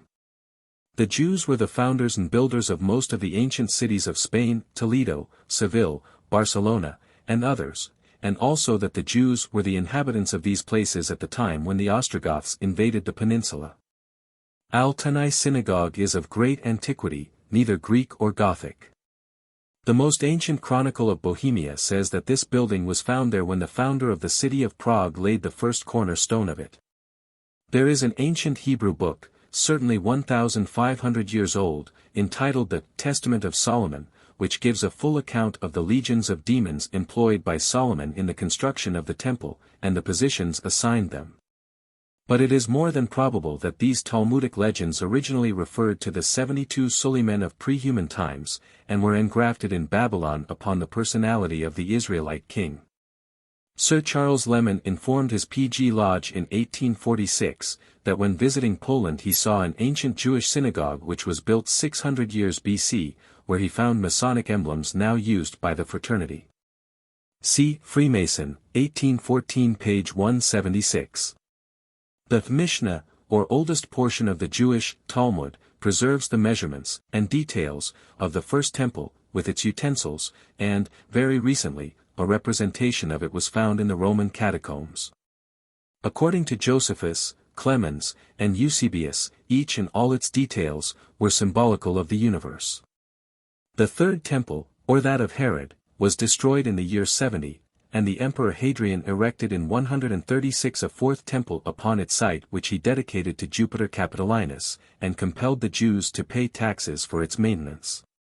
It is said in Hadrian's time that there was a temple erected to Astarte which was destroyed at the instigation of Helena, the mother of Constantine. In the 4th century many churches were erected in Palestine, and the Emperor Justinian built a great number in that country. The Emperor Julian attempted to rebuild on the site of Solomon's temple, and there is a very curious account, which confirms in a remarkable manner the rites of the Guild of Freemasons. Namely, that a reed below the floor, about 10 feet, there was a vault which contained a pedestal, with the plans, and the center diagrams, and which is drawn upon to form the arch degree in modern Freemasonry. And that this center had to be discovered on the erection of the Second Temple. An old writer relates that when the emperor's laborers were set to clear away the rubbish, they came upon a vaulted chamber into which one of the workmen was let down with a rope. He returned and reported that in the center was a square pedestal surrounded with water, and produced a scroll which Nicephorus relates was a verse of the Bible. The guild say that this was and is the first lines of Genesis, and that it was carved over the eastern entrance of the first temple. Julian was obliged to desist from his intentions as Nicephorus says that fire broke out which destroyed his workmen. An older writer Philostorgius circa 853 AD has the same account. It may be convenient to mention here the Holy Sepulchre at Jerusalem which led to the introduction of round churches into England. Though the temples of the Greeks and Romans were often circular, as was that of Venus in Cyprus mentioned by Homer, that of Vesta and one at Baalbek. The Christian Church of the Holy Sepulchre was consecrated in 335. Its round part represents the sepulchre of Christ, and leading from it is a broad aisle, at the end of which is a rectangular church on the site of Golgotha. This was partially destroyed by Khosroes, king of Persia, in 614, and restored 14 years later by Bishop Heraclius, to fall in 636 into the hands of the Islamite Caliph Omar. On the death of Harun al-Rashid his 3 sons contended for the throne, and the churches were burnt, but shortly after restored by Bishop Thomas. In 1010 the Caliph Hakem destroyed them, but they were again rebuilt next year. In 1048 the 3 churches were reconstructed by Constantine Monomachus. The original rectangular church would seem to have perished by the year 1102, and many changes were made in the remaining portions. 173 During all the period of their occupation the Saracens erected numerous buildings, and the building art was not extinguished down to the time of the Crusaders, who added largely to the structures existing. Greco-Egyptian. Although we do not know much about the remote organization of the building fraternities in Egypt, yet M. Maspero opened the tomb of an architect, builder, and carver of inscriptions at Thebes, and with the mummy was found a square, level, compasses, and other implements. At Tel El Amarna, 1500 BC. Beck, the hereditary successor of a line of architects, terms himself the teacher of the king, and, as we have seen, the symbols and representations, however ancient, are more Masonic than in any other country. It is not, however, an unreasonable supposition to suppose that from 500 BC, when the Persians had conquered the country, to be succeeded by the Greeks and Romans, gradual changes took place, under this foreign influence, in the more ancient corporations of Masons. The Roman collegia may have modified guild life of the more ancient native fraternity, and it is this explanation which must be placed upon the English tradition of the Charges of Euclid. Draper mentions the conquests of Alexander the Great as leading to the establishment of the mathematical and practical schools of Alexandria, the true origin of science. When the needle, which Cleopatra had re-erected 22 BC, came to be removed in 1880, there was found at the base a peculiar arrangement of stones, which was held to symbolize a Masonic lodge as now known. Thus a portion was laid so as to form a square, on which rested a rough ashlar, and a perfect cube, also an oblong of the purest limestone carefully polished and without spot or flaw. We have expressed a decided opinion that the origin of Freemasonry is to be found in the primitive system of a secret school which developed a mystery in which natural religion was taught in union with science and art, and that, before the divorce of the two, the great state mysteries organized a better style of building with squared blocks, in other words the Osirian, Dionysian, or Bakshik mysteries, which were a highly spiritualized faith. Still more subtilized and spread by Greek philosophers as the mysteries of Serapis, a Gnostic pre-Christian system, which used the cross, and had all the characteristics essential for the faith, before Christ came in the flesh. It is idle to suppose that the ceremonial rites of Masons were then absolutely uniform. Those of a Kabiric or Pelasgian civilization could not be entirely uniform with those of the Aryanized Dionysiacs, yet such ceremonial rites existed beyond doubt, and each had their slain god if the mode of his death was not quite uniform. And initiates only had acted a part in the ceremony, nor need we have any doubt of the possibility of the transmission of such rites, from the earliest period, though we cannot produce yearly minutes for it. What right have we to expect this? It means the violation of solemn oaths, perhaps death. Take the universality of laying a foundation stone, and we see that the modern ceremony was exactly paralleled in ancient Babylon and Egypt. Even Job must have known something of it in his desert home, for he says, "Where wast thou when I laid the foundation of the earth? Who laid the corner stone thereof, when the morning stars sang together and all the sons of God shouted for joy?" If a rite which professed to date from Solomon's temple existed in early times, as it probably did, it would be amongst a small number of Jewish Masons, and a modification of the Phoenician Kabiric mysteries, but we can leave this for the present. The legend of the origin of English Masonry which has been handed down to us from the times of Edwin and Athelstan repeats a tradition which traces the society to Egypt, and particularizes its derivation and organization. It is clearly a legend which existed at the time, and there is no probable basis which would justify us in expressing a doubt that, as a legend, it had actual existence in Athelstan's time. Nor in going beyond it to invent a theory that the forerunners of the society were at the building of Solomon's temple, an assertion which is not there, and never intended to be there. And the absence of which is a good proof of the antiquity of the account related. The legend to which we refer may be inaccurate in some of its details. The name of Euclid, the eminent geometrician, may have been inserted for Thoth or Hermes as the Greeks termed the god of art. And we may be sure, that in the centuries through which the legend had passed, before it reached the form of our oldest Misas, it would be modified in minor particulars. But we may be well persuaded that it contains a basis of truth, as it would be a likely legend to be handed down by Romans and Romanist Britons who worked by Euclid's traditions.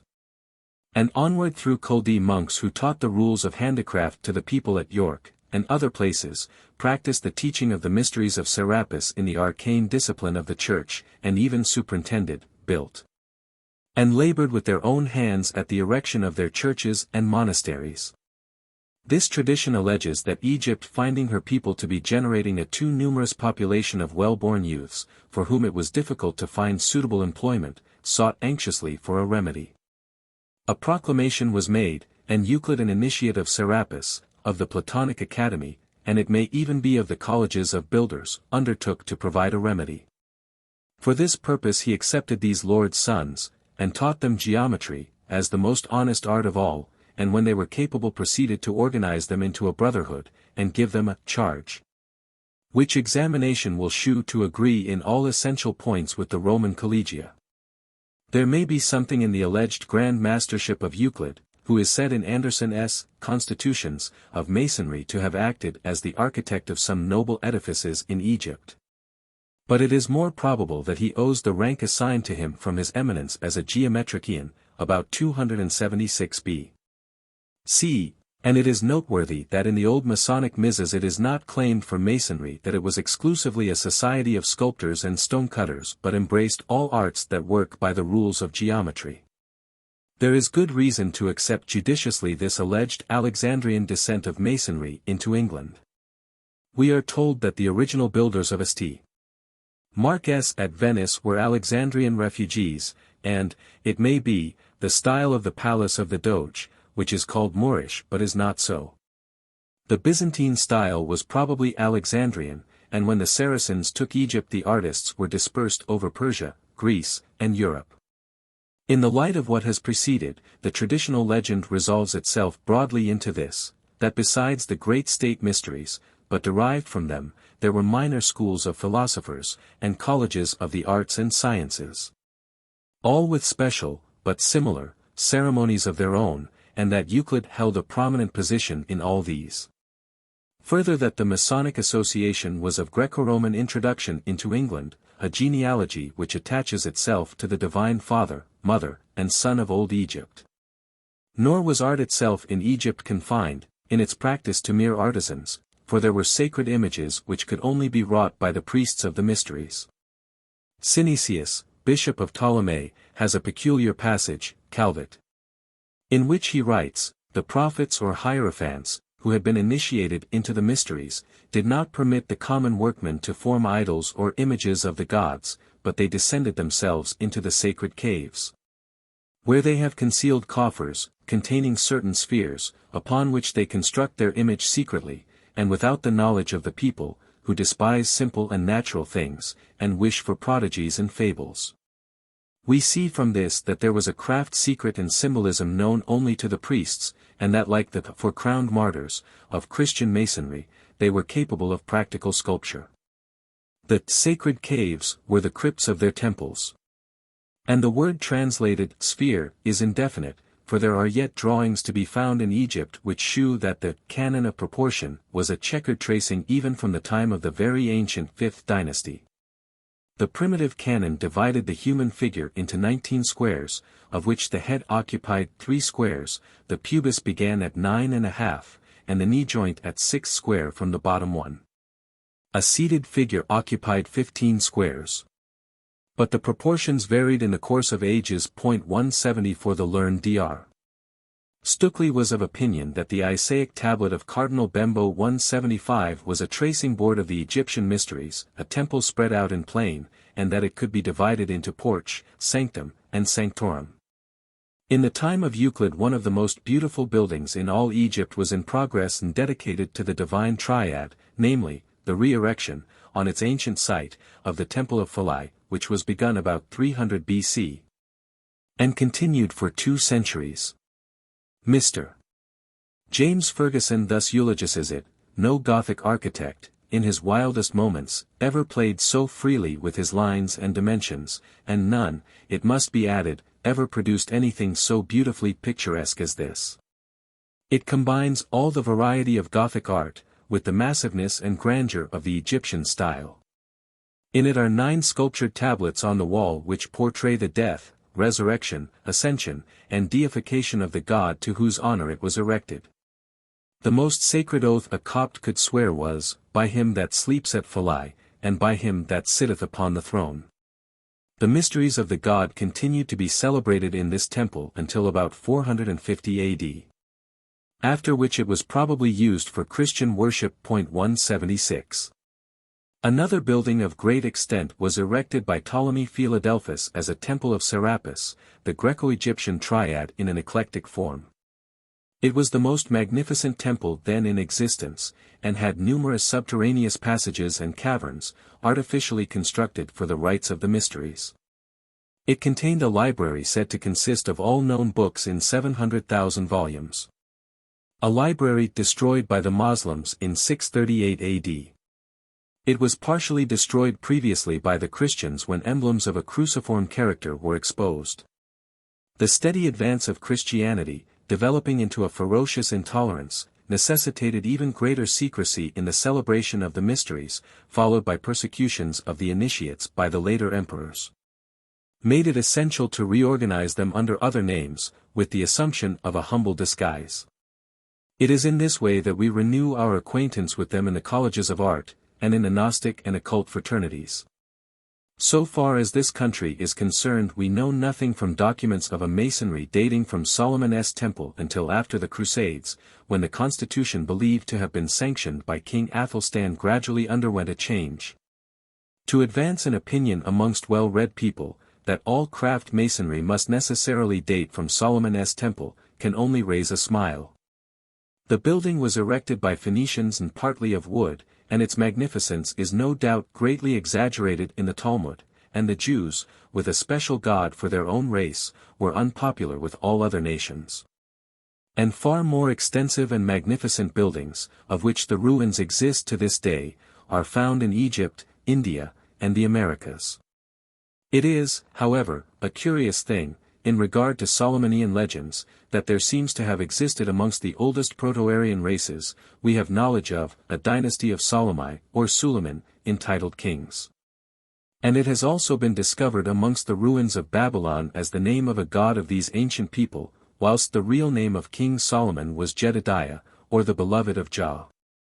It is therefore possible that the title may have been prehistorically known in some Kabiric rites, and that Aranas, Urim, has been corrupted to Hurim or Hiram Abif, and perpetuated from the building of the Second Temple. For we may assume that the graphic form of the legend has been the gradual growth of centuries, though perpetuated as a drama in the medieval guilds. And when the Talmud and the Quran tells us that Solomon employed troops of demons to erect the temple, we may feel sure that the Talmud is drawing upon the prehuman Suleiman, or kings of the jinns or Afrits. There can be no doubt that the early Christian monks found amongst their skilled masons certain forms of reception, or mysteries, similar to, if not identical, with those which had descended to themselves as heirs of the apoptha of these mysteries. It suited some of these monks to transform the Serapian sun god into Jesus, in obedience to the prevailing policy of the Church, whilst it pleased others, whether Jews, Christians, or Moslems, matters little, to substitute Hiram. These rites would also vary in different countries, and at different eras, hence sects of Masons arose, and, as we shall see later, have come down to our own days. When we first began to examine the ancient MSS of the Masonic craft, of which the result will be found in these pages, we scarcely expected to find more than chance coincidence between Masonry and the arcane colleges, but the resemblances which we have before us in rites, symbols, and organization, will admit of no such general explanation. It must be clear to the most superficial thinker that there is far more in the Masonic MSS and the rites than they have yet been credited with, for their whole tenor proves the intimate affinity which existed, even in the most ancient times, between all the arcane schools of knowledge. This is equally apparent whether we seek it in the Egyptian constitution of Athelstan, which informs us it was originally a craft for the study of geometry, and which therefore implies a society equally speculative and operative.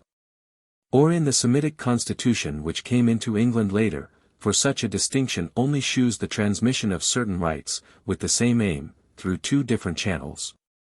The one a continuous type of that speculative masonry which erected the Great Pyramid to represent the Egyptian faith in the soul's future destiny, the other of that Chaldean faith symbolized in the Tower of Borsippa. Somewhat opposed as rites, but one in general aim, two systems pointing respectively to Egypt and Babylon.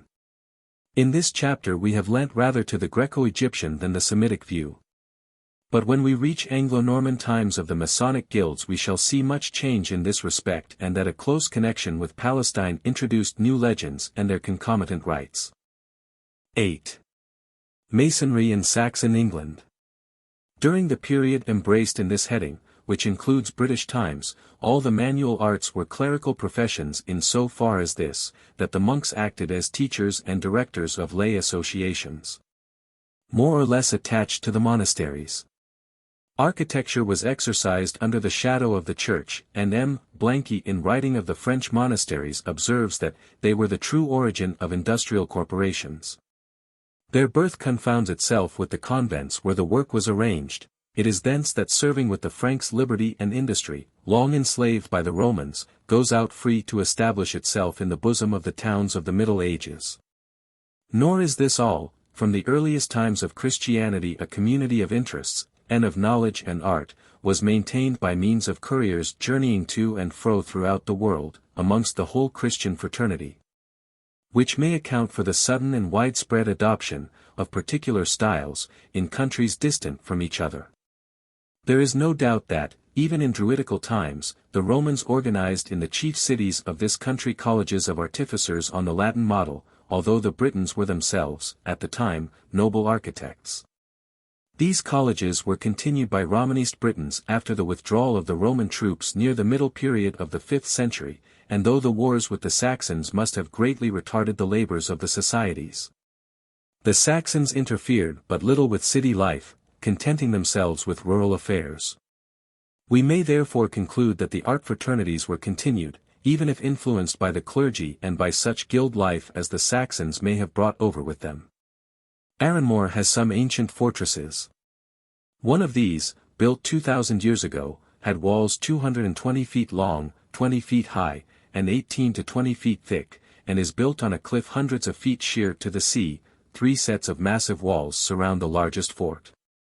As we have remarked, the articles and points of the Masonic missas are in agreement with the corpus juris of the Collegia, which again are found in an Egypto-Greek source. As the clergy were the builders of their churches, the chief monks and bishops figure in the constitutions of the Grand Lodge, prepared in 1723, as Grand Masters of the fraternity. And it must at least be admitted that Anderson was half correct, and there is little of any other mode by which the matter can be treated in this chapter. For art was an oath-bound society, the property of those who had learned art by an apprenticeship. There are numerous Roman remains in this country of buildings which were erected during the occupation of the island by the Latin troops. And amongst these are to be found many interesting particulars in York, London, Chichester, St. Albans, but scattered over the whole island. Newcastle was in ancient times a place of great importance, and the Romans had a military station in the place by AD 78, and a bridge was built over the river to connect it and Gateshead and named the Pons Aelii. The Roman foundations were eventually occupied by monks, for we learn that when Aldwin, with 2 monks, travelled from Gloucester in 1194 to restore the religious foundations, the place was known as Monkchester, and the mother church of St. Nicholas is said to have been erected upon a Roman temple, and St. Mary's Church at Gateshead is said to be as old, if not older. Pandon, now a part of Newcastle, was peopled by Saxons, and was a royal residence before 654 AD. Didron 177 gives a Latin sculpture, of the first ages, on which is represented a pair of calipers, compasses, square, scurret, level, maul, chisel, and pen or stylus. An ordinary set square is often found as an amulet on Egyptian mummies. With the exception of the first and last, these comprise the symbolic tools of a Freemason, and though the plumb rule, 24-inch gauge, which is an old Egyptian emblem of truth and of Thoth, the perfect ashlar, a symbol everywhere as ancient as man, are lacking, these are found on other Roman remains, with many other emblems, and Masons' marks of which mention has already been made. In Masonic history special mention is made of Verulam, out of the Roman remains of which St. Albans was built, and, it is said that the town was walled round by Alban the martyr. It is a legend which may have been taken from some monastic history by a Masonic lodge of the 13th century in that place. Chichester had a college of Roman artisans that erected a temple circa 46 to 52 AD. And Masons' marks are found in the remains of the city. In the year 114 Marius the British Pendragon, so named as the military chief of the Great Golden Dragon Standard of Britain, executed a treaty with Trajan by which Roman law was to be recognized in such towns as might become municipia or colonies. And the garrisons of York, Chester, and Bangor were to be recruited from British volunteers. As Rome strengthened herself, Christianity was tolerated, but Druidism was prohibited.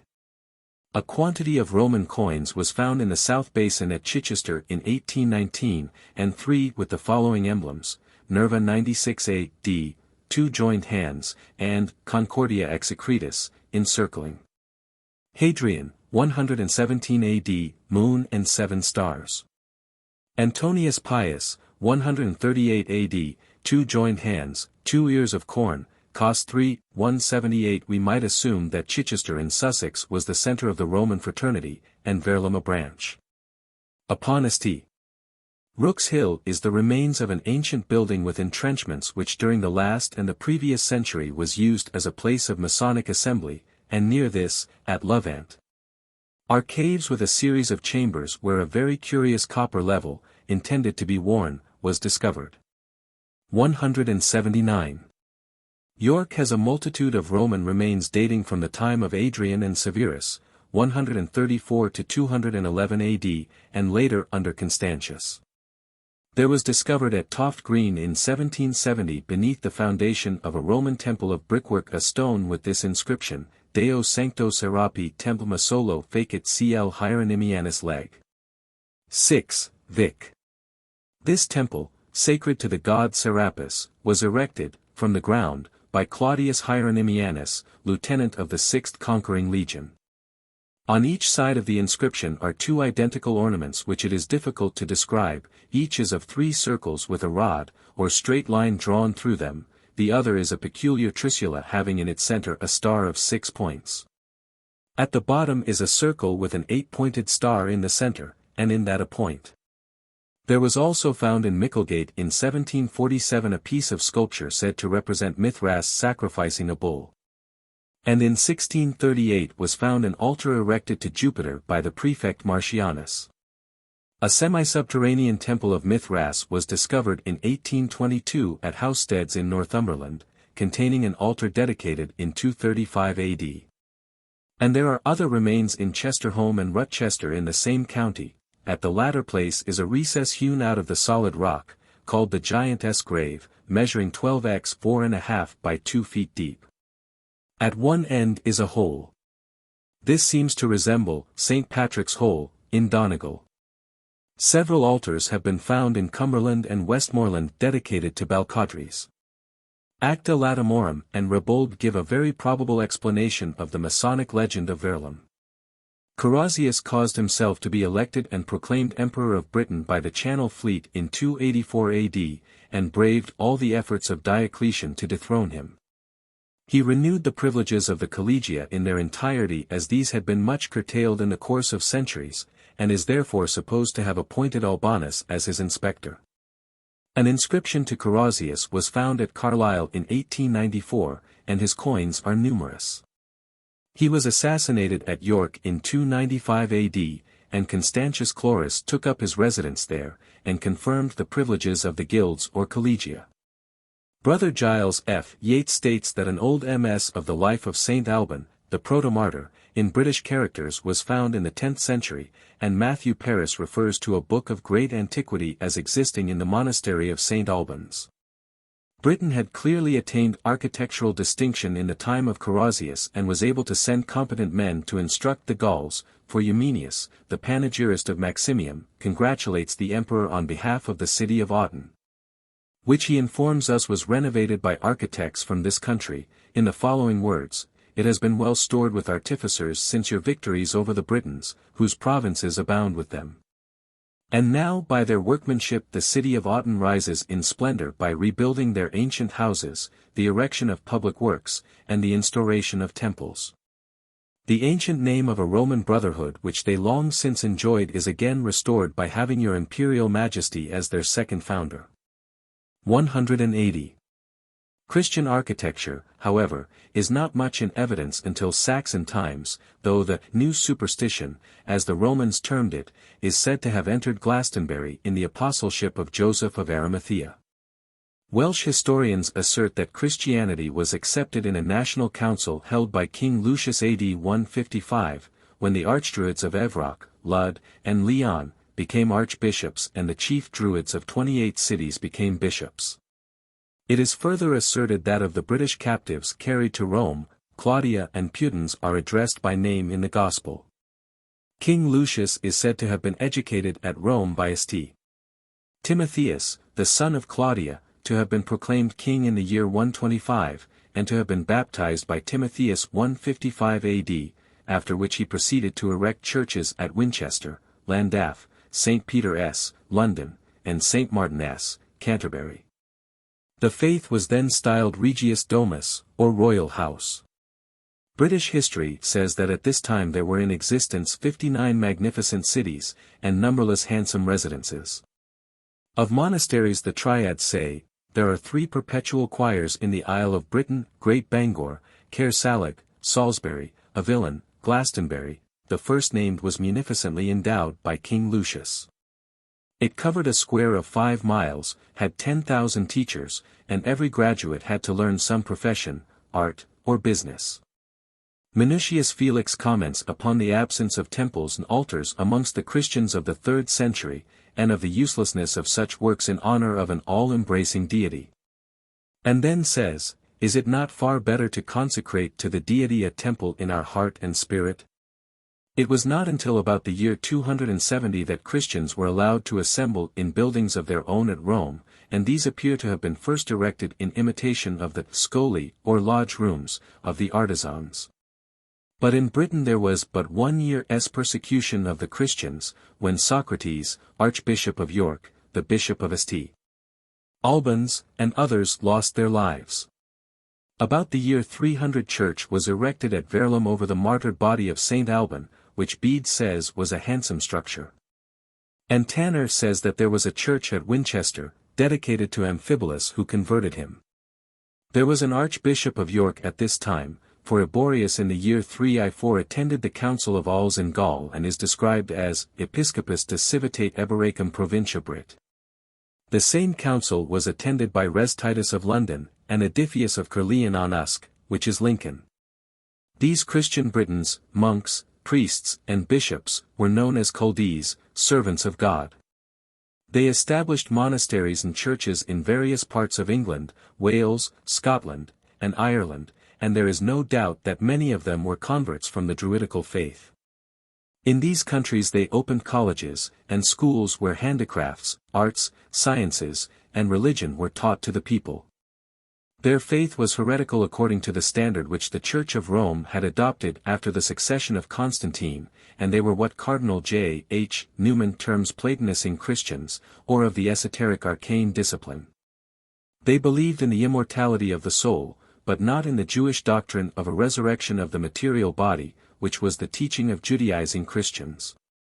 They are also accused of denying the existence of a personal devil, and the personality of Jesus, in which case they were Gnostics, but the reader may refer back to the subject in chapter 6.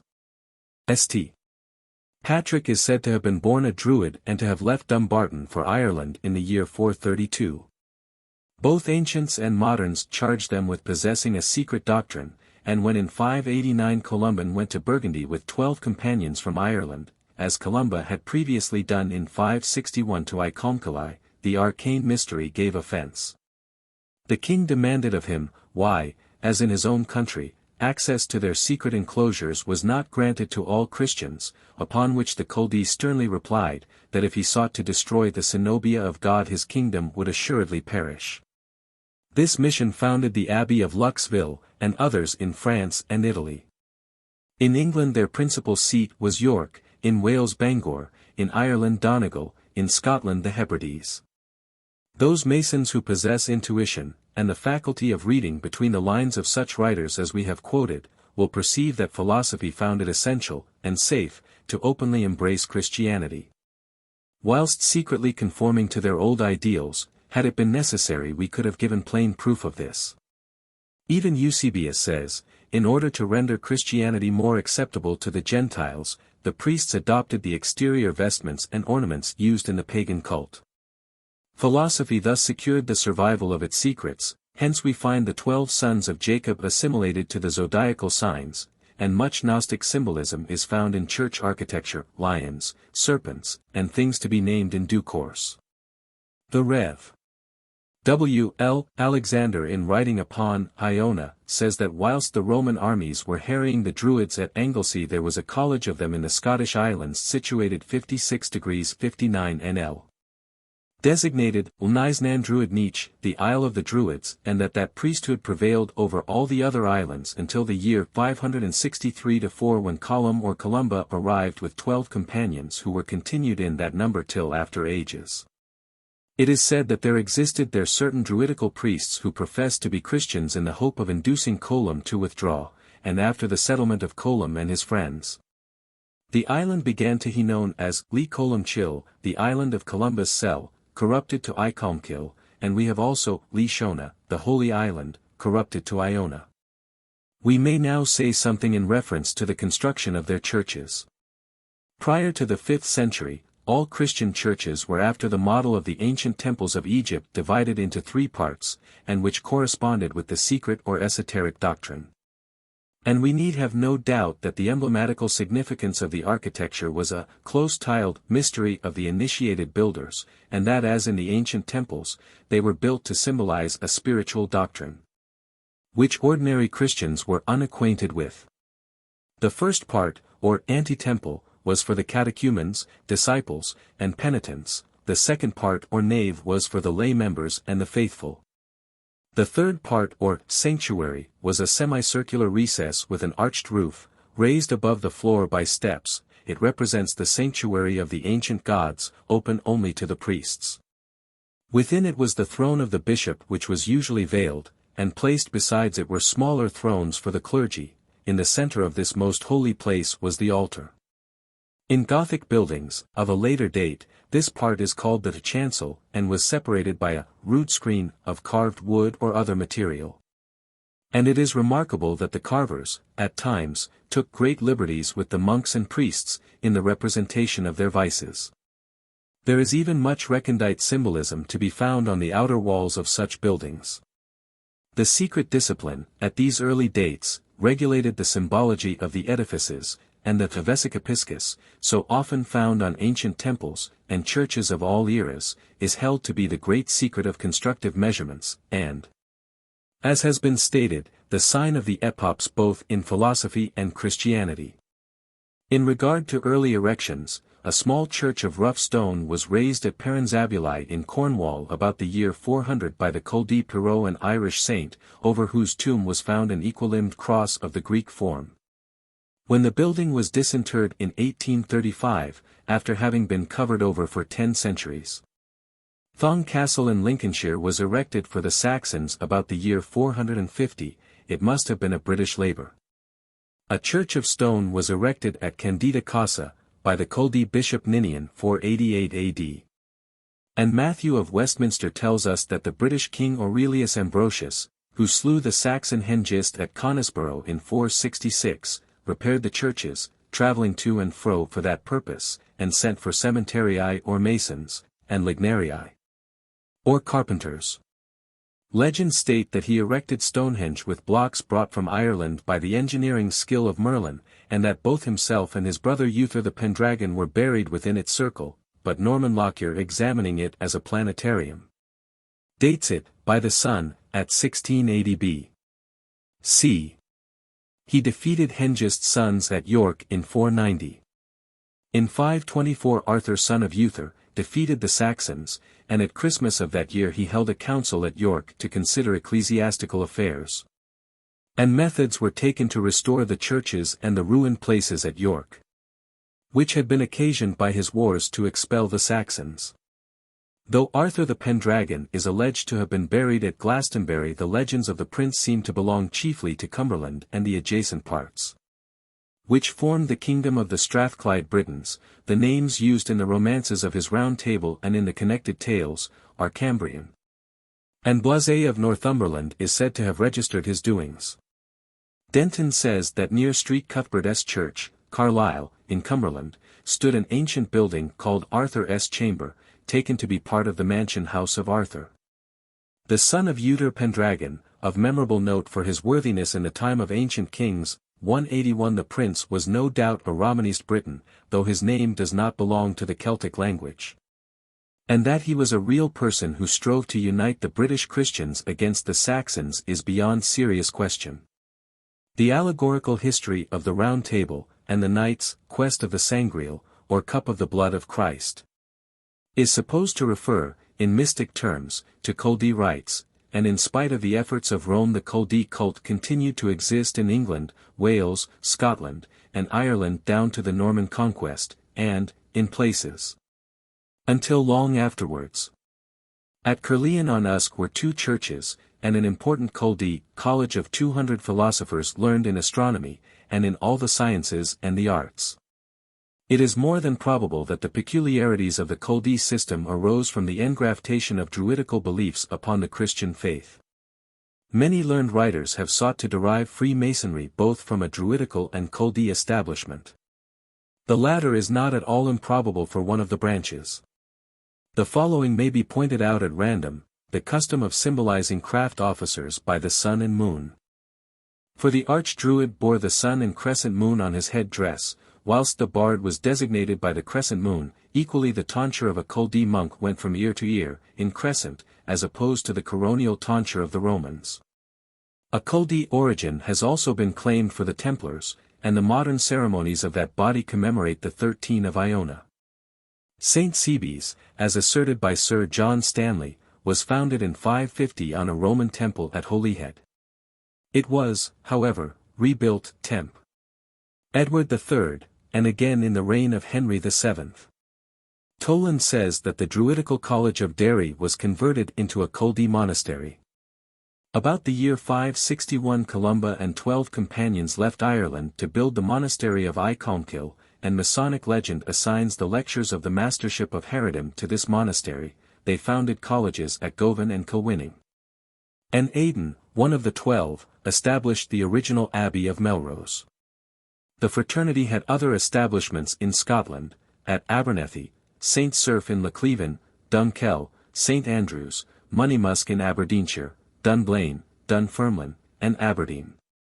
Their establishment at Brehon has left a cylinder or round tower of unknown date.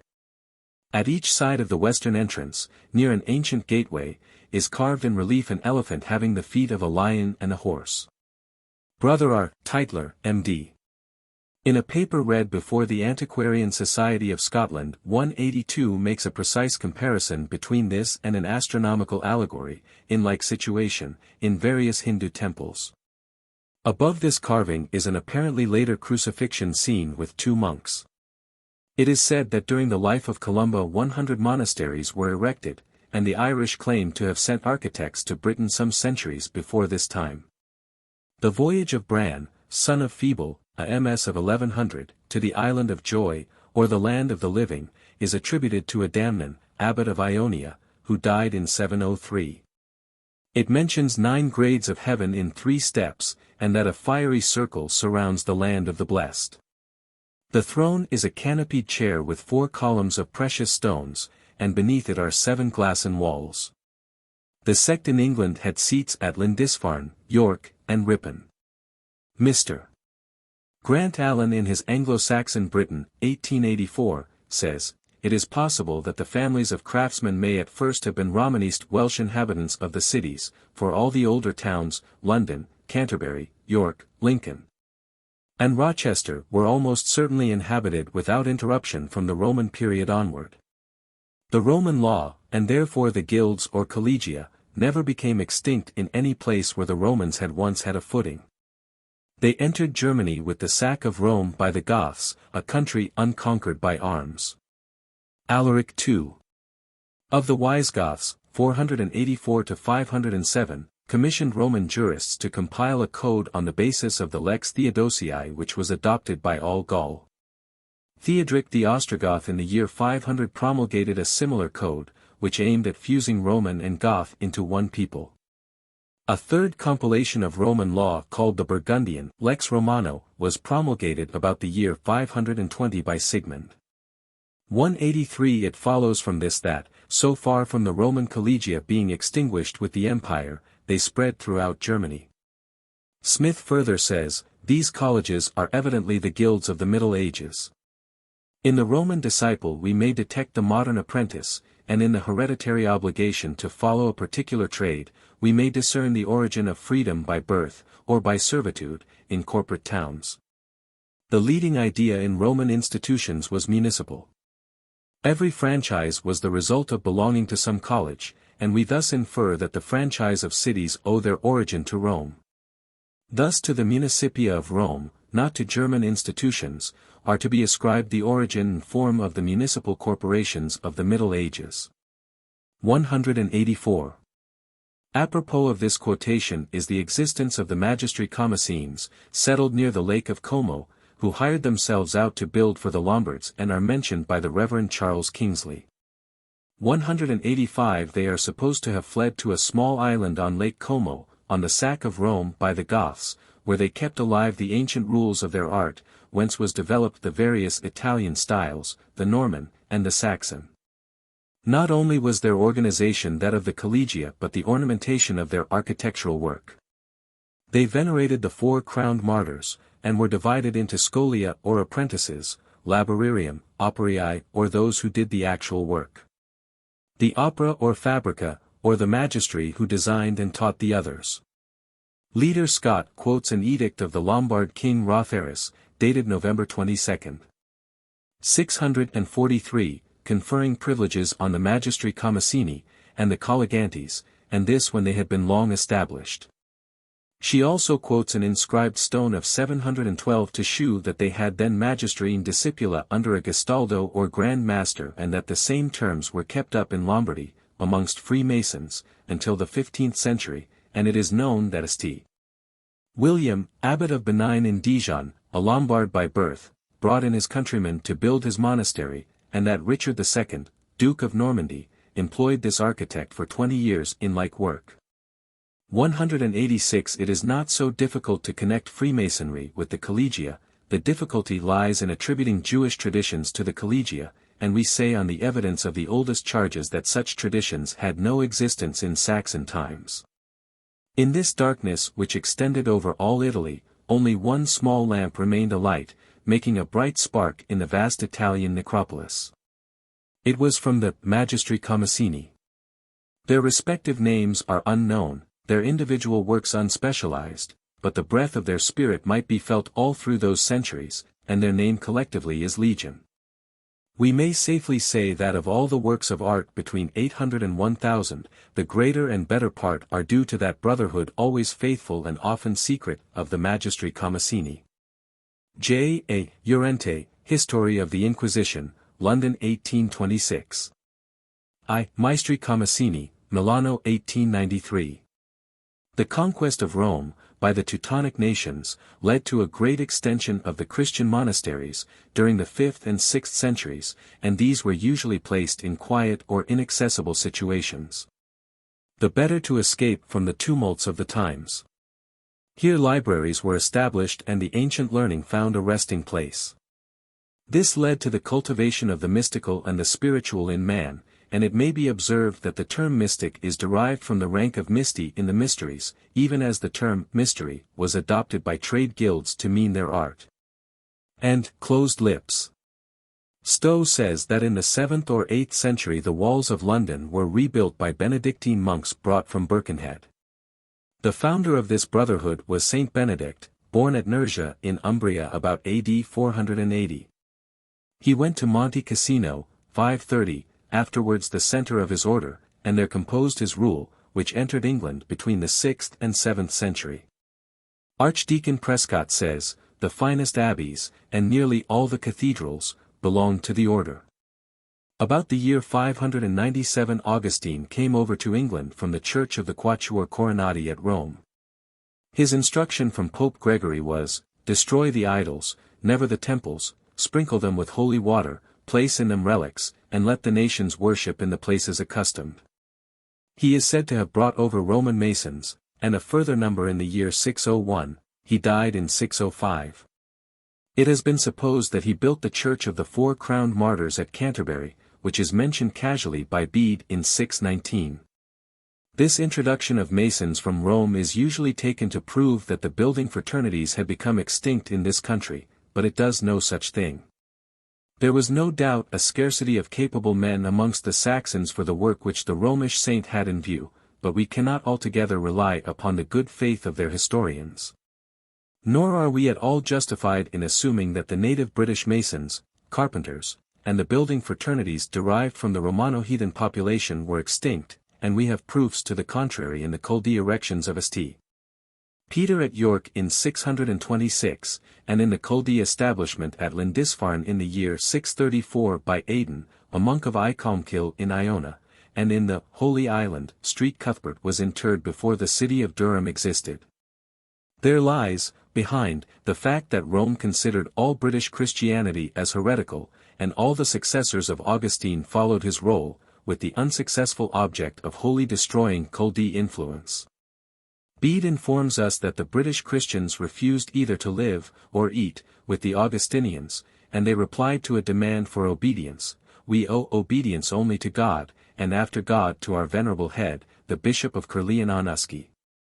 Bede complains also that monasteries had been established by laymen with themselves as abbots, whilst still continuing married relations with their wives, a Culdee custom, sanctioned by example of Bishop Synesius. He says also that a martyrium of the for blessed Coronati existed at Canterbury 619-24. The British Pendragons seem to have kept the Saxons in check, but they were able to destroy Bangor in the year 607. Dara was strongly reinforced by Angles from the Saxon coast, and King Edwin solicited from his friend Caswallon, the British Pendragon, that he might assume the regal crown as Bretwalda, but Caswallon refused his sanction, on the ground that there was one sole crown of Britain.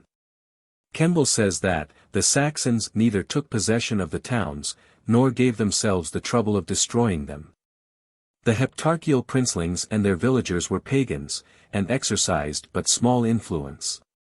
Pope Boniface IV is credited with the grant of privileges in 614 to those architects who had the erection of sacred buildings. In 616 Ethelbert King of Kent built the Church of St. Peter, and St. Paul, at Canterbury, upon the site of a small church erected by the early Britons, also the Church of St. Andrew in Rochester, and he is thought to have restored St. Paul's in London, erected on the site of a temple to Diana, though other writers suppose it to have been built within the area of what was the Roman Praetorian camp in the time of Constantine.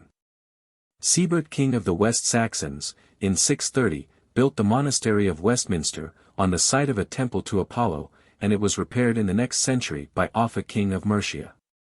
About the middle of this century, say 650, an Irish saint of the name of Bega established a small nunnery at the place now called Street Bees in Cumberland, then a British port, and a church was erected afterwards in her honour.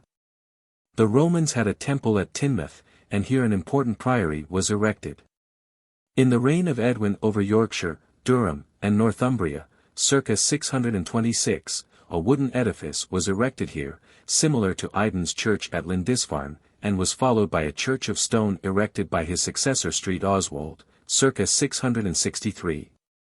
After it had been destroyed by the Danes, it was restored by Ecgfrith, in the 15th year of whose reign the neighbouring church at Jarrow was dedicated, and which, with that of Wearmouth, is in the diocese of Hexham. In the year 675, Benedict Biscop is said to have brought over from France skilled masons to erect the monastery at Jarrow. At the same date Wilfrid founded Ripon, Hexham, and Ely, bringing masons from Rome or Italy and France. King Ina also rebuilt Glastonbury, and William of Malmesbury informs us that it possessed a sapphire of inestimable value, perhaps the origin of the legend of the Graal Cup. The same writer says, in the pavement are stones designedly laid in triangles and squares, and fixed with lead, under which if I believe some sacred enigma to be enshrined I do no injustice to religion. He also alludes to two pyramidical structures in the churchyard. Anglo-Saxon building, sometimes of wood, and then of stone, continued upon their gradual conversion to Christianity. In 643 Kenweth of Wessex bade timber the old minster of Winchester. In 654, Botolph began to build a monastery at Acambo, Boston. In 657, Penda of Mercia and Oswin of Northumbria built a monastery at Medeshamstead, Peterborough. Oswin built 6 in Dara. In 669 Echbert of Kent gave Reculver to Base, the mass priest, to build a monastery. In 669 St. Ethelreda began the monastery at Ely. Before 735, religious houses existed at Lastringham, Melrose, Lindisfarne, Withern, Bardney, Gilling, Bury, Ripon, Chertsey, Barking, Abercorn, Selsey, Redbridge, Aldingham, Towcester, Hackness, and several other places. The Irish monks were active abroad. In 582 St. Peter's Convent at Salzburg was erected by Rudbert. About 610, convents at Kostnitz and Augsburg erected by Adumban. About 606, convents at Regenburg under Rudbert. About 740, convents at Eichstätt under the Irish monk Wildwald. As to military architecture we read that Edward, the father of Athelstan, had 20 fortresses between Colchester, Manchester, and Chester. Why then should we dispute the existence of such guilds as are shadowed in our ancient Masonic missas? Professor Freeman says that St. Mary le Wigford Church was built by Colswegen. Elfred, brother of Ecgfrith King of Northumberland, sojourned in Ireland to acquire from the monks the learning of the period, and on the death of Ecgfrith, in 685, he was recalled to succeed him. But it is very doubtful whether the Britons recognized these Saxons as kings, until Egbert became Bretwalda in the year 824. In 690 Theodore, Bishop of Canterbury, erected King's School in that city. In 716 Ethelbald built Croyland in Lincolnshire. Of this period a series of drawings exist amongst the Cottonian MSS. In the British Museum, and have been engraved for the Freemasons magazine, Scenes in the Life of Saint Guthlac. One of these represents him in the act of building his chapel. The saint is hoisting up material to a mason who is laying a stone at the top of the building. Here the saint is a stone cutter who is hewing the stone into shape with an axe. We shall see later that a chisel was used in Norman times, and soon after a claw adze. Although the arch had its origin in high antiquity, and is said to have been found in Babylonian remains near 10,000 years old, preference was given in early English church architecture to the straight lintel of the pagan temples. Then arches followed, but it was not until the 10th century that vaulted roofs came into use, and soon spread over the whole of Europe. As early as the 8th century the English monk, Saint Boniface or Winifred, established in Germany a special class of monks for the practice of building, with the grades of operarii or craftsmen, and magistri operum or masters of work. Some of these acted as designers, others as painters or sculptors, others wrought in gold and silver embroidery, and others were cementerii or stone masons. Occasionally it was necessary to employ laymen under their superintendence. 187. The Church of York, erected in 626, was damaged by fire in 741, and Archbishop Egbert began a new church. About the year 793 Offa king of Mercia erected the monastery of St. Albans near the old Roman Verulam, and in the Cottonian library is a picture, also engraved for the Freemasons magazine, shewing him in the act of giving instructions to his master mason, who has the square and compasses in hand. A mason on the top is using a plumb rule, whilst another is setting a stone. Below are two masons squaring stones with an axe. These drawings are by Matthew of Paris about the year 1250. Offa before beginning this work made a journey to Rome by way of France, and brother C. Howard, of Picton, supposes that he brought masons thence for his work. At Lyminge in Kent there is an old church built upon a Roman basilica by Saxon masons. It is noteworthy as having an old Roman sundial built into the south wall of the nave by St. Dunstan circa 965. It may be noted here that in recent times a bronze square and compasses were dug up at Corfu, along with coins and vessels of the 8th and 9th centuries. The Romans seem not to have had a settlement at Durham, and we do not hear of the place during the time of the Saxon Heptarchy. The bishop's was founded at Lindisfarne as early as 635. In 883 the bishop and his clergy took up their abode at the Roman Chesterley Street, where they remained with the body of St. Cuthbert until 995, when the Danes caused them to take up their wanderings with the body of that saint. In 999 Aldun the bishop caused the cathedral to be erected, and ere 90 years had passed this small edifice gave place to the present stately fabric. During all this period the Saxons had a guild system in full operation. And the old laws of Alfred, Ina, and Athelstan reproduce still older laws acknowledging the guilds. The old Breto-Roman cities must have continued their guilds during these centuries, even whilst the Saxons were making laws on the subject, and establishing new ones on the old lines. The laws of Ina, 688-725, touch upon the liability of a guild, in the case of killing a thief. In 824 England had absorbed Britain and Saxon under Egbert, and the latter had become the ruling element. These guilds exacted an oath of secrecy for the preservation of trade mysteries, and obedience to the laws. The Judicia Civitatis were ordinances to preserve the social life of guilds, of the time of Athelstan. A law of Edgar, 959-75, ordains that every priest for increase of knowledge shall diligently learn some handicraft, but this was only enforcing old Culdee customs. There is said to be a letter of the 9th century, written by Eric of Auxerre to Charles the Bald of France, in praise of certain Irish philosophers, who, as servants of the wise Solomon, were visiting France under the king's protection. Who, for the instruction of his countrymen, attracted thither Greeks and Irishmen. This probably refers to the erection of Aix-la-Chapelle by his grandfather Charlemagne. It was introduced into the Irish Masonic calendar by the late Brother Michael Furnivall, and has created an impression that there existed in Ireland at this period some society analogous to the Sons of Solomon in France, which we shall mention shortly. St. Werburgh at Chester is said to be erected on the site of a Saxon church as old as 845. About the year 850 Ethelwulf, king and Bretwalda, is said to have employed street Swithin to repair the pious houses.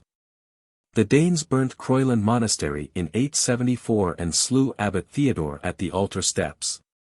Alfred the Great, about 872, fortified and rebuilt many towns, and founded the University of Oxford. In 865, and again in 870, the Priory of Teignmouth, where the nuns of Hartlepool had taken refuge, was destroyed by the Danes and again rebuilt. It is certain that in these times, a large number of timber structures were erected. It was a style of building which admitted of rough stone and rubble work, and was equally common both in England and France.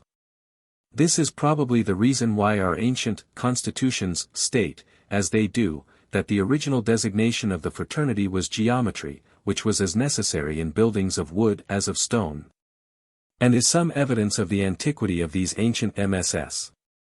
An authority maintains that later erections of stone, by the Saxons, were influenced by this style, as in the use of stone buttresses in imitation of timber beams, and in window balusters or pillars made to imitate work turned in a lathe. 188 Doubtless many of the churches burnt by the Danes were of wood, and rebuilt of stone. In Constantinople, and the East generally, wooden structures continue, and are preferred to stone. In the year 915 Sigebert, king of the East Angles, began the erection of the University of Cambridge, which was completed by Ethelward the brother of King Edward the Elder. This latter erected many considerable works and fortifications, repairing, says Holinshed, in 920, the city of Manchester, defaced by the wars of the Danes. He was succeeded by his elder, but illegitimate, son, Athelstan, who is said in the oldest MS constitution to have built himself churches of great honor, wherein to worship his God with all his might. Anderson says that Athelstan rebuilt Exeter, repaired the old Culdee church at York, and also built many castles in the old Northumbrian kingdom to check the Danes, also the Abbey of St. John at Beverley, and Melton Abbey in Dorsetshire. If for the advancement and improvement of architecture this king granted an actual charter to York, he would naturally do the same to Winchester, in which city he fixed his royal residence, and there we find architecture flourishing. Few Saxon specimens of architecture now exist. There is the Tower of Earls Barton Church, Lincolnshire, Sempling in Sussex, St. Michael's in Oxford. A fine specimen of military architecture of the period is Castle Rushen in Man.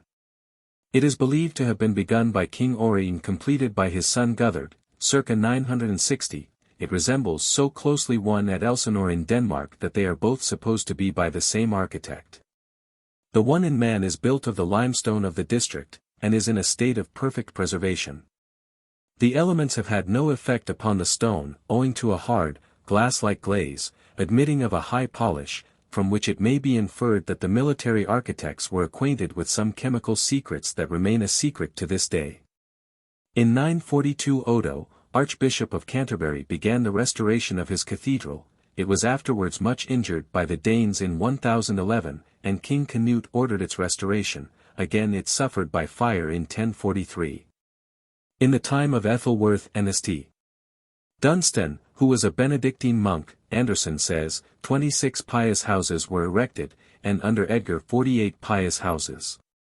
Between 963–804, Ethelwold, Bishop of Winchester, erected 40 monasteries, and is styled the constructor of his cathedral church. Edgar, in 969, at the instance of Dunstan, repaired Westminster Abbey Church. In 974, Ednoth, a monk of Winchester, superintended the erection of Romsey Abbey Church. From 977 to 81, Alfric, abbot of Malmesbury, is said to have been skillful in architecture. There is a charter of King Ethelred of the year 994 which describes the deity in Masonic terms as governor of the bright pole and architect of the great ethereal design of the world, unexpressibly placing in order the fabric Another of King Canute uses the same preface. 189 The paucity of Anglo-Saxon remains prevents our dealing largely with their Masonic symbolism. There is, however, a bronze seal of Alfric Duke of Mercia, 992, with the legend, plus a Zigillum Elfrisi symbol, a T above 2 S abutted to form a crossed pair of chevrons, one chevron inverted. Thus placing the cross, and the square and compasses in juxtaposition. 190 De Caumont mentions a sarcophagus, of this period, which bears a cross within a circle, and two levels placed sideways.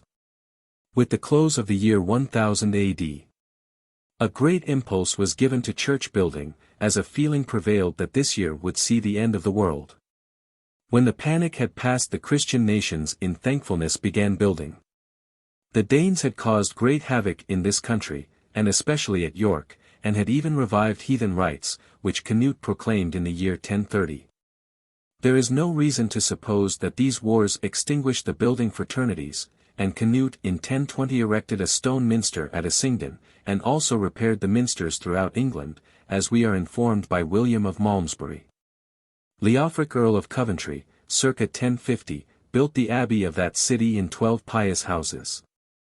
King Edward the Confessor rebuilt Westminster Abbey, devoting to the work a tenth of all his substance. Of this reign there was a curious inscription at Kirkdale, W.R. Yorkshire, which says that Oran, son of Gemel, rebuilt the church. Chalidel was architect, assisted by Howard and Brand the priest. Yorkshire being strong in the Danish element, Mason S marks are often runic letters. Remains of Saxon architecture yet exist in the churches of Jarrow, Monkwearmouth, both Biscop 681, at Repton, Company. Derby, 875, Ripon, Hexham, York, in crypts. Earls Barton, and Barnick, Company. Northampton, Barton-on-Humber, Sompting, Company. Sussex, Caversfield, Deerhust, Brixworth, etc. It is well known that the Tower of Babel was one of the most ancient traditions of Masonry, and there is an old Saxon MS, which represents it in course of erection with the Saxon pick, and on the top step of a very tall ladder is the master mason giving the hailing sign of a craftsman yet used, whilst behind him, on the same level, is the angel with drawn sword. A copy of it in Cassell's History of England, of the year 1901, can readily be examined. It is said that the keep of Arundel Castle dates from Saxon times, but the chief entrance is a fine Norman doorway. Mr. James Ferguson says that in these times the working bands of masons served under bishop, abbot, or priest, and this continued down to the 13th century. In traveling from one place to another their costume was a short black, or grey, tunic open at the sides, to which a gorget, or cowl or hood was attached. Round the waist was a leathern girdle from which depended a short, heavy sword, and a leathern satchel. Over the tunic they wore a black scapulary, similar to that worn by the priests, which they tucked up under the girdle when working. They had large straw or felt hats, tight leather breeches, and long boots. Attached to the monasteries were oblali, who were usually received as monks, acted as serving brothers of the masons, and whose costume was similar to the traveling masons, but without the cowl. Owing to the fact that modern Freemasonry has always looked to the north of England as its Mecca, inasmuch so that last century its system was denominated Ancient York Masonry in opposition to the Grand Lodge of England organized in 1717, which was termed Modern, we will retrace a little in respect to this division of the old Saxon heptarchy, which bore the name of Dara, and extended from Humber to Forth, save the western half which was the kingdom of the Strathclyde Britons. It was these two portions which continued to form the centre of Culdee influence, the capital of Dara being York, and the centre of ancient masonry. The city of York possesses numerous remains of the Roman occupation, which the early Christians converted to the use of the church. The monastery of the Begging Friars is known to have been a temple dedicated to the Egyptian Serapis, and we have already mentioned the inscription to Serapis discovered at Toft Green in 1770. In this city the British legionaries, on the death of Constantius Chlorus, raised his son Constantine, surnamed the Great, on their shields, and proclaimed him Emperor July 25, 306. The Culdee King Arthur is believed to have occupied and repaired it in 522. It is considered that the crypt of York Minster affords evidence of the progress of Masonry from Greco-Roman times to Saxon occupation. The crypt has a mosaic pavement of blue and white tiles, laid after the form used in the first degree of Masonry.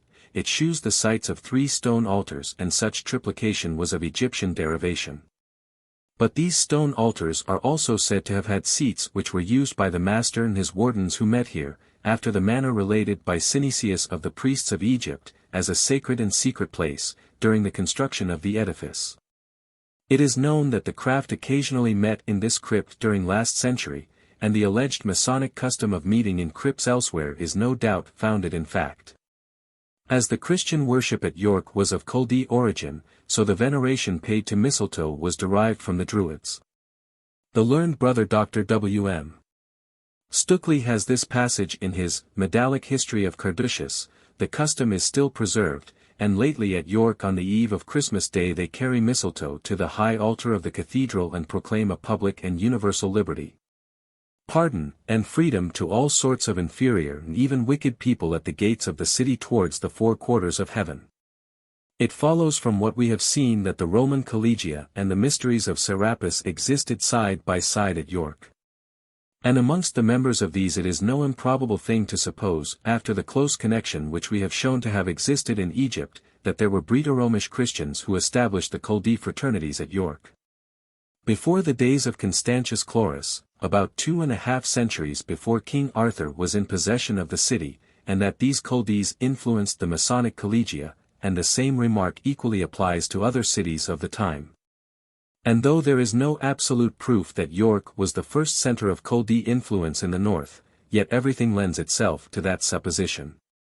Every circumstance gives weight to the statements of the old northern constitutions of Masonry, that, as associates in geometry, it was of Greco-Roman derivation from Egypt. And that when it was thought fit to reorganize the fraternity of artisans, the craft produced misas in Greek, Latin, and British, which it is said were found to be all one. And through this descent we reach those sodalites which studied in symbols, geometry, science, and theosophy in their home at Alexandria. When we examine the MSS, which embody the ancient laws of Freemasonry, we find that their historical statements and organization are as much in agreement as their ceremonies were, with the arcane and mystic schools. Nor is this to be wondered at, since the Culdee monks were equally Serapians, Christians, and the schoolmasters who taught science and religion to the people. As the colleges of artisans, which were introduced by the Romans as early as 46 AD, ceased to exist in the lapse of years, if ever they did cease to exist, which is very improbable, the members became attached to the Culdee monasteries and transmitted, through this alliance, their traditional art secrets. And as the priests had their own version of the ancient mysteries, they understood that which the Masonic MSS imply. It is an historical fact that the early Culdee priests were sometimes educated in Rome, and that they were converted Druidical initiates. Generally speaking, it must have been so. Toland says that in Ireland, Columba, the follower of St. Patrick, converted the Druidical sanctuaries into Christian monasteries. 191. He also provides us with a theory to explain the preservation of the Masonic constitutions in rhyme in this, that with the absorption of Druidism, which was prohibited by Rome, into Christianity, it was found necessary to frame new regulations for the bards and minstrels. Accordingly in 537 an assembly was held at Drumcat in modern Londonderry, at which was present the King Emerius, Idus King of Scotland, and the Culdee Columba, when it was resolved that, for the preservation of learning, the kings and every lord of a canton or hundred, should have a bard, and that schools should be endowed under the supervision of the arch-poet of the king. 192 Thierry 193 states that when Northumberland, Cumberland, and Westmoreland, circa 1138, formed part of Scotland, the Anglo-Saxon traditions were preserved by the minstrels, and that from thence the Old English poetry, although obsolete in places inhabited by the Normans, again made itself heard in a later age. The oldest version of the constitutional charges is in poetical form, and was first printed by Mr. James Orchard Halliwell, who considers it to be a copy written in the latter part of the 14th century. Recently a copy has been printed in fine facsimile, with a most valuable commentary by Brother Robert Freak Gould, PM 2076, who conferred upon it its present name of Regius MS. He adduces strong evidence for our belief that this version of Masonry may have been patronized by the Culdee monks of York, and that the system actually dates from the time of Edwin King of Dara, who was converted to Christianity in the year 626 and for whose baptism a small church or oratory was constructed of wood, completed by St. Oswald in 642, and repaired by Bishop Wilfrid in 669. The Culdee Alcuin, surnamed Flaccus and also Albinus, was engaged with Eanbald under Aldbert, who became archbishop, in the rebuilding of York Minster of stone between the years 760 and 780.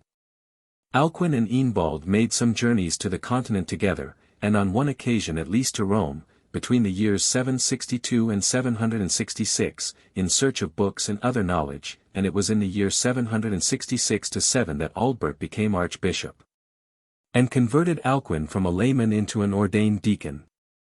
2 years before his death in 788 the archbishop created Eanbald coadjutor bishop, and gave to Alcuin the charge of his schools, and the now renowned library. When Alcuin went to France and became the friend and tutor of Charlemagne, it would seem that French Masonry would interlace with that of the north of England. Charlemagne was crowned a king in the year 754, his father King Pepin lived until 768. And when Alcuin speaks, as he does, of the temple at Aachen which is being constructed by the art of the most wise Solomon, he is paying a compliment to his friend Charlemagne.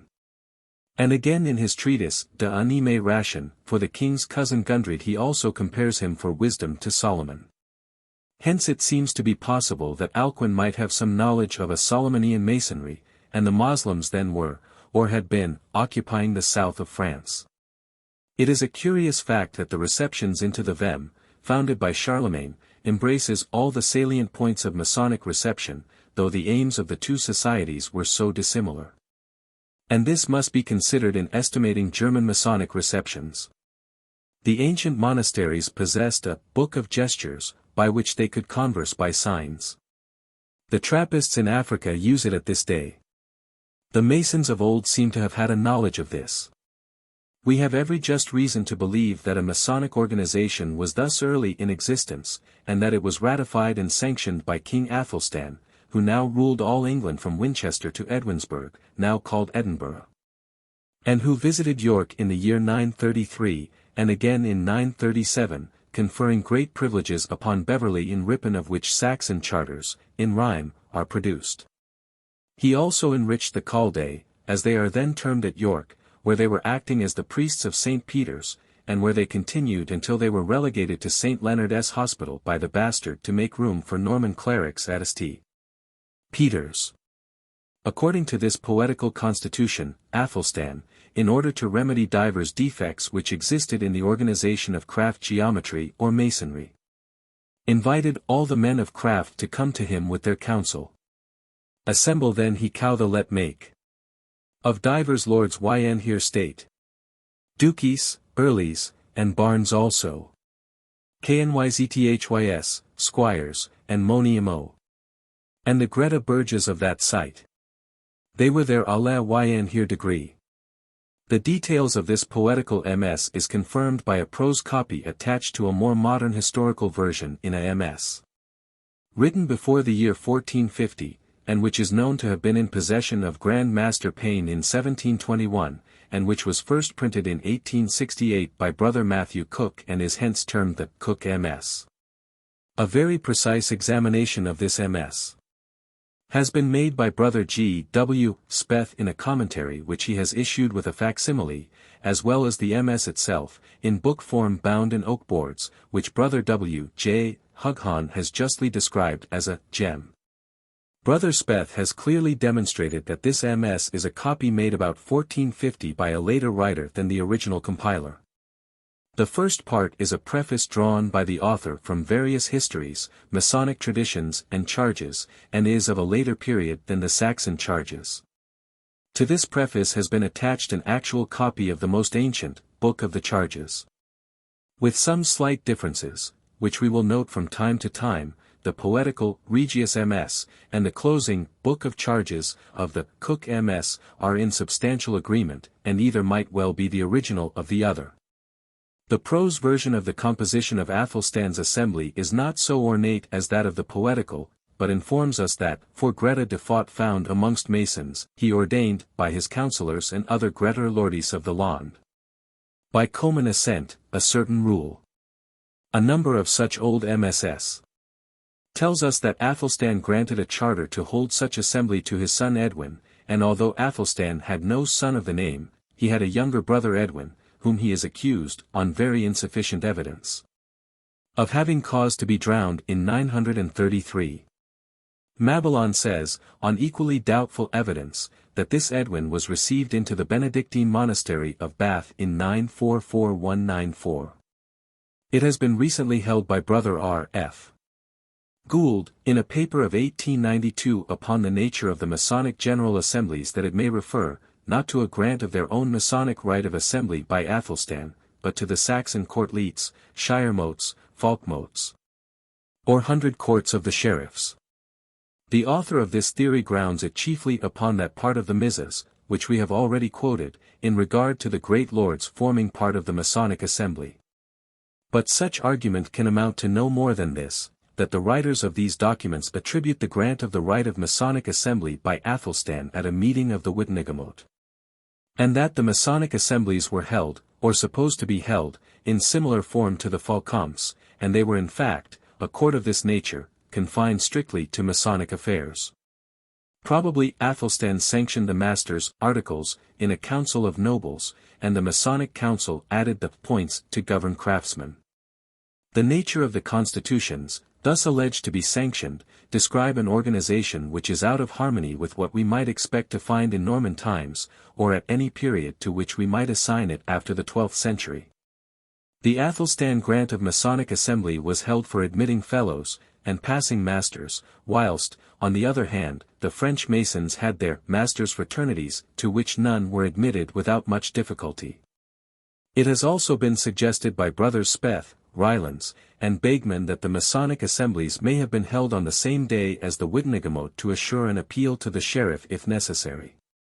In regard to the origin of the poetical constitution which is termed the Regius MS, there is good reason for believing that it was handed down in rhyme in the kingdom of Northumbria until it was committed to writing in some other part of England, and that it was intended for a guild or assembly of speculative brethren consisting of artisans of all descriptions connected with buildings, and admitting clerics and esquires. For moral addresses suited to all these classes are strung together in the same MSDR. Begman considers from the language that the copy was made in North Chester, Hereford, or Worcestershire. In other words, it is addressed to, and for, an assembly similar to the imitation made by our present Grand Lodges. Charters of privileges were given by the Norman bishops of Durham, to a class of people, who must have long existed, called Halley workfolk, for the name being Saxon they were clearly pre-Norman workfolk. The late Brother William Hutchinson, of Barnard Castle, tells us that, in 1775, he had several charters alluding to these people, and gives the preamble of one, granted about 1100 by the then Bishop of Durham, which is addressed to both Francie et Halliwork Falk. This writer believes that the class were speculative Masons, and he instances a branch connected with the old Culdee shrine of St. Cuthbert, and if his views were accepted, it would give good grounds on which to assume the connection of this fraternity with the poem. It is worthy of note that the Culdee system existed in Scotland for some centuries after the Norman conquest, nor does it then seem to have been extinct in Ireland. The continuation of the name of the Templars in Scotland ages after its suppression in France, is probably owing to the continuance of Culdee heresy. The monastery of Brehon, as Mr. Cosmo Innes points out, existed in the time of David I. The promoter of royal burghs, 1123-53, and that after the erection of the episcopal see, the old Culdee convent became the electoral chapter of the new bishopric. The abbot of Brehon was secularized, and transmitted to his children the lands which his predecessors had held for the church, and one of these, in the time of William the Lion, made a grant of lands to the monks at Arbroath. 195. Now the seal of Arbroath has a design which has been taken to refer to the secret initiation of the Culdees. A priest stands before an altar with a long staff in his right hand, upon the upper part of which is Io, the top forming a cross. Before the altar kneels a scantily clothed man with something in his hand. He might be swearing upon a relic. 3 other persons are present, of whom 2 are brandishing swords. An antagonistic theory is that the seal represents the murder of Thomas à Becket. All we will say here is that it is a very fair representation of the former view, and a very poor one of the latter. And that, in consonance with the times, it may have a double meaning. Sir James Dalrymple says that the Culdees kept themselves together in Scotland until the beginning of the 14th century, and resisted the whole power of the primacy. Constitutional charges. We will now make a slight examination of what we will call the Athelstan Constitution, as it appears in the Regius MS, at times quoting the version of the Cook MS. The former includes much ornate comment, which is given more soberly in the latter, but essentially the 2 documents are one. Both consist of 2 series of charges for 2 classes, and a final ordinance. These, in both MSS, are preceded by a simple history of the mode in which Euclid organized the fraternity in Egypt, and the regulations by which Athelstan ensured a more perfect system. The first series of charges in the Regius MS are 15, called Articles, and concern the duties of a master to his prentices, fellows, and their lords or employers. The second series of charges are called Points, and arrange the duties of craftsmen to their master and to each other. In the Cook MS these articles and points have exactly the same bearing but are each divided into 9 in place of 15. The closing part of the Regius MS is headed Other Ordinances, and refers to the grant of a right of assembly by Athelstan and the duties it had to discharge, but a comparison with the Cook MS might suggest that this portion is misplaced and should precede the articles and points, though in another point of view it might be taken to be a later addition, and to prove the much greater antiquity of the Regius as having a history settled before the grant of the assembly. In the Cook MS the last thing is charges to new men that never were charged before, which looks like a more ancient form of the points, but in the Regius MS. This part constitutes the closing points of a craftsman, and is concluded in a very characteristic way. It personates Athelstan himself, and is held to have the very ring of the original grant, and is a record of that king's assent to all that has been related. These statutes that why have hyr fond. Why cho they ben hold throws my lond. For the warshi of my Rygold that why have by my dignite. Athelstan built several castles in Northumberland, and there yet exists a family of the name of Rodham who claim their lands under the following charter. And there is actually no greater improbability in the one than in the other. 196. Iconic Athelstan, gif heir to Paulain. Odd I am and Rodham. Als good and als fair. Als ever ye mine wear. And Yair to witness Maud my wife. Following the Regius Constitution we have a later section devoted to moral duties and etiquette. It begins with the legend of the Quatuor Coronati, for holy martyrs that in this craft were of great honor, masons and sculptors of the best. The church legend relates that they were Christians who were employed in sculpture, and always wrought with prayer in the name of the Lord Jesus Christ, after signing with the cross. And their skill was so great that the philosophers attributed it to the mysterious words of art magic.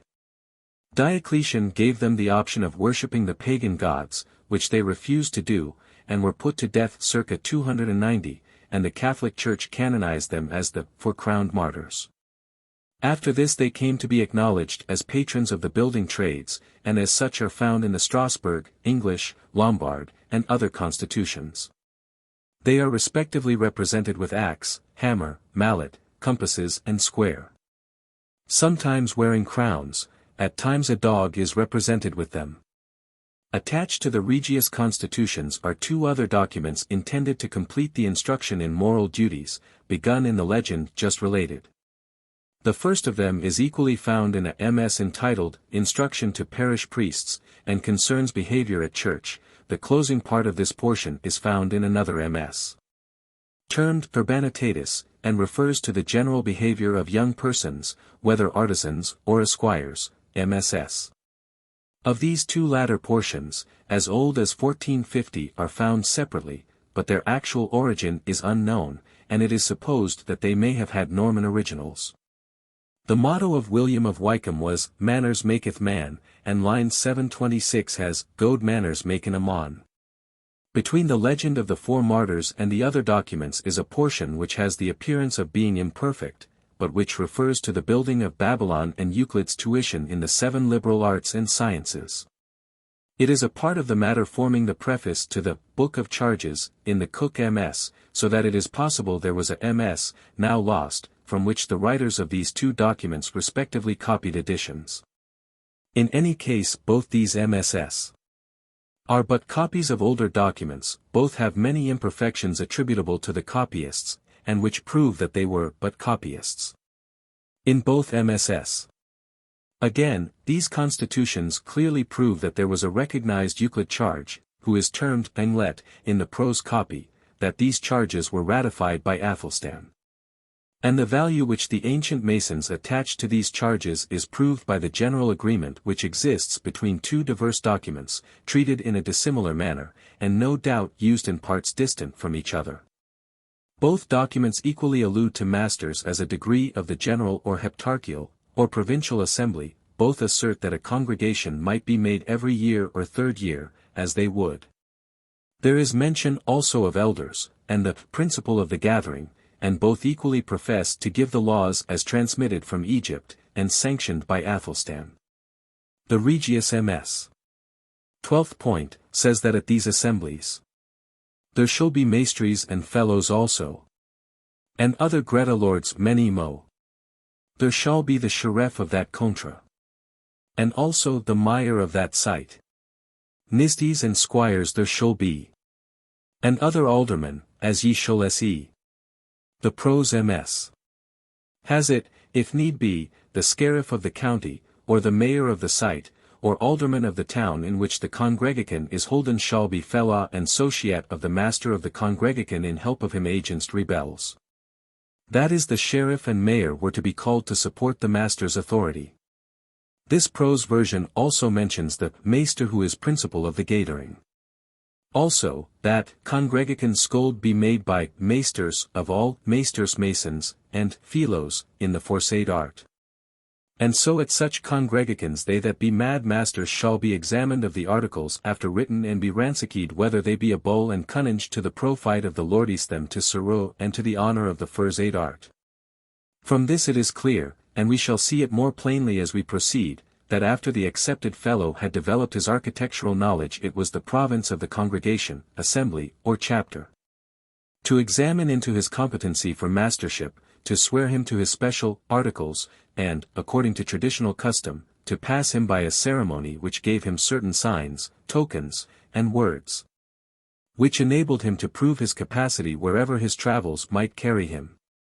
That is to say, not actually to install him a master of work, but to enable him, as was the main object of such tokens, to shew that he was a past master. For the assembly considered it to be its duty to see that the craft and art of masonry was not dishonored by ignorant pretenders.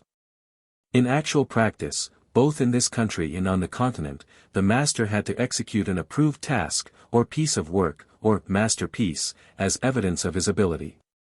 In London in 1356 there was a dispute of such nature between two classes of masons, when the very authorities cited in these constitutions, namely, the aldermen, sheriffs, and arranged the difficulty by a law that any mason taking work in contract should bring 6 or 4 ancient men of his trade, to testify to his ability to complete it.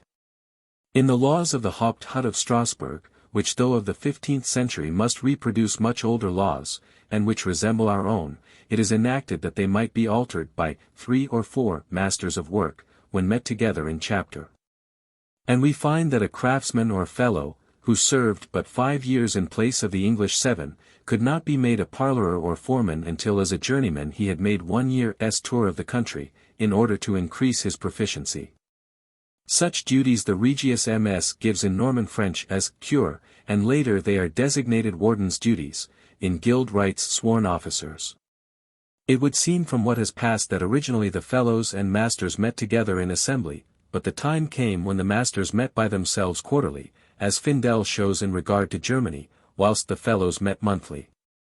There the masters' fraternities were presided over by an old master, and the fellows by an old fellow. In addition to what has been described, it was in the power of the General Assembly to overlook the liberal art of Masonry, regulate it, reward merit and punish irregularities. It would also appoint officers until the next gathering, and fix contributions. Brother R.F. Gould has disinterred an old 16th-century reference to the Guild of Minstrels, which alleges that they had met annually at Beverley, for that purpose, from the days of King Athelstan. The similar claims of Masons may be valid, though we have access at present to no records, to prove that the Masonic Assembly met annually at York, or elsewhere, beyond what we find in the laws of the government. And the assertions of old Masonic MSS. In the Regius MS we have the following account of the divisions of the society by Euclid. Meester y called so should he be. 4. To hym that was hor yn this degra. That he should teche the swmplst of wit. Again. Yukon shul kaye others fellows by Kuth. For cause they come of ladies' birth. Now the Cook MS had not to accommodate itself to the meter, and may be supposed to give the same thing in closer conformity to the original document. Speaking of the constitution granted by Euclid to Egyptians, it says, by a certain time they were not all ilikeable to take of the foresaid art. Wherefore the foresaid meestering let ordinet they, that, were passing of Caninge scold be passing honoured. And dead to call the Caninge maester for to inform the less of Caninge maesters of the which were called masters of nobility of wit and Caninge of that art. Nevertheless they commanded that they that were lass of wit scold not be called Seroantes nor Sozet but Philos for nobilite of their gentile blode. We learn at least from this that a dual system was instituted, which finds its equivalent in the lesser and greater mysteries, for what we find similar in rites, between these bodies, extends to organization. And we see it composed of the noble or knowing masters, and the less knowing fellows, craftsmen, or journeymen, and we begin to see why the master's articles make mention only of that rank, and the craftsman's points apply only to those subordinate to the masters. The two MSS distinctly tell us that both the masters and apprentices were to term the craftsmen their fellows. It is evident that the apprentices had no call to the assembly, but we shall soon see what their status actually was. They may possibly have been sworn in private lodges of journeymen, and certainly for about 2.5 centuries it has been considered that the charge of the pros MS to new men that never were sworn before, referred to them. The two MSS are again in entire conformity in the following Regius extract. The first article of the Master's Orders says, the Maester Mason must be full securely, both steadfast, trusty, and true. Hyt shall him never then arrow, and pay thy fellows after the cost. But the sixth article distinctly specifies 3 grades of payment. That the Maester do the Lord no prejudice. To take of the Lord for his preface. Als much as his fellows don in all this. For yn that craft they ben full perfect. So ys not he ze mouse and hyt. The article, however, goes on to enact that the master may give a deserving apprentice higher wages than a less perfect one. Such an one was no doubt at times accepted in the assembly before the expiry of his 7 years. And there was a similar custom in the Arcane Schools, for Iamblichus, ci. 6, page 22, tells us it was a custom of the Pythagoreans that the novitiate of 5 years was abridged to those who attained sooner to perfection. It is yet a custom in some countries that when an apprentice applies to be made a fellow Freemason, he requests augmentation of salary. We will now follow on to that class of Masons who had not been passed as masters, or who were employed under a master of work. These rules are called points, and here also the poetical and prose misas are in perfect accord. They enforce brotherly love as fully as did the ancient society of Pythagoras. The first point says, that whoso will con these craft and come to a state, He must love wel God, and Holy Church Allgate. And his master also, that he heis with. Whether it be in fied or fritha. And thy fellows thou love also. The third point enjoins secrecy in regard to all he may see or hear. The previst of the chamber tell he no mon. New York yn the log whatsoever they done. Whatsever thou hearest, or sist him do. Tell it no mon, wheresever thou go. The council of Halley, and Zeke of Bauer. Keep hytwel to gret honor. The fourth point is as conclusive as to degrees as was the master's articles. New York no prejudice he shall not do. To heis, maester, New York his, fellow so also. And thast the prentice, be under all. The seventh point is a law against unchaste conduct with a master's wife, daughter, sister, or concubine, which we mention here because it assigns a penalty, which confirms what we have said. That a deserving apprentice might be made free of his craft before the expiry of 7 years, and in this case it implies a secret or traditional regulation. For the crime specified the penalty is. The pain thereof let hyt be ser. That he be prentice full 7 zer. The eighth point alludes to the duty of a cure or warden. A true mediator thou most need be. To thy maester and thy fellows fre. The ninth point concerns stewards of our Halley, and has evident reference to the charges of Euclid with which the MS commences. Lovely che to servant Yukon other. As thought they were sister and brother. The later points are not numbered as such in the prose MS, but follow its ninth point as unnumbered laws. The 12th is of Gret Royalt, and at the assembly. There shall be maestries and fellows also. And other Greta lords many mo. The 14th point tells us that the fellow had to be sworn. As the assembly had 2 series of laws for masters and fellows, it is quite evident that they had authority over 2 ranks, besides the apprentice. And hence the Grand Lodge of England from its revival in 1717, down to 1725, claimed like power over the degrees of masters and fellows, thus treating the majority of the subordinate bodies as if apprentice lodges. This 14th point says. A good true oath he must there swear. To heis maester and heis fellows that ben there. The 15th point is a penal law made against the rebellious, and these statutes close with a confirmation, claiming to be that of Athelstan. Now although it must be admitted that these ancient constitutions are exoteric in character, and do not make it a part of their business to settle the work of degrees, in their esoteric aspect, which it left to the ancient traditional mode. Yet what does appear is in perfect affinity to a similar system of degrees such as we possess, and with oaths, ceremonials, and secrets for these. As there was an examination, ending in an oath, there must of necessity have been some ceremony, and in its proper place we will give evidence much older than this copy, that the craft had its secrets, signs, and watchwords and a president whom they swore to obey.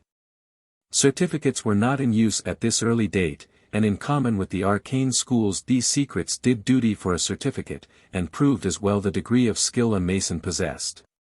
In more ancient times such rites and symbolic instruction had a higher value than a mere formula by which to recognize each other. Apart from trade secrets there was another reason for great secrecy as to Masonic rites in the fact that whilst the Christian emperors of Rome were destroying the arcane schools and hounding them to death, the protection of the Masonic art was necessary to the glorification of the Church, and each sought to protect themselves. There is no doubt that these ancient traditional rites, which were originally the type of an ancient religion, would vary with circumstances, the convenience of time and place, and the members of the lodge.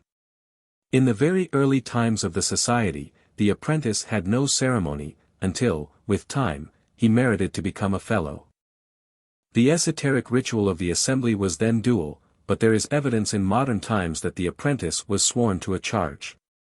In very extensive buildings where the lodge was numerous, and we read of some embracing from hundreds to thousands of workmen, the apprentice would be sworn, and the chief master's fellows would come to include 2 divisions. Some who had been passed as noble masters would take employment on such works as journeymen, and we should thus find in the same lodge sworn fellows, and masters, under a sole worshipful master of work, or the system we have today in our lodges, but without the ancient technical knowledge. Though these constitutions had other legends tacked on to them in Norman times, and to which we shall refer in our next chapter, the Anglo-Saxon Masons must have considered them as the time immemorial charter of their privileges. Even down to the 14th century. They were the authority under which they continued to hold assemblies, the existence of which is vouched by the laws which the state made to suppress them. We have seen that the meetings were held under a president, who had power to swear freed apprentices or past fellows, and in due course to examine and pass these as masters if fully competent. Besides the tokens by which they could prove their rank, they had a system of marks to indicate their property and workmanship. It is alleged there was even a double system, evidenced in this, that as a stone cutter possessed a mark for his work, and the master one for his approval. Traces are claimed to exist where, at a later period, the stonecutter's mark comes to be used as the master's symbol of approbation. Brother Chetwode Crawley, LL.D. draws attention to this, that during the centuries when the Masonic Association was in full operation, Arabic numerals and therefore modern arithmetic was unknown, and calculations could only be made by aid of the Roman notation. Hence the traditions and secret rules of geometry were all important to the craft, and made it essential that Masons should be geometers. Mr. Cox finds that the design or tracing boards of various old buildings are grounded upon the five-pointed star of Freemasonry, and on the Pythagorean problem of a modern past master, with its ratio of 3, 4, 5, or the multiples thereof as 6, 8, io. And this was especially a guild secret of construction. The mizas upon which we have been commenting represent the best days of the Saxon craft, with the Norman conquest came over French masons in large numbers. And we may see between the lines, a subtle struggle between antagonistic systems, and possibly much of the secrecy of masonry that existed throughout the centuries down to 1717, may be owing to this. And to the fact that the Saxon Mason was assigned a subordinate position. There can be no doubt that at the comparative late date when these two mizas were written there were Masons in various parts who still clung to the Athelstan constitution. On the other hand, the Anglo-Norman kings, 1350–60, were passing ordinances and laws against all alliances, covens, congregations, chapters, ordinances and oaths, amongst Masons and other artisans. These laws were endorsed by others in 1368, 1378, 1414, and 1423. They seem, however, to have affected very little the Masonic assemblies, and in 1425 a law was passed to specially prohibit Masons from assembling in chapters. Even this law remained a dead letter on the statute book, but it is from about this period that the Saxon system passes entirely into disuse. In this contest between the alleged Saxon right of assembly, and the objections of the Anglo-Norman rulers to meetings held without a charter, we see the necessity that existed for the Masons to submit their constitutional charges to the reigning sovereigns, as they had been commanded by Athelstan to do, from king to king. Indeed, acts were passed in 1389 and 1439 ordering the officers of guilds and fraternities to show their patents to the neighboring justices for their approval, but it does not seem clear whether other is meant than the chartered livery companies. It has been previously mentioned that in these two priceless documents which have all the marks of a genuine Saxon transmission, there is not one word which leads us to suppose that the members of the society thus formed had an idea that their forefathers had wrought at the building of Solomon's temple. And it is impossible to suppose that if the ceremonies then in use had referred to such a circumstance all reference thereto would have been omitted from the Constitution. The language in which these documents are couched is Christian, of a liberal but perfectly orthodox cast. Christian churches could only be symbolically constructed, with Christian symbolism, by Masons practicing Christian rites, and the priests would have been ready enough to burn any Mason that supported the Talmud. We have an instance of this intolerance in the destruction of the Templars in the year 1310–13. This is a question of simple historical fact in which we need have no bias either one way or the other. All Masonic tradition is opposed to uniformity of rites, and in France, from the earliest times, we find three opposing schools whose ceremonies may be broadly classed as Trinitarian and monotheistic rites. When we consider that the Masons of pre-conquest times were not subordinated to those of France, we should not expect uniform rites in the two countries, and when we examine the misas of the former and the latter, it is clear that such did not exist. In France itself no such uniformity existed. Coming down side by side, shrouded in secrecy for centuries, there existed three sections denominated the compagnonage, formed of artisans generally and not confined to Masons. And it is altogether an error to suppose that the most ancient Saxon fraternity was confined to workers in stone. They included all men who used geometry in their trade, as the MSS themselves inform us. Besides these, at an early period, probably much earlier but at least coeval with the Norman conquest of England, there existed in France Master S fraternities of an essentially Christian character attached to some church, and to the support of which fellows and apprentices had to contribute.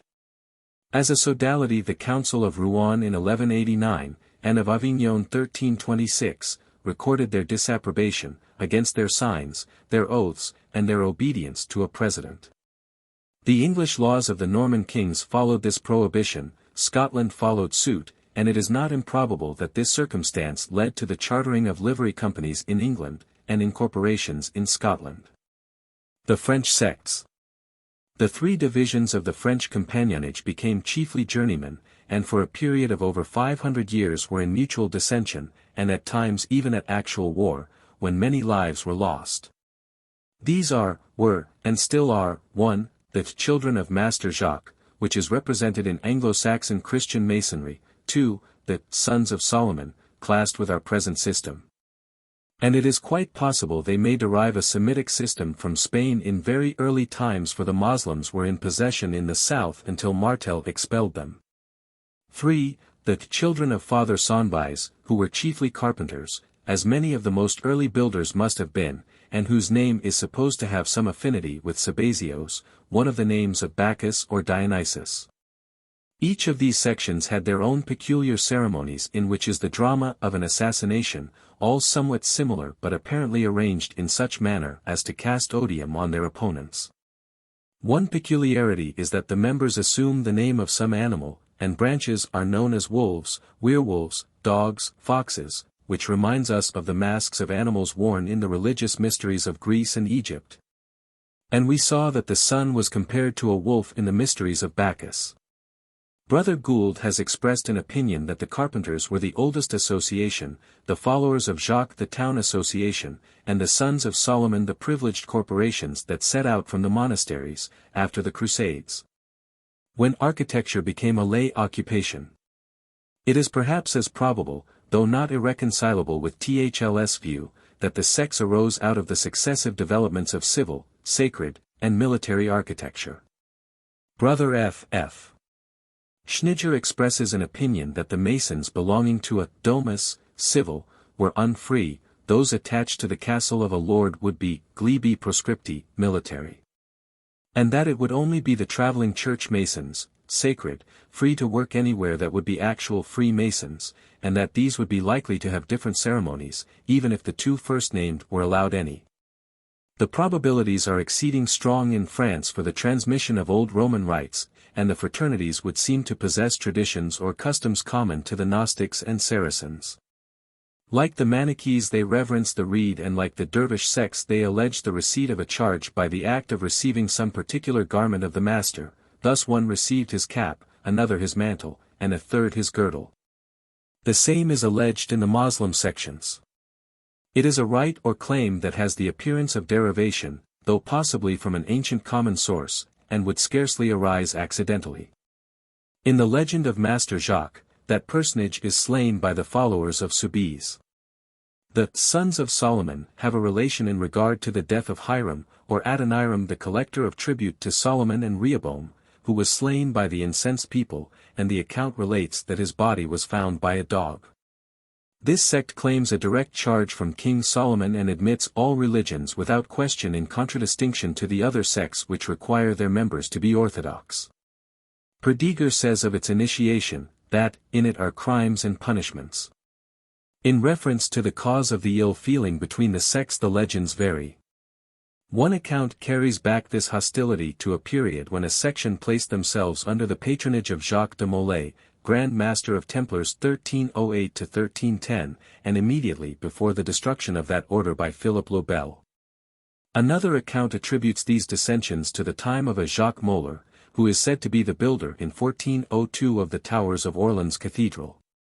The sons of Solomon refused to labor with the children of Jacques, struck work and fled, and the strong arm of the law had to be requisitioned. It looks like the quarrels of an ordinary trade union whether occurring in 1308 or 1402.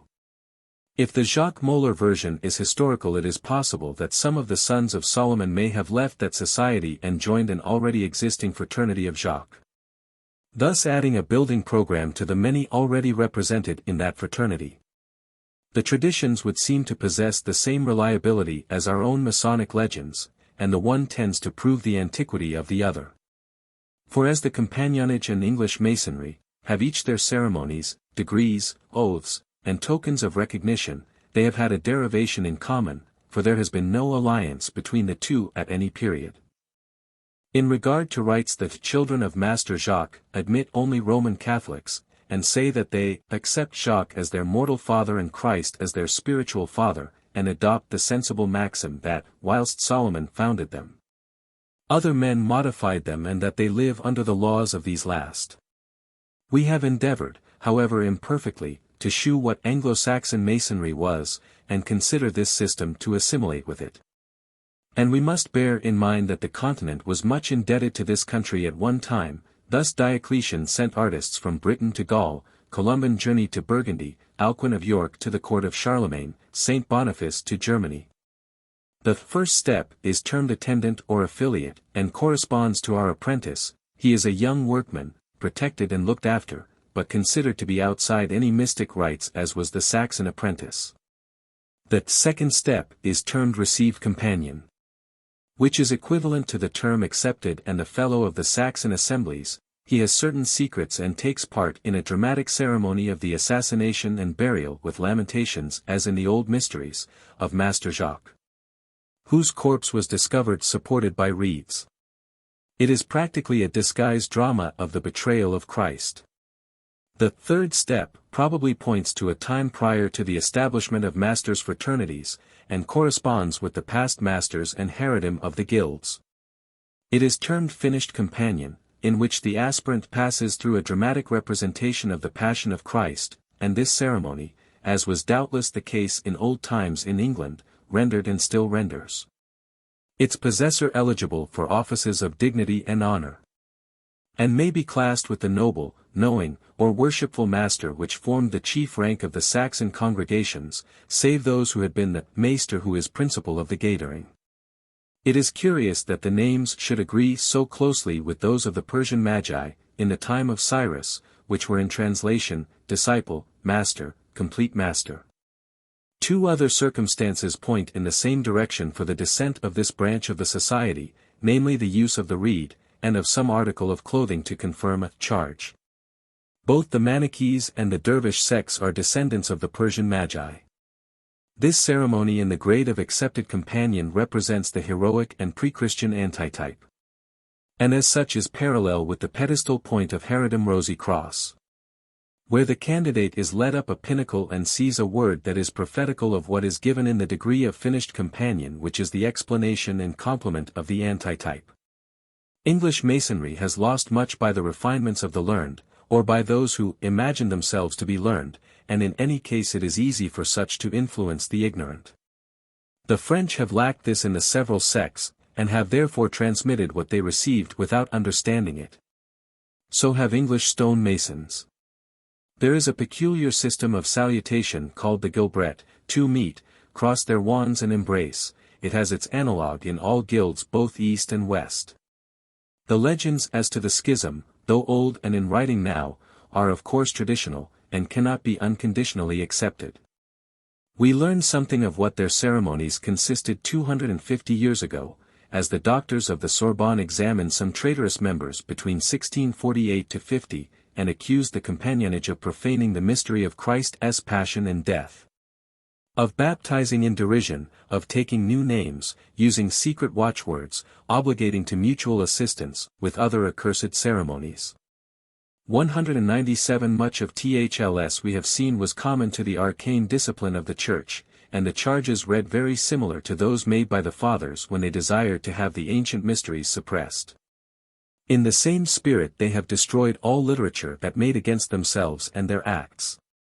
Almost the same thing might be said by a fanatic and fool against the old ancient degrees of Herodom Rosy Cross in this country, and it is very noteworthy and very suggestive that the ancient oath of the English Rosy Cross has a penalty, alluding to the Saviour's death, which is absolutely identical with the highest grade of this French fraternity of Jacques. The French fendeurs, or charcoal burners, resemble so closely those described by the priests in 1650, that there can be no doubt both have the same common origin. The fendeur initiation carry their legends back to remote times, and claim a Scottish origin, possibly it points to a culdi or other sectarian derivation thence. The salute.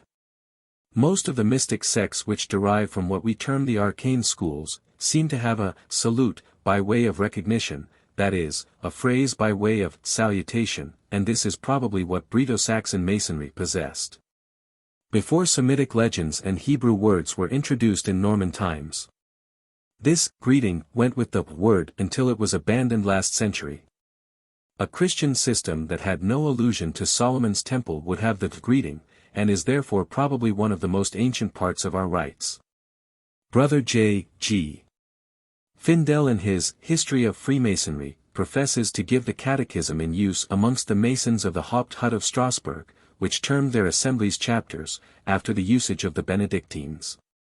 In the strict sense of the term, what is called words in this ritual is a greeting.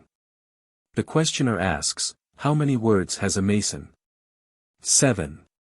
Q. What are they? God bless all honorable conduct, God bless all honorable knowledge. God bless the honorable craft of Masonry, God bless the honorable master, God bless the honorable foreman, God bless the honorable fraternity, God grant honorable preferment to all Masons here, and in all places by sea and land.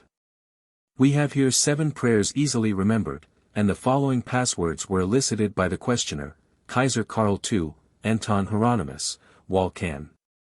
The 2 last are supposed to be corrupted from Adoniram, and Tubal Cain, the last named, it may be, through Vulcan. Professor Robison, who wrote upon German Masonry last century, expresses an opinion that an apprentice received an additional word with each year of his labor. During last century there still remained old members of the Strasbourg Constitution, though it had then lost all its influence, and there is an interesting statement recorded on the authority of Mr. Vogel, an old operative Mason, who is reported to have said, in 1785, that the German Masons consisted of 3 classes, the letter Masons, or those made by certificate. The salute Masons, or those who used a form of salutation similar to that just quoted, and the Freemasons, who he says, are the richest, but they work by our word and we by theirs. 198 which implies that he was a salute Mason, and that the greeting and the word were originally the marks of 2 distinct sects but had come to be united. Another writer states, on the authority of a newly received Freemason, who was a member of the Haupt-Hut systems, that the grip was the same in both societies. We may dismiss the certificate Mason in a few words. In England it corresponds with trade freedom granted by municipal bodies from the time of Queen Elizabeth to our own days. Our oldest catechisms not only include a triplicate greeting, but the word system, but we need not give this until its proper date, and on the evidence we have given it may be assumed that in the ancient Masonry of this country the salute was the word, and that upon it was engrafted certain Hebrew words. As the Saxon system was a Christian one, no doubt its chief grade, or Master S fraternity, has descended to us in the degrees of Herod and the Herodom Rosy Cross, translated by the French Rose-Croix of Hierdam, Templar, etc. For all these grades are very similar. And its transmission is equally probable with the known transmission for centuries, of the Christ-like ceremonies of the French fraternity of Jacques, but this we will again refer to in a chapter on the high grades. Conclusion. As we have observed several times, but may again repeat, the drama of the mysteries was of a spiritual nature designed to teach how man might so conduct his earthly pilgrimage as to arrive at immortal life. And the initiate during the instruction personated a God who was slain and rose again from the dead. It is not difficult to comprehend how such a symbolic death and rebirth was transformed into the drama of the career of the Savior of fallen man. Such a rite is in entire accord with what we know of the Chaldee monks and Masons, who were at York when King Athelstan granted them a charter, whilst Hieronymism is in discord thereto. We may summarize the details of this chapter in a few words. They point to the derivation of a system of trade mysteries introduced by Greco-Romans into Britain from an Egyptian source. Modified into Orthodox Christianity by Chaldees who had similar recondite mysteries of a spiritual type, and who taught and directed the guilds of artisans during the whole Saxon period. Our next chapter will indicate a system in consonance with the French Sons of Solomon.